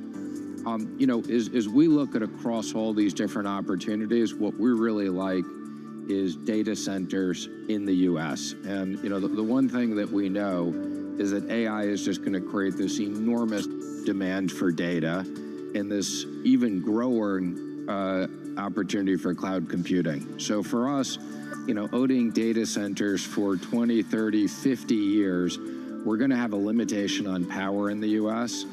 There's no question over the next 20 years, the technology will change for chips. It'll become more competitive, and NVIDIA may not be the only major provider. So I think you're going to have a big technology refresh over the next 20 years. But the one thing we know is you're going to need data centers, you're going to need power, you're going to need cooling to support all this growth in the cloud. So we look at them as long-term bonds. I'm Alex Rodriguez. And I'm Jason Kelly. And we're back with more episodes of our show, The Deal. The theme of this season, On the Road.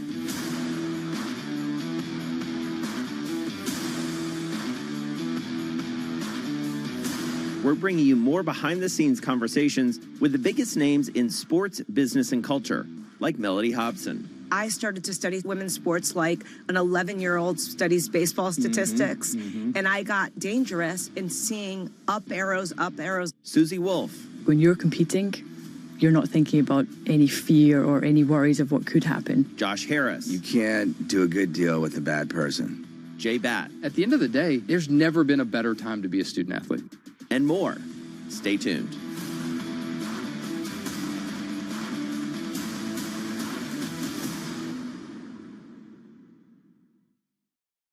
Get your fixed income fix. Watch Bloomberg Real Yield around the world right here on Bloomberg. Context changes everything.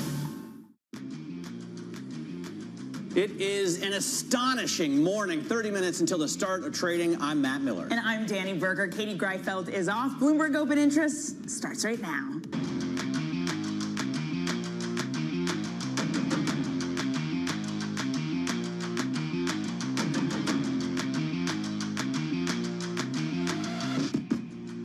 Coming up, Palantir's unstoppable rally remains intact thanks to AI's astonishing impact. And those robust results helping to fuel further gains for equities as the earnings parade continues. Plus, Wall Street's windfall bonuses are set to rise across most sectors of the finance industry as the market rebounds. Danny, what are you watching? I'm watching some of the earnings we've gotten in, Matt. They continue to come fast and thick. Apollo among them this morning. They reported record earnings from fees in the second quarter.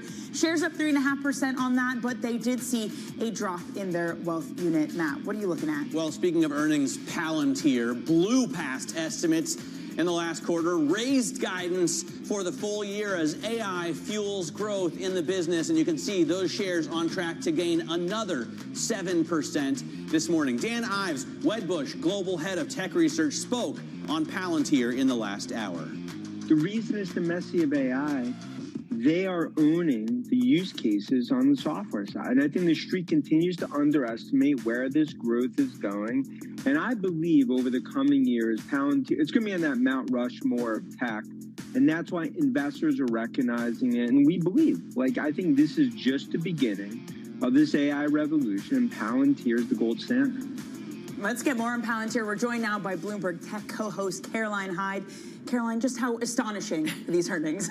Well, they managed to vindicate an astonishing run-up in the stock. You showed the 1 year that's up, year-to-date, 100%. It's up 500% in the last 12 months. It's the best performing stock in the S&P 500, but it's also the most expensive. If you're looking at their sales forecast for next year, they're trading more than 70 times that in terms of valuation. So they needed to post this growth, and boy, was there growth. You're seeing $1 billion per quarter now. Only 3 years ago, you were getting $1 billion per year. So you're just seeing up and to the right in terms of demand, but it's full-fledged demand. It's not just from the US government. It's not just from US commercial. It's from more international growth as well. But really, you saw the US on fire, and you particularly started to see commercial adoption because, look, they're helping Amazon really understand their supply chain. They're helping integrate into AWS. They're getting into defense tech. They're getting into big old school companies that want to understand how they can fast track using generative AI. That's where the winning formula is coming from. Yeah, if they rise 8% today, they're trading at 100 times sales. Wild. I mean, that's an insane valuation. Even if Dan is correct and we continue to underestimate their growth, they're still only going to sell for maybe $4.5 billion worth of stuff in the full year. And that is why you're hearing Baird, why you're hearing Jefferies, why you're hearing analyst after analyst saying, we think this is great growth, but the valuation is uncomfortable. The fundamentals are getting out of whack. Yes, you can love this stock, but really you saw Alex Karp, the CEO, and he has a flavorful tongue from time to time, but he's really thanking the retail investor community. He's saying that's where they've seen ultimately institutional investors and the buy side and the sell side almost not catch up to what they think is this winning track. He's saying that they've been defanged in many ways. Some of the people who bet against him, actually only 2% of open float is now shorted. People have just fallen away from betting against the stock because they can't catch their breath. They're just racking up losses when you do bet against this growth. Yeah, this is what the PayPal mafia sometimes is capable of. Caroline Hyde, thanks very much. Caroline, of course, is the co-host of Bloomberg Tech. You can catch that program. Kicks off at 11 a.m. every weekday. We mentioned, by the way, Apollo's record $61 billion in earnings last quarter. Danny showed you the shares at the top of the show. Let's get over to Sonali Basak, who covers Wall Street for us, and you may recognize her as my co-anchor at 10 o'clock for the breakdown. What's going on with Apollo? Just incredible. Apollo has been down by more than 14% this year, and by the way, so have many of its rivals. Blue Owl down more than 15%. People have been worried about private equity, but here's the thing about Apollo.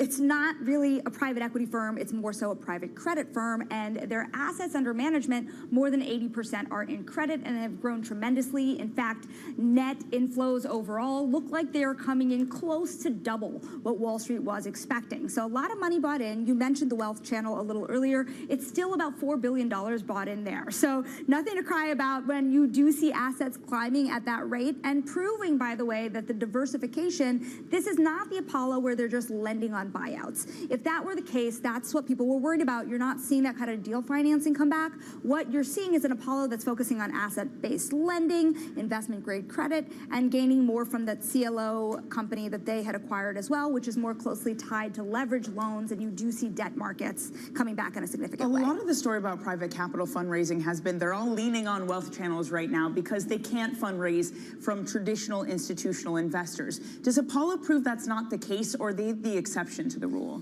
They're a different breed, right? Because you saw Blackstone come in with the longest standing business there, but Apollo a couple of years ago came in and hired hundreds of people very, very quickly, and therefore leaned in so fast. They're still having institutional money clearly come in, but yes, that wealth channel and that race to get wealth assets, it proves to work out a lot for Apollo because they've invested in that infrastructure, and they also own an insurance company, which Blackstone will not do. And so that's the difference, and they are still bringing in money that way. Sonali, thank you very much. We will see you at 10 a.m. Now, let's turn to pharma. It's a tale of two companies. Pfizer, that's jumping in the pre-market. It raised its outlook, shares up 2.5%.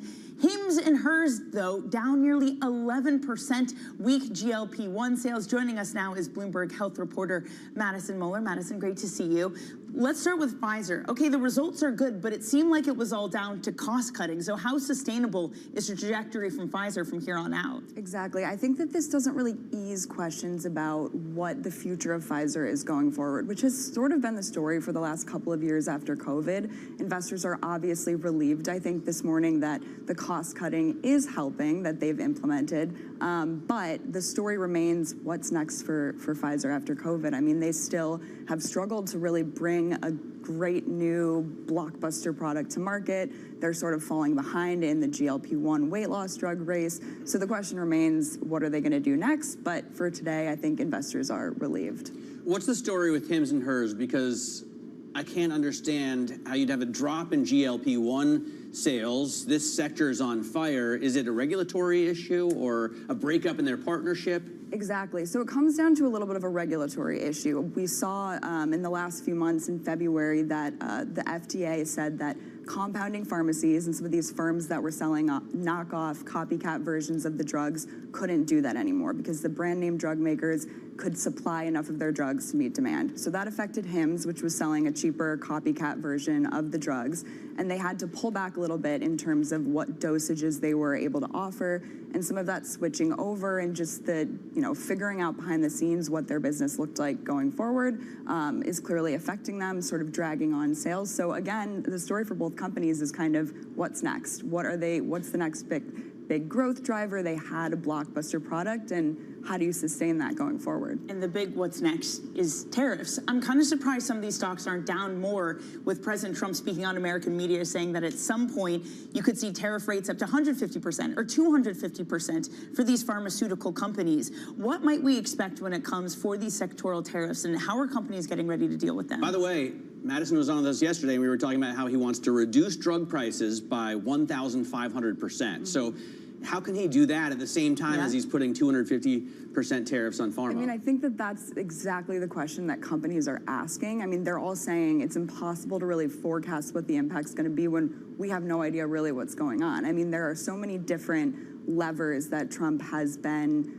planning to pull on pharma, between tariffs, most favored nation, all of this stuff. They don't really know what the impact's going to be yet. And there are lots of different numbers being thrown around, both on the tariff side and on the drug pricing side. So it's just another wait and see game of when is he actually going to do this? What is he actually going to do? What can he do? And we're all waiting to see what happens with that. All right, Madison, thanks very much for joining us. Madison Miller there talking to us about healthcare. And I think we can give credit where credit is due. That interview with President Trump on CNBC was pretty amazing. I can't decide if Joe Kay was even better than Donald Trump. It was just entertaining television. Yeah, I'm actually just not going to comment. I couldn't take my eyes away. That's about it. Let's take a look at what's going on in the markets. Quick check on futures after the big gains that we saw yesterday. We're not seeing such huge moves, but still green arrows. S&P futures up 0.1%. The tech stocks doing a little better, gaining 0.25%, and Russell 2000 futures and small caps up about 1/3%. Hey, which, by the way, we are now less than 1% away from all-time highs. So that's cool. On the small caps. For the S&P 500 too. So hey, we're getting there. Yeah. This probably not helping though. Caterpillar earnings, some of the moves on our radar, disappointing due to lower prices for its equipment, and therefore smaller margins. We also saw Marriott second quarter earnings. Those beat expectations. Its global footprint made up for softening demand.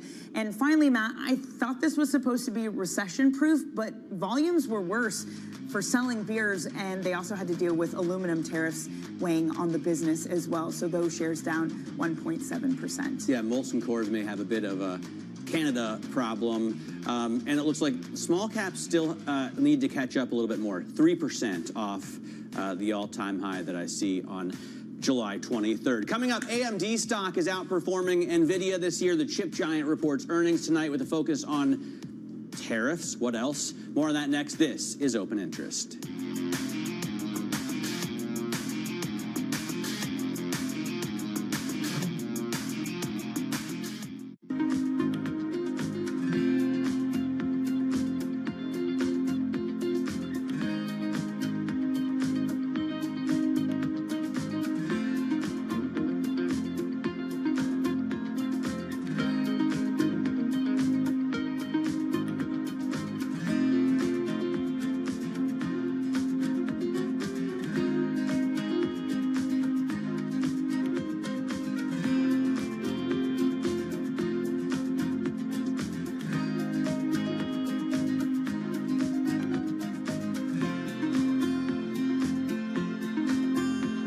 Okay, ready?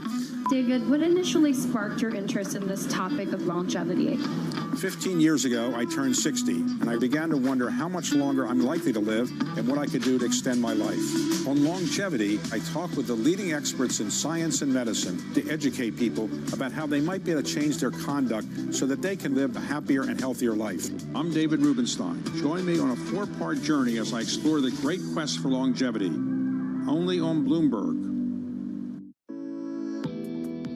Bloomberg launches our inaugural 25 African Startups to Watch list. About 2.5 years ago, we created a solution. We are able to generate refrigeration using the sun and water.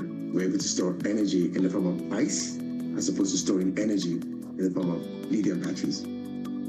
We integrated in every refrigerator a pay-as-you-go technology, allowing individuals and small businesses to be able to pay as low as $10 to own a refrigerator. Uncover is a women's wellness brand that is specifically made for women of color. It's based in Africa, which is the most underserved beauty market in the world.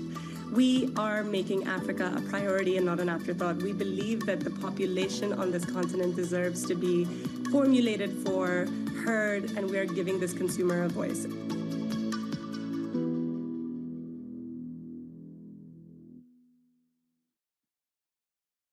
Bringing you up-to-the-minute economic news whenever and wherever it happens. I'm Francine Aqua in Sintra, Portugal, and this is Bloomberg. Making money isn't about drowning in emotions. It's about understanding what's actually happening. Markets are the best way to glean signal from noise, and that is what we try to do every morning. This is Bloomberg Surveillance.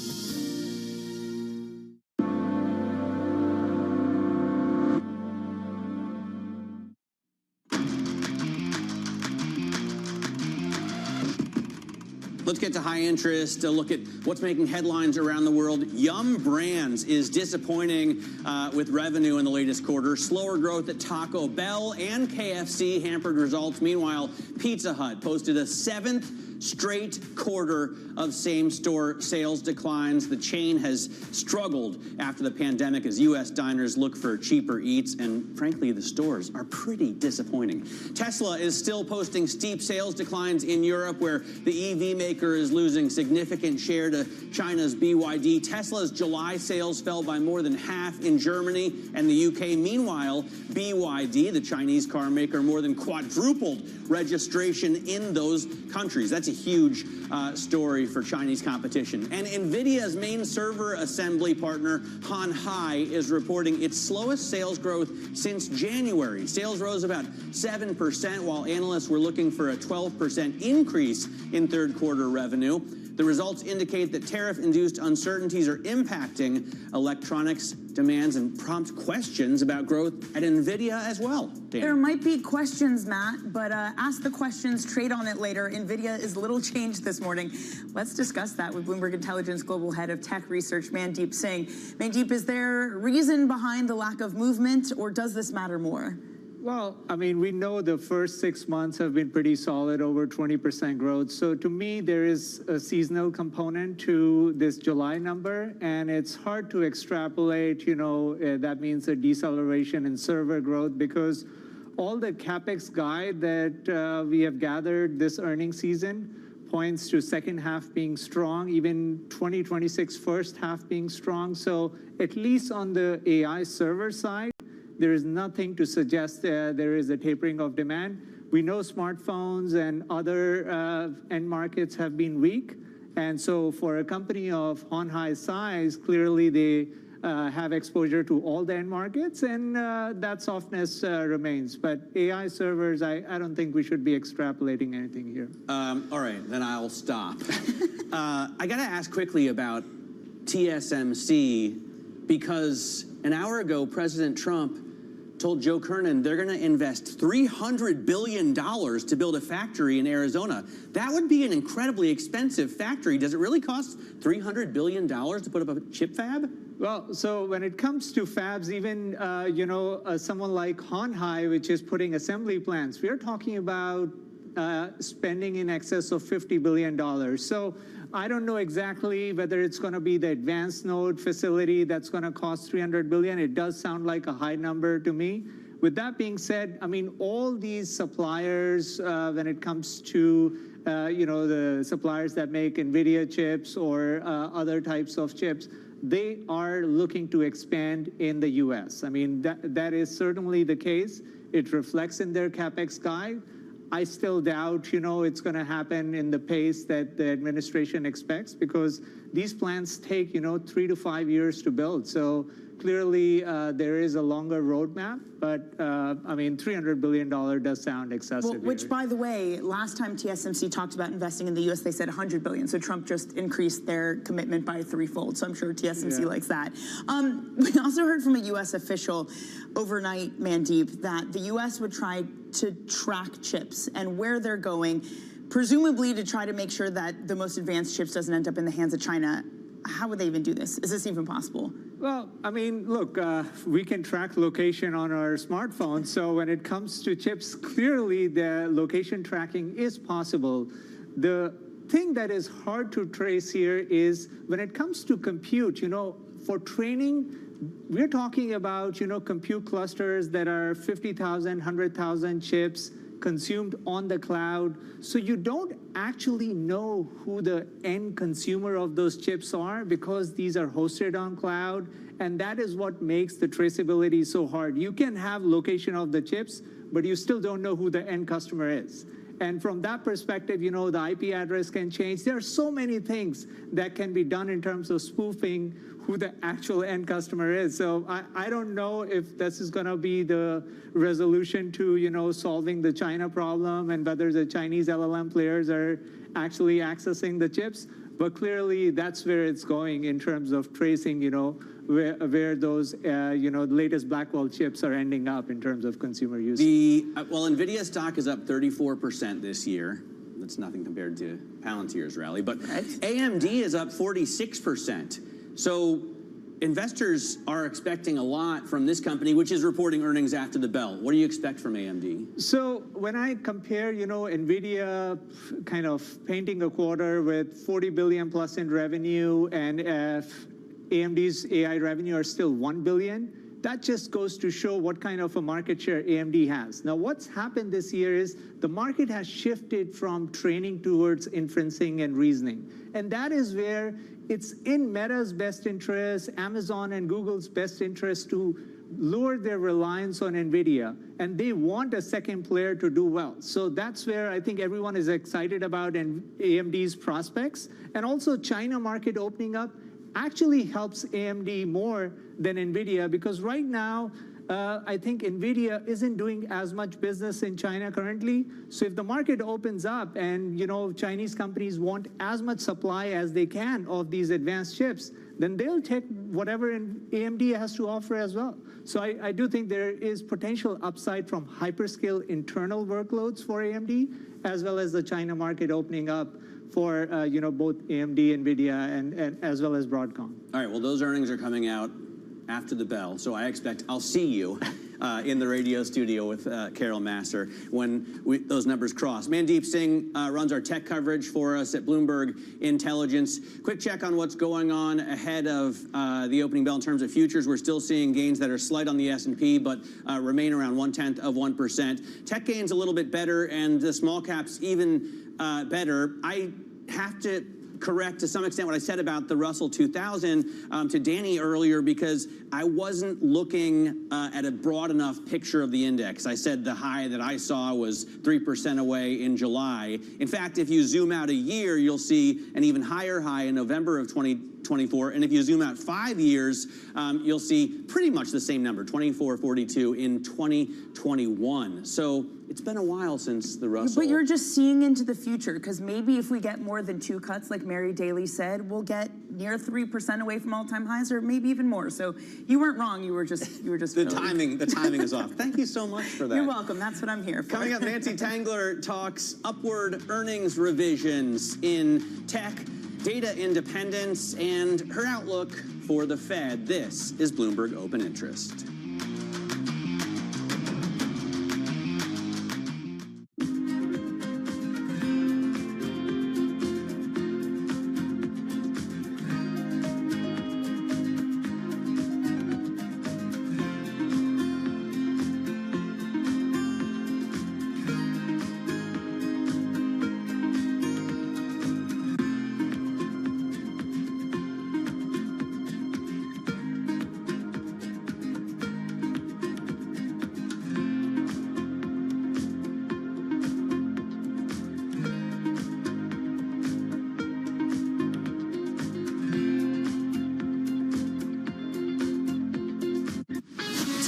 to Bloomberg Business Week Daily. We got to talk crypto. From the magazine that helps global leaders stay ahead. What's the conversation around your company? Bringing you insight on the people, companies, and trends shaping today's complex economy. Planning very big things. A new level of premium. Plus global business, finance, and tech news as it happens. The floodgates of innovation are going to open up. You can't fake passion. You either are or you aren't. Bloomberg Business Week Daily, only on Bloomberg.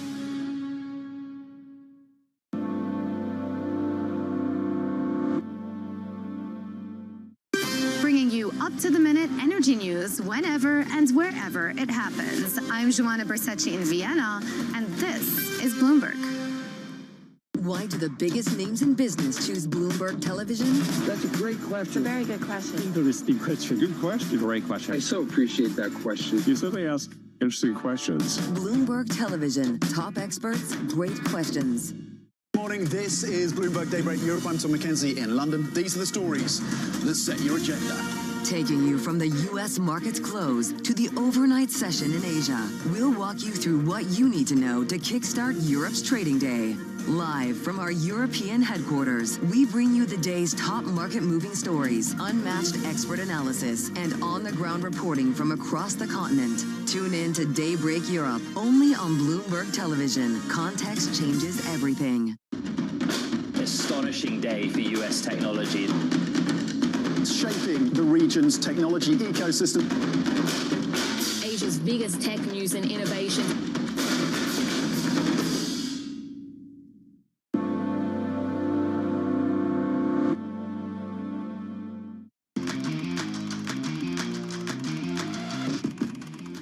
Jefferies out with a note saying that the Fed could trigger a stock market regime change and big tech would lose out. Strategist Andrew Greenbaum says that value and small cap stocks tend to outperform mega cap stocks for multiple years when the Fed is reducing interest rates. That's based on data from the past 4 rate cutting cycles. It comes as investors still, though, have already piled into big tech like the Mag 7. Lafler Tangler CEO and CIO Nancy Tangler joins us now, who likes herself a bit of big tech. Nancy, really great to see you this morning.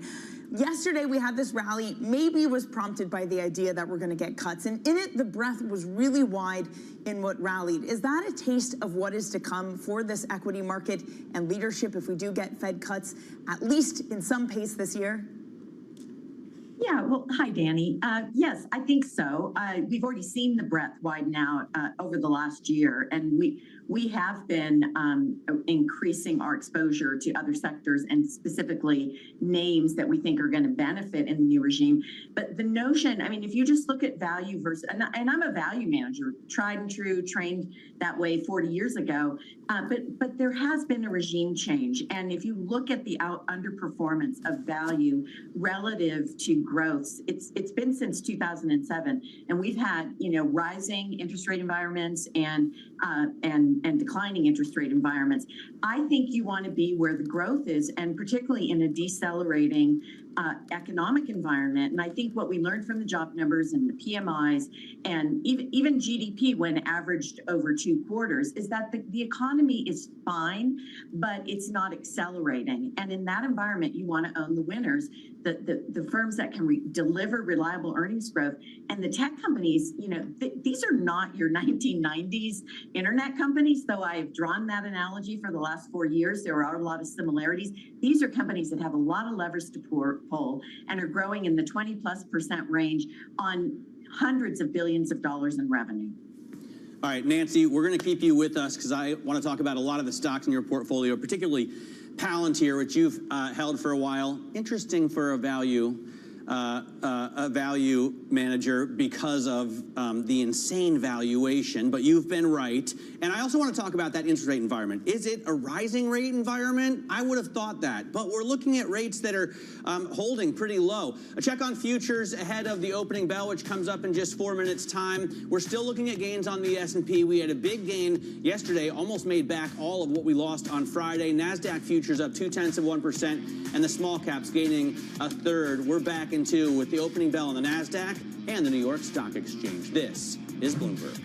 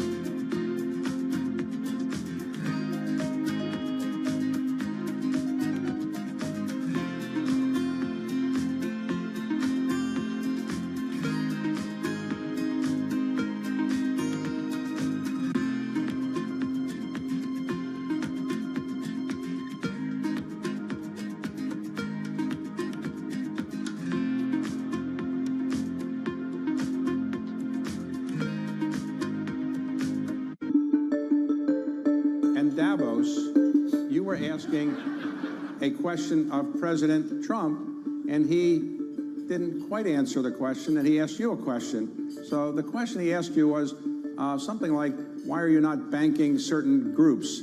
What is the answer? I don't think he gave you a chance to really answer that question, but what is the answer to that question? Well, first off, the Bank of America has 70 million consumer customers and millions of small businesses all over the country, all over the world. And so we bank everybody. But the real question was about overregulation, frankly. And so as you look, what's happened is because the interpretations of AML, anti-money laundering, BSA, Bank Secrecy Act, KYC, know your customer, know your customer's customer. You know, there's a lot of burden upon the banking system to both report suspicious activity reports and do a lot of analysis. And we have to close accounts, so we can't tell people why we did it. And often we're told by authorities to close accounts.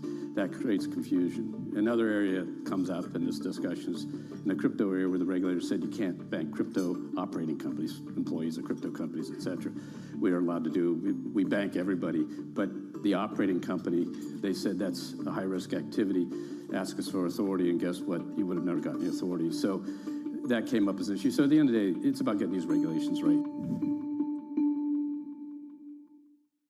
Global headquarters in New York, I'm Danny Berger. Welcome to Bloomberg Brief. Let's set your agenda. Bloomberg Brief delivers the market news, data, and analysis you need live every weekday only on Bloomberg. Context changes everything. Bloomberg loves earnings. I know it's like your Super Bowl, right? I can't wait. It's like opening presents in the morning. All right, it will be exciting. Nobody covers earnings like Bloomberg.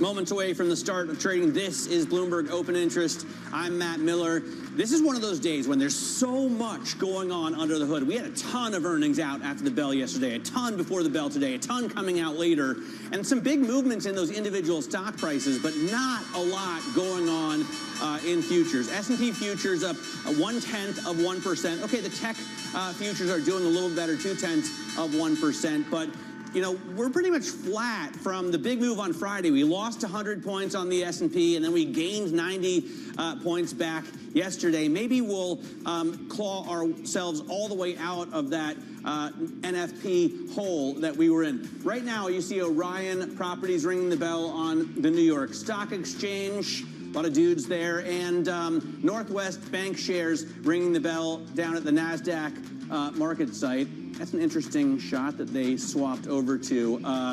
Apparently, that bank is from the great state of Ohio. It's not my Huntington Bank shares, but I still have a lot of respect for those Buckeyes. Still take it, Matt. Well, I'm looking at some of the stocks that are moving. Now that we've got the markets open, that reported earnings, Apollo being one of them, reporting record earnings from fees in the second quarter. It did see a drop in its wealth unit. That doesn't matter, though, because it still brought in a strong share of wealth, and there's been this narrative that only wealth was keeping private capital afloat. So that fights it. Shares are up 4.5%. Matt, no shade to Apollo, but you kind of have a much more exciting stock this morning. Well, we had so much, you know, Apollo was out, DuPont was out, Caterpillar was out, the biggest earth mover in the world, Yum Brands, my beloved KFC and Taco Bell, but nothing as exciting as Palantir. Absolutely blew past estimates last quarter, raised guidance for the full year, and the stock has been on fire and continues to burn here, up another 8%. This company is now worth $400 billion and change, even though they only expect sales of $4 billion this year. Let's get back to Nancy Tangler here, the CEO and CIO at Laffer Tangler. And you've had faith in this stock. You've been invested, Nancy, and you're getting paid for that. But these valuations must be terrifying. Well, you said it's not really a typical stock for a value manager. We do also run a growth portfolio. Our value strategy owns things like Oracle, Microsoft, a little bit of Apple. So it's a growth at a reasonable price strategy. But yes, the valuation is nuts. as it often is when you have an emerging technology, a company that at least is posting earnings. But this is reminiscent of Amazon and back in the day, Tesla at one point, NVIDIA. And so what you have to look at is the total addressable market, obviously, and then the guidance you're getting from management. And it is impressive. They are in the early stages of their growth, and we think the opportunity for expansion is remarkable. And so this is one I think you don't necessarily have to chase it here, but you wait for pullbacks. I mean, it wasn't that long ago the stock was at last year it was at $88 a share. So you will get opportunities just like we did with NVIDIA, Microsoft, Tesla during the tariff tantrum in March and April when we were in buying pretty aggressively, which is hard to do when you're facing that kind of negative sentiment and a market that was basically in a bear market. So this is when you put it away and you add to it on weakness because they are the emerging technology, and that's where you want to be for the next 3 to 5, even 10 years. Nancy, do you put stock in any company that touches the PayPal mafia? Because, you know, you have from Elon Musk, who spent $250 million to get President Trump reelected, to Peter Thiel, who essentially made J.D. Vance. Like, these guys are the captains of industry. They're the J.P. Morgans of today on the left coast. Yeah, and Alex Karp, let's not forget. Yeah, I mean, I think what you have is a group of people who are much more libertarian than they are left or right, and that is pretty clear from reading, you know, Musk's biography, Karp's book. There is an emergence of keep your hands off my stuff, and let me do what, you know, let me grow my business, and that's what you're getting. But yeah, I mean, it was an interesting confluence of brilliant minds, independent spirits, and I think we're going to continue to see the benefits of that. And some CEOs that like to be outspoken, just worth reading what CEO Alex Karp said after the Palantir earnings. The skeptics are admittedly fewer now, having been defanged and bent into a kind of submission. I don't know how I feel about a metaphor that includes violence, Nancy. But you could maybe extend that to kind of everything tech and everything this market. We have been defanged and bent into submission if you are a bear. How difficult is it to fight the gains from here? Yeah, that is a great quote and well said. Yeah, I mean, it is the Wild West, let's be clear, but they are delivering technologies that are much more than just eyeballs on a website. And that was the 90s euphoria. These are real businesses with fortress balance sheets. So I don't think you want to fight this. I mean, if you have a Microsoft with earnings up 24% year over year on, you know, on a massive revenue base, plus revenue growth of 18%, for example, and that's in our TGLR ETF, which is our value strategy. This is in fact a time when you want to go along for the ride. And I've made the mistake of being a knee-jerk value manager, which is it goes down, you buy more. But I don't want to be anywhere near staples in this environment. I want to own the drivers of the economy, and that is technology now and probably for a number of years into the future. Hey, yesterday I was talking with Bill Smead. He was out in Portland to escape the dry 120-degree heat of Phoenix. And, you know, he was comparing the market now, the narrow leadership, you know, the concentration in this market to the stock market of 1987, which always, you know, makes me look up. What do you think about the fact that we just can't get to any breadth? You know, I mean, the Mag 7 companies have 26% earnings growth, and the rest of the S&P 493 only has 4%. Yeah, no, that is, I've heard that analogy multiple times, and it's usually from the deep value guys. And by the way, I'm in Tahoe escaping the melting in Scottsdale, so good for him that he got out of it. But I do think you want to, again, if you go back and look at breadth, it was, you know, in the 70s or in the 90s, it was the Four Horsemen. In the 70s, it was a small group of names that drove the market, 3 or 4 or 5.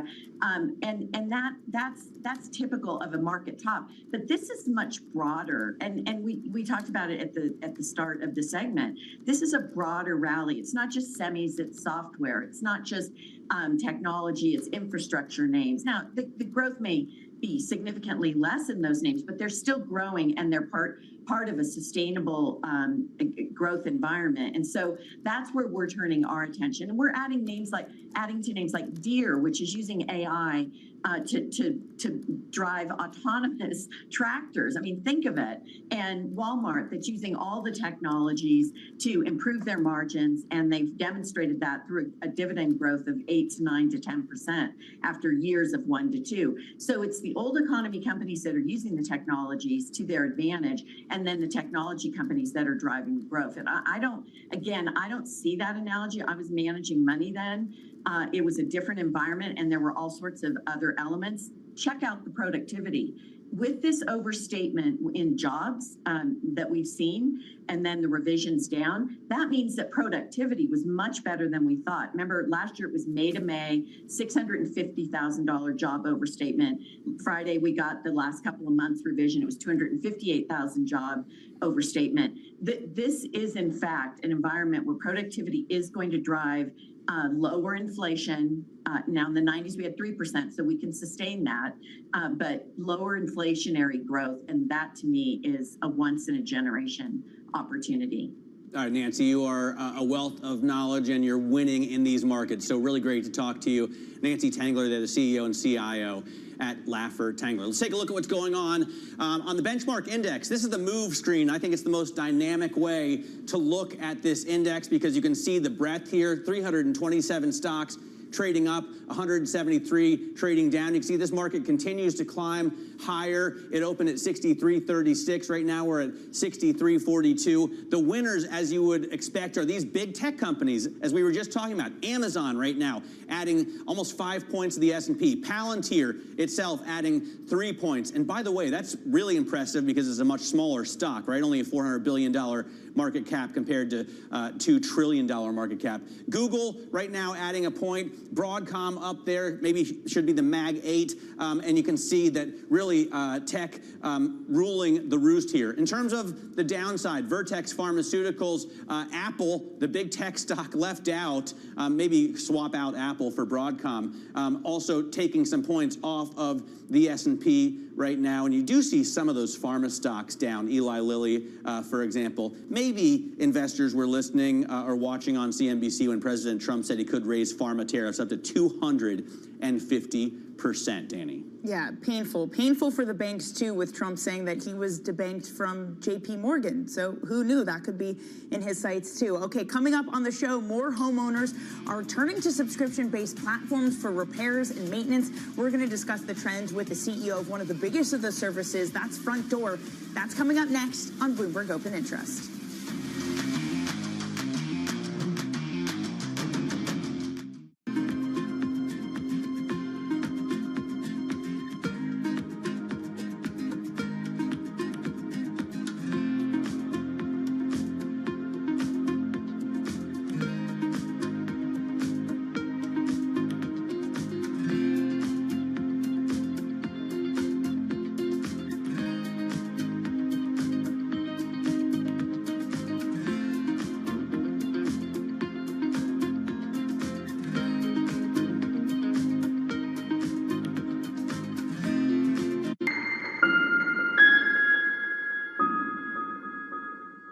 As Bloomberg's global financial correspondent, I get to meet the people shaping the way money flows around the world. And I want to bring you with me. Now we're playing. Yep, now we're playing.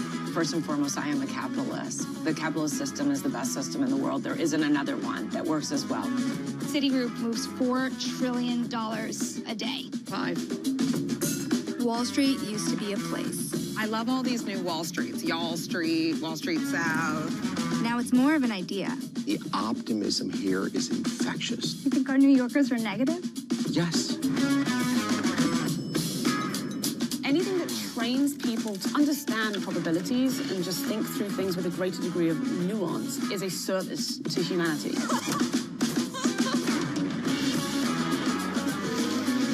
I hope you survived the day. I did. It was a busy day.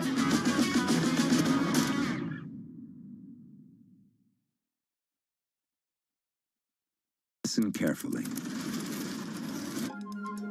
Can you hear the rhythm in the markets? Not just in the syncopations triggered by inflation, but in the preludes of leading to global elections, in the dissonance that moves the Nikkei, and the rising course conducted by AI.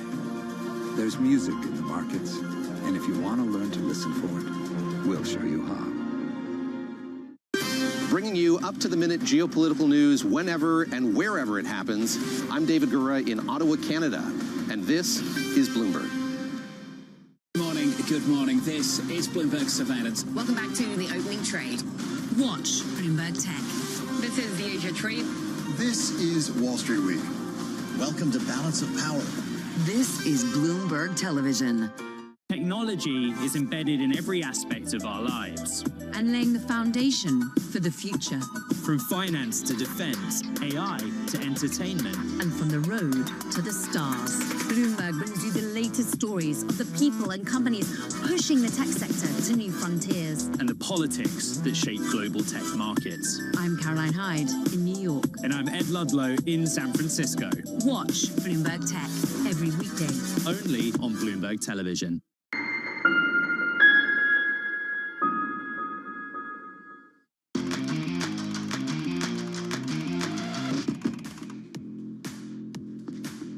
Time now for some top calls, some of the analyst action that we are focusing on this morning. First up, Wayfair, that's getting raised to a buy at Citi. The firm says that the impacts from tariffs have been milder than expected, shares up nearly 3%. Next up, Akamai getting a cut to a sale at Morgan Stanley. The analysts there say that the cloud company facing a number of near-term challenges. They also see limited opportunities in the next year. Those shares down 1 1/3. Finally, Wall Street weighing in on Palantir's robust earnings report. Deutsche Bank says that it's raising its recommendation on the stock, but a little bit of caution there from the analyst. Jefferies says that the company's valuation is on a different planet.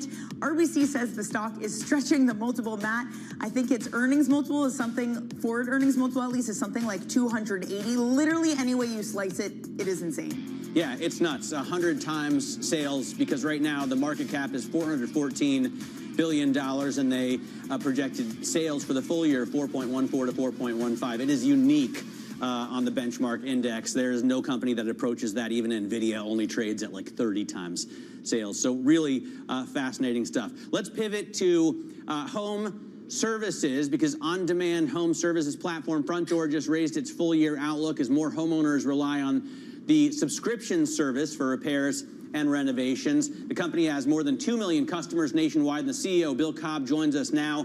Bill, great to have you on the program. A lot of talk in our editorial meeting this morning about what you guys do. You essentially offer service contracts, if I understand it correctly, like you would get for a car or a motorcycle, but for your home. Tell us more about the business. Hi, Matt. Thanks for having me. Yeah, what we do, we provide repair and replacement opportunities for about 27 systems and appliances in the home.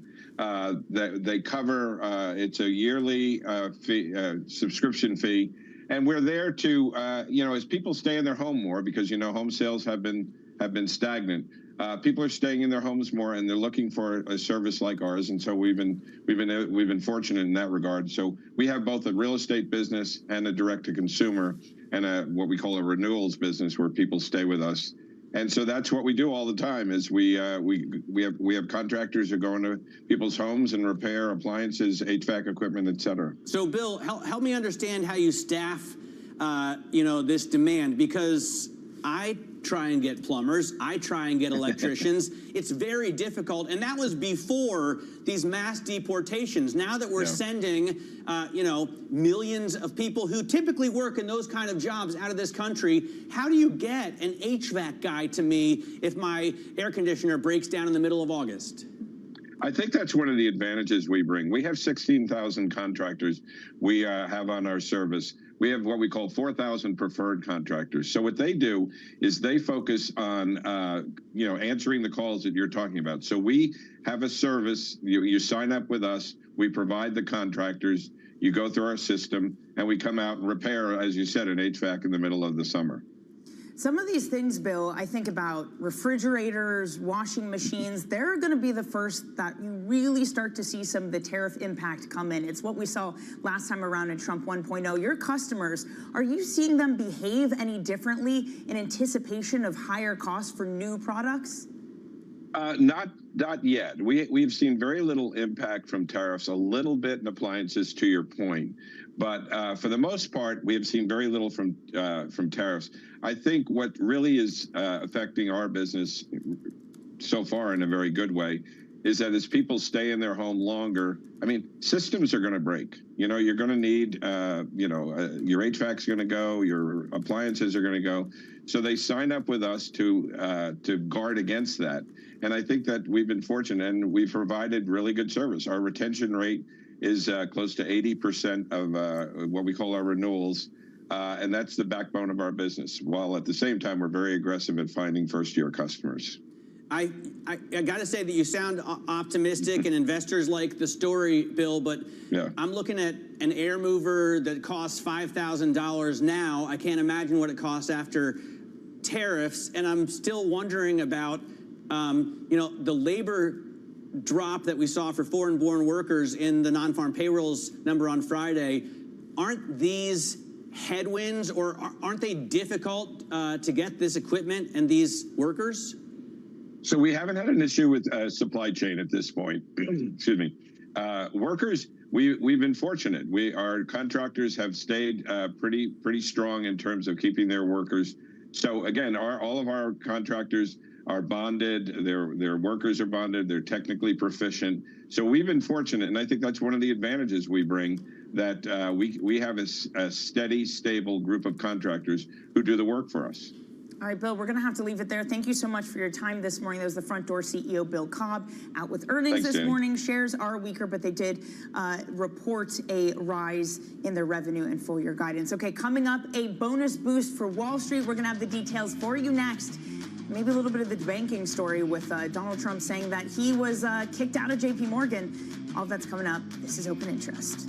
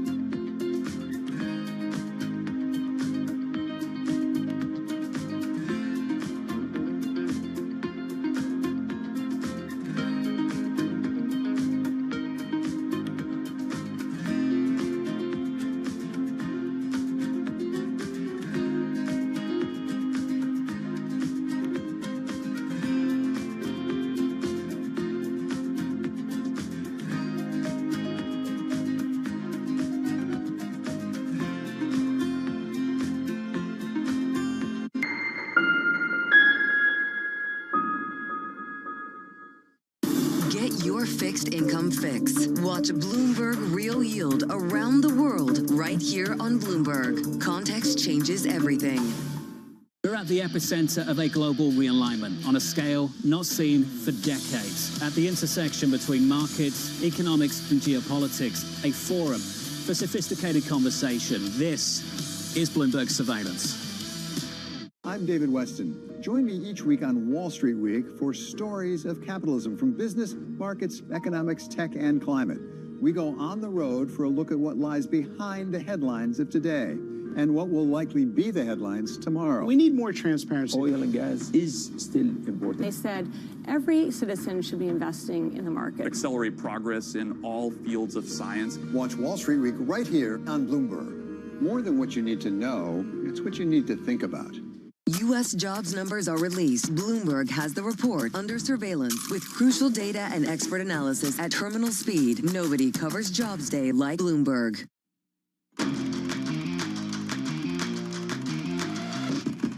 This is Bloomberg Open Interest. I'm Matt Miller. Quick check of what's going on in stocks and the broader index level. You're not seeing a heck of a lot of movement. Right now, we're up 0.2% on the S&P 500, even though we've had earnings from a gazillion companies. After the bell last night, we got Palantir, we got Hims and Hers. Today we got DuPont, we got Caterpillar. I mean, you're going to see them. We got a ton. Tech stocks doing a little bit better, up about 1/3 of 1% right now. Take a look at some of the movers here. NVIDIA actually down a little bit. Maybe investors are reading through that data that their server supplier, Han Hai, had a slowdown in sales. Palantir just powering higher, up 9%, worth like $415 billion now. Caterpillar disappointing on the earnings front, down just 0.4%. Pfizer gaining 0.4, even though President Trump says he wants to raise pharma tariffs eventually to 250%. And then JP Morgan Chase and Apollo, a couple of financial companies. Apollo killing it on the earnings front. But we want to stay on Wall Street, Danny, to talk a little bit about Wall Street bonuses. Yeah, we do, because they had such a robust earnings season, right? And falling in from that, bonuses are set to rise across most of the sectors of the finance industry with a rebounding market. Bloomberg finance reporter Catherine Doherty joins us now with the details. I mean, you'd hope so, right? After the earnings that they had, you have to reward the workers. Yes, and it's not across the board. There's definitely parts of the banking industry that are outperforming their peers. So specifically trading and equity traders are seeing a boom, and that's just because of the volatility that has continued through the second quarter, and we're expected to end on a pretty high note of the year. This is a stark contrast to how the beginning of this year started, where we were seeing some bumps, there was volatility, but there was a huge question mark on how the market was going to sustain that momentum continuing through the year. We've now seen that. The expectation is we'll end for the traders seeing some payouts as high as 30% is what this report is alluding to. But then there's also in investment banking, smaller payouts, flat to up 5%. And within that group, there's winners and losers. So you have equity underwriting still lower than debt underwriting, but advisory, a surprise kind of tick up. And that is really connected to what we saw in the second quarter from the U.S. banks. They're saying that not only do they see these green shoots start to kind of continue, and that they expect that the momentum will actually pick up in the second half of the year. So we actually see some of the advisory fees coming through, and that means that the advisory and M&A bankers will see higher payouts than what we expected at the beginning of this year. It's a great story, and there's a fantastic breakdown of who's doing well and who isn't doing quite as well.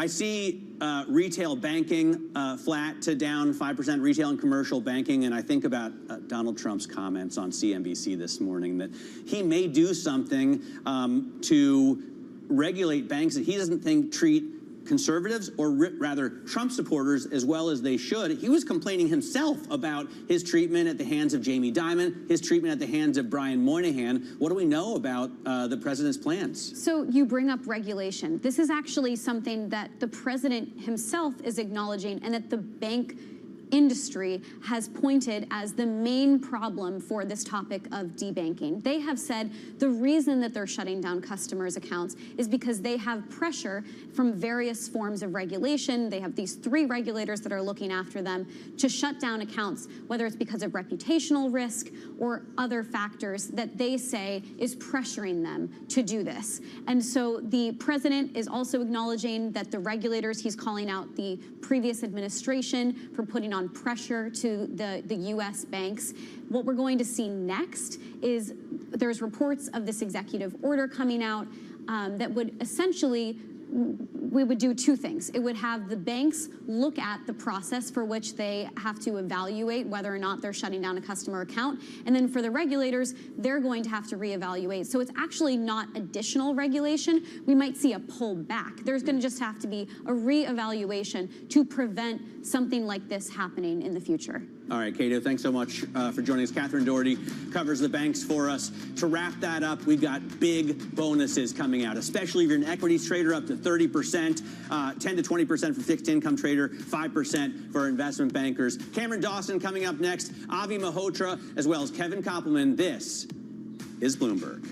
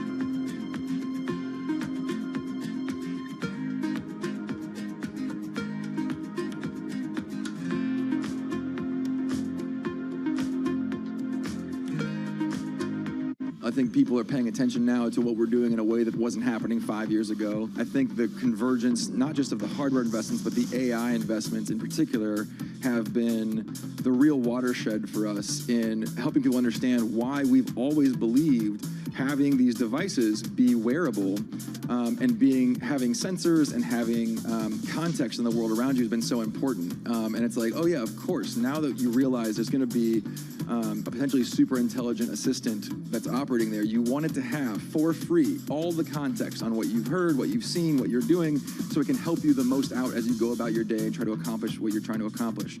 So we feel a lot of vindication on that. I think the question is, yeah, will it be us? Will it be a competitor? That depends on our execution and their execution. I have a lot of confidence that the paradigm that we're in right now, which has been stable for a long time, right? The phone that you all have in your pockets now is roughly the same as the phone you had in your pocket 4 or 5 years ago. There's not really a lot of new innovation happening at that scale. There is a lot of things. The phone is the greatest consumer electronic device ever built, and yet there's also a lot of things that we wish it could do better or different. And I think with AI and integrated context with the world around us, that becomes more and more obvious. So I'm very confident that the paradigm will shift in that time frame. And you all know the saying, we get a lot less done in 1 year than we think and a lot more done in a decade. That really is going to be true, I think, when it comes to these shifts. From the world of politics to the world of business, Joe Matthew and Kaylee Lines deliver news, insight, and analysis live 2 times a day, every trading day. Balance of Power at 1 and 5 Eastern, only on Bloomberg. Bringing you up-to-the-minute economic news whenever and wherever it happens. I'm Michael McKee in Victor, Idaho, and this is Bloomberg.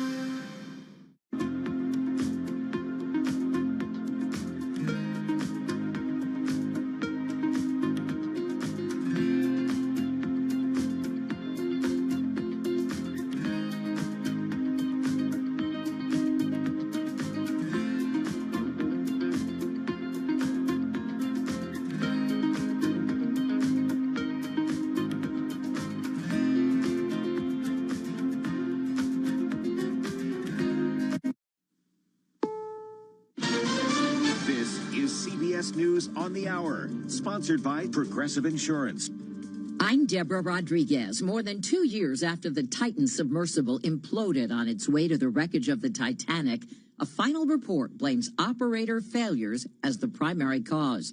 It also concludes the disaster was preventable. Correspondent Michael Wallace has our top story. 5 people were killed in the June 2023 implosion. The Coast Guard Marine Board blames OceanGate's inadequate design, certification, maintenance, and inspection process for the Titan. It says the company failed to properly investigate known issues with the sub's hull after it dived to the Titanic a year earlier. The board also cites a toxic work environment at OceanGate, inadequate regulations for submersible vessels, and an ineffective whistleblower process. A group of Texas Democrats remains out of state while supporters demonstrate back home. Texas democracy under attack. What do we do?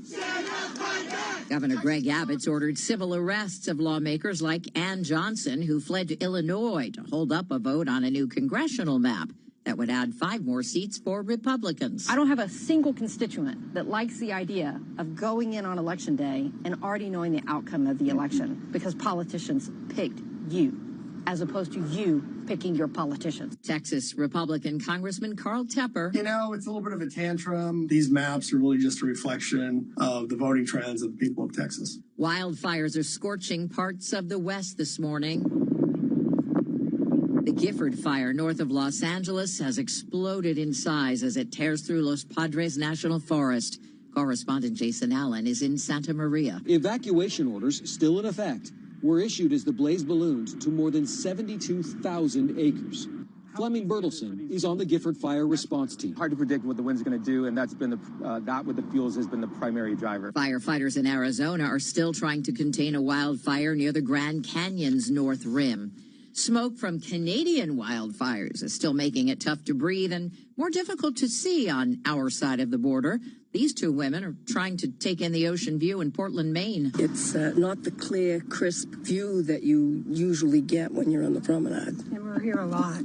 An update on a legal fight involving public schools in the South. Here's CBS's Jim Krasula. A federal judge has temporarily blocked Arkansas school districts from enforcing a new law requiring the Ten Commandments be displayed in public school classrooms. The judge cited Supreme Court precedent, stating similar displays have been found unconstitutional. The law was to take effect today. The Dow's up 14 points. This is CBS News.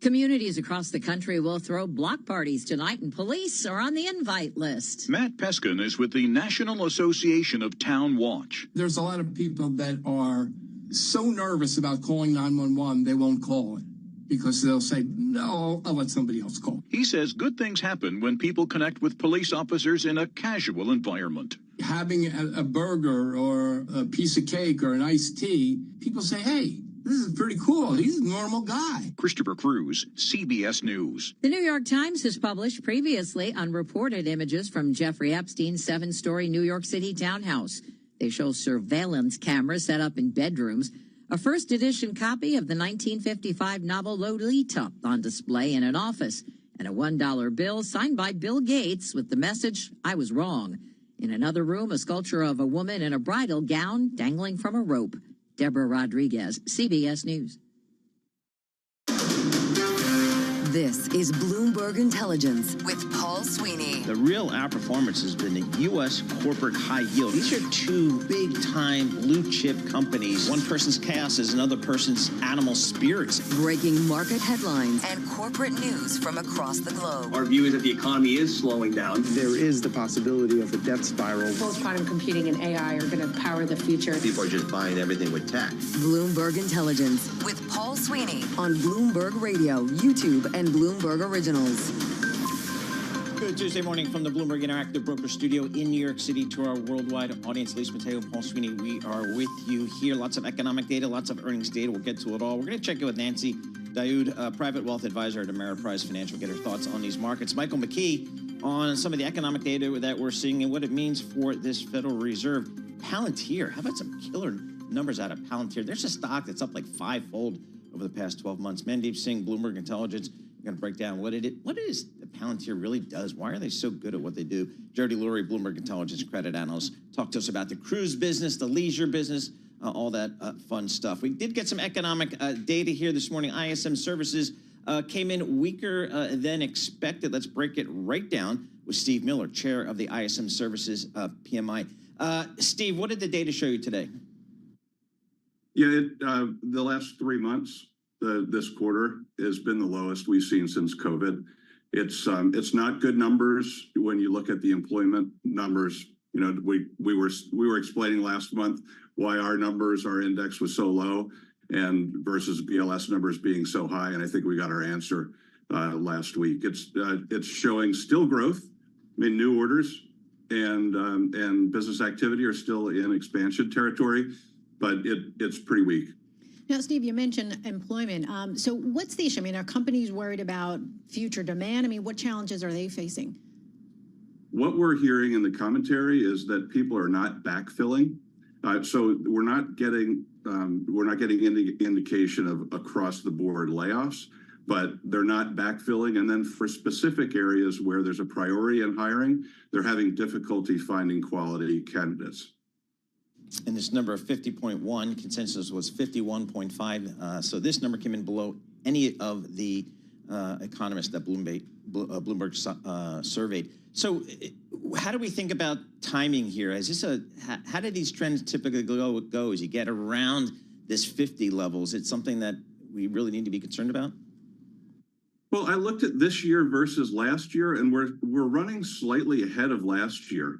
So I don't think, you know, the barn isn't burning, but the next quarter we really need to look at what's happening with pricing and what's happening with employment.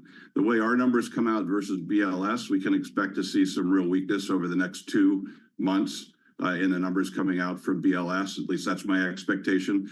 The pricing, though, it's the highest reading we've had since October of 22, and the trend isn't good. So it certainly puts the Fed in a tough position. All right, very good. We appreciate that. Get the breakdown there. Steve Miller, chair of the ISM Services PMI. Again, ISM Services came in at 50.1, below the consensus and below last period. Prices paid came in higher, suggesting some inflation out there, and the new services employment declined to 46.4, down from 47.2. So as Steve was just mentioning, challenging to say the least. All right, right now let's head down to Washington, D.C. We'll go to Amy Morris and get a Bloomberg Business Flash. Amy. All right, thank you, Paul. This Bloomberg Business Flash is brought to you by IBKR. Will U.S. initial jobless claims exceed 220,000 for the week ending August 2nd, 2025? At IBKR Forecast Trader, the yes was recently 54%. Start predicting today at ibkr.com/forecast. Last trading day for this contract is August 7th. The S&P 500 hit session lows as that ISM Services Index came in below expectations. Prices paid rose sharply. We do check markets for you all day long at Bloomberg. The S&P 500 is little change now on the downside. NASDAQ is up 0.1%. The Dow is down 0.2%. The 10-year Treasury yield now at 4.2%. The 2-year yield at 3.7%.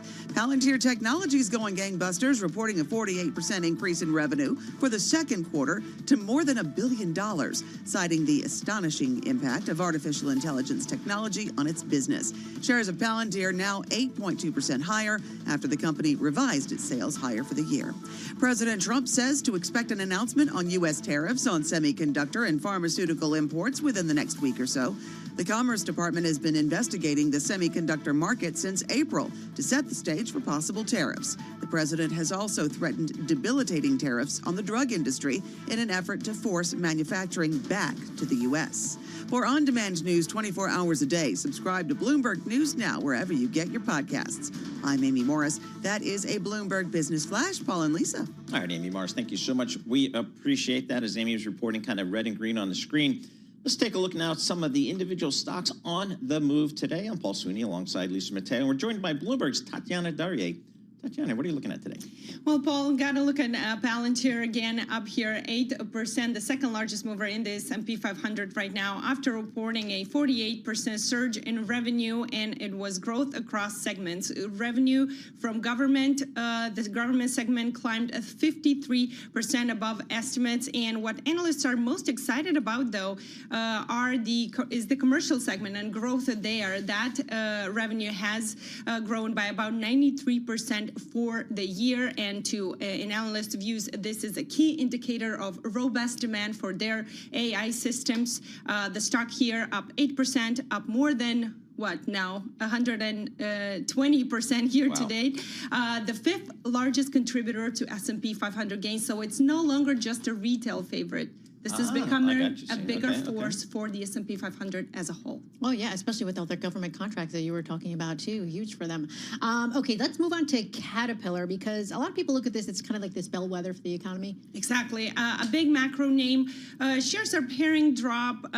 They're dropped now. They're about flat or slightly lower by 0.3%. And miss on EPS results as tariffs are biting into profitability. The company projected a net impact from incremental tariffs of over $1 billion, somewhere between 1.3 to 1.5. Baird estimates that levies are now dragging margins by about 200 to 300 basis points. So that's why their guidance is coming at the low end of their guidance for margins, even though they're projecting growth in their annual sales. So that's kind of an interesting, because it sort of goes against what we've seen with the industrials, where analysts are saying that they do retain some of the pricing power, where for Caterpillar, it doesn't appear to be the case. Yeah, it's interesting.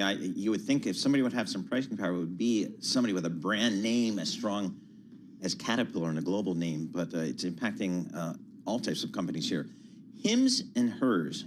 Hims and Hers, interesting name. Saw a total reversal here over the past hour. You know, it was down about 14% the pre-market. Now is about flat.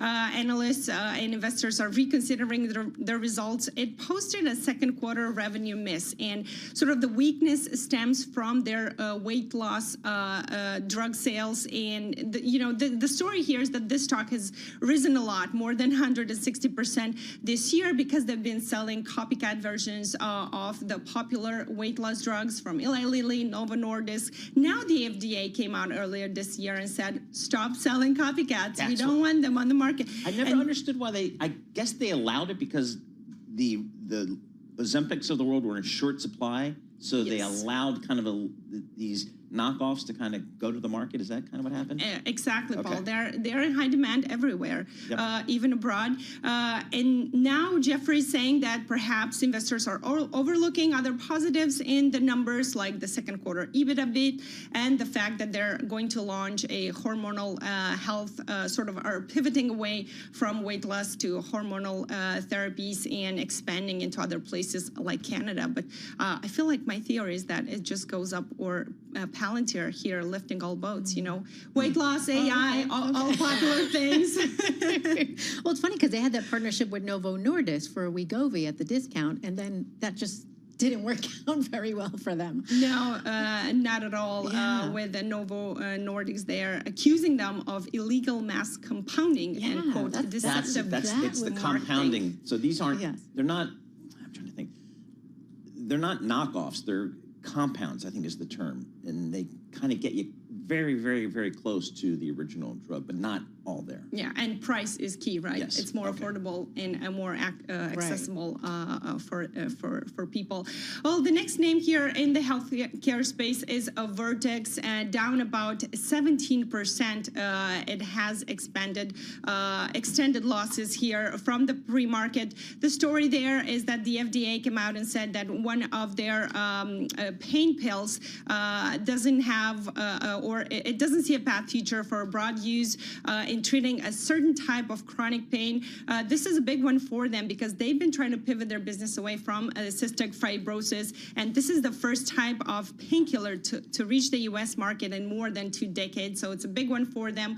They're studying it in various different uses. For this particular use, for chronic pain caused for nerve damage, the FDA is saying that it doesn't see a path forward, and that is knocking the stock off here, down 17%. Your ticker is VRTX. Just, the pharmaceutical game is such a tough investment game. That's a biotech game. It's make or break. It's make or break. It's hit or miss. It's like some random test somewhere either works, stock skyrockets, or it doesn't work and it tanks. We're down 17% on a real company here. It's not like it's a one-trick pony. They've got a diversified huge product base. So, all right, Tatiana Daria, thank you so much. We appreciate that.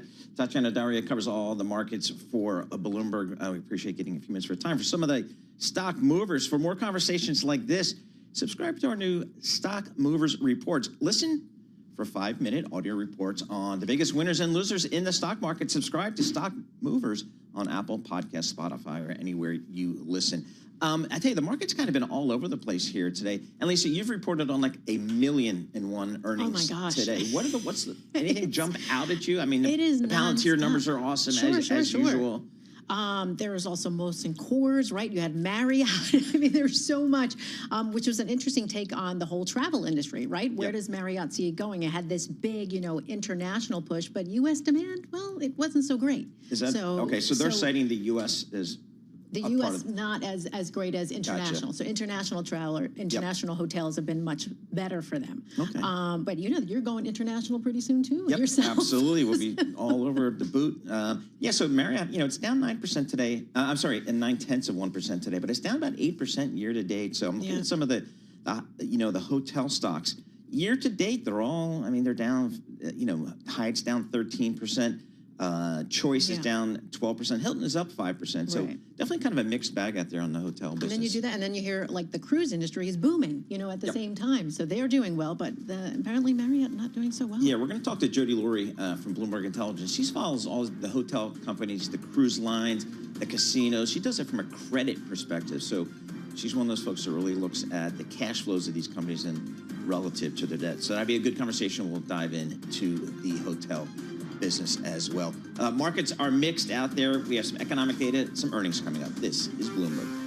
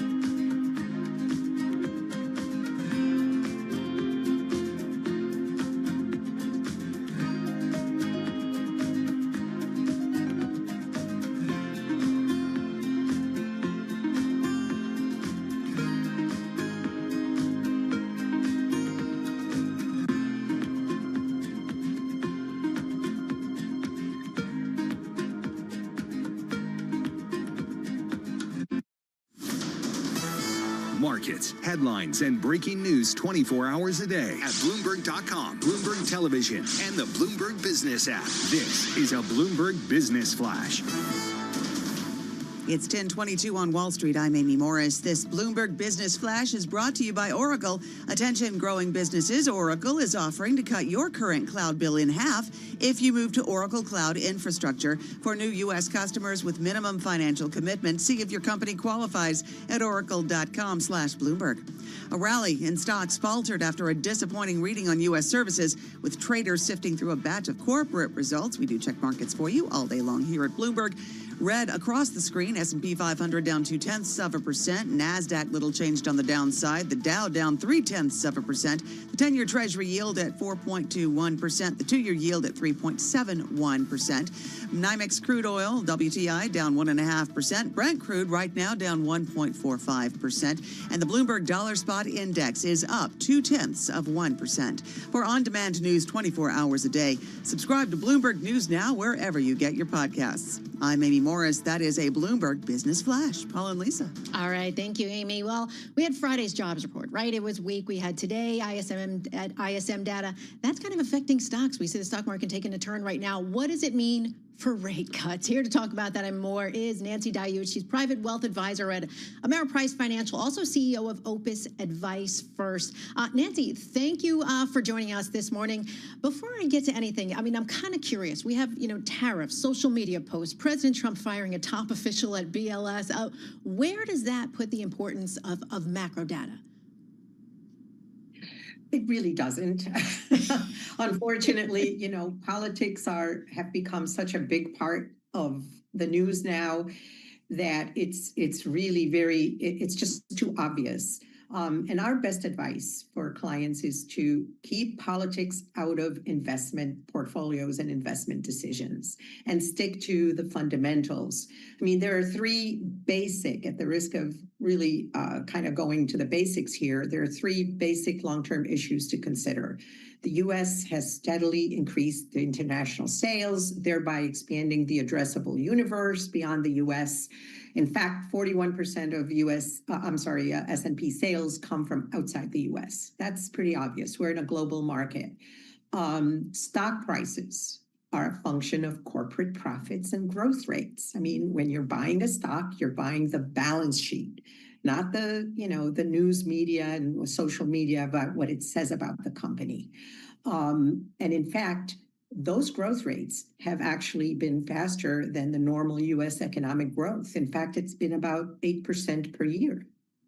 And lastly, there's been a big shift from manufacturing, the focus, heavy reliance on manufacturing, to a focus on service technology, which is why the profits are so much higher, because there's less capital investment and the growth margins are significantly better. So when we stick to the fundamentals and we focus on our long-term goals, it's easier to ignore all of the noise that's in the media every day. Speaking of noise in the media, red headline crossing the Bloomberg terminal. House panel subpoenas Justice Department for Epstein documents. So we'll have further reporting on that coming up. Nancy, speaking of fundamentals here, we're well past the halfway mark of earnings this season in terms of the S&P 500 companies reporting. What is your takeaway of what we've seen from earnings so far? They're exceptional and not surprising. Corporate profits and the economy has shown a great deal of resiliency despite all the the tariff noise, not the traffic noise. There's a lot of rhetoric about the tariffs, even though we still don't know what the longer term impact will be. It really hasn't affected the stock market much. The inflation readings are pretty benign. In fact, we are at the target of what the Fed wanted.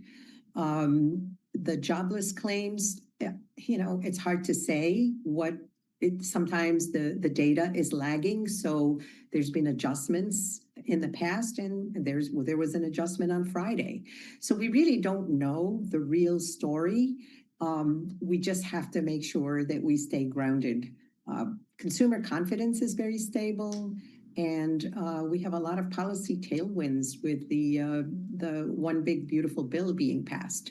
So there's a lot of good things happening. Now, that doesn't mean, valuations are not high, but they could remain high for a much longer period of time. So where does all this mean for rate cuts? Where do you see them headed? Well, we will get a rate cut eventually. Just don't know when. It'll probably happen. Yeah, it'll probably happen sometime this year, maybe one or two before the year end. There's a lot of noise about, and it's mostly politics probably, but we really don't know the story behind it because all data shows that the Fed targets have been reached. But the only thing that's still a question mark, like I said earlier, is the true impact of the tariffs, the longer term impact. And it hasn't been very long. What sectors are top of your list these days, Nancy? Financials and information technology and utilities. They have been the winners and will likely continue to be the winners based on the new the policy. You know, we have deregulation, we have tax cuts, we have the fiscal priorities that really favor these sectors, and that's really where it's at. However, there will be some volatility, obviously. And by the way, we're starting August, and August and September historically have been pretty turbulent months. In the summertime, we see a lot of volatility. Nancy, thank you so much for joining us. Always appreciate getting a few minutes of your time. Nancy Daoud, private wealth advisor for Ameriprise Financial, joining us from Oxford, Connecticut. All right, I guess Mr. Bessent is taking his name out of the running for the Fed chair. I want to see what Michael McKee thinks about that kind of stuff, because he pays attention to the Fed. I mean, that's kind of important for those economist types. Michael McKee, international economics and policy correspondent for Bloomberg News, joins us here in our studio. What's going to happen at the Fed, Mike? Where are we going in a few months here when we get to May, and how's it all going to play out? Well, I think we will get a rate cut the way things are going now. We could see a jump in inflation in the next two months' reports before the Fed meeting on September 17th that would make it harder for them to do that. But you saw Mary Daly yesterday come out and say that she's basically out of patience. She was willing to wait and see what the data would tell her, but the jobs report on Friday told her that it's time to get moving. So that's one more person in favor of it, and I think you'll have other people come out and say something similar, that if the data continue to show us what the jobs report showed us, that it is time to cut rates. But again, we wait on the data. As far as Scott Bessent, I've never thought that he was a serious candidate, but this is Donald Trump. He told you Scott Bessent doesn't want to be Fed chair. Do you believe him? I mean, it would not surprise me at all if he walked out into the Rose Garden and said, I'm nominating Scott Bessent to be chairman of the Fed. He changes his mind. So who are the other candidates? I think there's about 4 that are being considered. Well, Trump said there are 4. Yeah. He named the 2 Kevins, Hassett and Warsh. He did not name anybody else. The presumption is that Chris Waller is on the list and that Bessent was the 4th, but Bessent may not be the 4th, which leaves a guessing game. And we were talking about it on the economics team this morning. Best guess is that it might be Mickey Bowman, but he could go outside of the people that have been more or less talked about and go back to maybe some of his previous attempts to get people on the Fed. And Judy Shelton's name comes up a lot, but she was rejected by Republicans in the Senate the last time. So I'm not sure that that's a very viable path for him either. So, I mean, he can't go, really crazy one way or the other with this pick for the Fed chairman, because again, has to be approved here. I mean, are there people that the market would like to see at this stage as you talk to your sources here? Well, I think the markets basically are okay with at least the 3 names that we know of on the list. If you take Bessent out, and they would be okay with him too, because they all have a background. Now, Hassett probably is the weakest case with the markets because he's been so obsequious towards Trump lately and saying things that he knows better. Warsh is somebody who wants to really shake up the Fed, but he was on the Fed, and he works on Wall Street, and so he's well known. And then Chris Waller, of course, everybody knows him from the Fed, and he's a widely respected economist. So it's likely that we will get somebody who is not a wingnut kind of person, and Wall Street will be more or less satisfied. But whoever it is going to have to establish some credibility. If they came in and, absent the economic justification, advocated for cutting rates immediately, then that would hurt them a lot on Wall Street. Right. Now, you always talk about the importance of the data, right? But then you had President Trump firing this top official at the BLS. So what does that mean for the credibility of the data? Well, it's going to call into question the data, although I don't think it should necessarily be. When we get the next employment report, we should see something of a revision to what we saw, but which direction we don't know. If he puts in somebody who is bound and determined, who comes in saying we're going to fix the rigging of this politically, then you're going to have a real problem on Wall Street. But Wall Street seems to believe at this point that the way that BLS is set up, the commissioner doesn't have the power to really change the data, and so it can't be manipulated. And so there's a little bit less concern there. But if we did get a big change in the numbers, then certainly people would be asking questions. The best thing that Trump could do would be to put in somebody and say, look, we know that the response rate is declining. We know it's getting harder to do these surveys as people stop answering surveys. And so there are things that you have been working on that you would like to implement.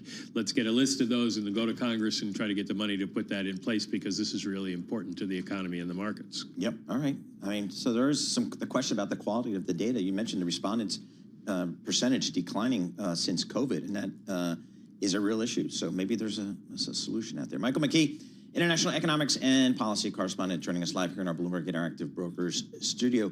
All right, folks, coming up later this month, join us for live coverage from Jackson Hole.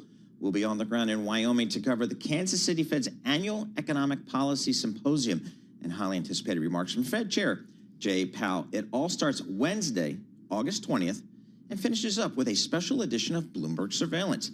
Tom Keene, Lisa Mateo, and our very own Michael McKee will all be part of that special starting 9 a.m. Eastern on Friday. So Tom Keene, Michael McKee, and Lisa Bromwitz at the midnight $1 Million Cowboy Bar. That would be a good place to do it. Okay, so it's the $1 Million Cowboy Bar. Lisa, if you're not familiar with it, Google it. Everybody out there, Google it. It's a fun place. Unique bar stools. And and this is big. I mean, stuff happens out there, right? Yeah. Well, it's all kind of revolves around what the Fed chair has to say. And we will see if Jay Powell wants to wade into this whole too late thing. All right. Or says something completely different. All right, very good. That'll be it. Coming from Wyoming. How cool is that? Coming up, Mandeep Singh, Bloomberg Intelligence Senior Tech Industry Analyst.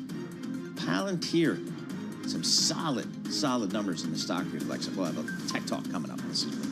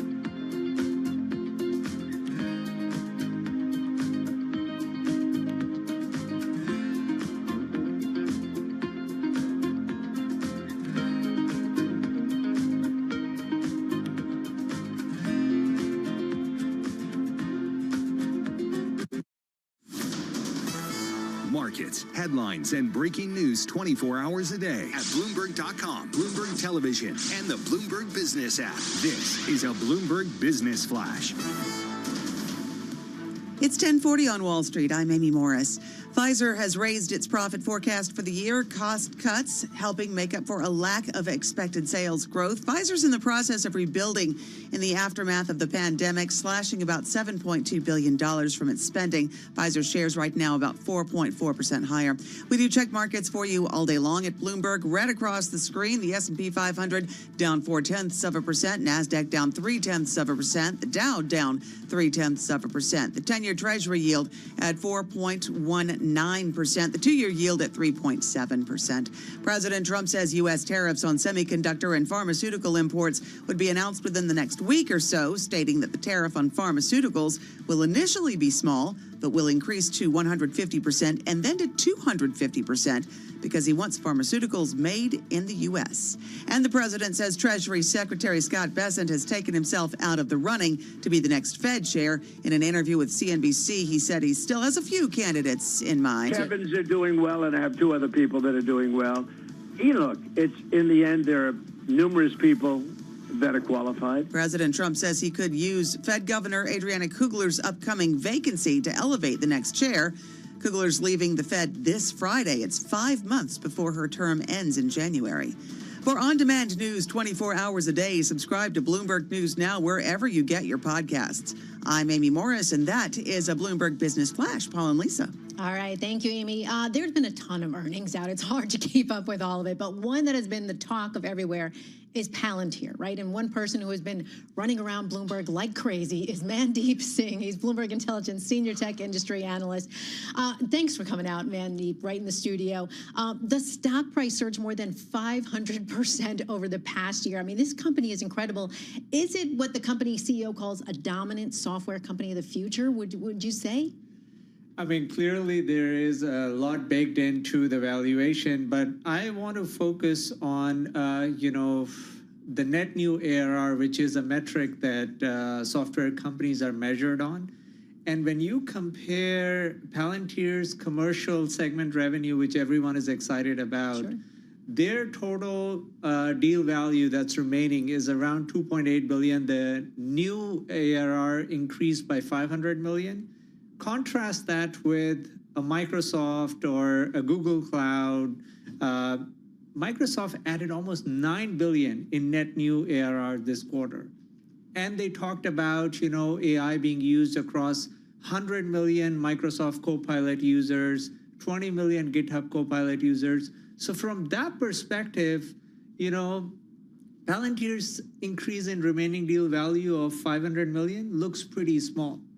I mean, Palantir's overall revenue run rate is $4 billion. Microsoft clearly is, a company that's almost 100 times or 80 times more bigger than Palantir. But it just goes to show that even on a net new ARR basis, Microsoft is adding more revenue per quarter than a Palantir is, and still people are very excited about Palantir's prospects. And to my mind, clearly, they have a product that is appealing to a certain section of enterprise users.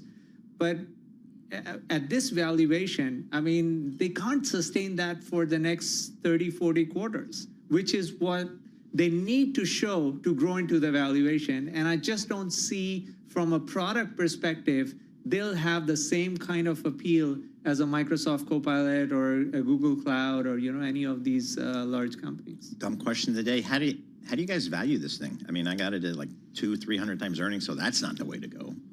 So we've seen that with, new IPOs. When they come to the market, they get a premium multiple. They get traded at, 30, 40 times sales. Snowflake, which is a competitor to Palantir, when it went public, it traded at 60, 70 times sales. Look at where the stock is now. It's flat since the IPO. Even though the company has grown top line at 30, 35% CAGR, the stock is flat.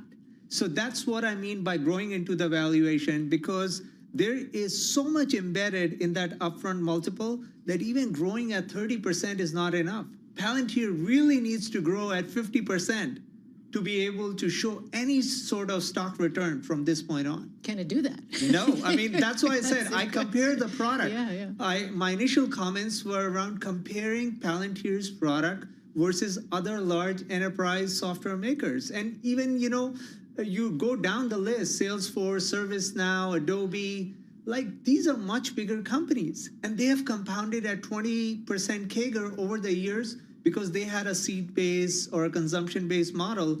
We don't even know what kind of a business model Palantir has. Yes, it's winning government deals. Yes, it's winning some enterprise deals, but we don't know how they account for that revenue every quarter. Is it a seat-based model? Is it consumption-based? We don't have that kind of visibility to their business model.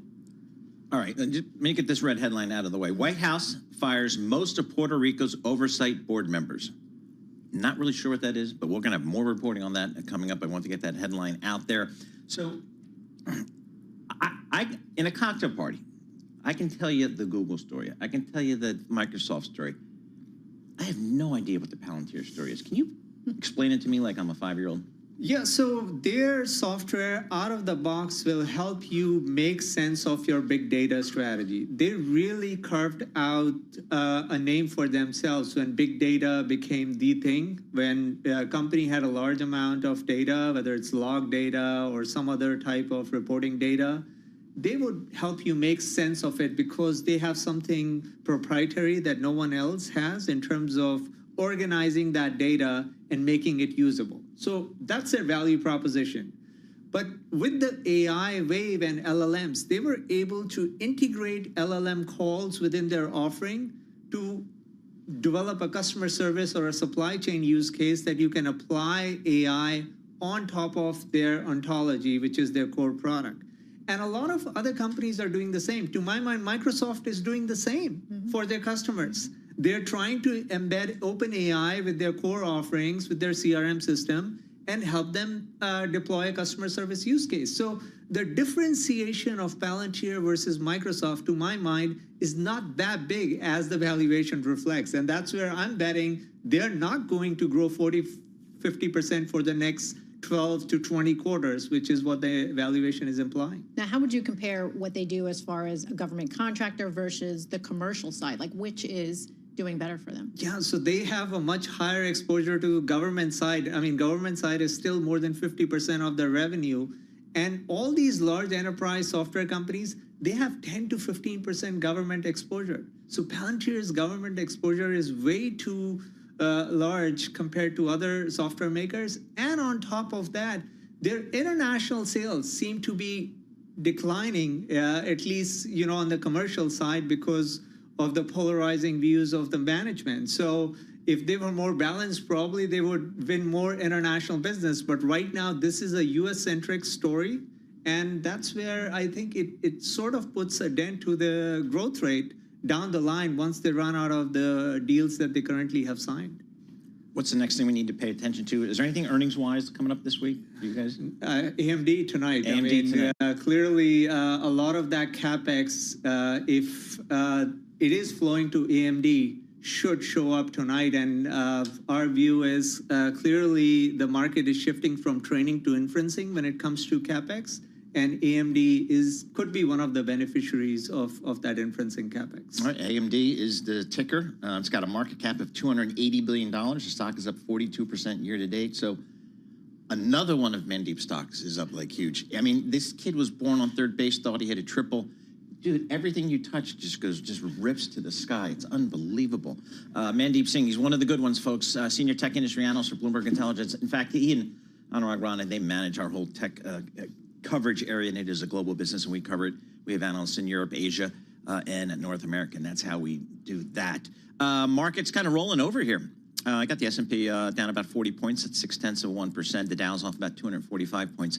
That's about 0.5%. And NASDAQ off 150 points, 0.7%. So pretty solid sell-off there. Looking at the bond market, 10-year Treasury yields absolutely unched on the day, 4.19%.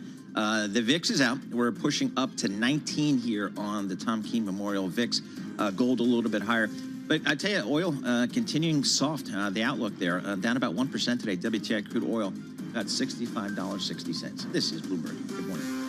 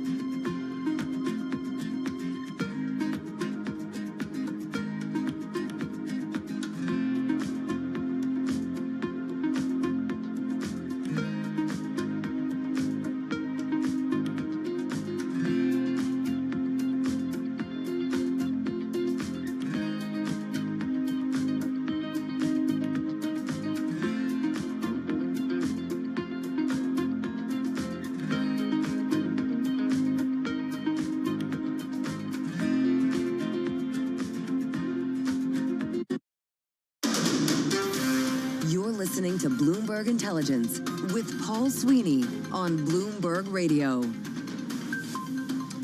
Good morning and welcome back to Bloomberg Intelligence. I'm Lisa Mateo alongside Paul Sweeney. What is your idea of leisure travel? Okay, is it like a trip to Italy? Maybe It could be. There you go. Rolling the dice in Vegas, maybe. Hopping on a cruise. Okay, all sounds good. We want to find out the latest trends. So for that, we're going to Jody Laurie. She's Bloomberg Intelligence credit analyst, giving us this updated look. Laurie, I want to start with, let's say, cruises or casinos, because Paul right next to me here, he's a Bellagio guy, right? But one of your recent write-ups, you talk about the Las Vegas Sands. So it left Vegas, and now it's kind of focusing on Asia, Macau, Singapore. How are they doing? Was that the right move for them? I mean, Lisa, I think it's really they think it's the right move, but I would say as a credit analyst, we're a little bit concerned because the past few years they've given up EBITDA market share, and it's not just because they closed the Londoner for revamping. It's more of a shift, and competitors are taking over market share. And so I think the problem with someone like Sands is when they're so concentrated there, it's a little bit concerning. Now they are expanding in Singapore, and I think over time that will be very beneficial for them. But the problem is that they had a few other potential opportunities that have sort of gone by the wayside, such as New York, where they've pulled out their bid. Thailand is sort of off the table for now, with the government not deciding if they want to actually do casinos. And so it's a little bit of a challenging environment for them. So overall, Jody, what are you seeing just in the gaming business in general? I saw some reporting last week. I didn't really dive into too much. That last couple of months have been very weak on the Strip in Vegas. What's going on out there in Vegas? Paul, I mean, I think what we're seeing now is we've sort of commented on how casinos have been a little bit weaker than some of the other parts of the leisure space and continue to do so. If you look at spreads, they've been a little bit wider, and I think they'll continue to be that way. And that's a function of the fact that consumers might be pulling back or selectively pulling back. I mean, there were articles talking about how expensive it is in Vegas. And so, you don't have the cheap Vegas of yesterday, you have the $9 latte of today. But I think what's more interesting is that both Caesars and MGM, but more so Caesars, commented on the effects of international travel or lack thereof, Canada in particular being sort of a challenge. And then you marry that with Marriott's results today, where they specifically point to government workers not using hotels as much, right? And that's a function of just these massive layoffs we've had in the government that have sort of gone through the system. Back in April, we talked about this at an event. I was on a panel for Bloomberg in Atlanta, and it was on Liberation Day, and we specifically talked about the risk of massive government layoffs sort of trickling into consumer discretionary spending. And where do cruises stand? I mean, we've kind of been hearing some pretty good news from different companies, whether it's Royal Caribbean, Carnival, Norwegian. I haven't been much of a cruise person. I don't know. My son booked his first cruise for the first time. Really? I didn't have to pay for it. Good, even better. Even better. But how is that business doing in itself? So, Lisa, my parents actually just finished a cruise, and they would probably tell you it's the best type of vacation in their opinion, which is great anecdotal evidence for me. But I think what's so striking about the cruise lines, and this just continues the narrative that we've been saying, is that they're about a year behind in everything related to the pandemic. And so they're still feeling the momentum. So something that we did, which is sort of a new feature on the terminal, is if you go to the transcript of the company on the left-hand side, you can actually ask questions, so AI-related questions. So one of them is negative commentary. And if you do that for Royal Caribbean, it basically says, this was a generally positive. There wasn't much negative related to the earnings call. But then you compare that to like a Starbucks or a Marriott or an MGM, and it's a very different story. And so I think that sort of speaks to the fact that the cruise lines are both pretty optimistic still, but also I think the trickle-down effects aren't hurting them as much. Where we are seeing a little bit of a change, and this is something that Royal hinted at last week, is the booking lead time is shortening, and that might be a function just of younger cruisers like the millennials, the Gen Zers going on their first cruises, but it might be an overall function of people not wanting to lock in dollars now if they're not sure if they'll have the dollars down the road. How is the credit profile of the cruise industry these days? Because I have very clear memories of right at the beginning of the pandemic, a lot of those companies rushed to the market to shore up the balance sheets. So we're not seeing double-digit new issues the way that we saw a few years ago.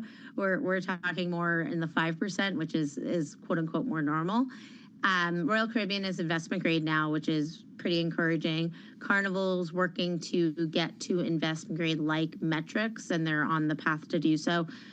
Norwegian keeps saying they want to be investment grade. We're not really convinced that they actually do. Historically, they never were. I think they're more picking up the narrative of their competitors, and they're not necessarily actively repaying debt, more so growing EBITDA to get there. So it's a different type of way to get to better leverage, better credit metrics, improved credit quality, and not necessarily something that's going to help them long term if we do have a little bit of a pullback from the consumer. Jody Lurie, thank you so much. We appreciate that. Jody Lurie, Senior Credit Analyst, Bloomberg Intelligence, joining us there on the consumer and all things leisure. Well, Sunday evenings around, 5:30, we see I think it's the Icon of the Seas sailing out of New York. Oh, from the sea, from the shore. Yes, from sits on the beach. So I guess it sails, 5 o'clock on Sundays or something. By the time we see it, it's heading down to Miami. Then I think it cruises the Caribbean or something like that. But whatever it is, whatever ship it is massive. Even when it's way out in the middle of the ocean, just sitting on the beach, I'm like, holy cow, that thing's big. But there they go, having their fun. This is Bloomberg.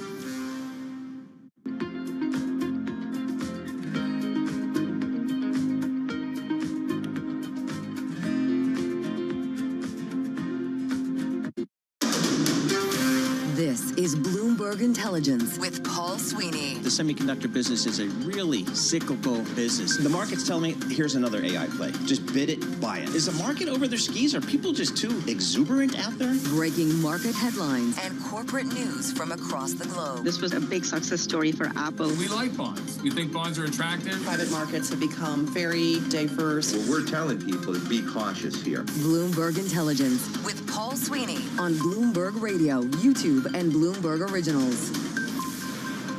All right, we have Lisa Mateo, Paul Sweeney live here in our Bloomberg Interactive Broker Studio, streaming live on YouTube as well. Coming up in this hour, Brian Egger.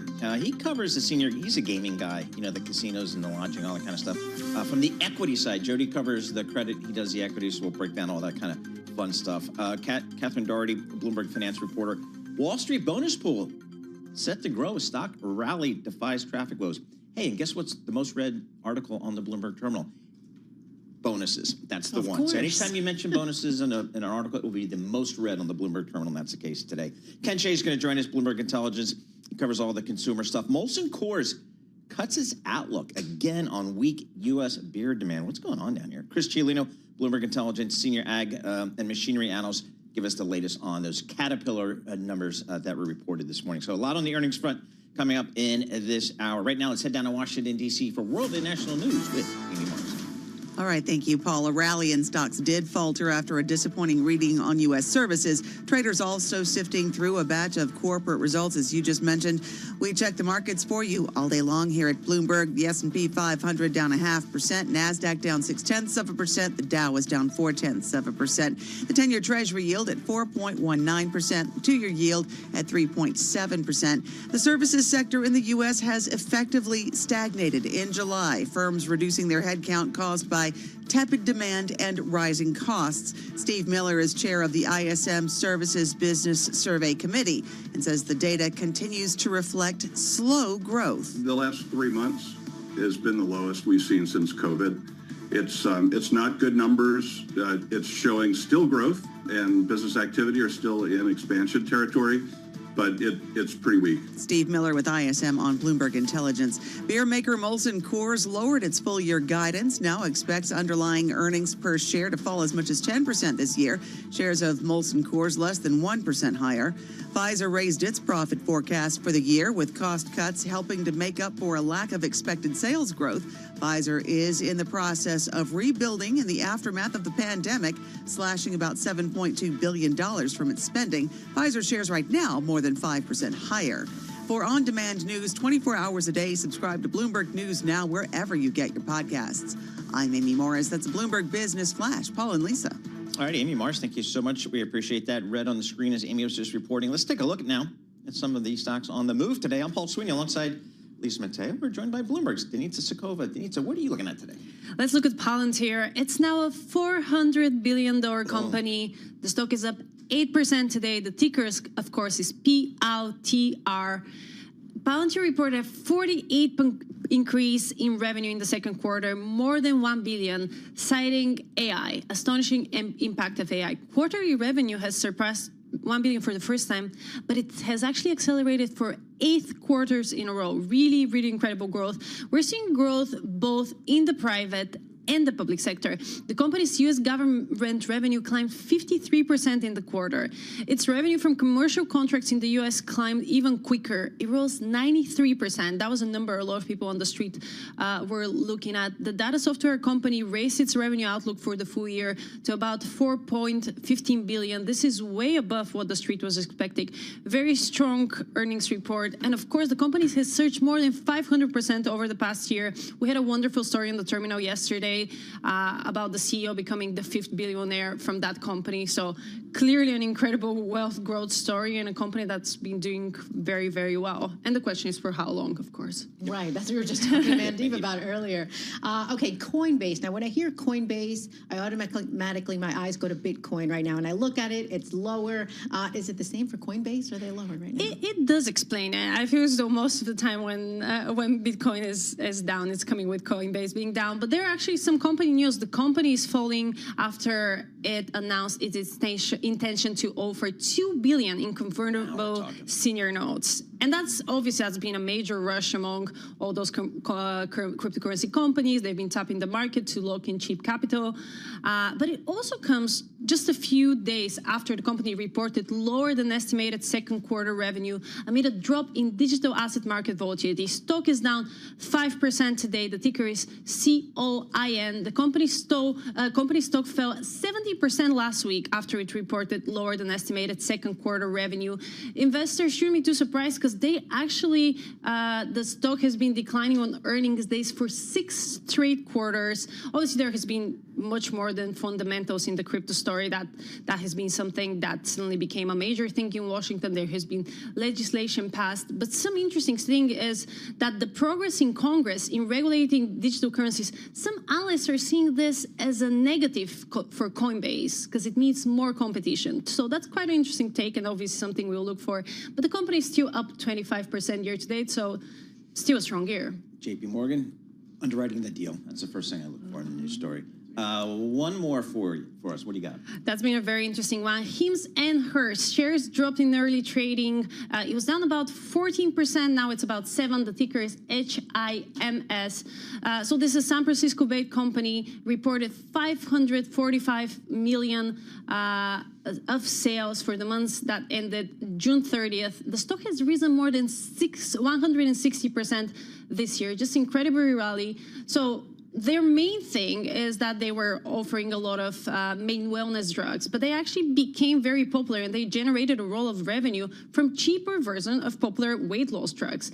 But that business has been under a lot of pressure as the FDA ordered companies to stop selling cheaper copies of the name brands, which are obviously popularized by Eli Lilly, Novo Nordisk. And one key measure in this report that perhaps is worrying investor is that the weight loss drugs were $190 million in the second quarter, the revenue that came from it, which is lower than what we saw before. The company is still up 140%, but one key path for revenue is under pressure, and investors are clearly not reacting well to it.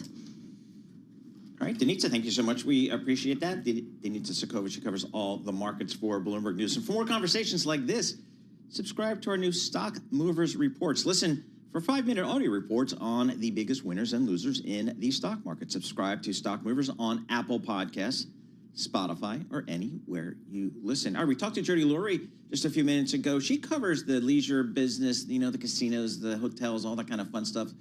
From the credit side, are they going to pay back their debt? We also cover that sector from the equity side. How are the stocks doing? That's Brian Egger, Senior Gaming and Lodging Analyst. He's been covering these casino names, the hotels, the all that kind of stuff for decades on Wall Street. Hey, Brian, from your perspective, whether you look at the casinos, you look at hotel stays, what people are spending when they go to the hotels, how's the consumer out there from the companies the leisure companies that you cover? I think the consumers held up pretty well given some of the concerns we might have had coming out of the Liberation Day tariff announcements. For Marriott, with the company out with earnings today, I think we are seeing maybe a little bit of softness around maybe some of the group bookings for the third quarter, but overall, leisure travel has been stable. I think the outlook gets better for the fourth quarter for the group business. I think we're even seeing luxury outperforming limited service in some cases. So, overall, the picture is relatively stable, not much change in the outlook, certainly some caution maybe around part of the second half, given all the economic uncertainties. But the leisure travel consumer has held up reasonably well. What about the business traveler? We were talking just earlier about reduced government travel. That's an issue for them? Yeah, that's true. If you look at what we call transient or independent business travel, that was a little softer for the company, probably ends up flat for the year. But a big chunk of that is from government workers. Now, government workers are only 6% of the total room nights of Marriott, but the rates and the stays by those customers were down 16-17% year over year in the third quarter. So if you strip that out, the overall independent business travel picture was pretty stable, but that is certainly a soft spot. So how much visibility does a hotel have in its revenue, Brian? And is that changed maybe since the pandemic? I think generally speaking, bookings windows have gotten tighter. This is probably true across the board for hotels, for gaming. There was economic uncertainty. People tend to wait closer in to book. We've seen more, a lot of the strength in the cruise lines, in fact, has come from strong close-in demand. So booking windows have certainly tightened, which makes it a little more difficult to forecast what's going to happen, which is why we look a lot to the group bookings picture, for which we have a little more visibility. And that picture is actually fairly bright when you look out for Marriott, let's say, for 2026. And what about rewards? I know I'm the type of person, I count all my points. Okay, I'm always making sure I have them in order. I mean, is this still a big draw for Marriott? No, it is. The Bonvoy program is a significant program for them. It's a significant draw. And in fact, a significant number of overall room nights for Marriott come from those customers. So certainly that is a significant thing. And by the way, MGM itself has a joint marketing alliance relationship with Marriott for the Bonvoy program, which has actually, by indirection, helped MGM's bookings activity in Vegas. You mentioned Vegas. I got to go there, Brian. How are my friends on the Strip? How's business? I think business has been overall, relatively good. I think where we're a little more concerned is the summer months and going into the third quarter. You take a step back from the overall picture. There's no question we're seeing a softer summer going to third quarter, particularly for midweek visits, particularly for the low end of the market. Certainly, if you kind of take out the big high-end operators like MGM, the market was largely down somewhat in the second quarter. So we had a very soft Vegas performance in the summer, and things begin to look a little bit better, I think, as we get into the fall months. But comparison issues and a little bit of a slowdown in drive-in traffic from California to some of the lower-end properties, that all certainly taken its toll in the short term. Longer term, I think the picture is still quite good with an overall group bookings picture that's pretty favorable. All right, Brian Egger, thank you so much for your time this morning. He is Bloomberg Intelligence Senior Gaming and Lodging Analyst. All right, so we go from there. Now you go to the most read story in the terminal, right? And Paul, you were talking about this earlier. It's usually around money. Yeah, absolutely. How much people are making. We know who our audience is. Yes, we do. Okay, let's bring in Catherine Doherty, Bloomberg finance reporter. Okay, you have to talk about these Wall Street bonus pools and how they're growing. We're following the money. Exactly. Yes. So it's interesting. This report gets updated throughout the year. And about 3 months ago, when we only had the first quarter results from the big banks and across the financial industry, bonuses were projected to be down. That is improving. And now you actually see a reversal with almost across the entire financial sector, bonuses up. Some are flat to a small percentage down, but in general, we're seeing a much more upbeat, optimistic outlook for 2025. And even for investment bankers, which really we saw a pullback in deals and there was a drought for so many months. Now we're actually starting to see a pickup. And even this week, and there's been a number of new IPOs, those numbers might not even come through until 2026. And so this might actually continue to just snowball. But if you're looking at these projections, the updates, they're looking pretty positive. I mean, this is important for New York City because Wall Street pays, and Wall Street employees, they pay a lot of taxes, don't they? That's right. It's funny, taxes, yes, you have to take that into account because I was thinking it's not just New York. You have now Texas Florida, but those are, yes, you're looking at different tax states.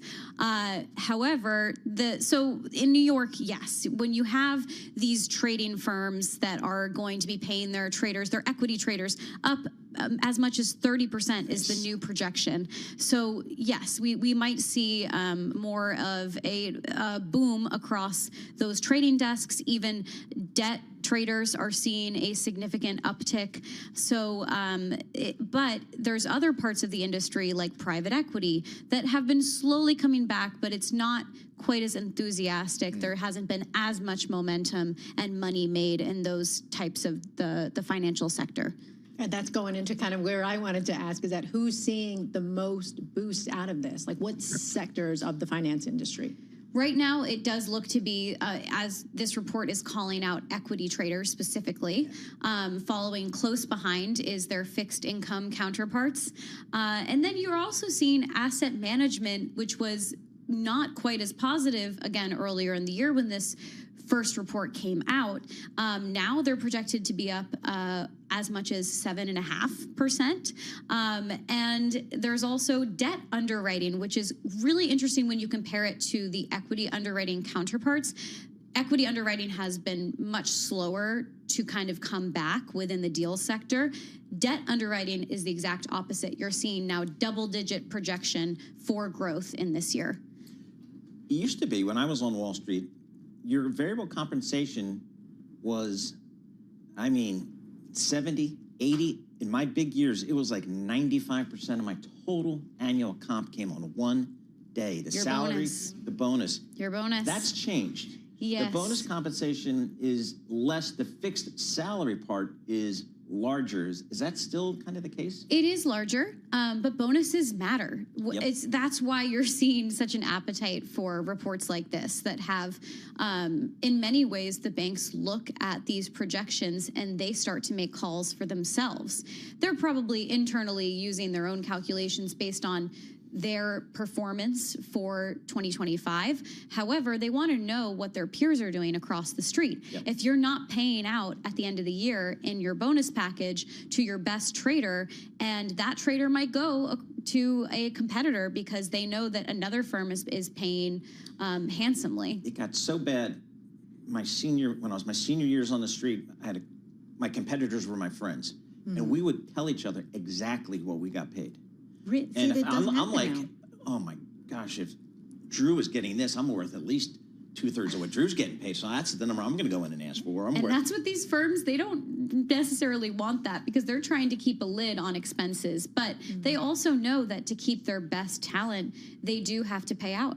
Yep, and it's competitive. And another thing is the U.S. banks versus the non-U.S. banks. U.S. banks typically pay better than the non-U.S. Banks. So there's that whole arbitrage as well. And that's why when the bonuses hit in like February 15th or March 1st, boom, then the musical chairs takes place. Yes. Because I'm happy or unhappy with my bonus and I'm going to bail and go across the street, which is what I did. Big movements. Yeah, 8 firms in 20 years. So anyway, Catherine, thank you so much for that. It's always good reporting, and it's always well read on the Bloomberg terminal because we know who our audience is. It is Global Wall Street in any case. Catherine Daugherty, finance reporter for Bloomberg News, joining us live here in our Bloomberg Interactive Broker Studio. Still red on the screen, although we are off the lows. The S&P is down 30 points. That's about 0.5%. The NASDAQ's down about 100 points, about 0.5%, as well. 10-year Treasury yields a little bit higher here. what is it, 4.18%? This is Bloomberg. Good morning.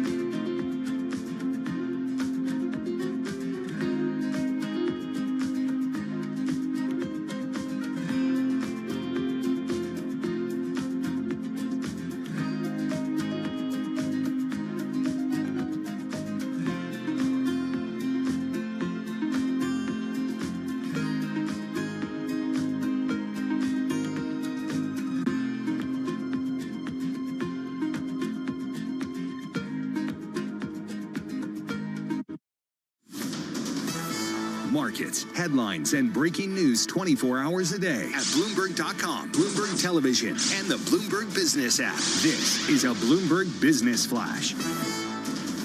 It's 11:21 on Wall Street. I'm Amy Morris. This Bloomberg Business Flash is brought to you by Oracle. Attention growing businesses, Oracle is offering to cut your current cloud bill in half if you move to Oracle Cloud Infrastructure. For new U.S. customers with minimum financial commitment, see if your company qualifies at oracle.com/Bloomberg. The U.S. government plans to borrow an unprecedented $100 billion in a single Treasury debt sale this week. Treasury's been boosting bill sales to rebuild its cash balance after the debt ceiling was lifted. The U.S. services sector effectively stagnated in July, with the Institute for Supply Management's index declining to 50.1. The employment index dropped to 46.4, contracting for the fourth time in 5 months, and that slammed the brakes on a market rally. We do check the markets for you all day long here at Bloomberg. The S&P 500 down 0.4%, NASDAQ down 0.5%, the Dow was down 0.25%. 10-year Treasury yield at 4.19%, and the 2-year yield is at 3.71%. President Trump says to expect an announcement on U.S. tariffs on semiconductor and pharmaceutical imports within the next week or so. The Commerce Department has been investigating the semiconductor market since April to set the stage for possible tariffs. The president has also threatened debilitating tariffs on the drug industry in an effort to force manufacturing back into the U.S. For on-demand news 24 hours a day, subscribe to Bloomberg News Now wherever you get your podcasts. I'm Amy Morris. That is a Bloomberg Business Flash. Paul and Lisa. All right. Thank you, Amy Morris. Okay, so we're nearing kind of like the Friday mark where the TGIF, right? Molson Coors happy hour. Let's go for it. They had their earnings come out. So what we want to do is break it all down for you. Kenneth Shea, Bloomberg Intelligence Senior Consumer Product Analyst. Thanks for coming right here in the studio. Rising costs tied to aluminum tariffs. This was a big point for them. How much of an impact is that having on the company? Yeah, hi, Lisa. It's material. They describe it as an indirect cost, but it really spiked up there in the quarter, encroaching on their margin. I think, though, the bigger picture, though, here is the continued weak sales, the lackluster sales we're seeing in the U.S. beer market and alcoholic beverages in general. This is their peak summer selling season. This is when, these companies should be thriving, and it looks like the summer selling season in the U.S. for alcoholic beverages is going to be a dud. It's a cautious consumer. It's particular pressures on the Hispanic demographic. It was a lousy June in terms of the weather in key markets. And basically all the big brewers are setting up for a tough second half. They say, if these trends continue, expect continued sluggish performance in the second half as well. So is this beer thing, is it kind of a global thing? I mean, I know you guys at Bloomberg Intelligence, you got the data that shows consumption of everything out there. But in the case of Molson Coors, Paul, yeah, they have a big operation in Europe, Eastern Europe, many parts of Western Europe, and they had lower volumes as well. It was saved by higher prices to a degree, but again, the big picture is that consumers are just not going out to the bars as much. On-premise sales were particularly weak. That could be weather related. I mean, that's just another example. But also, I think it could be, the culmination of a lot of price increases over the last few years. Maybe we've hit a point where there's some sticker shock going on here. And what about people drinking? You said not going to the bar, but what about just drinking less alcohol in general? Well, that's a great point, Lisa. I think longer term, you have some secular headwinds as well. Things we've talked about in the past, the spread of legal cannabis, particularly here in the U.S.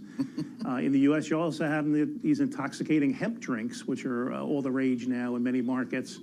You have the GLP-1 users are cutting back.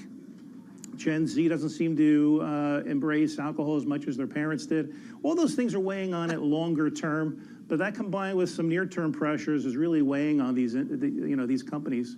It's a disappointing discussion here. I mean, I thought we were going to have fun here. I'll tell you, here's the problem. With all this White Claw and Seabreeze and I don't know what, the iced tea and vodka. What's that all about? Is that a fad? It seems to have some legs there. The pre-mixed cocktails. Well, let me put it this way. Some of the things that did well in the quarter are things like Busch Light Apple. Some flavor out there is coming back. Some of the hard teas are doing well. The premixes continue to do well. So I think what you could take away is maybe the consumer, while economizing, is also looking for flavor and different variety, and also the non-alcoholic and low alcoholic segment it continues to do well from a low base. So I think in the second half, I would expect a higher level of promotion and innovation along those themes: low alcohol, no alcohol, flavor, innovation. That's going to be really popular, I think, in the second half to spur volume. Hey, before you go, Kenneth, can you break down some of those macro economic headwinds that the company's facing? Sure. Well, the primary one is just consumer confidence. Consumers just feel they're reading the papers, all these the tariff uncertainties and the pressure on the Hispanics, in particular, what's going on there. Those are the big things, and I don't think it's anything major, but it's just enough on the margin that these are purchases that can be deferred, and consumers by and large are. All right, this wasn't very fun. Ken Shea, Senior Consumer Products Analyst, Bloomberg Intelligence, joining us from Princeton. Let's get back to these markets here. Again, red on the screen, but we're trading off the lows. I don't know. I mean, there's a lot of cross currents out there, but people want to own equities.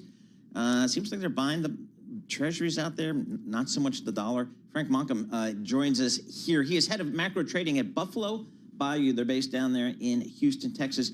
He joins us here in our Bloomberg Interactive Broker studio. Frank, what's the market call you have with your clients mostly these days? Yeah, I mean, it's, this is kind of the season of the year where August, early September, typically, volatility tends to bottom out, right? You get negative seasonals typically this time of the year, especially given the rally we've seen since the Liberation Day in April. We bounced all the way back to the highs again.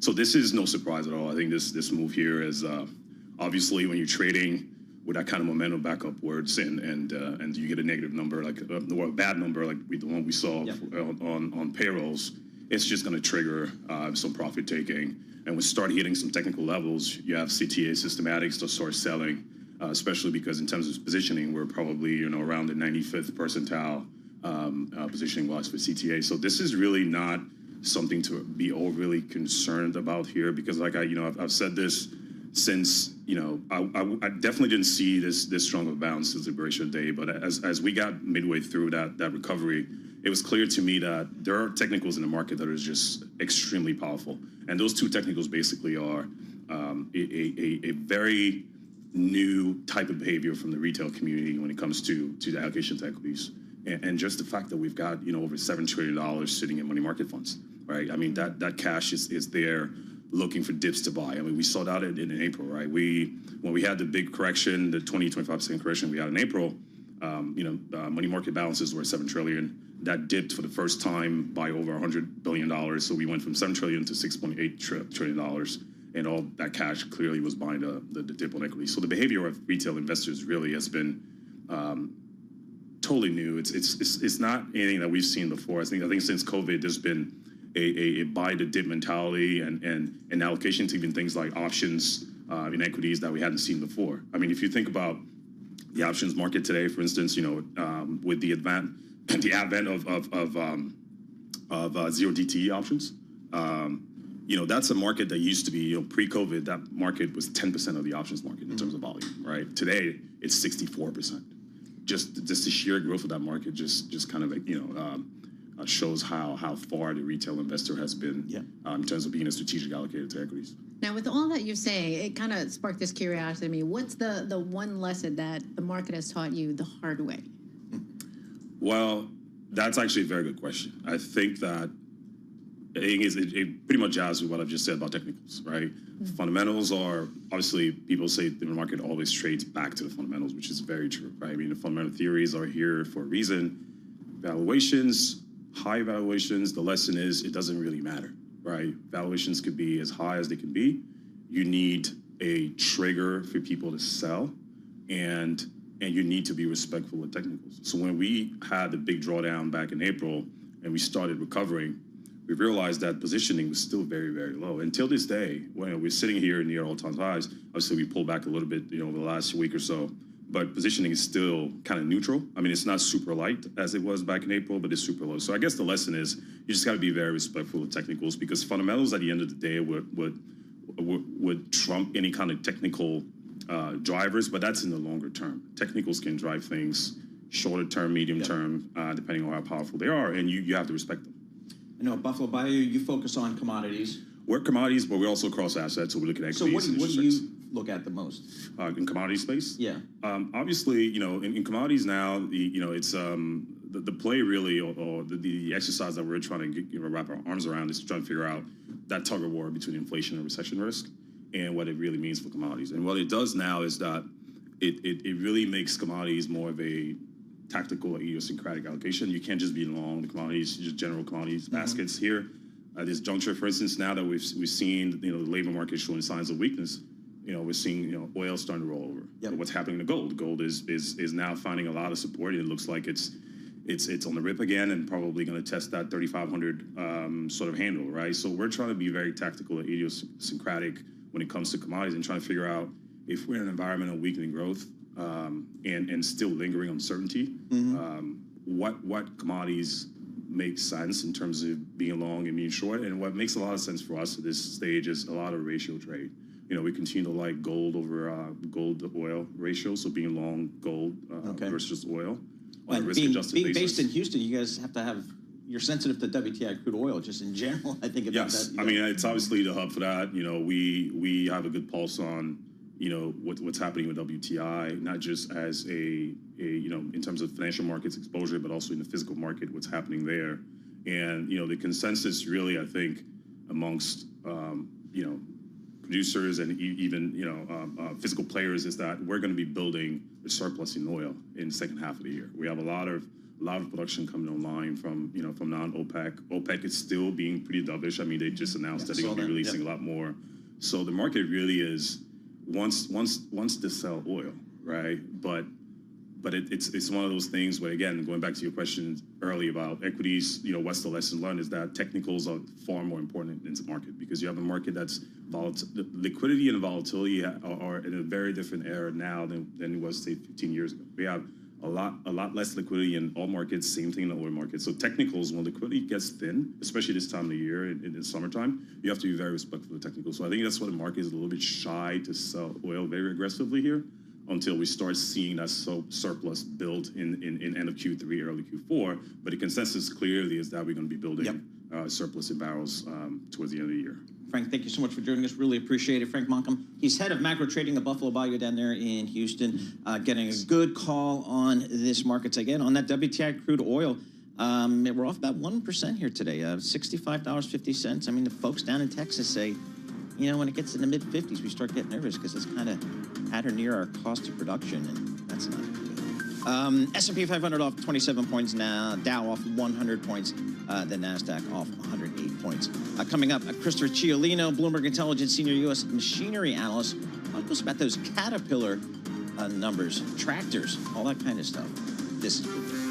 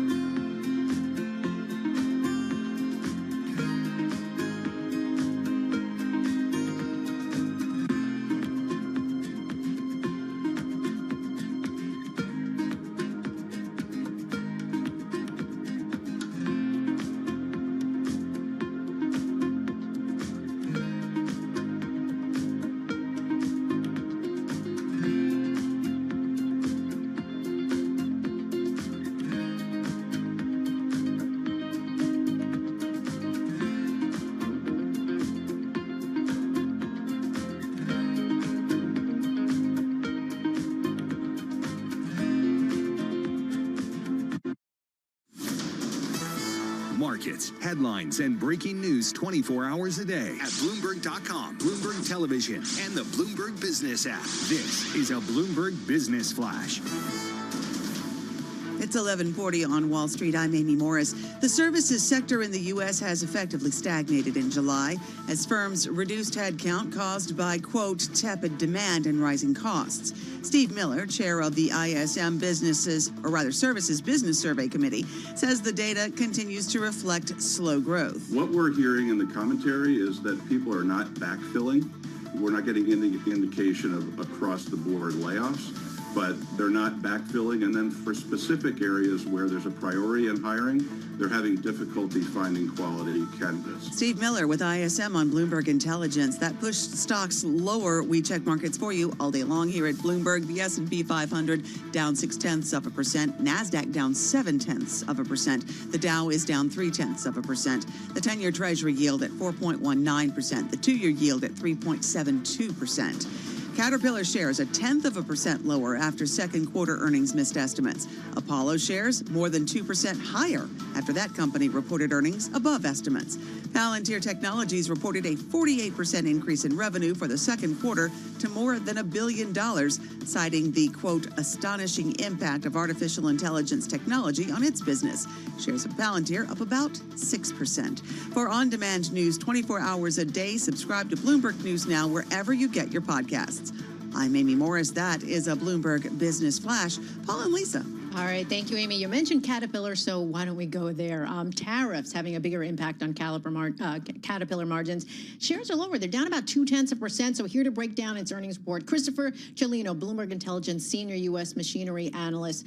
Christopher, thanks for joining us this morning. All that said, the CEO, Joe Creed, the new CEO, he said the company is going to be able to offset the impact of tariffs. Did he get into how they're going to do that? Yeah, the focus initially now is really going to be on the cost side of the equation and really some, internal initiatives and productivity to help mitigate the tariffs. They are going to have to raise prices eventually, but, I think that's probably more of a 26 story. Right now, they're doing their best to kind of, mitigate this internally. So talk to us about underlying demand out there for Caterpillar tractors. What's the company saying?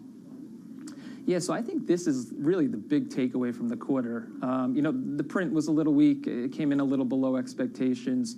But I think the big takeaway here is that underlying demand is still pretty darn resilient. You had backlog up sequentially again this quarter, which set another record. You had improving order trends across all three of their main businesses. Dealer inventories still remain quite low, and the company actually raised their sales guidance for the year. So, that seems to suggest to us that underlying demand is still intact despite all these tariff headwinds. And now, how do their results kind of match up to some of their peers? I believe there's Terex, Lindsay, who already opened their books. How does Caterpillar match up? Yeah, I'd characterize the overall earnings season for U.S. machinery is kind of mixed. If you think about really construction peers, which is kind of more Caterpillar's sweet spot, that's a market that's, kind of bouncing along the bottom here. We do have, infrastructure projects and these large mega projects which are helping to offset some of the weakness that you're seeing on the private non-residential side, things that are more interest rate sensitive.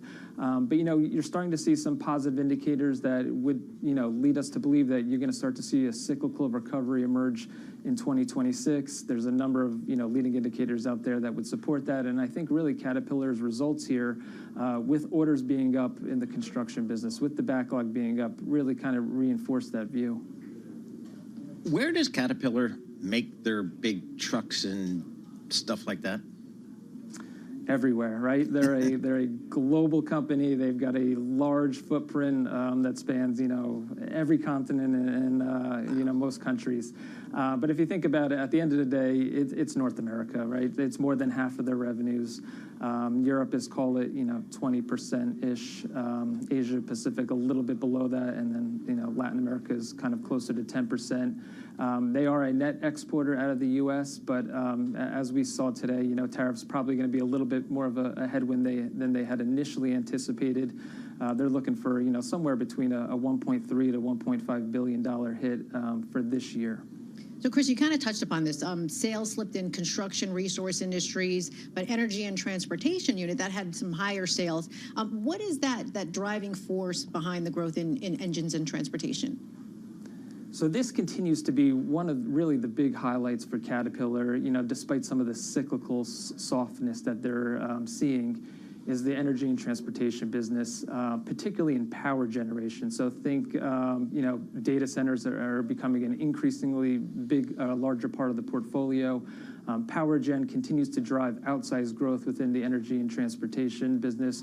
There's, a multi-year backlog there. So we have, really tremendous visibility. And what Caterpillar is doing now is really expanding capacity to help, meet this growing demand for data centers and power generation. So there's a long secular tailwind at play here. And really, we think we have pretty good visibility here over the back half of the decade.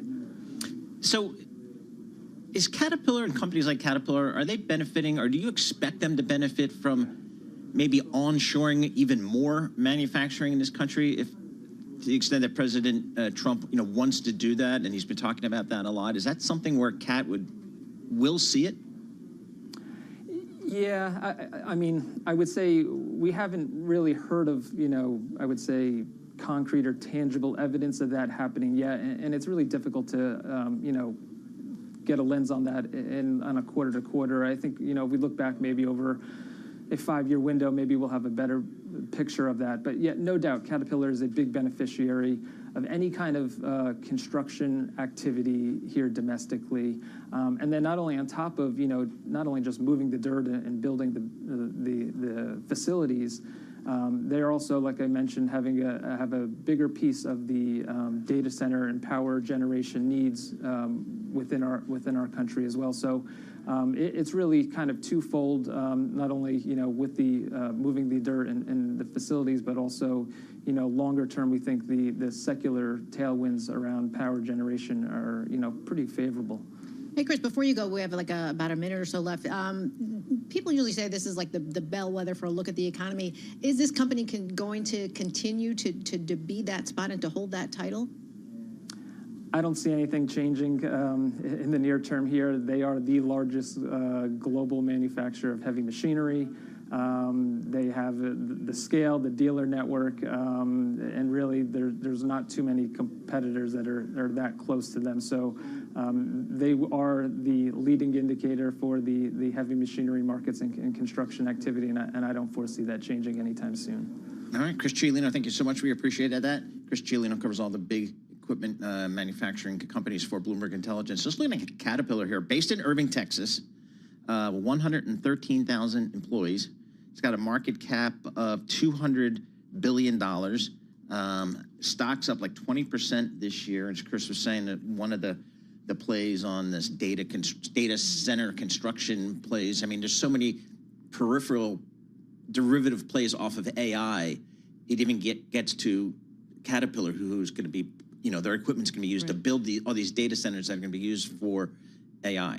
It's just, it's everywhere. Have you ever been on one of these machineries? They are massive, some of them. I know. Like the bulldozers and the...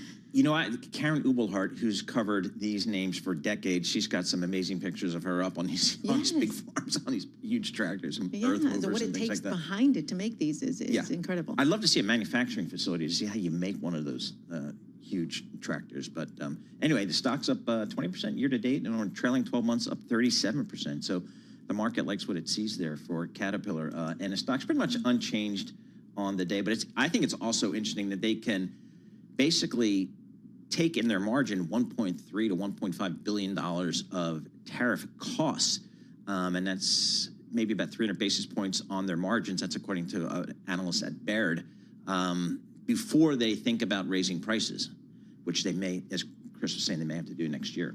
So anyway, interesting to see how companies are adapting to higher costs associated with tariffs, and we'll probably see that continue to flow through the economy in the upcoming quarters here. A little bit of a red on the screen. We've got the S&P off about 0.3%. Coming up, Michael Halen, Bloomberg Intelligence Senior Restaurant Analyst. Going to talk to us about Yum. I think they own Taco Bell and all that kind of KFC and all that kind of stuff. They missed their estimates here. get a sense of what's the consumer doing in restaurants.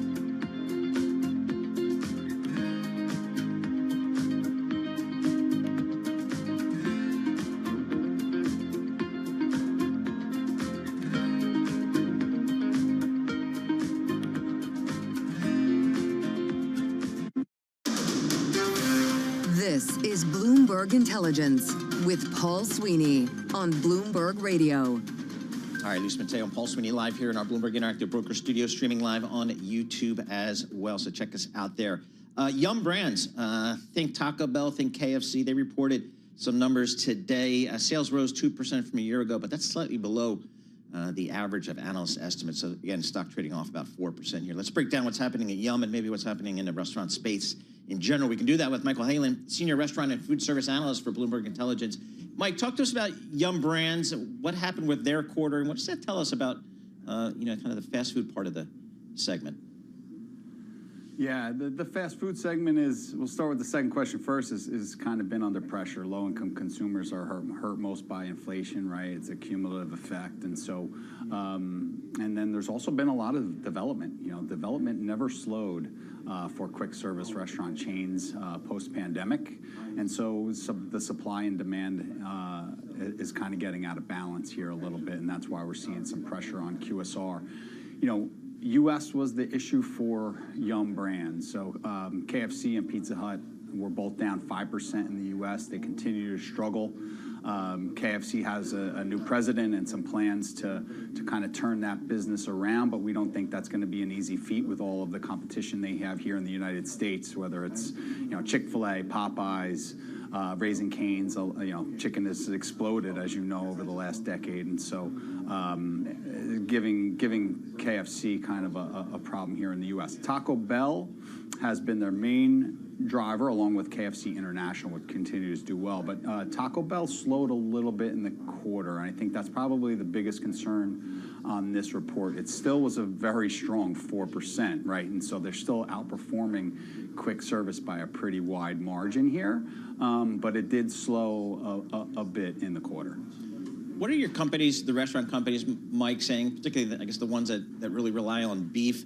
Because we know that the cost of beef is continuing to escalate. How's that impacting them and their margins? Yeah, beef is stubborn. So, but for Yum Brands, they saw a little bit of pressure in the quarter on their corporate stores, but they are 98% franchised. And so for that reason, the beef prices is going to hit their franchisees harder than it's going to hurt them. If the franchisee unit economics continue to deteriorate, if returns on investment continue to deteriorate, over time you'd see the unit growth numbers start to slow. So for this industry, you're talking about units across the industry continuing to grow. What's the cure for that? I mean, it just seems like maybe we're a restaurant that we have enough footprint as an industry. Yeah, I think that's a big reason why you're seeing casual dining, which has underperformed for 15 years plus now, outperform because they've been shutting stores post-pandemic largely, and then quick service, which has outperformed coming out of the pandemic. Everyone's like, look, even a pandemic can't kill quick service. It's restaurant-proof. It's recession-proof. Yep. Let's build as many as we can. Now, there's just too many of them out there. And so what's going to cure it? It's going to be same-store sales. So if QSR continues to underperform on same-store sales and traffic, well, then franchisees are going to say, you know what, maybe I'll build a fast casual restaurant or a casual dining restaurant somewhere I think I can get better returns on my money. How about the labor market here with President Trump effectively shutting down the southern border? Has that been an impact in terms of labor shortages for some of the restaurant companies? For the public chains, we don't see any shortages. All the chains we cover, use E-Verify and legal workforce, and so they haven't had any shortages. But what it does do is increase prices, right? If mom and pop restaurants can offer higher salaries, hourly salaries to workers, then chains have to compete by offering higher salaries as well. And so that's where the biggest impact is on the labor, on that wage inflation that we're seeing, which continues to be about 4%. We've seen 4 to 5% a year now for quite some time. What's the best performance relative within your coverage area, kind of from the quick service all the way up to maybe the more full service type restaurants? Is any sector doing particularly well? Yeah, this year, I mentioned how casual dining had been pairing stores, and they had a really, really weak 2024, and so they have some easy comparisons to lap this year, and they've done pretty well. I mean, Brinker's skewing their numbers higher, doing 30+% same-store sales results.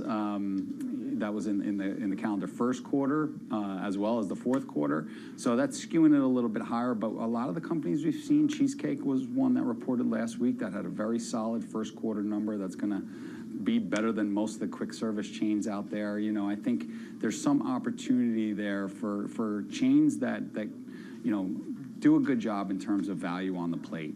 Texas Roadhouse is one that comes to mind. They offer a lot of food for the price you pay. Their food costs are higher than their competitors, but it's driving positive traffic because people know they can go and get a nice, big, good meal with great service. All right, very good. Next time we'll talk Cracker Barrel. Mike Halen, he covers all the restaurants for Bloomberg Intelligence. Just giving a sense of Yum Brands, a little bit disappointing here today. And again, when you're talking Yum Brands, think Taco Bell, think KFC, all that kind of good stuff. So Michael Halen, we appreciate checking in with him. He's also, a great read on the consumer, his companies, those restaurant companies, that give you a good sense of how the different layers of the consumer base is performing. For our listeners in the U.S., a reminder, you can listen to us via satellite radio on Sirius XM Channel 121. Access the world's only global audio business network, coast to coast, 24 hours a day. Stay with us. Your top stories and global business headlines are coming up in just a moment. Looking at the markets here, one last read of this morning's session. S&P down about 30 points. That's about 0.5%. The NASDAQ a little bit more, down about 125 points. That's about 0.6%. So some weakness there. The VIX pushing out to above 18. Yield space pretty steady here. 10-year Treasury 4.20%. We'll know that WTI crude oil is off 1.4%, right down there, just above $65 per share. More coming up right now.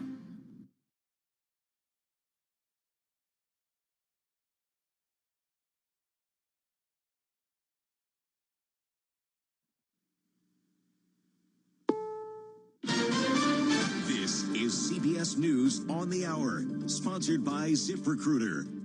I'm Steve Kathan. Authorities in Tennessee say they've captured mass murder suspect Austin Robert Drummond, the man wanted for the killing of 4 members of the same family. CBS's Nicole Valdez. There was a shelter-in-place order put in by the Jackson Police Department for certain areas and certain streets. People who lived in that community were told to lock their doors, remain indoors. They say they had gotten word of a sighting of Drummond in that area. The House Oversight Committee has subpoenaed the Justice Department for files related to the Jeffrey Epstein case, also subpoenas for the Clintons and others. President Trump told CNBC fresh tariffs on imported pharmaceuticals could be unveiled soon. We'll be putting a initially small tariff on pharmaceuticals, but in 1 year, it's going to go to 150%, and then it's going to go to 250%. CBS's Aaron Navarro. It could definitely increase the cost of these prescription drugs, the availability. He says that this is to allow these pharmaceutical companies more time to physically relocate to the United States for more manufacturing, though that could take multiple years. CBS's Michael Wallace has more on a damning report out from the Coast Guard on the 2023 Titan submersible disaster that left all 5 people on board dead. The report says Titan's operator, OceanGate, had critically flawed safety and operational practices and a toxic work environment. It also says OceanGate failed to investigate a whistleblower complaint about faulty equipment by former company official David Lockridge. After the implosion, he testified about OceanGate's cost-cutting and bad engineering decisions. The desire to get to the Titanic as quickly as they could to start making profit. The Coast Guard concluded the deadly implosion was preventable. New information out today from the FBI says crime decreased in every category in 2024, including murder and violent crime. Hundreds of retired Israeli security officials have written to President Trump asking him to pressure Israel to end the war in Gaza. Jerusalem reporter Linda Gradstein. The security officials include former heads of intelligence agencies. The letter says that the security officials believe that Hamas no longer poses a threat to Israel and urges President Trump to pressure Israel to end the war, return the hostages, and stop the suffering. Their appeal comes amid reports that Israeli Prime Minister Benjamin Netanyahu wants to expand military operations in Gaza after ceasefire talks with Hamas have failed. A proposed new federal rule would make it easier for companies to use drones over longer distances out of sight of the operator, bypassing a long waiver process. This is CBS News.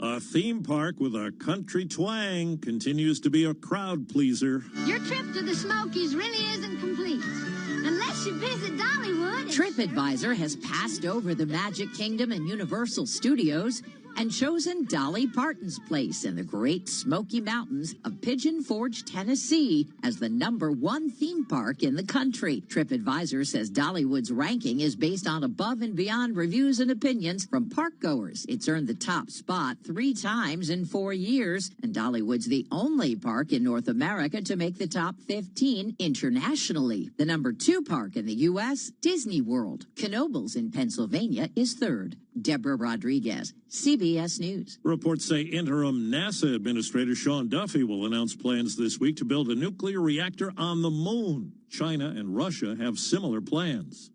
Steve Kathan, CBS News.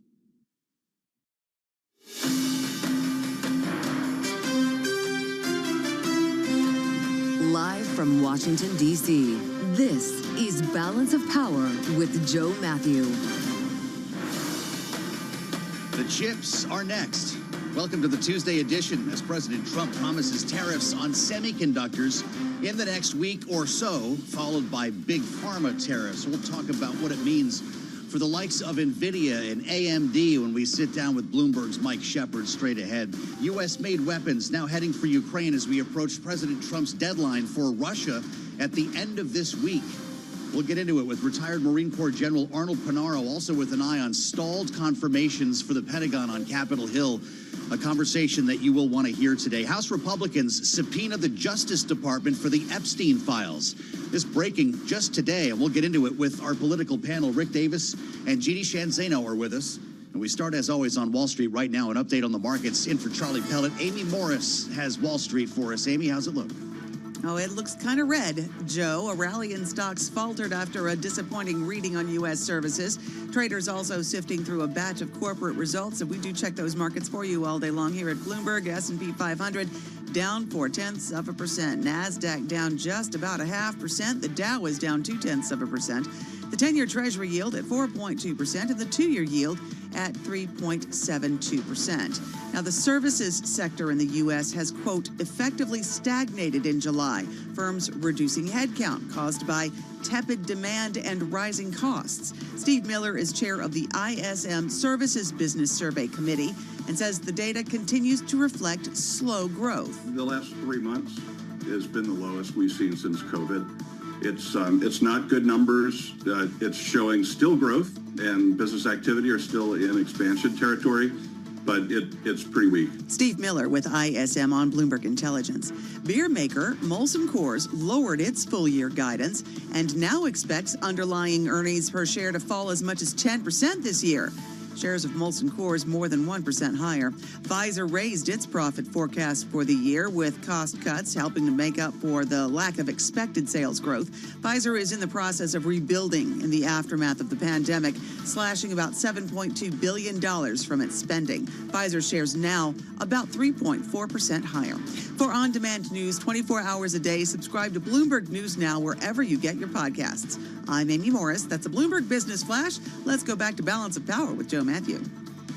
All right, Amy, great to have you aboard today. Welcome to the Tuesday edition, the early side of Balance of Power here on Bloomberg Radio, on Satellite Radio Channel 121, and, of course, the radio show on TV. You can watch us on Bloomberg Originals. Right now, YouTube, search Bloomberg Business News Live. We've got some great guests for you and some smart folks coming in with not the most inspired session on Wall Street as we wait for the next leg here in the tariff story. And the president may have just given it to us this morning. We're going to talk about this in a moment with Mike Shepard here in our Washington newsroom, because chips are back in the sights of this White House. Again, if you listen to Balance of Power, you know this. The president's talked about both semiconductors and pharmaceuticals as something that would follow the reciprocal tariffs that went into effect last week. The question has just been when, and it sounds like the chips are coming first.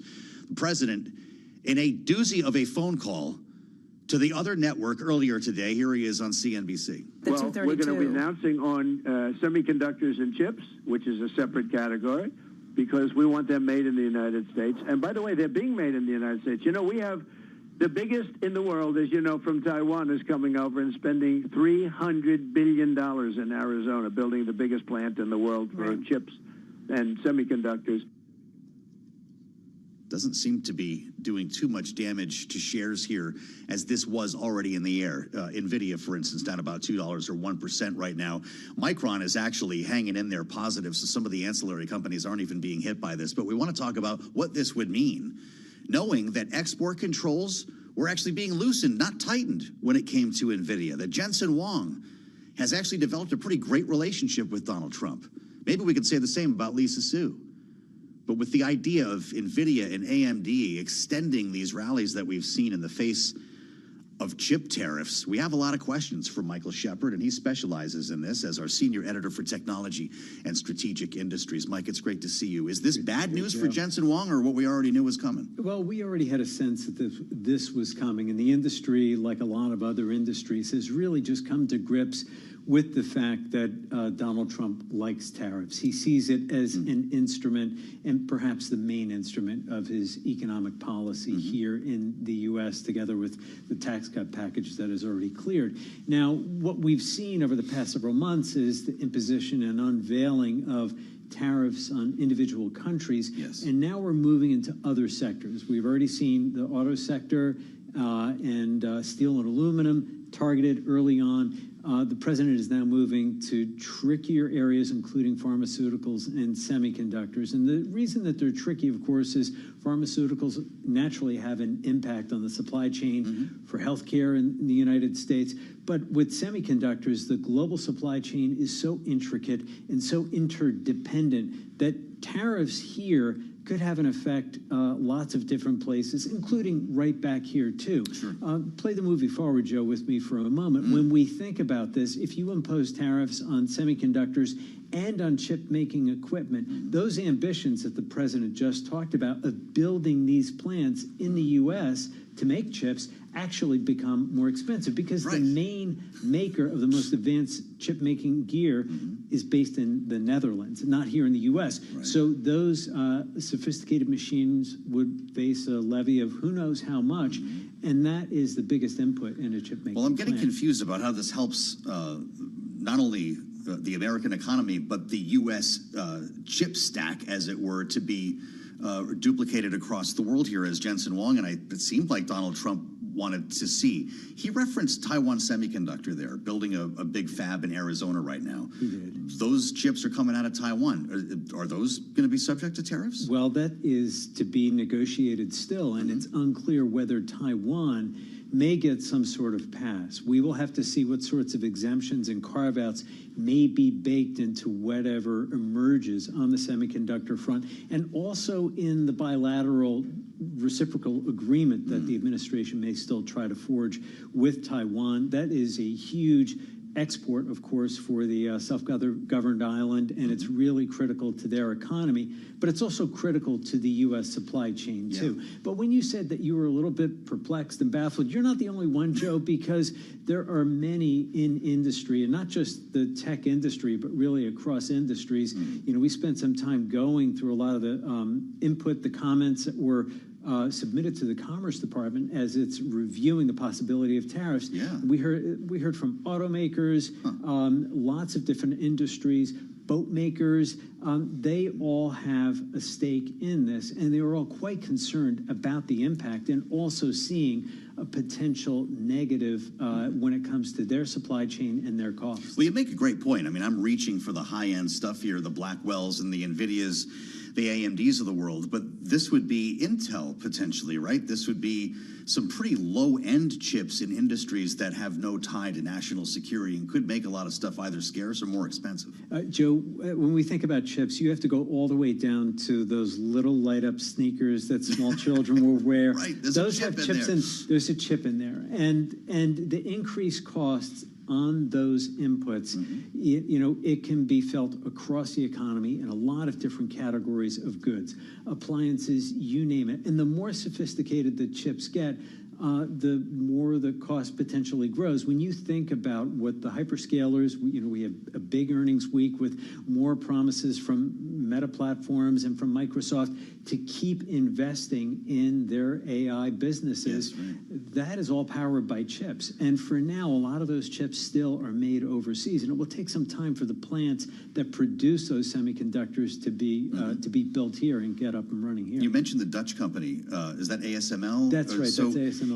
in a case like this, it's really interesting that you kind of broke this out in terms of chips, but also chip making equipment. Could there be a world in which this helps the domestic suppliers like the AMATs, the Applied Materials, or they just can't make it fast enough to keep up with this? ASML is the only provider of this technology. The technology is out there, and there are other ways actually to carve those teeny tiny wafers using lasers and other sophisticated means and ultraviolet light. But ASML has perfected the way to make it economically scalable, and they are the only company doing that at that level. There are other makers of the equipment, but it doesn't come close to what ASML produces. Amazing. When it comes to make, the gear you need to make the smallest, the most advanced chips. Wow. There's a lot here, and the president says this could be coming next couple of weeks. He also says that about a lot of things. There's no guarantee there will be any chip tariffs, right? There is no guarantee that there will be any chip tariffs, but Joe, I would bet that they are very much not only on the table, but in the pipeline, because he has been promising this for so long, and we have seen him follow through with other sectors. The question is, are they going to include some carve-outs? How fast will this really be? Will it be 2 weeks, as we've heard him, say in the past on, timing related to other policy announcements? Will it be more limited in some fashion, or will it be broad brush? And there are also lots of different categories of chips too, because there are the advanced logic chips that are used in artificial intelligence. There are the high bandwidth memory chips that, a different category altogether. And then there are the legacy chips that I was just talking about that go into, more everyday products. And how do they set different rates for each of those? And what lever are they trying to push with that? How long until TSMC has a fab up and running in Arizona where we can actually start making a difference with U.S.-made chips? They already have a factory that is up and running outside Phoenix, and it's actually producing what they say are high-quality chips. And in fact, what they call their yield, in other words, the percentage of usable chips off the production line in its early tests toward the end of last year was exceeding what it was getting back home. So they are already up and running. They're making chips for smartphones, and that's the first step. And the next step would be to move to the AI grade chips that a lot of the hyperscalers and others would need. That is the first of what will be a total of 6 fabs, along with 2 packaging plants for the chips themselves. NVIDIA, you mentioned NVIDIA, they have committed to relying on those TSMC facilities in Arizona for up to $500 billion in AI infrastructure that they intend to produce and sell, perhaps here in the U.S. and perhaps also worldwide. I'm guessing they'll have no trouble selling them. In fact, they're probably sold out already, right? Well, the demand we have seen so far. Well, that's right, Joe. We have seen the demand not only here in the U.S., but there is so much interest overseas. We saw during the president's trip to the Middle East how much interest there was in Saudi Arabia and in the United Arab Emirates for buying those chips to be able to invest in artificial intelligence and in data centers that would be based there locally. Really something. It's an incredible story, even with this update and the idea of tariffs. NVIDIA just shy of $180 today, down just $2 with the help of Michael Shepard. A much better understanding now of what might be coming, whether it happens in 2 or 3 weeks. We'll find out together. Mike, thank you so much, as always, for being with us here on Balance of Power. Got a lot more to follow. Retired Marine Corps General Arnold Panaro is coming in next, only on Bloomberg.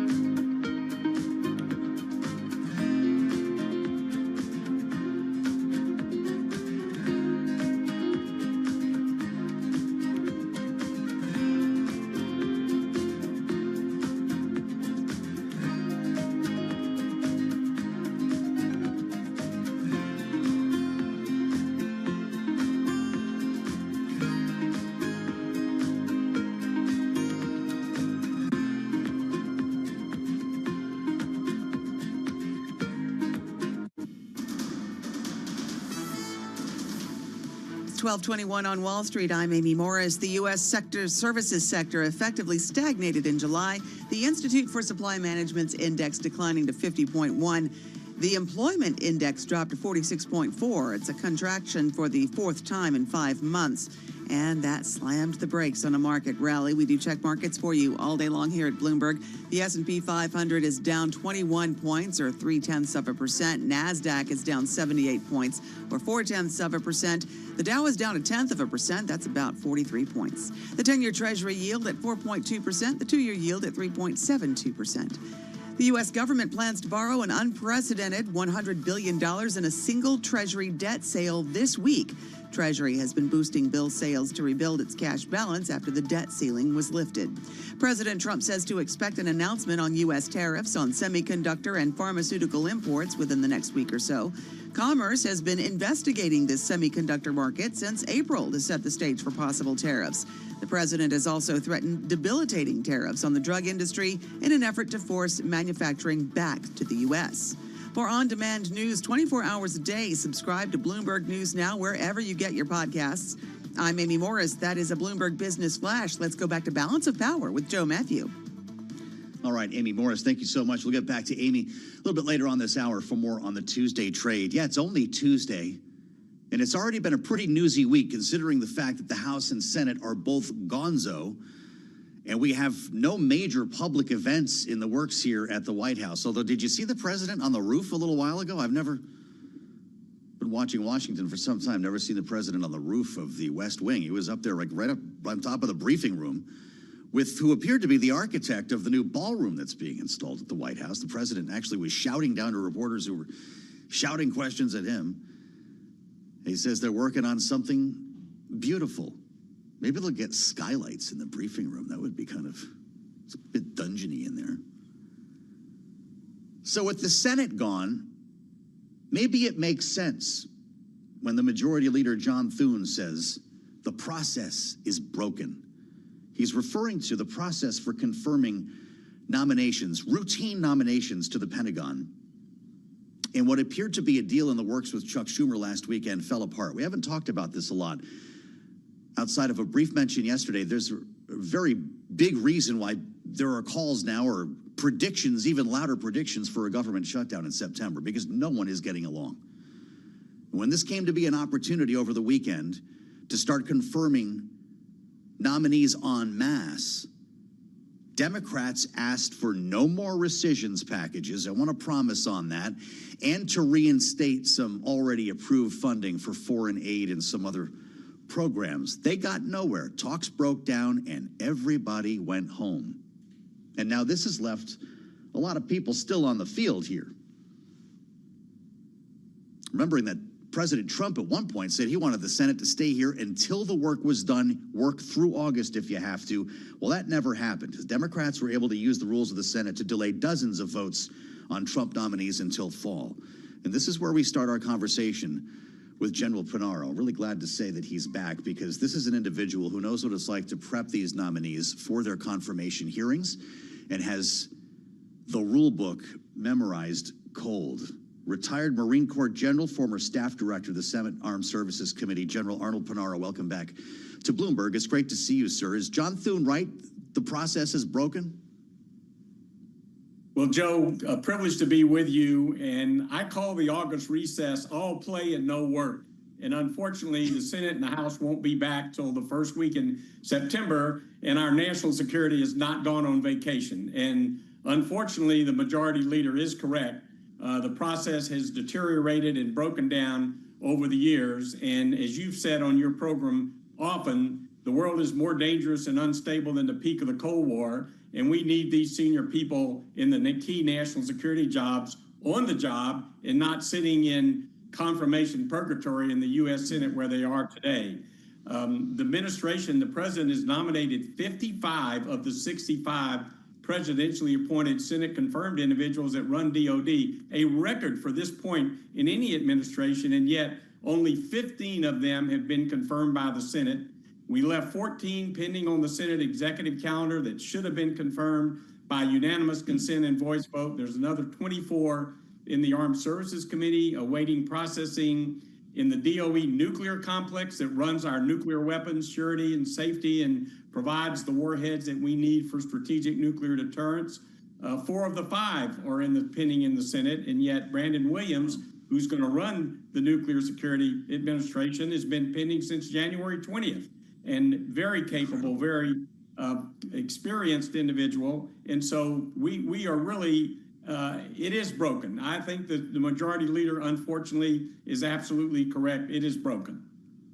Well, there's a move now by Senate Republicans to consider changes to the rules of the Senate that would allow them to move without Democrats, essentially a simple majority here, approve the president's nominees on their own. Does that need to happen next?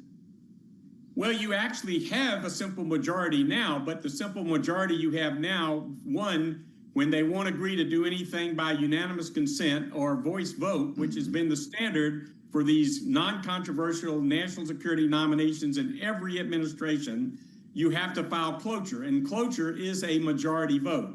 Once you get cloture on a nominee because of the filibuster of that nomination, then you have 2 hours of post-cloture debate before you can vote on the actual nominee, which also is a majority vote. So you technically have it now, but the cloture petition can take 2 legislative days before you can vote on it, and then you have the time afterwards. So I think what they will look at when they come back, if there's no agreement on a package, and there should be, just like there should have been before the recess, then I think that the leadership on the Republican side will correctly look at how do we shorten all these time frames? How do we reduce the amount of time it takes us to get these nominees through? And how do we do more at a time than just one at a time? So I think all of those things will be on the table. Fascinating. This is really instructive, General, and brings us back to the conversations we were having around the Senator Tuberville blockade, conversations about not only military readiness, but chaos within the military culture, families that are waiting to move, families, and in this case, prospective generals who are not going to be made good on pay that they missed while waiting. These are all real factors for these nominees as well, right?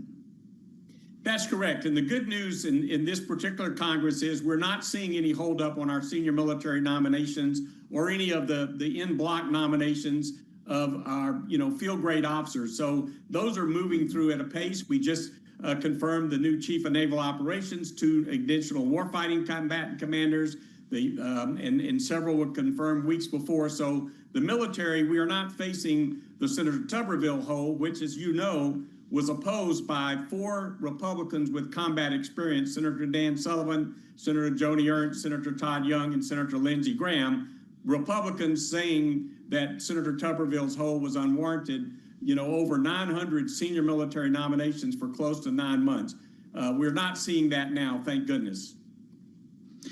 This is good to know. I want to ask you about a couple of other things happening at the Pentagon right now, and we had a really interesting conversation yesterday with the U.S. ambassador to NATO about a pretty important announcement when it comes to providing U.S.-made weapons to Ukraine. In this case, though, as the president had announced a couple of weeks ago, NATO allies will be buying the weapons and transferring them to Ukraine, as opposed to going to Congress, coming up with a weapons package and putting it overseas to our allies in Kyiv. We talked to Matthew Whitaker about this, the NATO ambassador. General, here's what he said.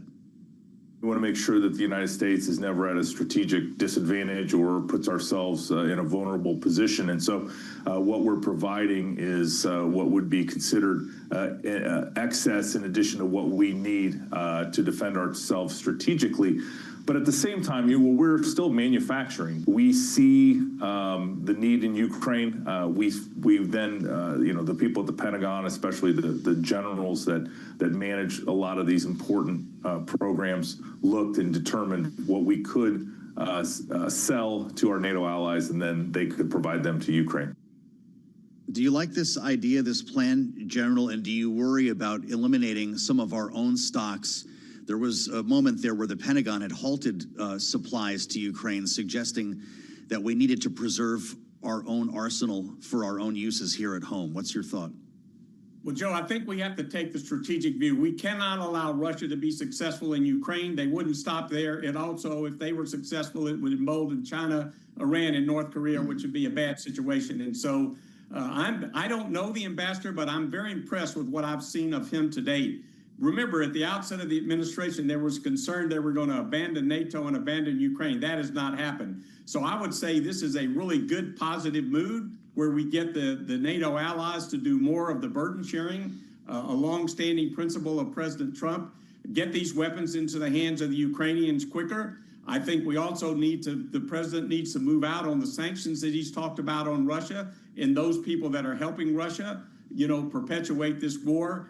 And I think also the Deputy Secretary of Defense, Steve Feinberg, is working with our munition suppliers to significantly enhance. And if you look at the reconciliation bill that passed the House and the Senate, marked up by the two authorizing committees, of substantial increases in our munitions, and our industry is getting ready to roger up to really beef that up. So I think a combination of all of these factors are all needed. You can't just do one. I think all of the above is necessary.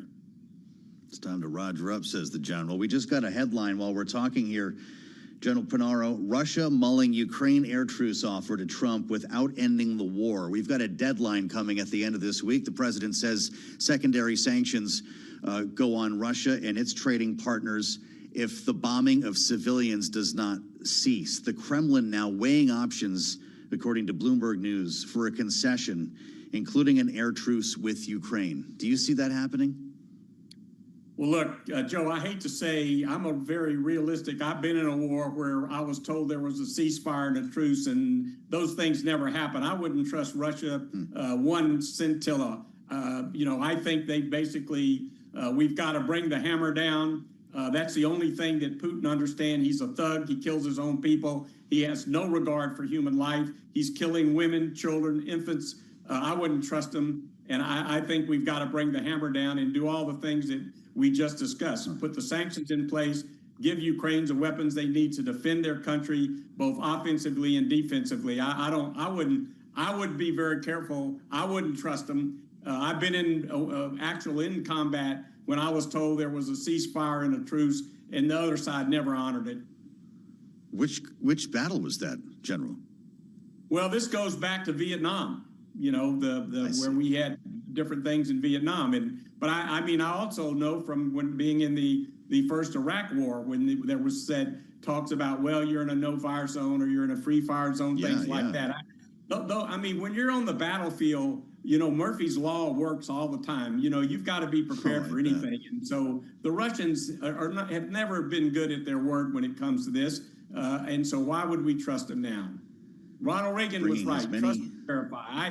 I think the hammer, I think the president is right to bring the hammer down.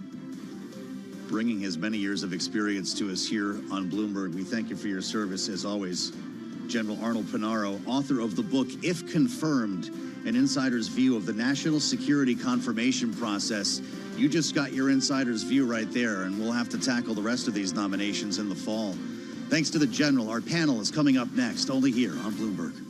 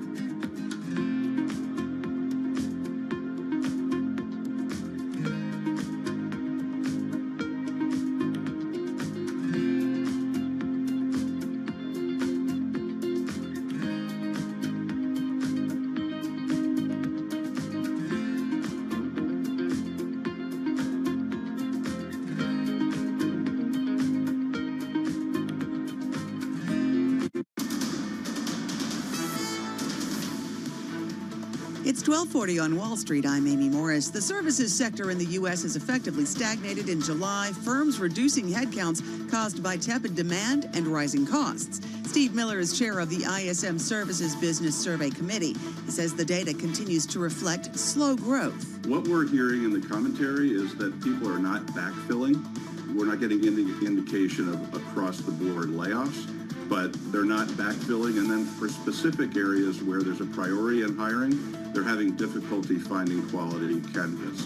Steve Miller with ISM on Bloomberg Intelligence. Now, between that and last week's jobs numbers, the stock market rally has slowed. We do check those markets for you all day long here at Bloomberg. The S&P 500 down 0.4%, NASDAQ down about 0.5%, and the Dow is little changed on the downside.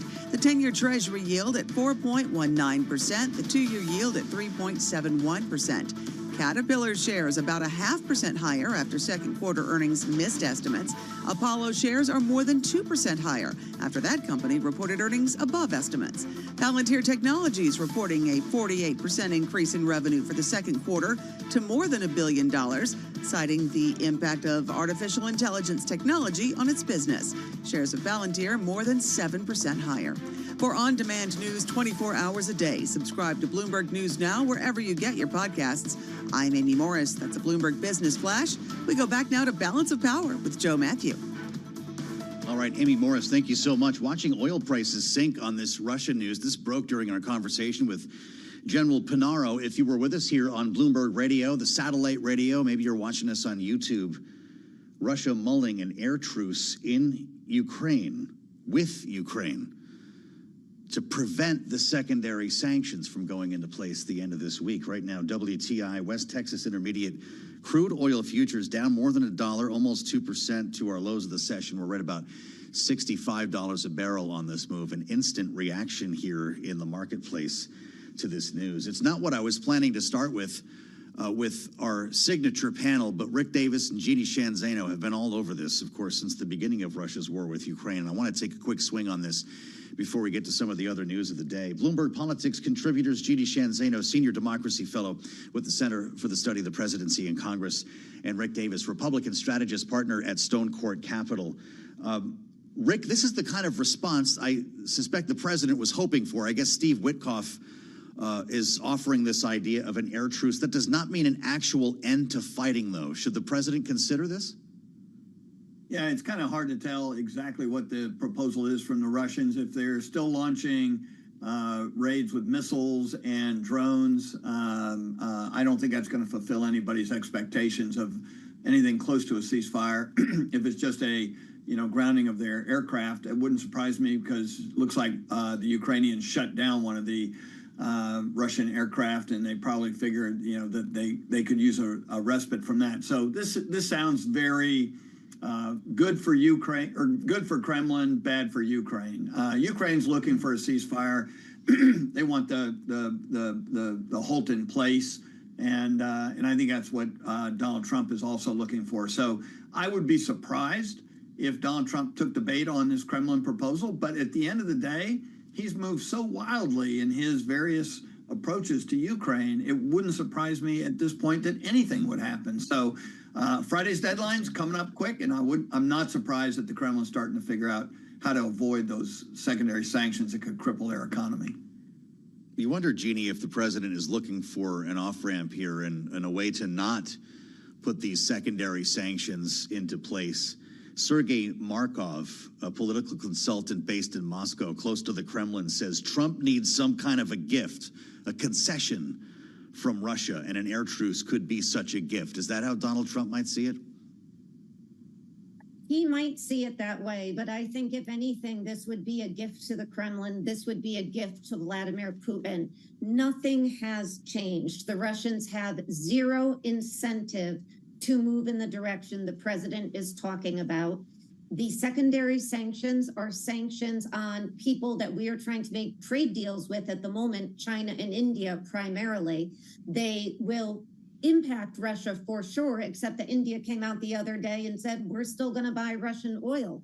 The only way for the president to pressure Vladimir Putin is to give offensive weapons to Ukraine. He doesn't want to do that. I don't think Congress wants to do that. And quite frankly, I'm not even sure it would work. So Russia has all the cards in this game at this point. And to me, even the sort of moniker air truce, I don't know if you've ever heard of this before, Joe, but it's a newfangled word which seems about as empty as anything it would be doing to end this war to me. So I think this is for Russia's benefit. It is for Putin's benefit.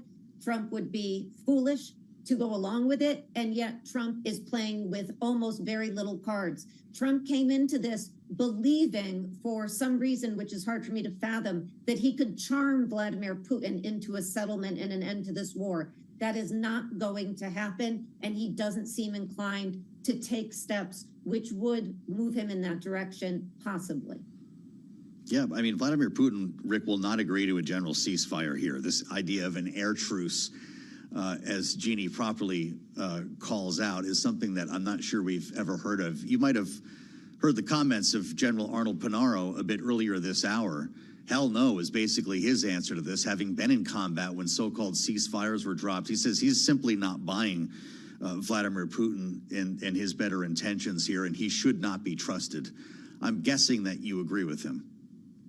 Oh, I think General Panaro's nailed it, right? And he's speaking from an immense amount of experience, both as a policymaker and as someone who has had boots on the ground. So I embrace General Panaro's approach to this. Look, there's no reason to believe that this is anything but a false flag for Vladimir Putin to try and get Donald Trump off of what looks like to be something that really hasn't worried, these secondary sanctions. And look, I mean, Donald Trump is even forecasting pain in the way of India. I mean, he would, after India, following a meeting that Modi had in Russia to talk about, how he plans to implement these kinds of sanctions. I would say the only thing that would actually maybe scuttle that operation is that Trump has had some kind of a charm offensive going on with President Xi in China, and nobody is more dependent upon Russian oil and natural gas than China is today. And so the impact that it would have on his general relations with China, barring some kind of exemption for them, would potentially give him a moment of pause. But look, he's got a lot of Republicans in the Senate and House cheering on a more muscular approach to Vladimir Putin with the threat of sanctions on their end if he doesn't do anything. And so I think he's in a place where I think he likes to play tough guy. Here's a chance to do it. Well, that's right. Even as NATO is buying U.S.-made weapons and sending them over, Jeannie, this is something that could have a real impact. And Rick is right. Even this morning on television, Donald Trump proclaiming what good friends or what a good friendship and relationship he has with President Xi. He says they'll get together eventually at some point for a meeting. Why would he put secondary sanctions in place before that happens? Yeah, it doesn't make much sense. But, I hope, if anything, Donald Trump has learned that he may be the most charming guy in the world, but it's not working on international level. It is not going to matter to Vladimir Putin. It's not going to matter to Xi Jinping. This idea that he keeps selling, that he could befriend these autocrats and he could charm his way into a deal. He's now been in this office 4.5, almost 5 years, and that has not happened. The international community is in a worse position now than we were when he took office. He has become everything Joe Biden, he criticized about Joe Biden in the Middle East. He's gone even further in Iran. Our relations with Russia are where they were with Joe Biden, if not worse. You look at China, we need to confront China. We can't if we're holed up in Russia. So the president's going to need to make some really tough decisions, and he may need to push back on these Republicans and Democrats in the Senate. What is the interest of the United States at this point in Ukraine if Ukraine can't win this war unless we put boots on the ground? If we're not prepared to do that, we're not prepared to send these weapons that they need that are offensive, except through NATO, This is going to be a stalemate for years. And as that is happening, we see an increasingly militarized China confronting us. So the president has to make some tough decisions, and I hope he's not relying on his charm to get him out of this, because it is not going to work. Well, the president's going to have a standoff with Republicans in the Senate and the House, for that matter, over a couple of issues. I believe it was Jeff on Twitter who sent me a message yesterday as we're talking about tariffs and any number of things, and he said, we haven't forgotten about Epstein, have we? And it is pretty interesting how that has kind of died down, that conversation, a bit since lawmakers left town. But we have some news today as House Republicans subpoena the Justice Department and former President Bill Clinton, along with a pile of other former officials here, for information and, yes, unredacted files surrounding Jeffrey Epstein. We knew this might be coming here from the Oversight Committee, Rick. There were actually a couple of efforts to get this done. Will this actually bring the files to light? Yeah, who would have thought that Chairman Comer would have been Donald Trump's worst enemy when it comes to dealing with the Epstein case this summer? Yeah, look, we don't have long to wait. I mean, my understanding is that the deadline for release of DOJ files is August 19th. Now, there's a lot that can happen between now and then, and I'm pretty confident that DOJ will put every roadblock up that they possibly can. But it does keep Epstein in the news. And this is really high-profile stuff. You're going to bring a former president, former Secretary of State, former candidate against Donald Trump into Congress with a subpoena to testify and get a deposition on their role in the Epstein matter. I mean, like, there's this collision of Russiagate and Epstein all happening in Congress at the same time. The Clintons are at the epicenter of it. But I almost wish that this would happen, because it would become a circus that only D.C. could appreciate. Man, did Rick Davis just breathe life into this? Jeannie, August 19, and Rick is right.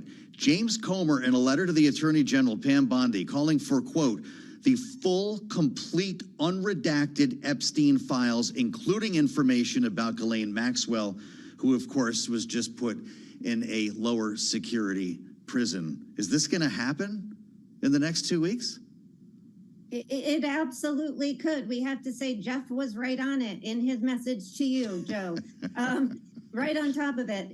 It absolutely could. I think there's a big question as to what does the DOJ do at this point? I mean, do they really, it is one thing if they say we're not going to release the files as they have because there's victims that may be impacted and so on and so forth. It hasn't been well accepted, but some people can abide by that.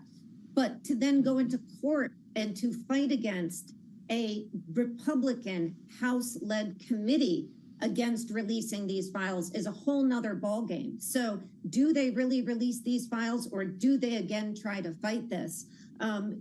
This is a problem for Donald Trump, as much as they are trying to pull Democrats into this, and Democrats are certainly in office, and we know that Bill Clinton has said release the files.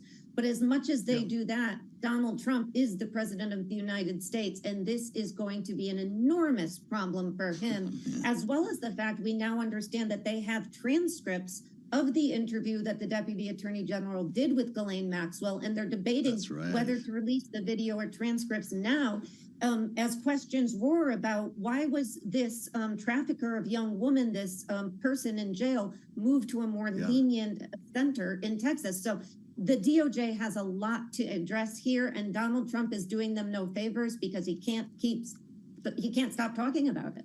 Yeah. Hashtag release the video. Just a minute left here, Rick. Both Clintons, Bill and Hillary, have been subpoenaed here for depositions. Do they get in front of depositions with cameras?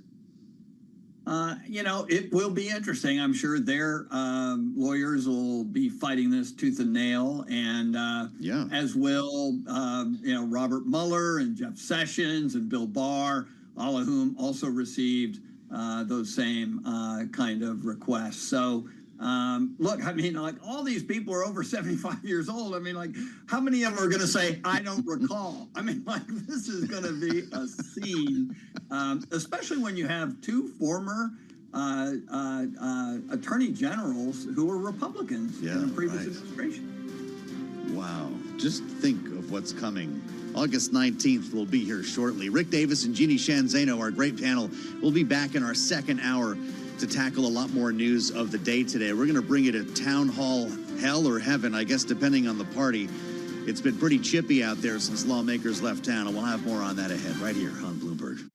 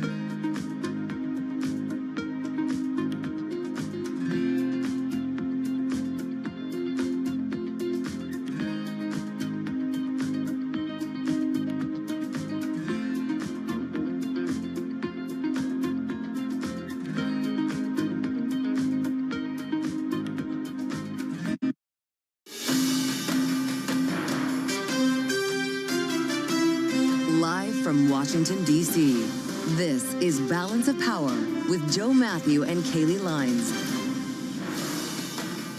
President Trump says chips are the next target. Welcome to the Tuesday edition, the early side Balance of Power, as President Trump promises tariffs on semiconductors in the next week or so before he gets to pharma. I'm Joe Matthew alongside Kaylee Lines in Washington. Thanks for being with us on Bloomberg TV and radio. A lot of questions about what this means, Kaylee, particularly when it comes to the likes of NVIDIA and AMD and Donald Trump's new friend Jensen Huang. Yeah, what exactly will the tariff rate on semiconductors be? Will there be carve-outs for any specific companies? These are questions we just simply don't know the answer to yet. We get a little bit more clarity on what the tariffs could look like for pharmaceuticals, at least over a period of time. They'll start lower, go higher over the course of 12 to 18 months, potentially getting as high as 250%. And that's just some of what we learned from President Trump earlier today. He also suggested in an interview on another network that he's taking Scott Bessent out of the running to be the next chair of the Federal Reserve, mostly because Bessent would like to stay at Treasury. Says he wants to continue working with him, that it's been an honor. So I guess we can at least take one off the list here, but still questions about which Kevin might be getting a closer look from the president right now. Some market-moving comments to your points on pharma. This is not great news for the likes of Eli Lilly and the rest of the sector that are feeling the weight of those remarks. Chips have been hanging in there pretty well, though. Most investors saw this coming. Yeah, again, he's been forecasting this for some time. He's been talking about these sectoral tariffs, keeping in mind, of course, that this is just days ahead of what is expected to be the implementation on tariffs on a broad array of our trading partners come the end of this week, with the deadline on China specifically still looming out there on August 12th. And no deal yet. We're going to get into all of this with Sarah Bianchi, formerly of the USTR in the Biden administration. This will be good.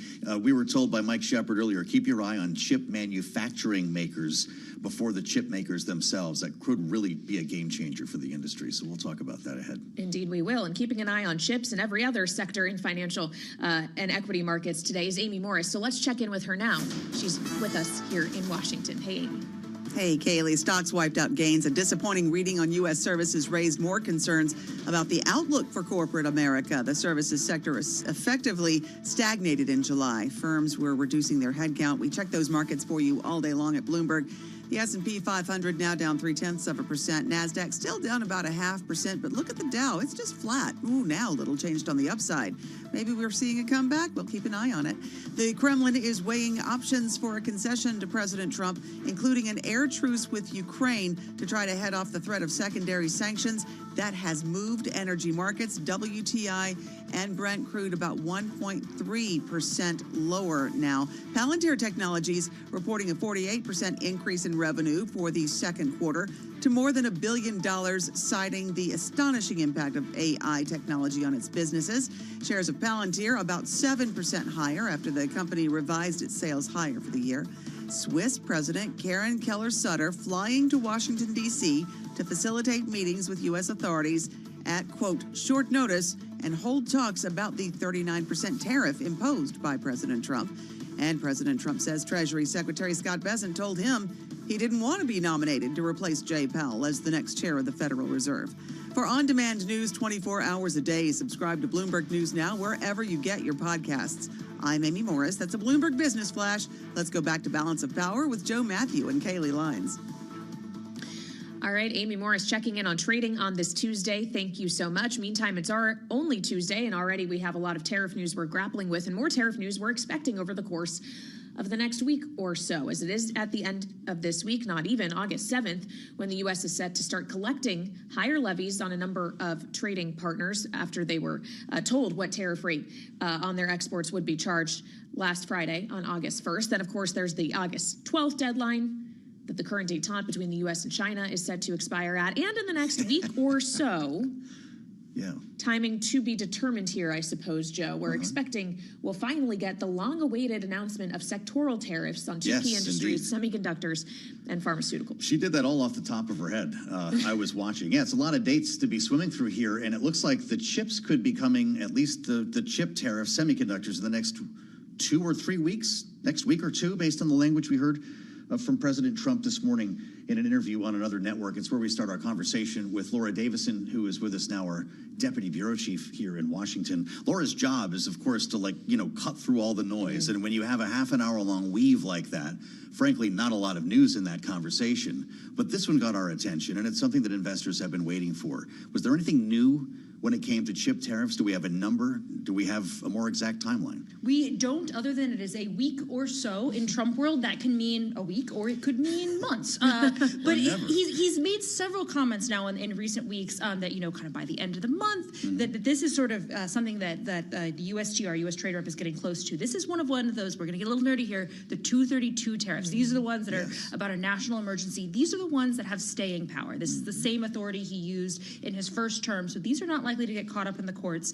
The reciprocal tariffs, those tariffs that are on countries, those are the ones that could get a little bit tricky. And you're starting to see the White House think about, okay, if the courts come down and strike down some of these, how do we implement our tariff strategy in a way that the courts will uphold? That's going to be, after we get through this spate of dates of different deadlines coming up, that's kind of the long-term strategy of what's going on at the White House. Yeah, it's a good point that there's a massive legal question around the use of the IEPA authority to implement these kind of tariffs broadly on countries, like, for example, Laura, Switzerland, which, of course, last week learned it was going to be paying a 39% tariff, or rather that tariff would be charged on its exports to the United States.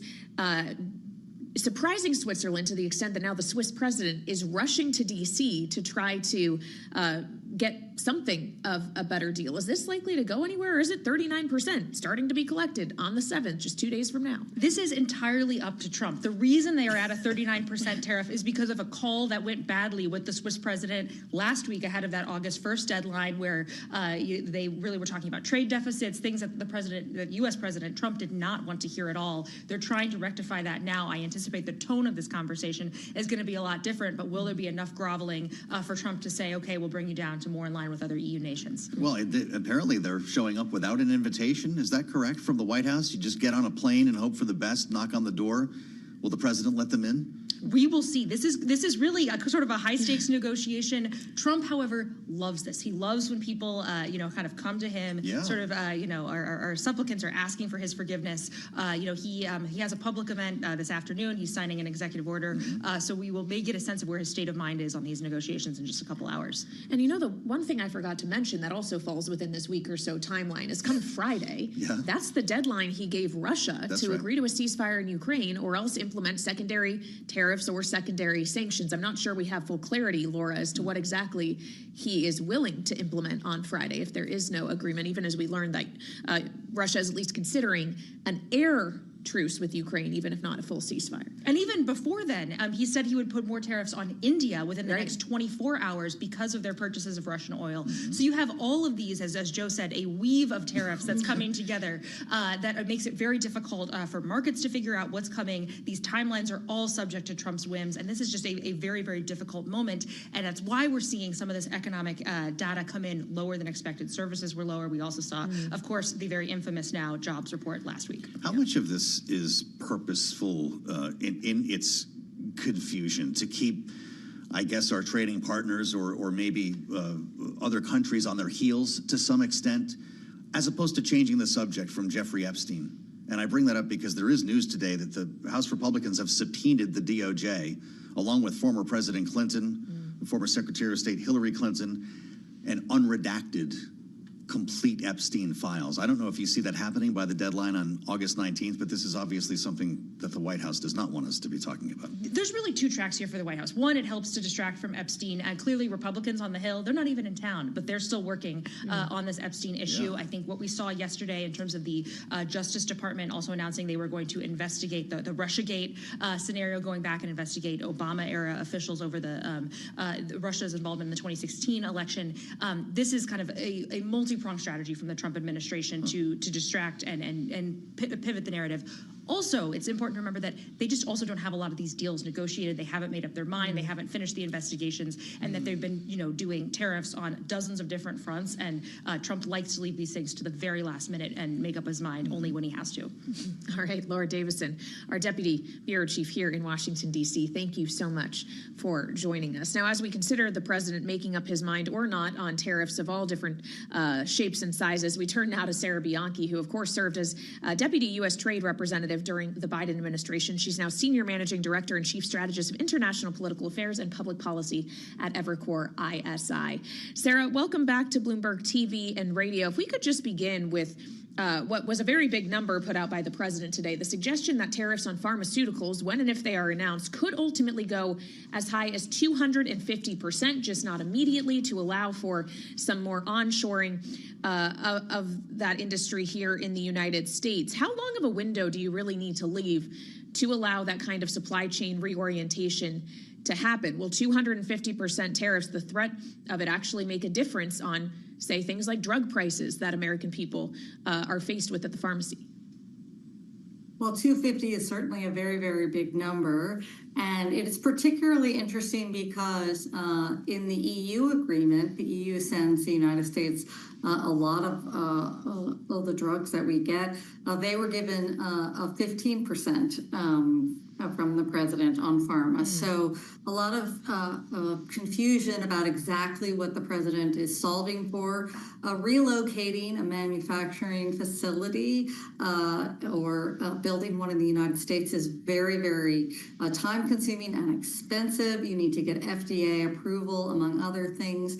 I think it'll be interesting to see what part of the drug chain, supply chain is the president looking for. There's all the way down from the very basic inputs like API to generic drugs. Many of those come from India to some of the more advanced drugs from the EU. So I think we have a lot to learn from the president about exactly what he is seeking to achieve here.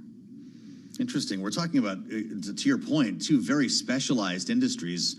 And you've already expressed that when it comes to pharma. When you talk about chips as well, it takes a very long time to build a chip foundry. And there seems to be an expectation in the White House that these things can happen, including auto manufacturing back in the U.S., very quickly. You throw a switch and we're making iPhones here in the United States. What would be more difficult to reshore, chips or pharmaceuticals? Well, they're both very, very, very challenging. Their chips may be even more complex, but they're both very, very difficult and not totally clear that there will be a cost advantage of doing that. I think with the chips investigation, really what I'm looking for is how much is the president looking to just tariff the chips themselves that come in? That's more in the $50 billion range. Or how wide is he willing to go with products that have chips in them? In that case, you can get to about 300 billion of imports. So what I'm really looking for on the chips is to see how much of the derivative products is he looking for.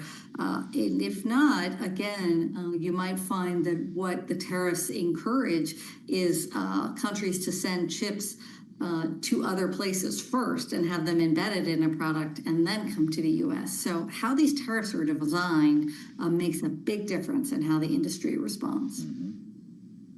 Well, as you talk about chips being embedded in other products, it reminds me of the idea of where things are originating, in what form or from where they ultimately come to the United States. Knowing, Sarah, part of what is set to be collected beginning August 7th is also a 40% tariff on transshipped goods, though we've lacked a great deal of clarity as to how exactly those rules would be designed, how they would be tracked and implemented. What is your expectation? How difficult is it actually to get accurate transshipment information and charge a levy accordingly?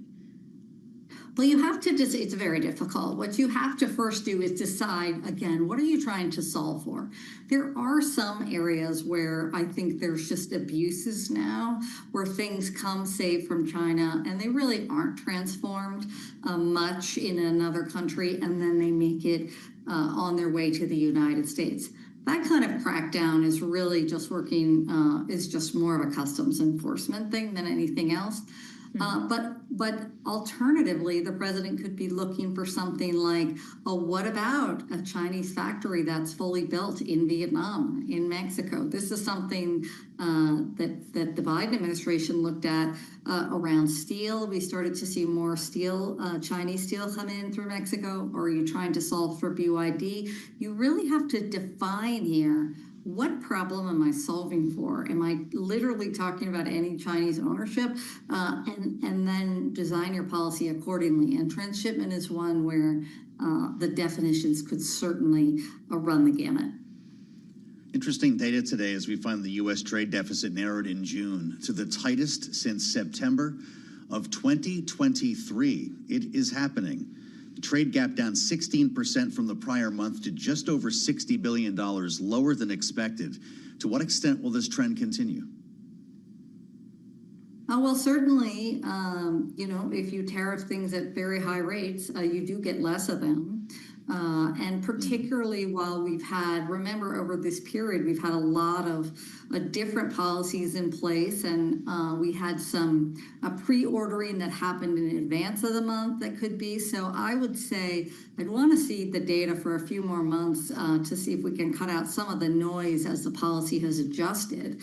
But in general, we should see the trade deficit down. That's obviously a metric that this administration cares a lot about. There's a lot of other metrics that are relevant as well, but on this one, sure, the trade deficit should marginally come down. Well, and we know that deficits in many ways factor into the calculations the administration has made when setting tariff rates on individual countries. Sarah, to what extent should we expect a dramatic reduction in those actual structural deficits or surpluses, depending obviously on what country we're talking about? But is this an achievable aim to try to bring all of those down substantially? It really depends. I mean, one of the reasons a lot of people don't just look at trade deficits across the board as a meaningful metric, even though this administration takes them quite seriously, is it can tell you a lot of different things about what's going on. So, for example, from Canada, we get a lot of energy in the United States, pretty cost effective. That's one that's been exempted from some of the tariffs. So that deficit should persist. I think that's probably good for both economies. In other places where you were talking about, the Swiss, sure, they're going to send a lot more things. So it really depends on the country. It depends what composition of their exports to the U.S. are sectoral.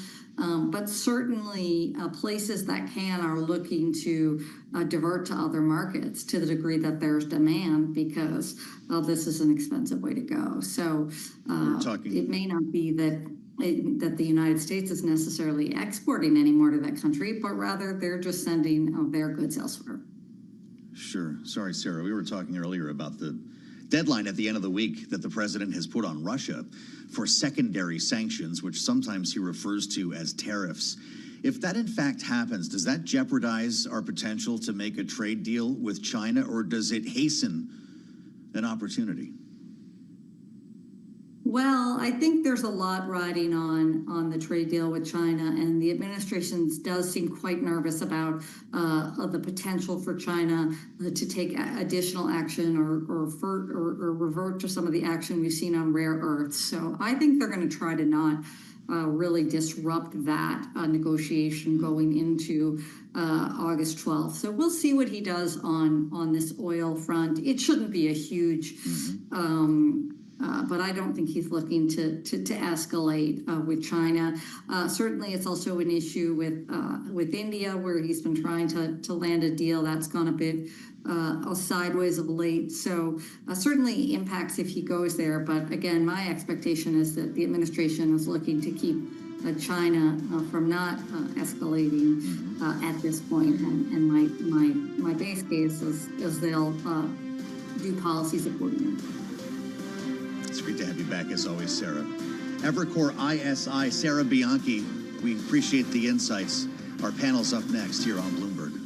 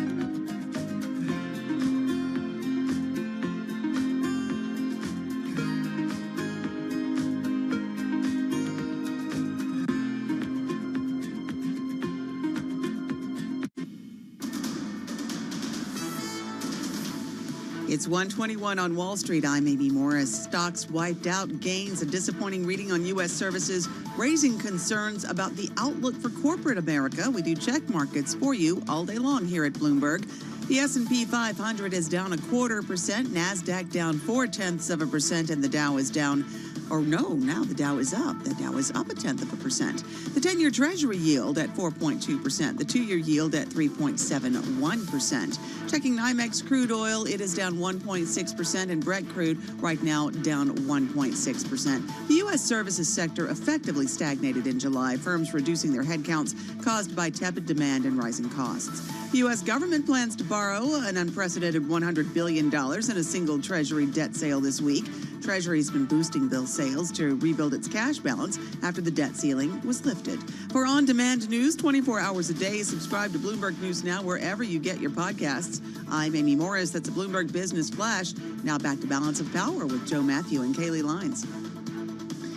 All right, Amy Morris checking on the markets for us. Thank you so much. Amy here in Washington, D.C., just like Joe and myself. The three of us, of course, are here, but town is a whole lot less crowded as it is August, which means Congress is on recess. Both the Senate and the House are either traveling on Codels or home in their districts talking to their constituents. And in the case of several Republican lawmakers who have decided to hold town halls with their constituents in recent days, it hasn't necessarily gone incredibly well as they try to tout what they see as the positives of the one big beautiful bill that they all just voted for.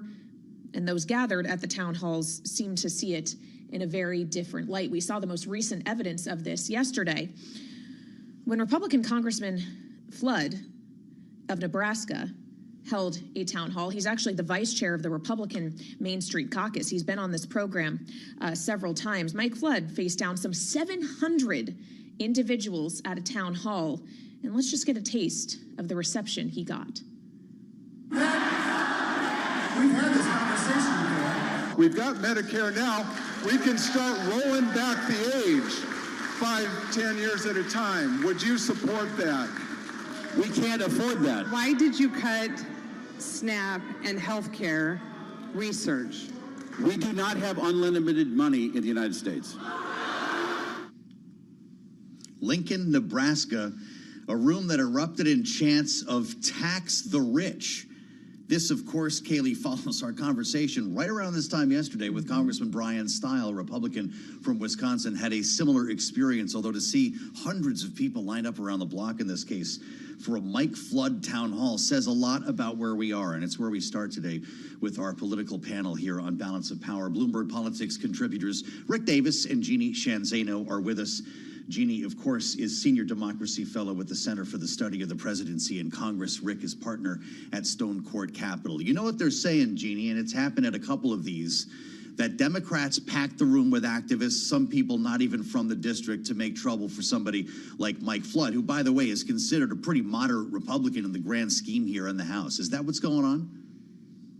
That is part of it. I mean, if we look at the spending numbers, the DNC has already put together and activated a campaign on these very issues. They are flooding the airwaves, online advertisements, billboards, and certainly getting people out to the very few town halls that are being held. By one count, only 1 or 2 of the 35 vulnerable Republicans has held a town hall. So have to give credit to Brian Stile, Mike Flood, the ones that are willing to hold these town halls.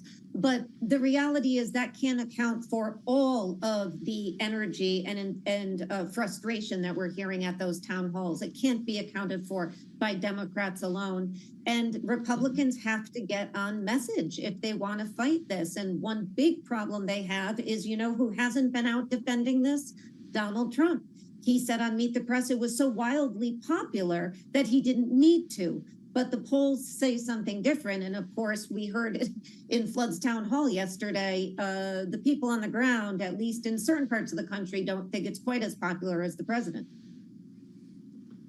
Well, when we consider Republicans trying to get their messaging out, Rick, it does seem that both the lawmakers we're talking about in this instance did come prepared with the messages that they wanted to be able to send to these individuals to defend the various elements of this bill. Hard to do so, though, when you're being drowned out by boos and shouts. Is this productive? Yes, give credit to members who are actually getting out there and doing the FaceTime thing, but is it getting them anywhere at all? Yeah, as someone who has attended literally thousands of town halls throughout the years, sadly, it was one of John McCain's favorite modes of communication. Letting off some steam is a good thing from time to time, right? I mean, like, part of what happens at these is your constituencies have a chance to sort of voice their own opinion in addition to you out there selling what you've just done.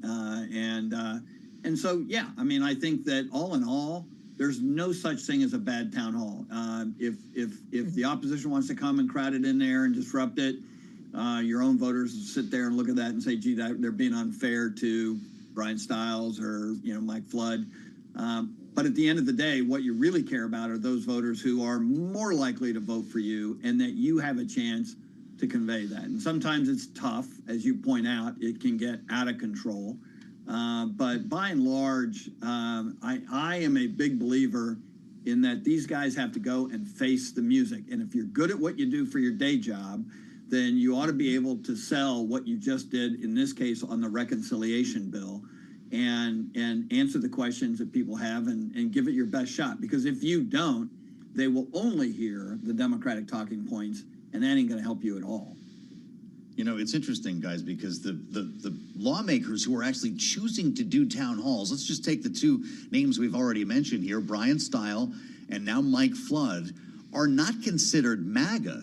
They're not considered the most conservative members of their conference. In the case of Mike Flood, Jeannie, he was on the program here less than 2 weeks ago. Remember, they had just passed the rescissions package, President's big, beautiful bill, and he actually didn't seem to like any of the procedure around this that has upset a lot of Democrats. Let's back up less than 2 weeks. Mike Flood here on Balance of Power. Listen.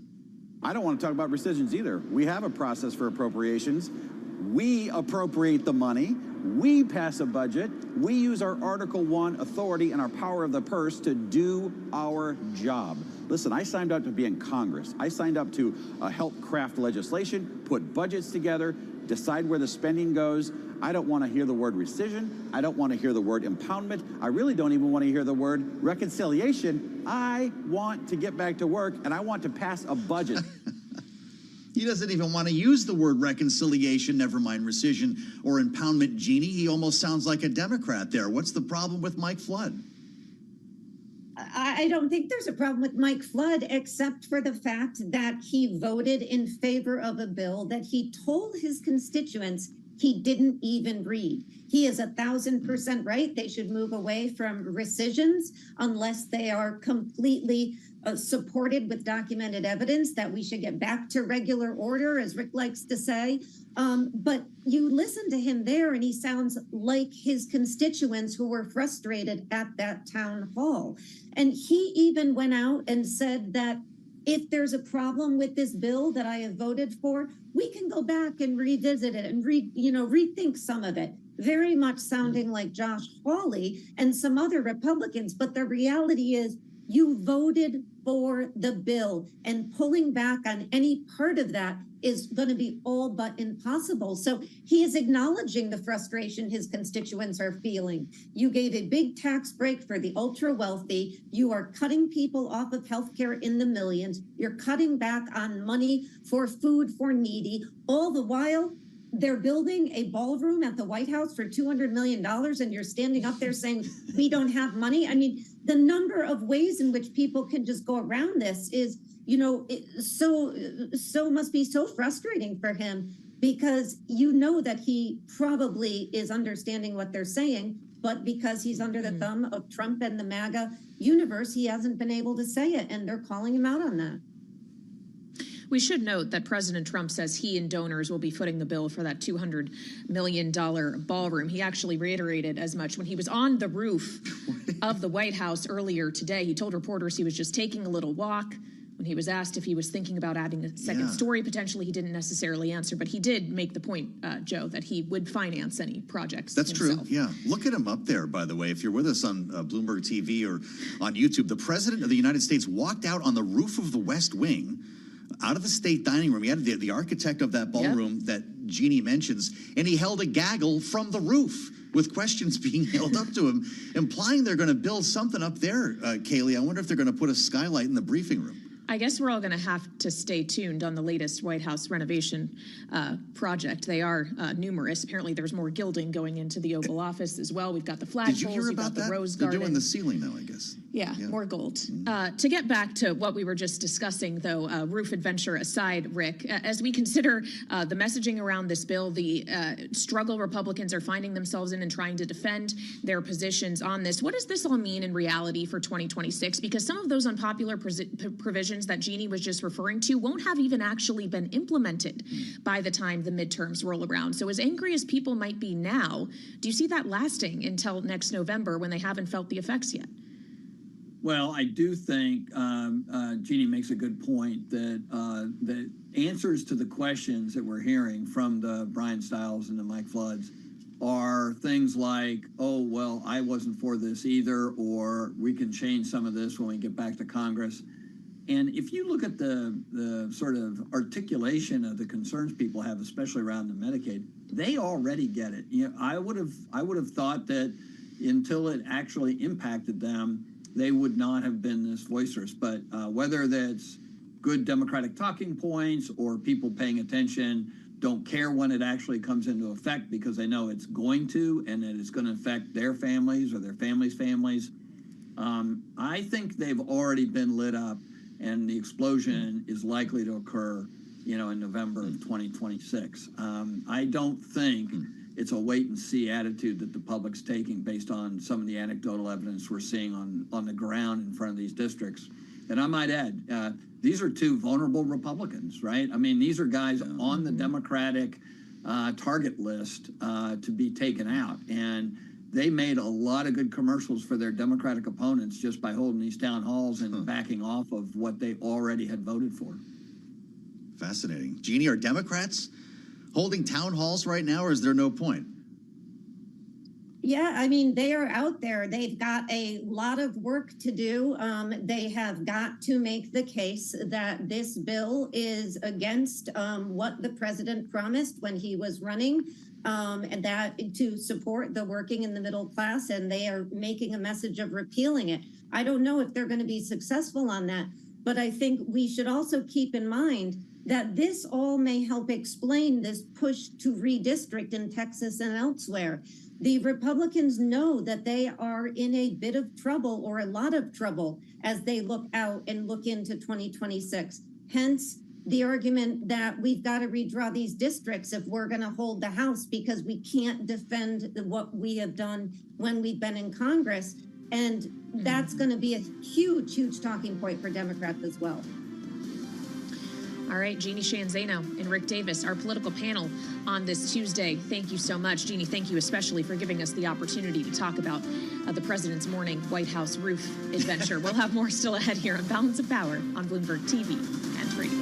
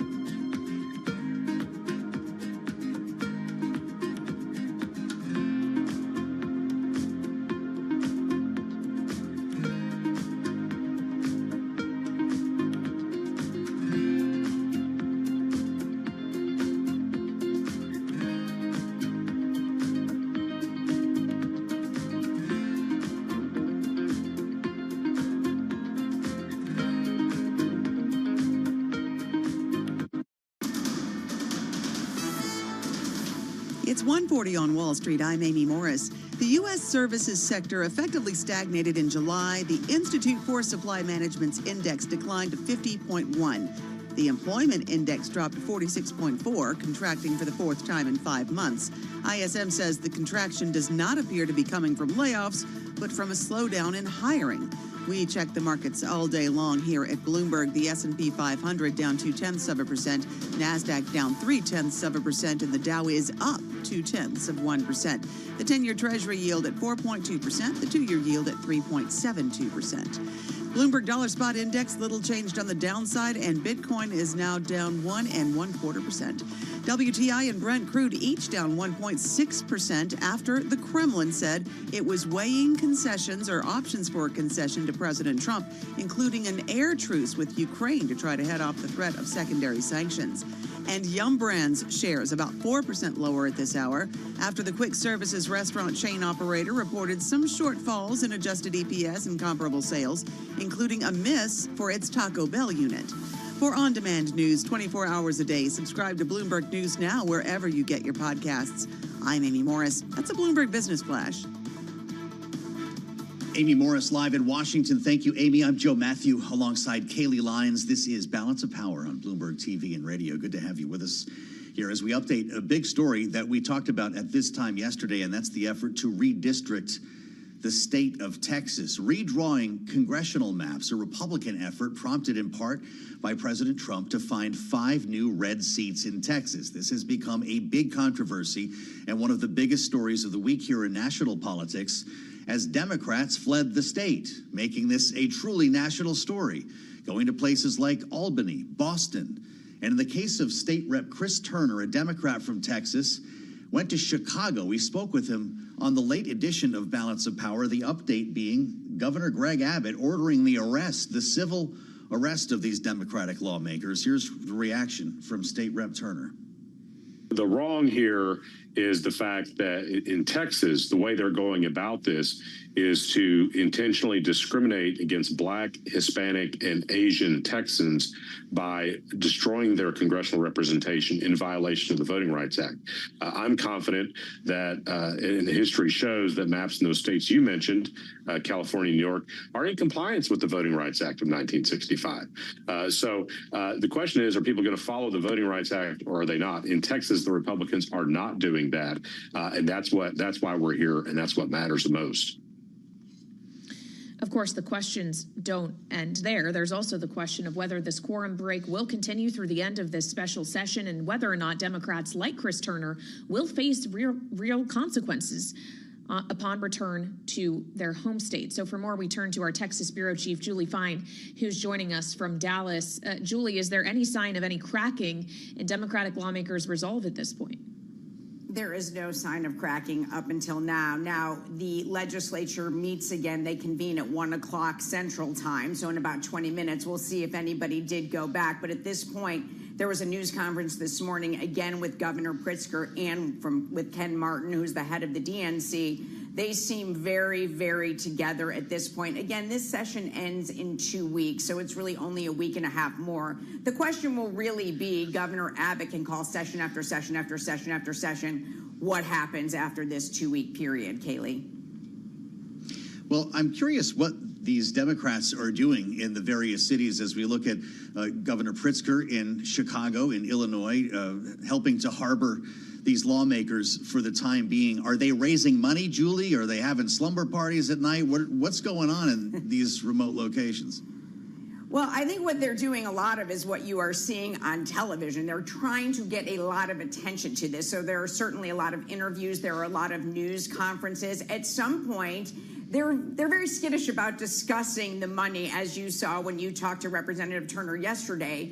But at some point, you're looking at $500 a day for a very large group of people. They're going to have to pay for this. And of course, Governor Abbott saying he's looking into how they do that. Another interesting point to note, Senator Cornyn now asking the FBI to be involved, urging them because, as you know, Texas lawmakers cannot, Texas DPS, they can arrest within state lines. So there's a whole other issue there. So now it's a question of what law enforcement will be involved if they'll actually go to another state. Julie, thank you so much. Our Texas Bureau Chief, Julie Fine, joining us live from Dallas, and I suspect we're going to be talking again later on today. Julie, it was something, Kaylee, when we talked to Rep. Turner last evening, we asked him if he was prepared to go to jail for this. He said, I'm not going to prison. It's a civil warrant, to be clear. But we do wonder if they're going to make their way through the balance of this session, knowing that there are a lot of folks like J.B. Pritzker who are there to help them. Yeah, and of course, J.B. Pritzker is grabbing some attention for himself as well while he's at it. Of course, first appearing behind jbpritzker.com, campaign-esque backdrop, but also talking about the wider implications here for 2026, why he thinks Republicans are doing this. This is a taste of what Governor Pritzker said earlier today. Donald Trump, Governor Abbott, Texas Republicans, well, they know that they're headed toward a loss of the Congress in 2026. They're afraid, and they should be. All so that you can give a massive tax break to Elon Musk and Jeff Bezos and Bill Ackman. Well, frankly, you'd better watch out. You're going to lose your elections. He's still got the backdrop. J.B. Pritzker from earlier today, by the way, still appearing before cameras and microphones with those Texas Democrats. Great opportunity to compare notes here with Larry Sabato. I'm deeply curious to hear what Larry thinks about this effort to maintain a majority in the House. The founder, director, University of Virginia Center for Politics, no stranger to gerrymandering or redistricting. This one's got a little bit of a different wrinkle, Larry, and I'm wondering your thoughts on the strategy here.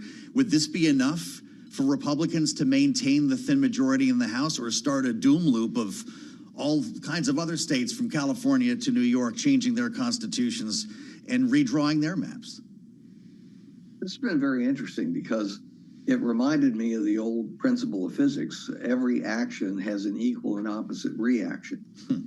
This may be producing more than an equal and opposite reaction, in the sense that several Democratic states are seriously looking at trying to eliminate Republican seats.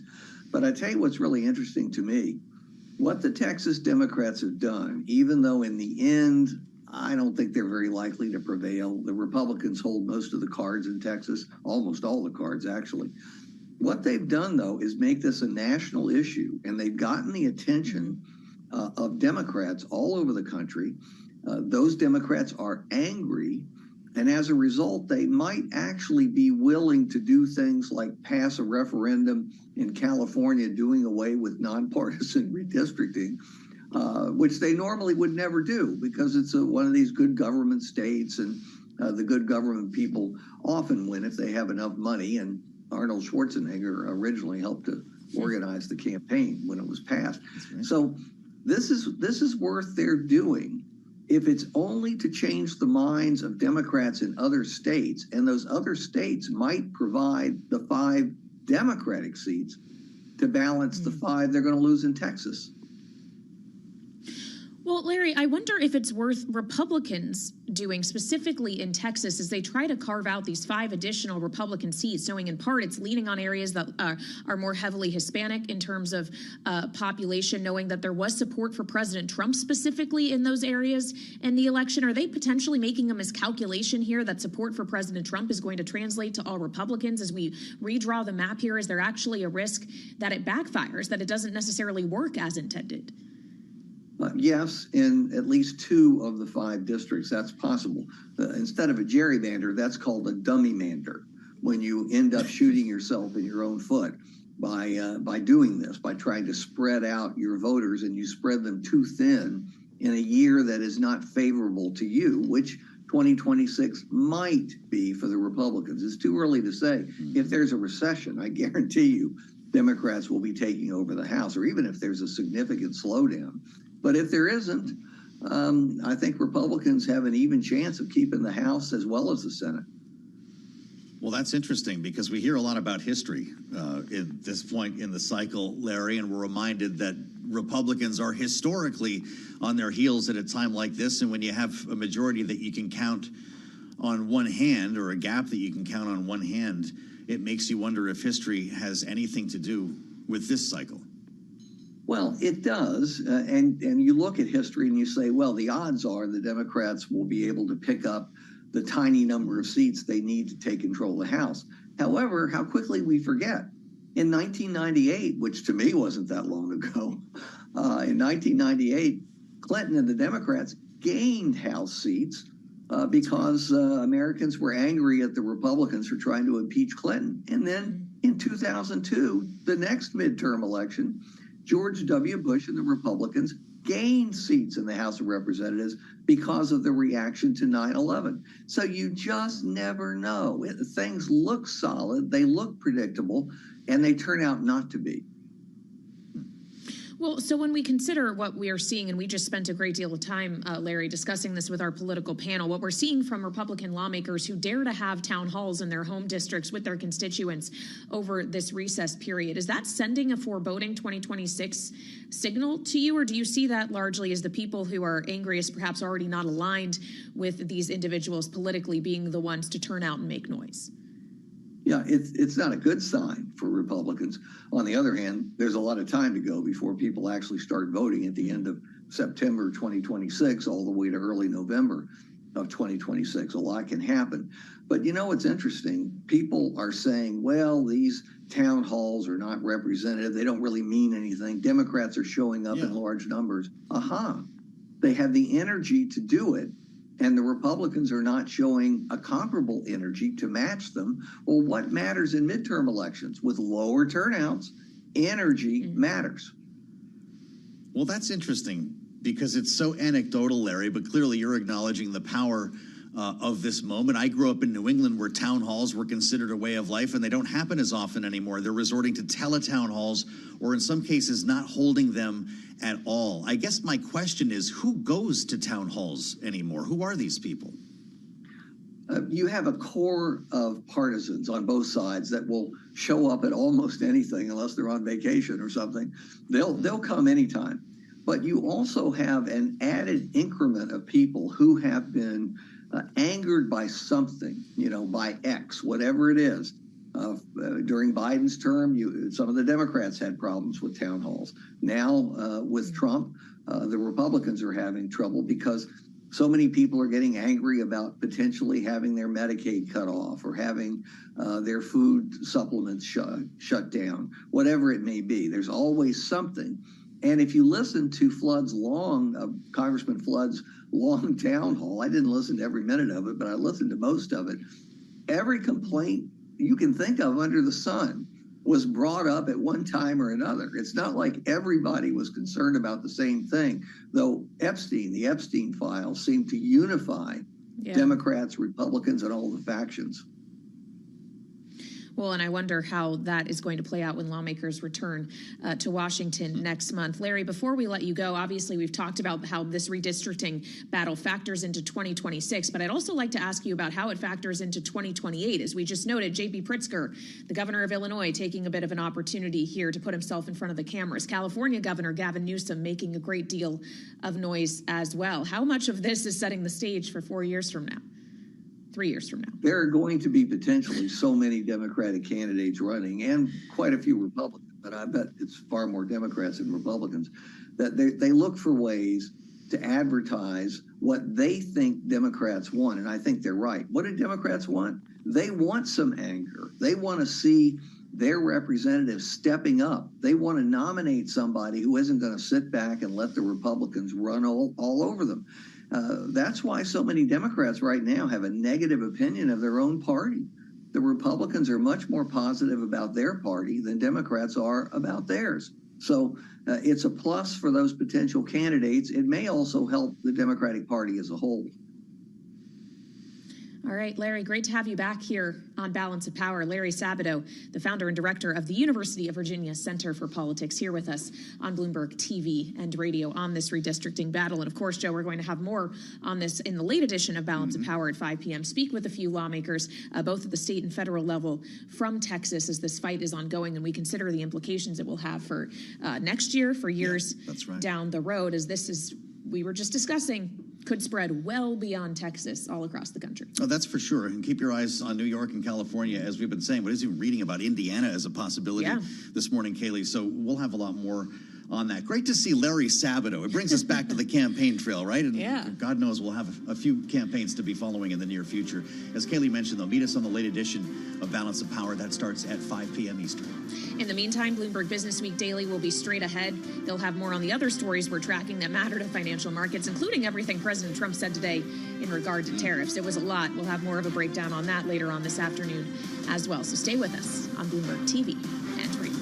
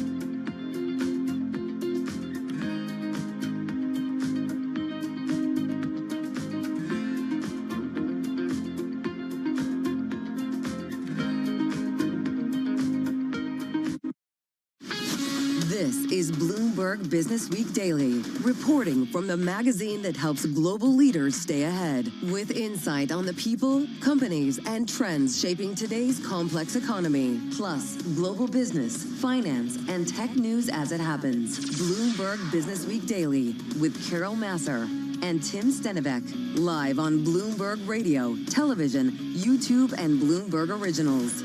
And a very good afternoon, everybody, live on radio, TV, YouTube, Bloomberg Originals. We are across the platforms. Carol Masser, along with Matthew Miller, in for Tim Stenivek again. So much again for a quiet day in August. Yeah, it has been crazy in terms of the amount of earnings that we got yesterday after the bell, this morning before the bell, what we're going to get later today. A ton of movement under the surface, but if you just look at the Dow and the S&P, you're really not seeing that much change in the benchmark indexes or in treasuries, I will say. Nothing on the 10-year, still at 420, which is a great place to be. It's like Friday, like never happened-ish. Yeah, it's like we clawed back almost everything that we lost on Friday. We lost 101 points on the S&P on Friday. We gained back 92 points yesterday, and now we're down about 10. So we still have about 20 to go until we get back to Thursday. All right, we have some big earnings coming up after the close, including AMD, Snap, Rivian, Supermicro.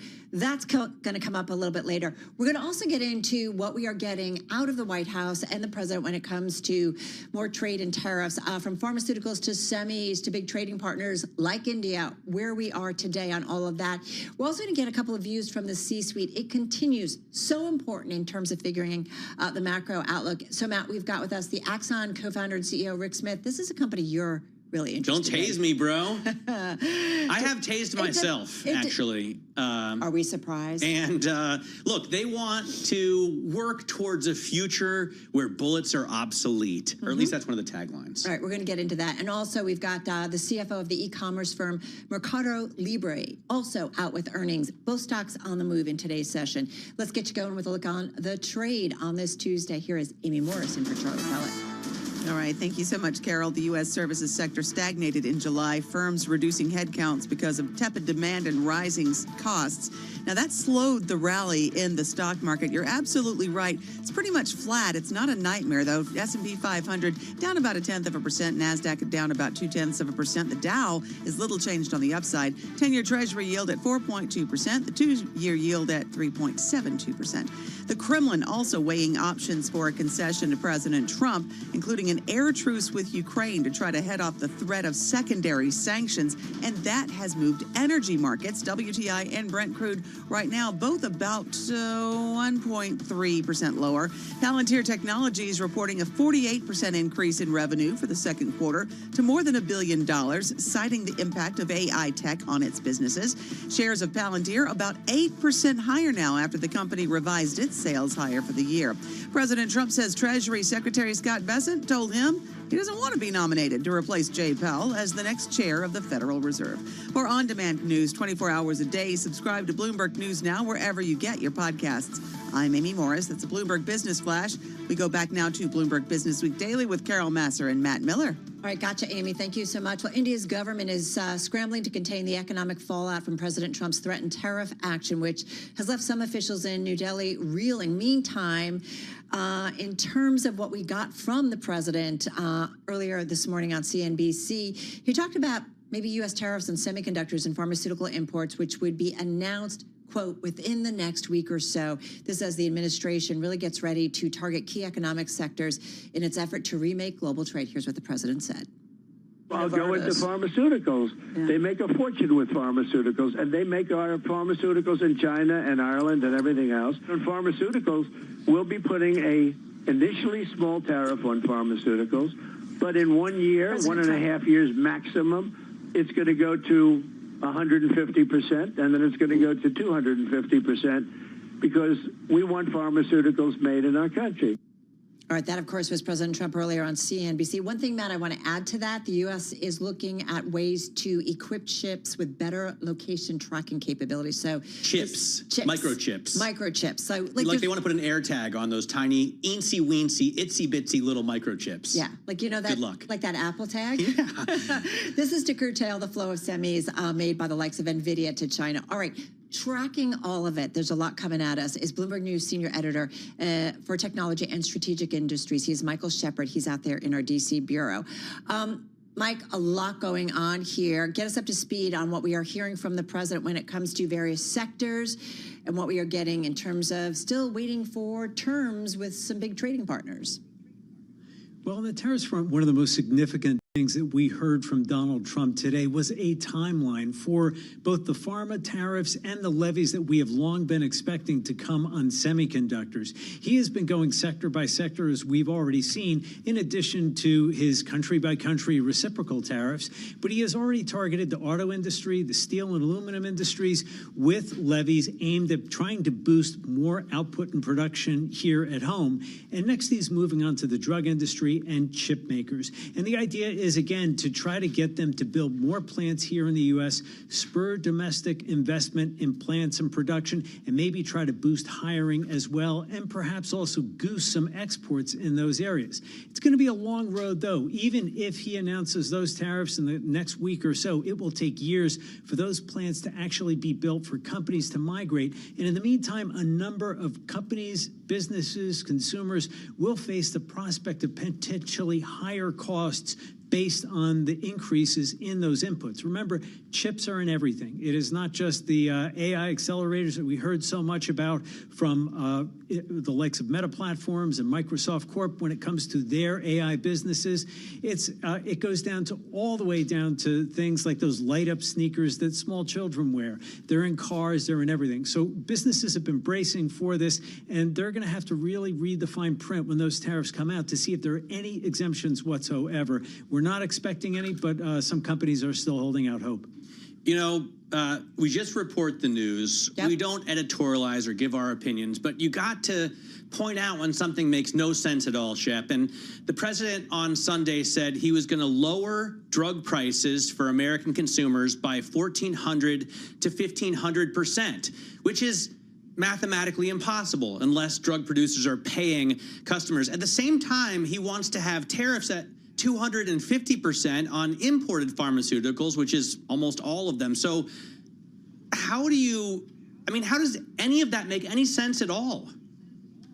Well, the math really is not working when you lay it out just on paper. He even talked today about increasing the drug tariffs, starting small, and then after a year increasing very significantly to 150 or 200%. Matt, if you think about trying to build a drug plant, it takes years for that to happen. Let's think on a 4 or 5 year timeline. And he is not talking about that. He has a sense of urgency, and he wants to see these results immediately.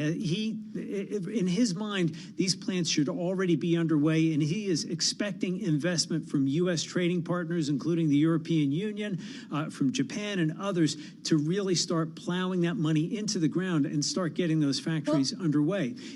Mike, what do we know, though? I mean, already we've talked about Puerto Rico, right? Certainly in the past being a big home to big pharma. There's been some back and forth there, but I mean, we already do it. Is it that we've maxed out what we can do, or what? Well, part of the problem is that a lot of other jurisdictions outside the U.S. have for years been lower cost, and they have offered themselves as a venue to produce these medicines and even medical equipment at a far lower cost, and that actually has benefited consumers here in the U.S. over the years. Even though it doesn't look like it, producing a lot of that material here in the United States would be more expensive based on labor costs, land costs, regulatory hurdles, and other things. Some of these the president has promised to sweep aside, especially in the land use and permitting and rules-based side. But there are other structural issues, too, and that includes the labor supply and whether there is a workforce. And this is especially true for semiconductors and other advanced technology. Having enough people who can move into the precision tooling, the advanced engineering jobs in the factories that could step in and take those jobs right away. And Matt, when you were asking about the math question, when it comes to chip making, one of the biggest inputs in a new plant, and these are the kinds of factories that the president and his team want to see built across, in certain locations in the U.S., one of the biggest inputs is the semiconductor manufacturing equipment itself, the deep ultraviolet lithography machines made by one company in the world, and that's ASML in the Netherlands. Now, CHIPS tariffs could increase the cost of those machines, which run about $400 million apiece, by another as much as $100 million. And for companies that are planning those plants, it is a big cost to have to absorb all of a sudden. Well, maybe that's why when President Trump was talking about the TSMC investment in its Arizona chip-making plants, which has previously been stated at $165 billion. The president said now it's a $300 billion investment. He just doubled that number. Also for fun, I want to ask about chips, Shep, because the idea of putting a tracking device on our teensy weensy, itsy bitsy, most advanced AI semiconductors. I mean, the space constraints, the thermal budget, the power consumption, the signal interference, seems like it would be difficult. It's a great question, and I've asked folks in the chip industry whether this capability is theoretically possible, and they have said yes. But they are wary of doing it for a number of reasons. One is that they don't want to create the appearance of there possibly being some sort of a backdoor to the U.S. government, that other buyers outside the United States might be able to see that, oh, wait, the U.S. government has some means of following us, tracking us, finding us, knowing where we are, and maybe knowing what we are using these chips for. Yeah. NVIDIA Corp, for instance, the maker of the most advanced AI chips, has insisted that there is no such backdoor, but it is theoretically possible, Matt, and it is something that's key to the administration's strategy of exporting more chips, more AI compute globally. Not to sound like a crazy nut, but Mike, couldn't it already be there, a tracking device?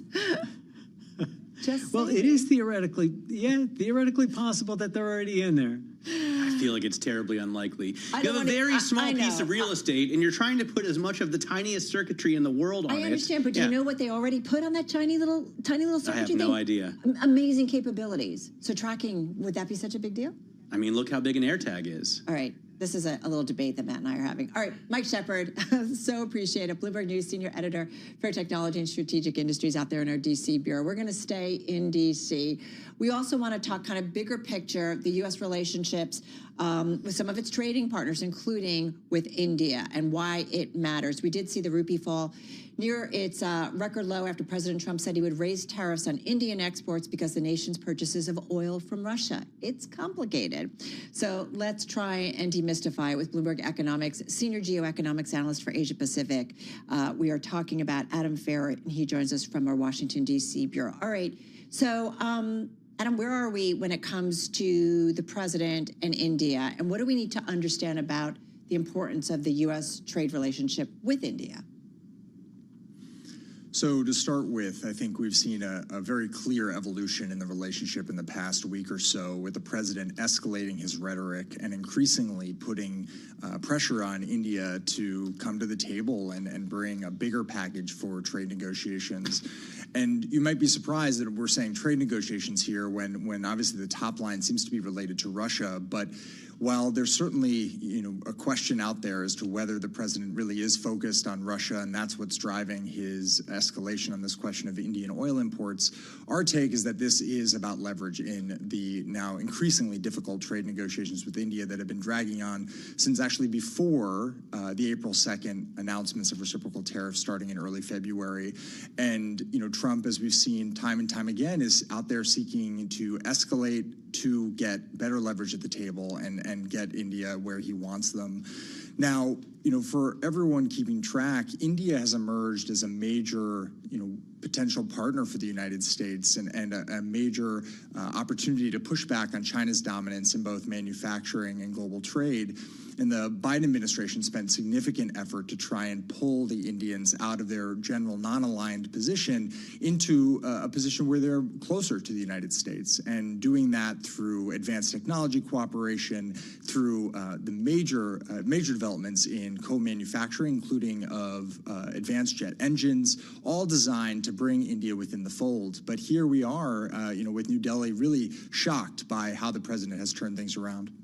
I want to ask about the Russian oil imports, and it reminds me to some extent of Iran and China. We all remember hearing the president say, like multiple times, that he doesn't mind if China buys Iranian oil after the U.S. attacks. And then all of a sudden, when Bessent and Greer go to negotiate with China, they're angry that China's buying Iranian oil, even though the president of the United States said they could. In terms of India, right, we have put sanctions on Russian oil, and so have the Europeans. And yet, it's been clear to everybody all along that India buys the oil from the Russians, refines it, and then turns around and sells those refined products back to Europe. This is kind of like an emperor wears no clothes thing, isn't it? I mean, was anyone surprised?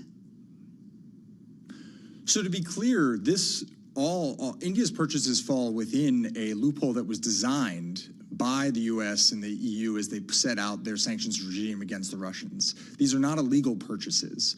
And so the idea here was to actually both cushion the broader oil market and ensure stability, which was a key goal not only of the Biden administration, but obviously of the Trump administration as well.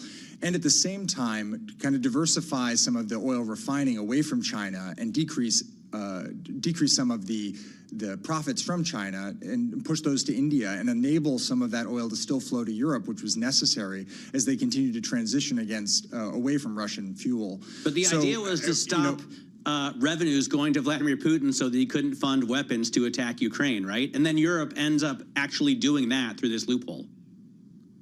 Correct. Now, this did fall within the price cap that was established to try and ensure that they were not getting outsized benefits. But from the start, the EU and the United States took a position to not go after oil imports writ large because of the massive reliance not only of Europe, but of the global market on Russian oil. All right. So how important is the trade relationship between U.S. and India? And I asked that after having talked to Mark Gurman yesterday. We know Apple iPhones are now made in India, and we've increasingly seen Apple trying to diversify its supply chain. So it is important in terms of how it might impact certainly the United States and the U.S. consumer. What do we need to know? Give me some size and scope so we understand what's at stake here. So you kind of hit the nail on the head right there, which is the prospects of India-U.S. trade are significant, and particularly as we look to push, as the United States looks to push manufacturing and other production out of China, India has been this massive potential for taking over particularly some of this electronics production and filling lots of gaps that the Chinese currently fill. But in the current situation with tariffs set to rise to 25%, there's a real risk here to the amount of goods that can really come out of India and be competitive. Bloomberg Economics sees a potential drop of over 30% of exports from India to the United States, which could amount to almost a 0.6% drop in Indian GDP over the medium term. And that's just based on the bilateral relationship and doesn't take into account the reality of the new tariff rates for other regional competitors like Vietnam, which are now locked in at a lower 20% and may become even more competitive, further undermining the Indian market. So I think we haven't yet seen how bad this can get, and the Indians are certainly focused on still getting to a deal while holding their ground. We should point out that the U.S. had a trade deficit with India of about $43 billion last year. That was the 11th largest, according to figures from the International Monetary Fund. Yeah, if you use ECTR Go, you can see that we buy $87 billion worth of stuff from them. They buy $45 billion worth of stuff from us. So not a negligible trading partner. And again, this is goods, right? Because we've often talked about like the services. Yes, that's a really important that the point. United States has with the world. So we got to remind everybody that trade is made up of a lot of different things. Hey, Adam, thank you so much. Adam Farrer, he's Senior Geoeconomics Analyst for Asia Pacific at Bloomberg Economics, joining us from D.C. When we come back, we are talking with a member of the C-suite. We're going to talk with the CFO of Mercado Libre. That's next.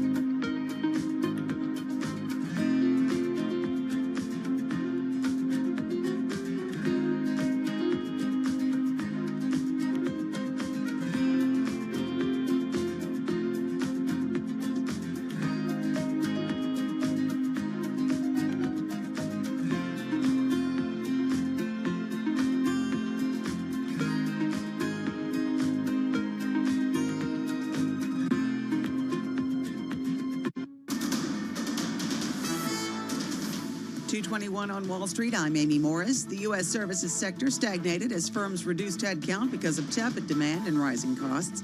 Markets responded as the stocks wiped out gains. We do check markets for you all day long at Bloomberg.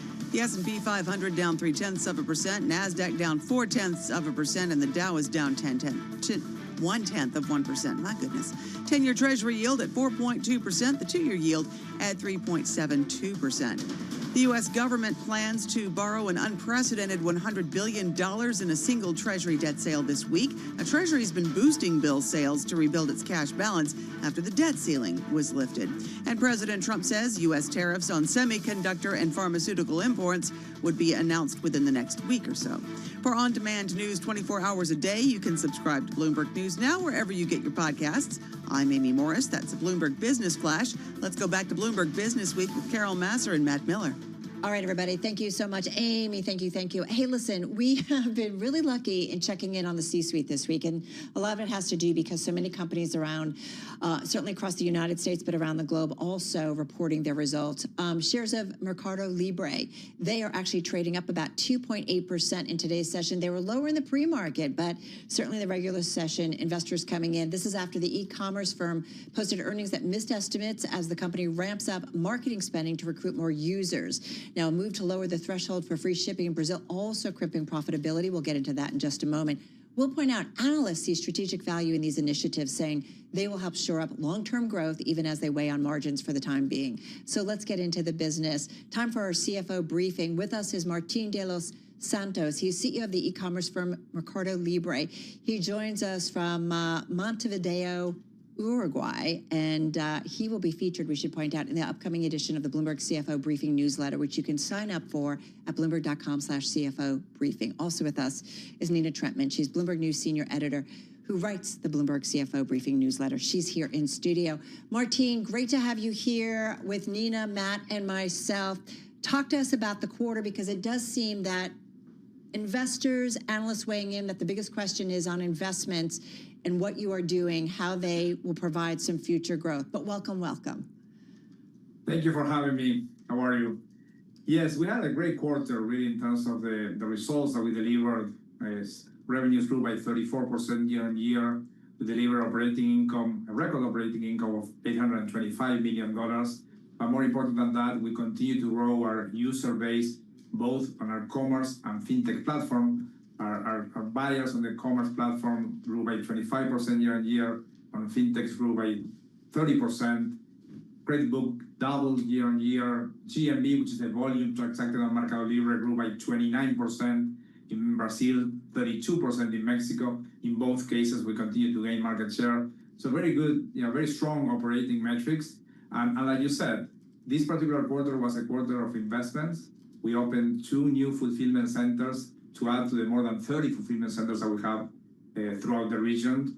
We also made a big change in terms of lowering the free shipping threshold in Brazil, which is a strategic move that we have been doing for many years, and it's paying off very nicely. And also we continue to invest in the credit card. But very excited not only about the results, but more important than that, about the future and the opportunity that we have ahead of us, both in commerce as well as fintech. Martin, thank you for joining us. Actually, to follow up on that, you mentioned the threshold for free shipping in Brazil as one of the contributors, I think, to you missing estimates for net profit as well as core earnings. I'm just wondering, as a CFO of a fast-growing business, how do you think about profitability and how do you manage the short versus long term? We talked about this, Nina. I remember talking to you a few quarters ago. That's it. We try to balance, right? We try to balance short-term profitability with the growth opportunities that we have ahead of us. So we want to make sure that we do not miss those opportunities. When you look at commerce, penetration of e-commerce in Latin America is roughly, mid-teens, or 15%, compared to maybe 25%, 30 or 40% even in China or in the US. So there's plenty of room to continue growing. On the fintech side of the business, the same thing happened. Most people in Latin America have not been financially included by the financial system, so we see a large opportunity to expand our footprint on the fintech side of the business on Mercado Pago. So at the same time, to capture that opportunity, it requires investments. Some of those investments might put some short-term pressure And I think this is a good example. When we lower the free shipping threshold, it does put pressure in the short term, but we have proven over time, and we've been doing this since 2017, when we introduced free shipping in Brazil. At that time, the free shipping threshold was 120 reais. We brought it down to 80, and now we brought it down to 20. So we have proven over time that by lowering the free shipping threshold, we eliminate the most, the most frictional point in terms of buying things online for people. So we're eliminating that friction, really generates a lot more volume, and then eventually that translates into profit. So I think it's a strategy that has paid out to us, and the long-term investors of Mercado Libre understand it, and we're very comfortable with the investments that we're doing. You mentioned Brazil. It's of course an interesting market. Just in the current tariff debates that we're seeing with the Brazilian government so far holding out to Trump and basically not giving in on the Trump tariff suggestions for Brazil. Just wondering, in how far are you seeing that play out in terms of consumer confidence and consumer spending? Are you seeing any impacts in countries like Brazil? I know you're also doing business in Mexico and in other countries, all of which will face higher tariffs as part of the U.S. renegotiation of tariffs around the world. Yes, Tina, this is something that we are monitoring closely. Obviously, we do not export into the US, so there's no direct impact on our business, but it can have secondary effects on the economy, as you mentioned. We have not seen that so far. As I mentioned earlier, we're growing by 29% our GMV in Brazil. Asset under management, which is the amount of money our users invest on Mercado Libre, more than doubled in Brazil year on year. Our credit card book has grown by 118%. The profitability of the asset quality of our credit book continues to be very solid in Brazil. So we have not seen any deterioration on macro or on consumption, but obviously it's something that we are monitoring closely.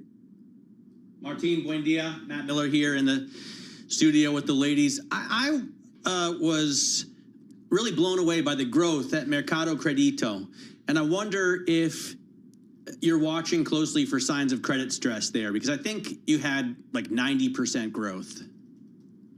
That's correct. Thank you for your question. Yeah, obviously, when we look at credit, we take it very seriously. We are very careful in the way we manage credit. By the way, I used to run the credit business before taking the position of CFO. So the first thing we look at is the health of our book. We saw that NPLs, and we disclose this number, are the lowest number in terms of since we've been disclosing the metric. The NIMAL, which is the measure of profitability, is also improving quarter on quarter. So we see very healthy signs in terms of our book and in terms of our profitability. So the reason why you're seeing 91% growth in our credit book is because we are seeing good results in terms of our models, predicting default rates, and the quality of our credit book continues to be very healthy. If we did see something different, we will slow down because we're very cautious with the way we manage our credit business. We are talking with Martin de los Santos. He's the CFO of Mercado Libre, joining us from Uruguay. We should also point out that this is the largest company. We should point Latin America's most valuable company if you think about market cap. So really significant. We were talking about fintech, and you were talking about kind of the health of that portfolio. But what can you tell us more, Martin, when it comes to the mix of customers that are in that portfolio? I think what we're seeing is we're seeing all the different type of customers within the economic segments of the populations. Keep in mind that we acquire most of our credit users from the marketplace, and all types of people using our marketplace. So we have the advantage of having the distribution of Mercado Libre, but also the buying information that those people have on our marketplace, and we use that information through AI and machine learning models to score people, and we have models that are very accurate at predicting credit risk. So you will find people of all kinds of social levels within our ecosystem. So there are like half of the people that we offer credit to, we offer credit for the first time. They never had access to credit, but also the other half are people that we probably moving their fintech business to us because we offer a much better user experience than the traditional banks. Martin, one question in terms of earnings. I noted that you also pointed out the impact of the Argentine peso on your results. Of course, we've seen Javier Milei make various changes in Argentina in recent months, including making changes to the country's currency, which has resulted in basically the spread between the official and unofficial rate falling apart. I'm just wondering how that's impacting your business, and specifically also, are you changing your hedging strategy for Argentina? Yeah, I think that the headline for Argentina that we continue to see a big recovery. I mean, unique buyers in Argentina grew by 30% year on year. Our GMV grew by 75% in local currency or 35% in dollars. The items sold on the platform grew by 46%. So a very strong recovery as we see inflation coming down, consumption improving, and also, as you mentioned, the FX market being normalized also helps our business. The open economy, so we're bringing more products from the U.S. into Argentina as well. So most of the business are performing extremely well in Argentina, and we're very happy with the way things are going for our business there. You mentioned, Martin, you ran credit before at Mercado Libre. You ran also strategy at Intuit, and you were at Bain before that, so you know strategy up and down. I want to know about your strategy regarding ad revenue, because it was also surged, like up 38%. Is that a profit center for you, a future profit center, or do you view that more as a tool to drive your core marketplace growth? Yeah, our advertising business is roughly a $1 billion business. It's growing at 38%, as you mentioned, and it's a profit business for the company, but it has tremendous potential going forward. If you look at the number of people interacting with our ecosystem, last year we had more than 100 million people buying on Mercado Libre. We have 68 million monthly active users of our fintech platform. So in terms of the number of eyeballs within Latin America, we are the third largest pan-regional platform. And that gives us a great opportunity to continue distributing advertising. We also can leverage all the first-party information that we have on our users to target marketing campaigns. So we see a very large opportunity. I think it's more future than past on advertising business. We're just getting started. But as you mentioned, we have been growing very rapidly for the past several years. There's plenty of growth going forward. Mm-hmm. Martin, just got about 20 seconds. We always like to, when we've got lucky enough to have someone like yourself, a global CEO, how would you describe the global outlook, and just quickly? Yeah, I think, well, obviously we operate in Latin America, and depending on the country, some countries have some tough micro situations, and some others might be in a better condition. We're talking about Argentina recovering. Mm-hmm. But at the end of the day, I think in our business in particular, the trend of people moving online is so much stronger than macro that we have plenty of opportunities ahead of us. And the same thing on fintech, right? Where we operate in Latin America, where penetration of fintech products is very, very low. Right. We play a big role in terms of generating financial inclusion throughout the region. So we are very optimistic about macro, at least in our region. So glad we could get some time with you. Martin de los Santos, CEO of Mercado Libre, CFO, excuse me, of Mercado Libre. Give him a little bit of a promotion. And Nina Trutman, thank you.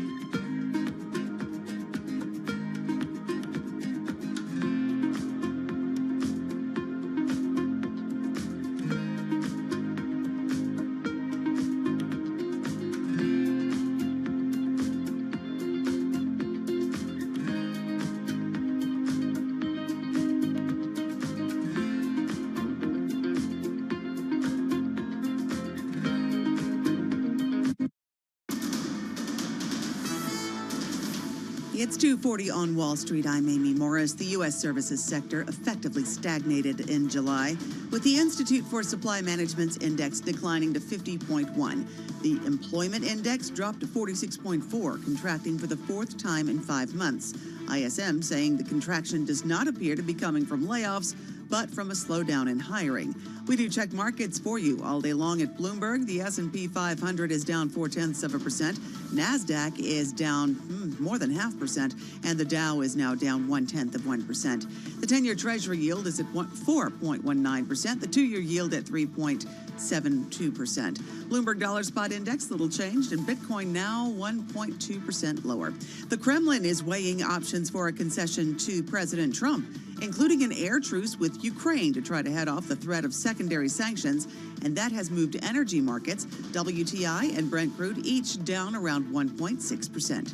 Yum Brands shares are more than 4.5% lower after the quick services restaurant chain operator reported slight shortfalls in adjusted EPS and comparable sales, including a miss for its Taco Bell unit. For on-demand news 24 hours a day, subscribe to Bloomberg News Now wherever you get your podcasts. I'm Amy Morris. That's a Bloomberg Business Flash. Now back to Bloomberg Business Week Daily with Carol Masser and Matt Miller. All right, so appreciate it. Thank you so much, Amy Morris there in for Charlie Pellet. So we're keeping a watch on shares of Axon, gaining as much as, well, just shy of 19% today intraday, the most since February, enough to reach a record intraday high. Right now the stock is up just under 15%. This is after the maker of tasers and other public safety equipment reported second quarter earnings per share that topped expectations. Analysts also noted strong bookings for the company's AI plan. What? Look at the 5-year chart. I know. I mean, who cares about today? It's up 825% over the past 5 years. It's had quite a run and a big move today. I should point out that coming off of earnings, several analysts, including Barclays and TD Cowen, raising their price targets on the stock. It is up more than 40% year to date. Let's get to it. Delighted to have with us Rick Smith, founder and CEO of Axon, to talk about the business, the outlook. Welcome, Rick. How are you? I'm having a good day. All right. It's doing great. You're having a good day. Talk to us about the business. Who's buying? What's going on? We talk about tasers, but you go to your website, you guys have videos to remind us that you guys are not just about that. You're about a lot more. Yeah, that's why we changed the name of the company to Axon a few years ago, because Taser is a sledgehammer brand associated with our less lethal weapons. That's where we started. That got us into body cameras to basically help protect the public and police by preserving a factual record of what they did. And then from there, we got into cloud software to manage all the data, and then the business just exploded. So today, we're the market leader in in-car video, obviously body cameras, record management systems, and drones and robotics through their partnerships or first-party things that we do. We're, I think, the largest virtual reality training business in public safety. And now we're also expanding into adjacent markets. Any enterprise that has a security function has to be able to communicate with their local police. And you can either do that through an old school 911 call, or we have a number of tools on our platform that allow you, for example, if you're a school or a business, to share your security cameras in an emergency with police. So if you have something like an active shooter, you're not trying to describe it over the phone. You can immediately give video access to law enforcement at your control. You can shut it off when it's not necessary. And then, of course, we're layering artificial intelligence across this entire enormous network of sensors so that we can, try to make everybody a little bit safer. But also while doing it in a way that, is very cautious about privacy to make sure we're doing this in a way that doesn't create, out of control surveillance. Rick, your investors will know, analysts will know, but not everyone is familiar with your founding story, which is intensely personal. Give us a quick recap of that and tell me if you still see the company's mission, which is cutting police gun deaths, as realistically achievable in say, this decade. Yeah. So I started this, I was in business school in Europe, and I was having dinner with some people there who were, we were all talking about our hometown, and they said, I would never go to America because of all the gun violence. And I said, well, hold on, it's not like you see on television. And then one of them asked me, do you know anybody who's been shot and killed? And as I thought about it, well, yeah, there's 2 guys from my high school football team. And look, we weren't super close friends, but that's not the point. The point of it was that all of us I mean, I bet each of you know people in your immediate circle who've been shot and killed. This is a problem that touches everybody.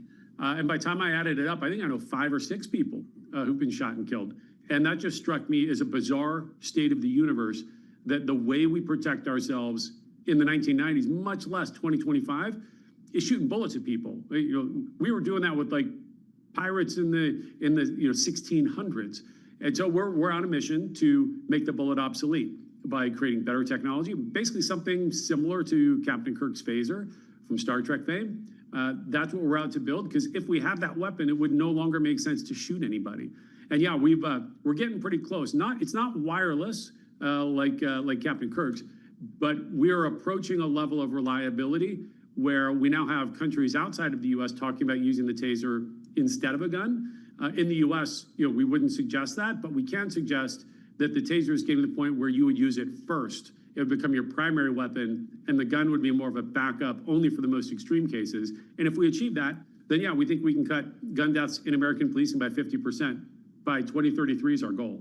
So, as you can understand, we're all feeling a little sensitive this week here in New York City following the active shooter at a office building on Park Avenue last week, where individuals lost their lives, as well as a policeman lost his life. So tell me about the numbers where you are seeing that as a result of your devices, that things are getting better, at least for, police folks and security folks. Well, we have not yet bent the curve, meaning we're not seeing the numbers coming down, because the overall trend is still slowly inching upward, although this year it's lower than last year. But I think it's premature for us to claim that is our effect yet. We do know that over the past 30 years I've been doing this, there's around 300,000 uses where police could have been legally justified to use lethal force, but they were able to resolve it with a taser instead. Mm-hmm. This next 2 years is going to really be critical, because up until now, taser weapons have been largely used not really in the most critical situations. They would use it to capture somebody who is potentially violent but not an immediate risk. We've introduced a couple of key technologies that we're testing now in the field, and I can go into detail if you're interested, that we think move our effective reliability up into the 99% area, at which point then we think it becomes reasonable that police would begin using taser as their primary first weapon, always keeping the gun as a fallback. Rick, you mentioned business school in Europe. I guess you went to school in Belgium before Chicago, but you studied first neuroscience at Harvard. How does that kind of background influence your decisions today at a company that touches so many nerves? Yeah. Well, I mean, the whole name of the company, Axon, is a little bit of neurobio geek speak, because the axon is the name of the long nerve fibers that connect your brain to your muscles. Indeed, it touches a number of ways.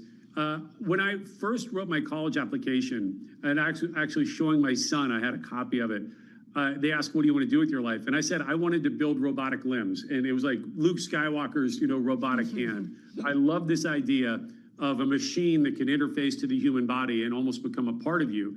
Then after this incident, and my interest rising in gun violence, I took a different turn. Instead of building a machine that your brain could control, I build machines that control your body through your nervous system. I mean, that's what a taser does. We plug in, we tune this electricity so that it overwhelms communication, and you have something that looks like a seizure because we're flooding your nervous system with electrical energy. Your muscles lock up. I just saw 5 people volunteer here in my office this morning. It is a temporary effect, but it's extremely debilitating. And then if we think about the other parts of our business, when we got into the camera business, we realized the cameras themselves are kind of interesting, but it's not nearly the business that if we can connect all these sensors together and begin to think of this like a giant neural network, like for a police department like an NYPD with, 35,000 officers, what if we could begin to have live data feeds that would enable command and control in more real time, so we could identify, hey, this situation is escalating, let's send reinforcements before the officer even calls over the radio. Or we might even identify things like, hey, this situation over here is spinning out of control. If you think about all the horrible policing situations like George Floyd over the past 10 years. I believe now that any one of those could be detected with AI running on the audio video feed of a camera. And that is a capability that we're building now. We do have live feeds now, but to have live feeds being AI monitored in real time, that'll happen in the next 12 months. And I think that's going to be a huge boon to make policing more effective, safer, and to help agencies identify if a situation's spinning out of control so they can intervene now instead of, prosecuting somebody tomorrow, if something wrong is happening. How much of your business is governments? And I'm just curious, it does feel like there's going to be some municipalities under pressure in terms of funding. And I'm just curious how that could play into impact demand at your company. Yeah, so we're still majority government business, but the fastest growing segment is enterprise. And so the enterprise security is 2 to 3 times larger than public, policing in the United States in terms of manpower. And so there's a huge opportunity there. But if I come back to your question about municipal policing, I remember the 2008 financial crisis and others. And what we have found is if you look at a police agency, the majority of their spend is on cops, cars, and gas. That's like 90-some% of their spend. So their tech spend is a relatively small portion of their overall budget.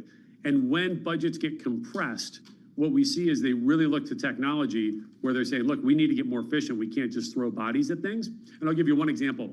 Our first major AI product using generative AI is a service called Draft One.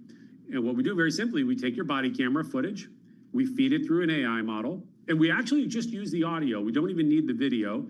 We use the audio track, and we do the first draft of your police report. Because it turns out, police interactions are pretty standard. Hello, ma'am, what's your name, date of birth? Do you know why I stopped you? And you can, from that, extract the information that we need to put the structured report narrative together to about the 80% completion.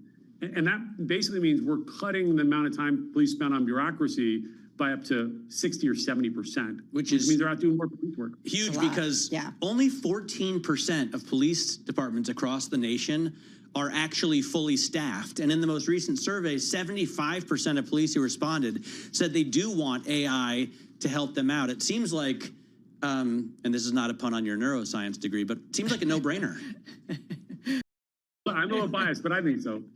Hey, just 30 seconds. I'm curious because we talked about, I think robotics kind of came up, and you talked about your interest. Empire Strikes Back. The last scene, Luke Skywalker with his hand. Yes.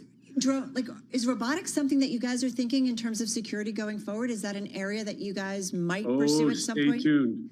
Stay tuned. The